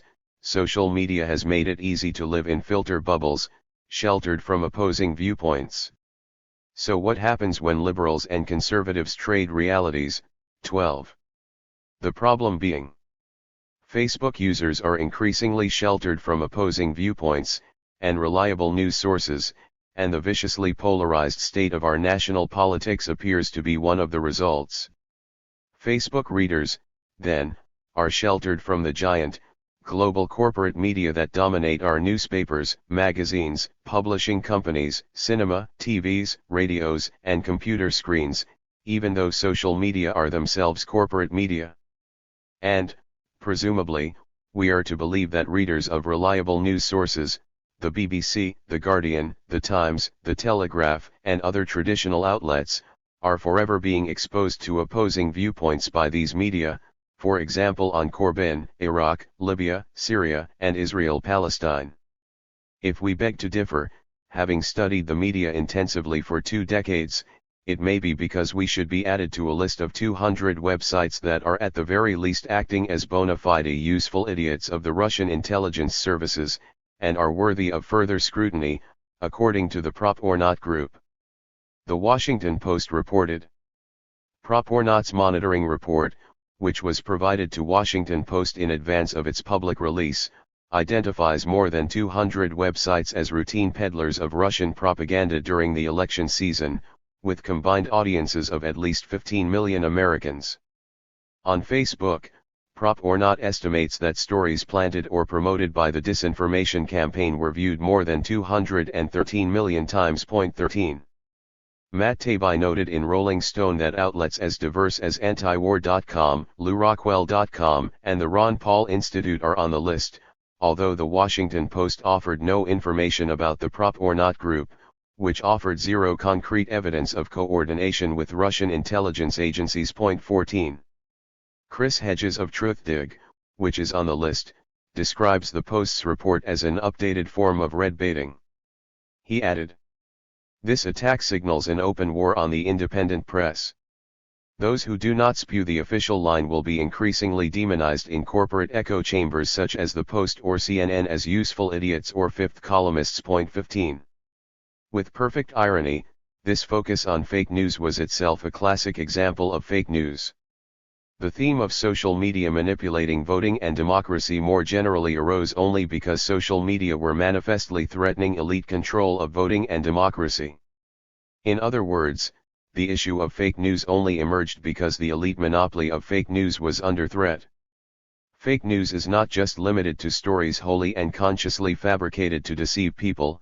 The threat of Iraqi WMD being launched within 45 minutes of an order being given, the threat of Gaddafi massacring civilians in Benghazi.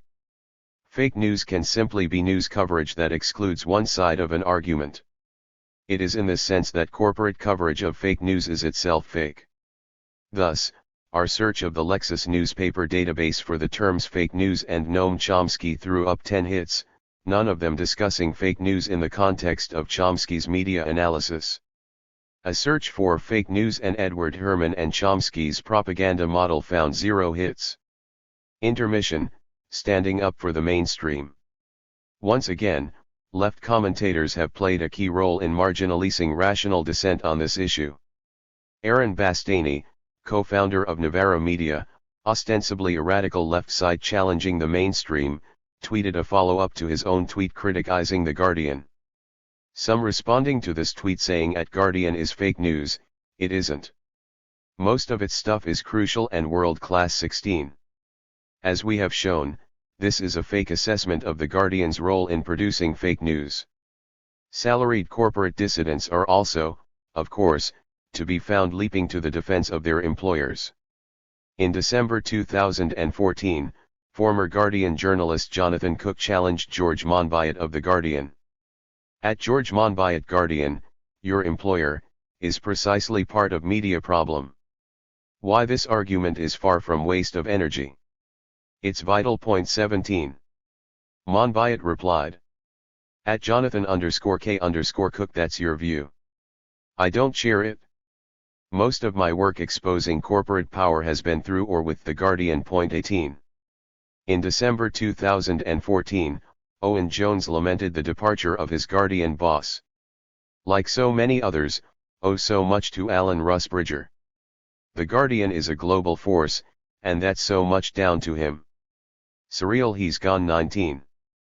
And surreal he's going, that is. He's still the boss. 20. By March 2015, Jones' mood had brightened. Incredible news that Kath Viner is new Guardian editor. Nearly hooped in the quiet carriage. That's how excited I am. Point 21. Much as we might cringe at an ostensible left dissident lauding his corporate boss in this way, a further problem is the background structural bias. In 2017, Jones tweeted, "I'm barred from criticizing colleagues in my column." Point 22. Jones was responding to Guardian columnist Zoe Williams, who had tweeted, "I've never worked on a paper where you're allowed to openly slate a colleague." Point 23. So, Jones is allowed to praise his managers but not criticize them, or any other colleagues. This is ugly indeed, and makes the paeans of praise even less palatable. Naomi Klein is a highly respected social activist much admired by The Guardian.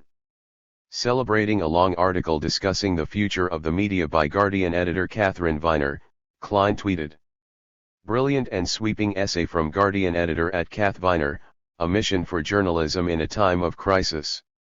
Don't miss it." 24. In fact, Viner's article was an anodyne annual report-style puff piece for the newspaper. For example, Viner commented, "After working at The Guardian for 2 decades, I feel I know instinctively why it exists.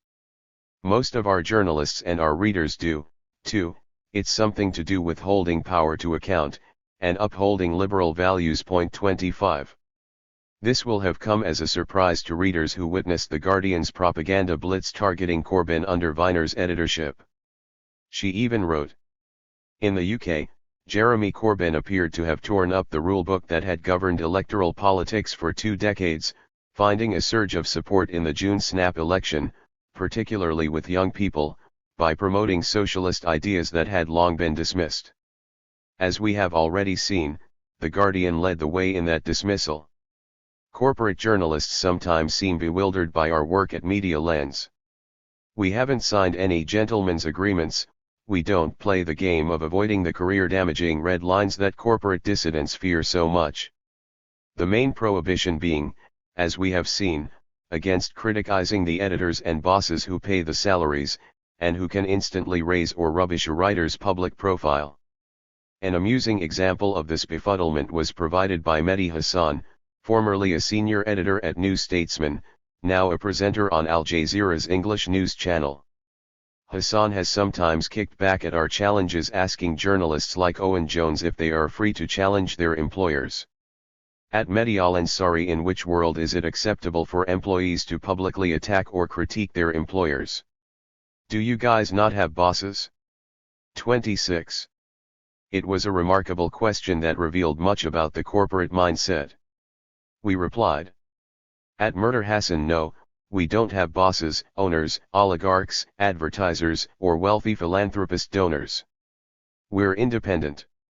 How about you? 27. Asking awkward questions of the handful of corporate leftists with the power to really drive home a propaganda blitz is a risky business. They are key precisely because they have the credibility and also the mainstream outreach to make a difference. And, of course, they will happily use this power against their critics.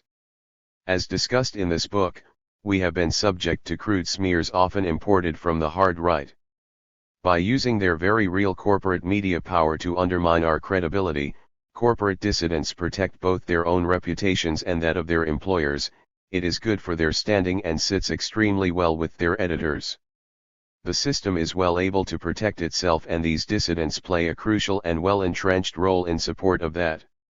In an article titled, "The Fake News Business Exposed," published on the Event Chronicle website, John Rappaport noted that during his 34 years of working as a reporter, he'd had many illuminating, informal conversations with mainstream journalists. He offered some examples from his notes taken between 1982 to 2011. One journalist told him, "Most reporters who cover major issues are de facto intelligence assets. Some know it, most don't. They're all taking their information from controlled sources. It's like somebody giving you talking points as if they're the honest truth. In these talking points, you're told who the players are in a story and what they're doing.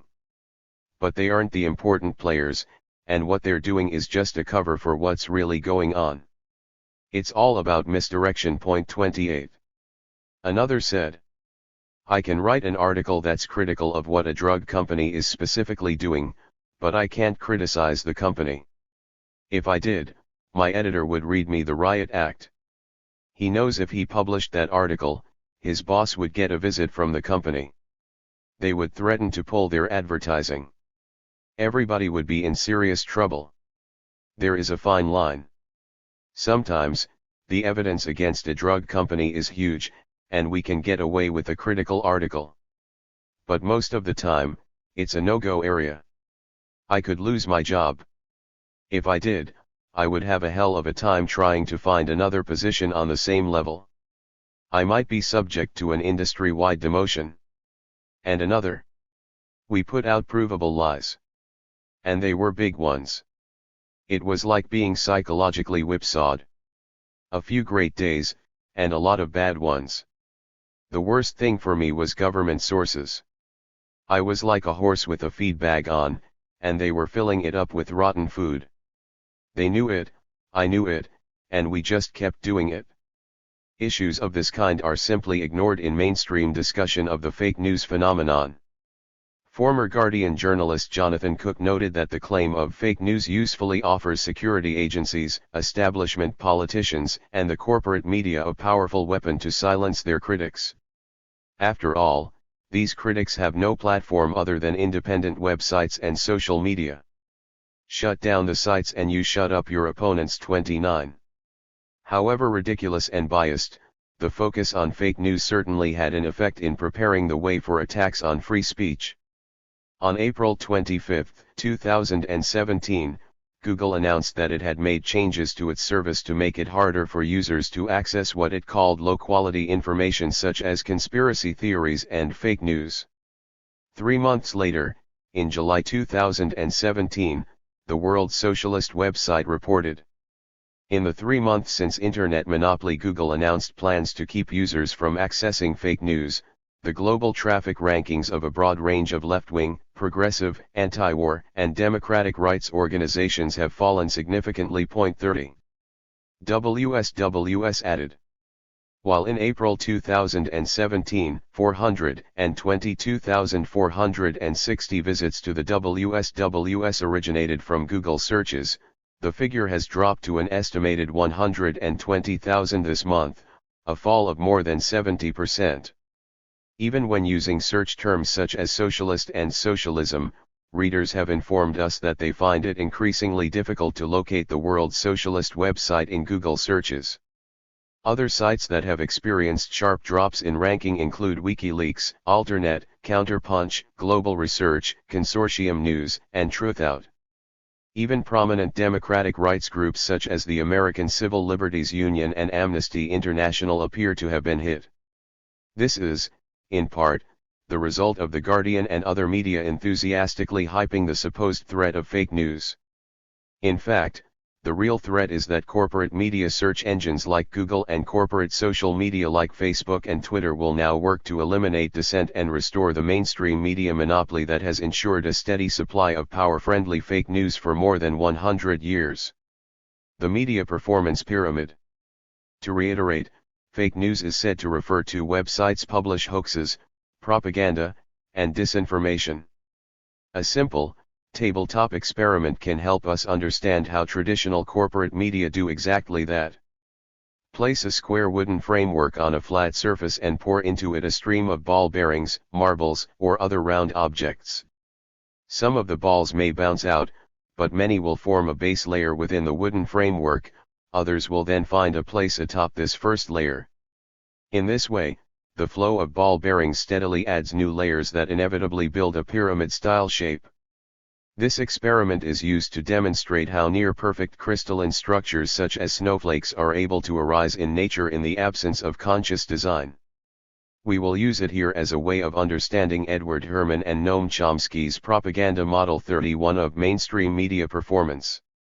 It explains how extreme conformity of the kind we have discussed in this book is achieved in the absence of any conscious conspiracy. Imagine now that the four sides of the wooden framework are labeled to indicate the framing conditions shaping the corporate media. 1. Corporate nature, elite/parent company ownership and profit maximizing orientation. 2. Dependence on allied corporate advertisers for 50% or more of revenues. 3. Dependence on cheap, subsidized news supplied by state corporate allies. 4. Political, economic, and legal carrots and sticks rewarding corporate media conformity and punishing dissent. When facts, ideas, journalists, and managers are poured into this framework, the result is a highly filtered, power-friendly pyramid of media performance. Every aspect of corporate media output is shaped by these framing conditions. Media analyst James Twitchell explained what this means in practice.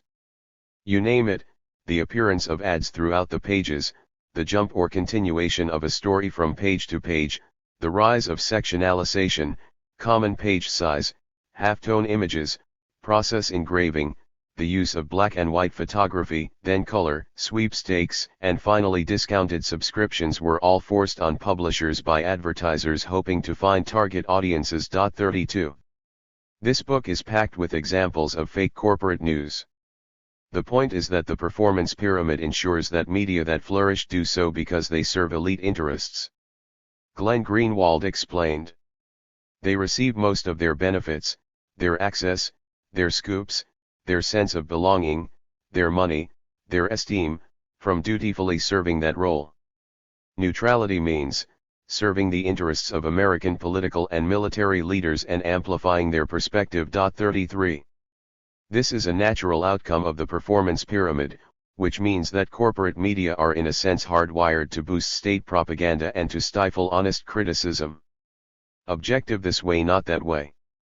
The standard view of objective journalism was offered in 2001 by the BBC's then political editor, Andrew Marr. When I joined the BBC, my organs of opinion were formally removed. 34.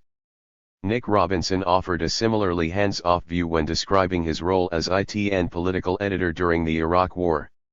It was my job to report what those in power were doing or thinking. That is all someone in my sort of job can do. 35.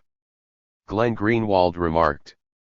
That'd make an excellent epitaph on the tombstone of modern establishment journalism. 36. Amusingly, Robinson subsequently tweeted a picture of a new statue of George Orwell outside the BBC's headquarters bearing the inscription, "If liberty means anything at all, it means the right to tell people what they do not want to hear." Robinson's comment. I'm proud those words now adorn BBC HQ. 37. Rolling Stone magazine's Matt Taibbi nutshelled the Marr/Robinson take on journalism as just the facts, ma'am. 38. The idea being that journalists are able to suppress their personal opinions in simply relaying information that matters. This is why, if you ask a BBC or ITN journalist to choose between describing the Iraq War as a mistake or a crime, they will refuse to answer on the grounds that they are required to be objective and impartial. But actually, there are good reasons for rejecting this idea of objectivity as fundamentally bogus and toxic.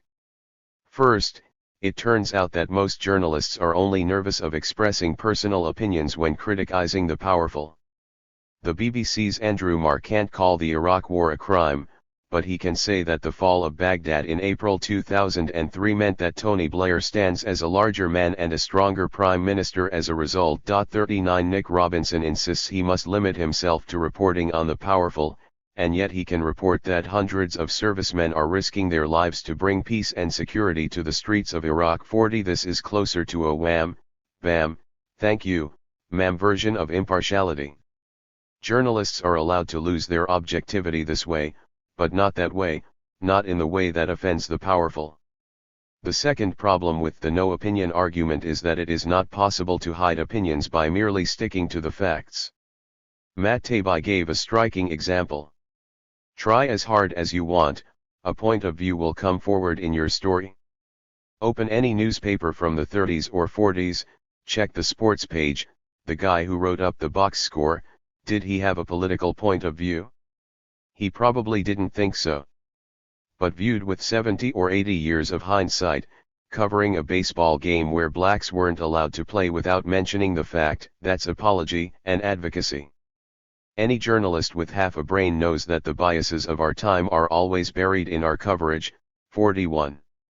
A further, closely related problem is that not taking sides, For example, against torture, against big countries exploiting small countries, against selling arms to tyrants, against preventing rather than exacerbating climate change, is monstrous.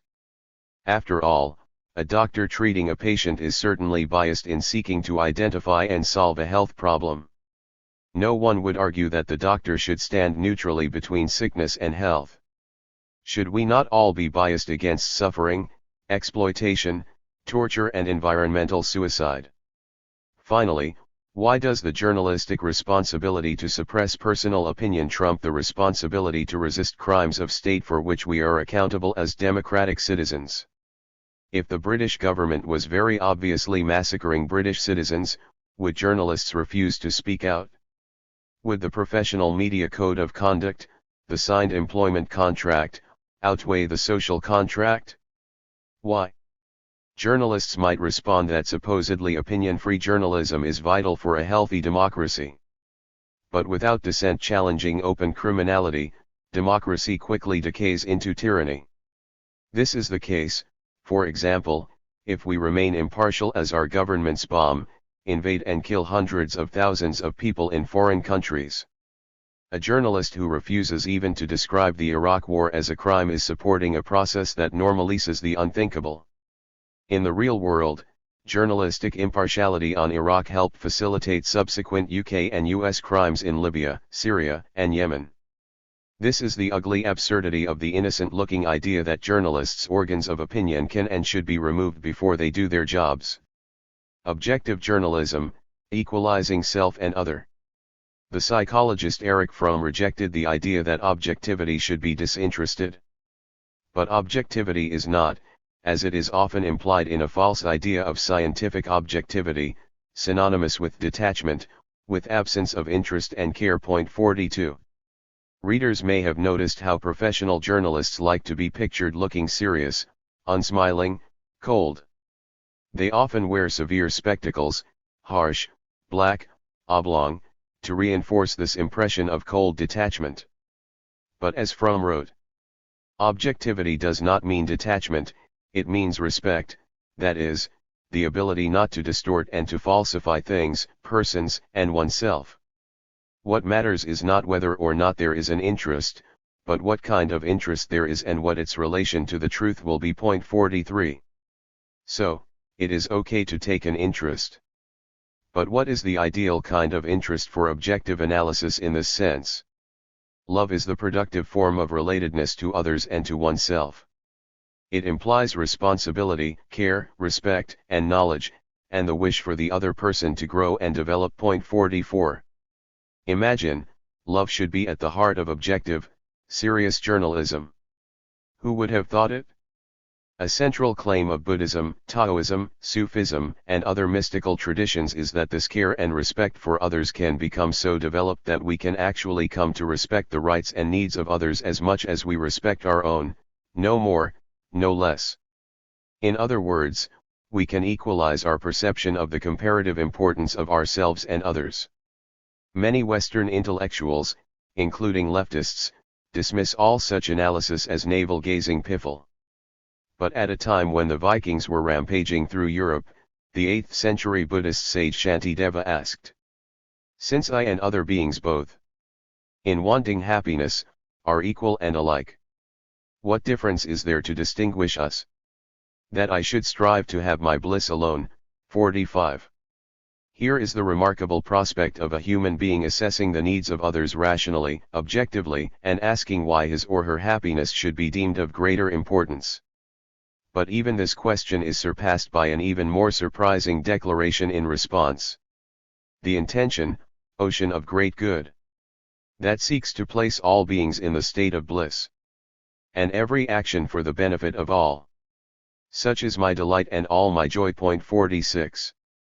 After 4 billion years of evolution ostensibly red in tooth and claw, Shantideva was thus asserting that caring for others is not a moral responsibility, a dutiful bow to logical fairness, but a source of bliss and delight, of enlightened self-interest, that far surpasses mere pleasure from personal gain. The claim, of course, is greeted with skepticism by a society that promotes unrestrained greed for maximized profit. But if we set aside our groupthink and take another look, it is actually a matter of common experience. The Indian mystic Osho invited us to look a little closer at what actually makes us happy. Have you never had a feeling of contentment after having smiled at a stranger in the street? Didn't a breeze of peace follow it? There is no limit to the wave of tranquil joy you will feel when you lift a fallen man, when you support a fallen person, when you present a sick man with flowers, but not when you do it because he is your father or because she is your mother. No, the person may not be anyone in particular to you, but simply to give a gift is itself a great reward, a great pleasure. 47. Following one of his solitary reveries, the French philosopher Jean-Jacques Rousseau wrote with great conviction, "I know and feel that doing good is the truest happiness that the human heart can enjoy." 48. Objective journalism is thus rooted in two ideas. One, that human beings are able to view the happiness and suffering of others as being of equal importance to their own. Two, that, perhaps counterintuitively for a society like ours, individuals and societies dramatically enhance their well-being when they equalize self and other by caring for others in this way. In other words, this is not a sentimental pipe dream. Human beings can be fair and just, and they do experience delight from being so. Genuinely objective journalism is thus rooted in the understanding that my happiness does not matter more than your happiness, that it is irrational, cruel, unfair, and self-destructive to pretend otherwise.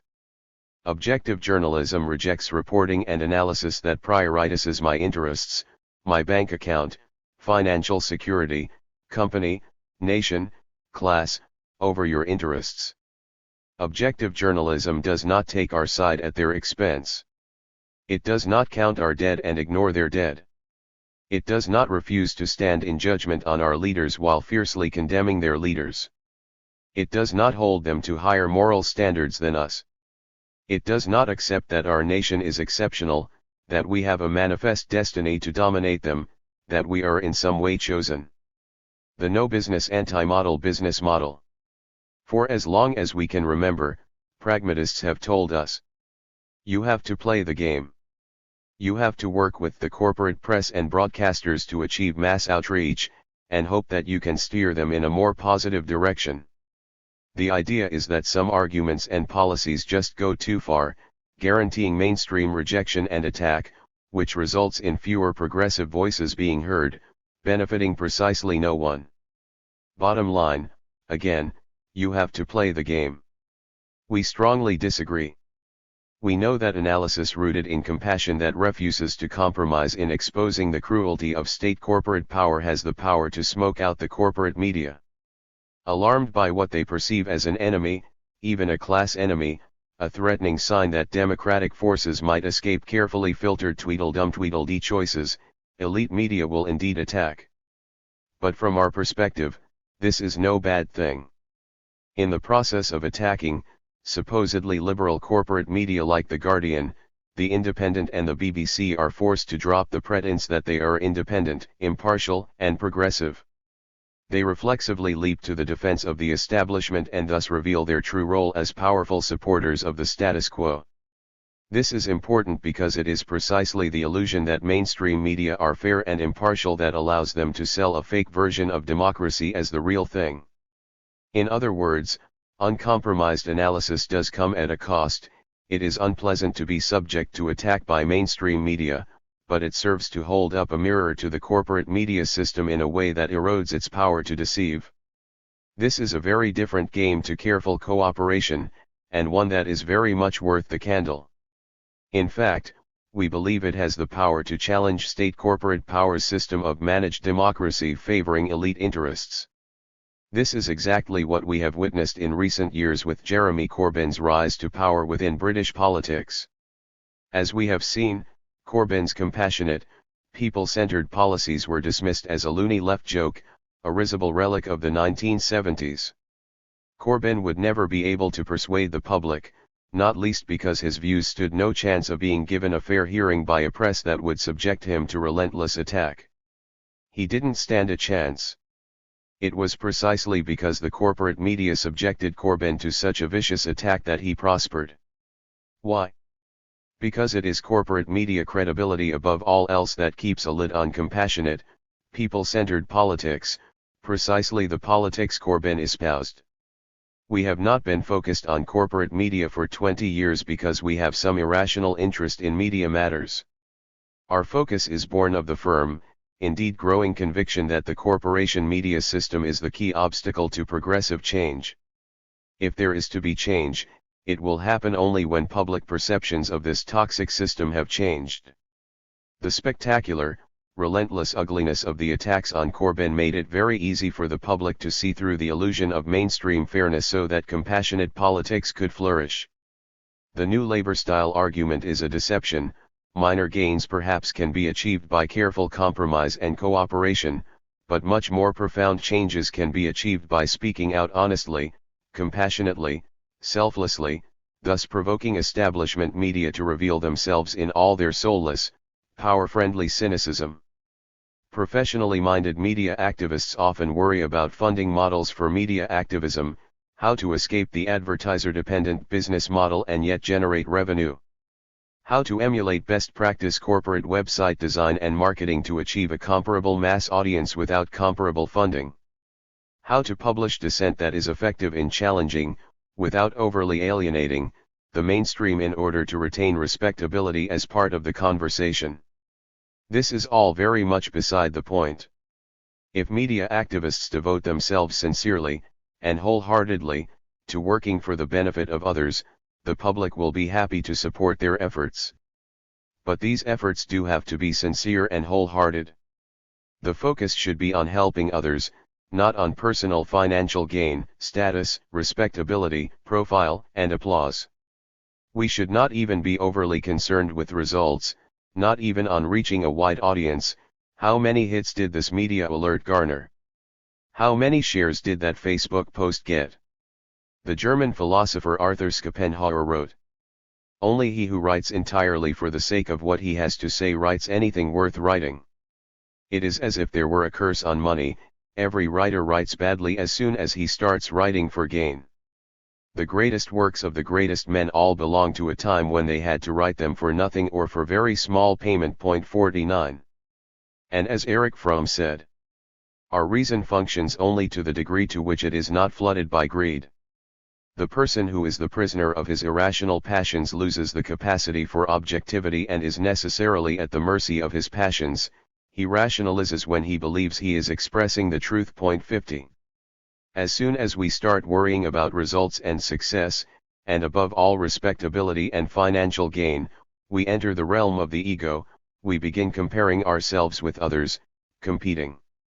Jealousy arises and we become reluctant to help even other well-intentioned people striving in the same direction.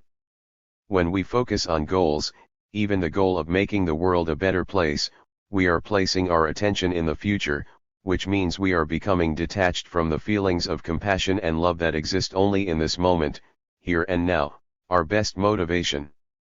The focus should not be on funding, marketing, respectability, status, outreach, success. It should be on maintaining a sincere, honest, and uncompromised motivation for what we are doing. But how can we know if we are staying on the right track or merely fooling ourselves, subtly compromising?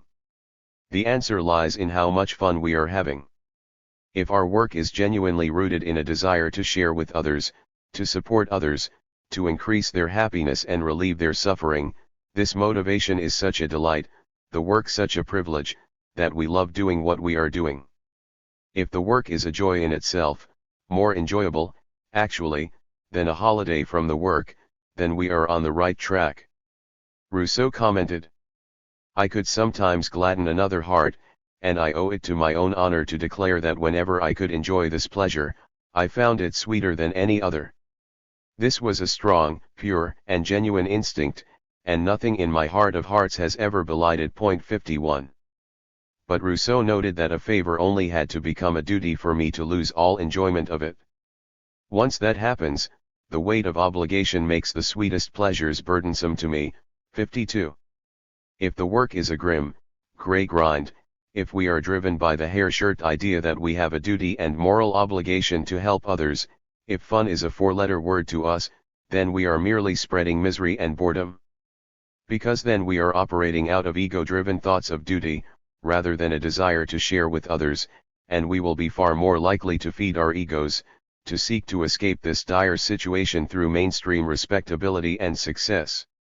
Again, the key is that the effort should be totally uncompromising, rooted in compassion rather than anger and hatred. The public are very keen to support a challenge to corporate politics and media, the influence of corporate advertising and so on, but the difference needs to be clear. And if they stop supporting us, so what? If we love what we are doing, we can continue in our spare time after doing other paid work. This may even be beneficial. However much we enjoy the work, sitting alone writing all day, full-time, is a somewhat dry, isolated existence. Being more in the world, interacting with other people, can rejuvenate and vivify our work. We at Media Lens produced a huge number of alerts when we were both working full-time on other work. Our no business model draws inspiration from the way the public spontaneously rallied around Bernie Sanders in the US and Jeremy Corbyn in Britain. Heaven knows, it was not slick marketing that persuaded people to give of their time, energy, and money to make Bernie dolls or stand in the rain to watch Corbyn splashing around in his sandals. The public was drawn to support a couple of people who were obviously sincere about offering a more compassionate politics. On September 6, 2017, Craig Murray, former British ambassador to Uzbekistan, now dissident political activist, revealed that he was being sued for libel in the High Court in England by Jake Wallace-Simons, associate editor of the Daily Mail Online. Wallace-Simons was demanding £40,000 in damages and the High Court had approved over £100,000 in costs. One day later, Murray reported, "The Craig Murray Defence Fund has just sailed serenely past £50,000 in electronic donations in almost precisely 24 hours. 2,080 people have donated an average of £24. The largest single donation is £4,000. There are also hundreds of £3 and £5 donations which do really add up. I am absolutely stunned by the outpouring of kindness I have experienced." 53. This echoes our experience. We have similarly managed to fund, first one, then, since 2010, 2 full-time writers without ever charging for our media alerts or cogitations, without advertising, without big donors or any kind of institutional support, and despite very rarely asking for support. Most of our donations come in the form of £2 and £5 donations from ordinary readers. Knowing that Media Lens supporters are people who may themselves have very little inspires us greatly to do the best we can for them. It is incomparably more motivating than a check from a media corporation. The public has immense power to divert resources from corporate media to non-corporate media, challenging them. This challenge is no longer a pipe dream, it is very real and already making a big difference. There is no longer any need to pay or otherwise support media corporations selling corporate-owned politics, perpetual war, unsustainable materialism, and climate disaster. All we need do is support honest, non-corporate media countering this unaccountable and violent system of disinformation. The public will do the rest.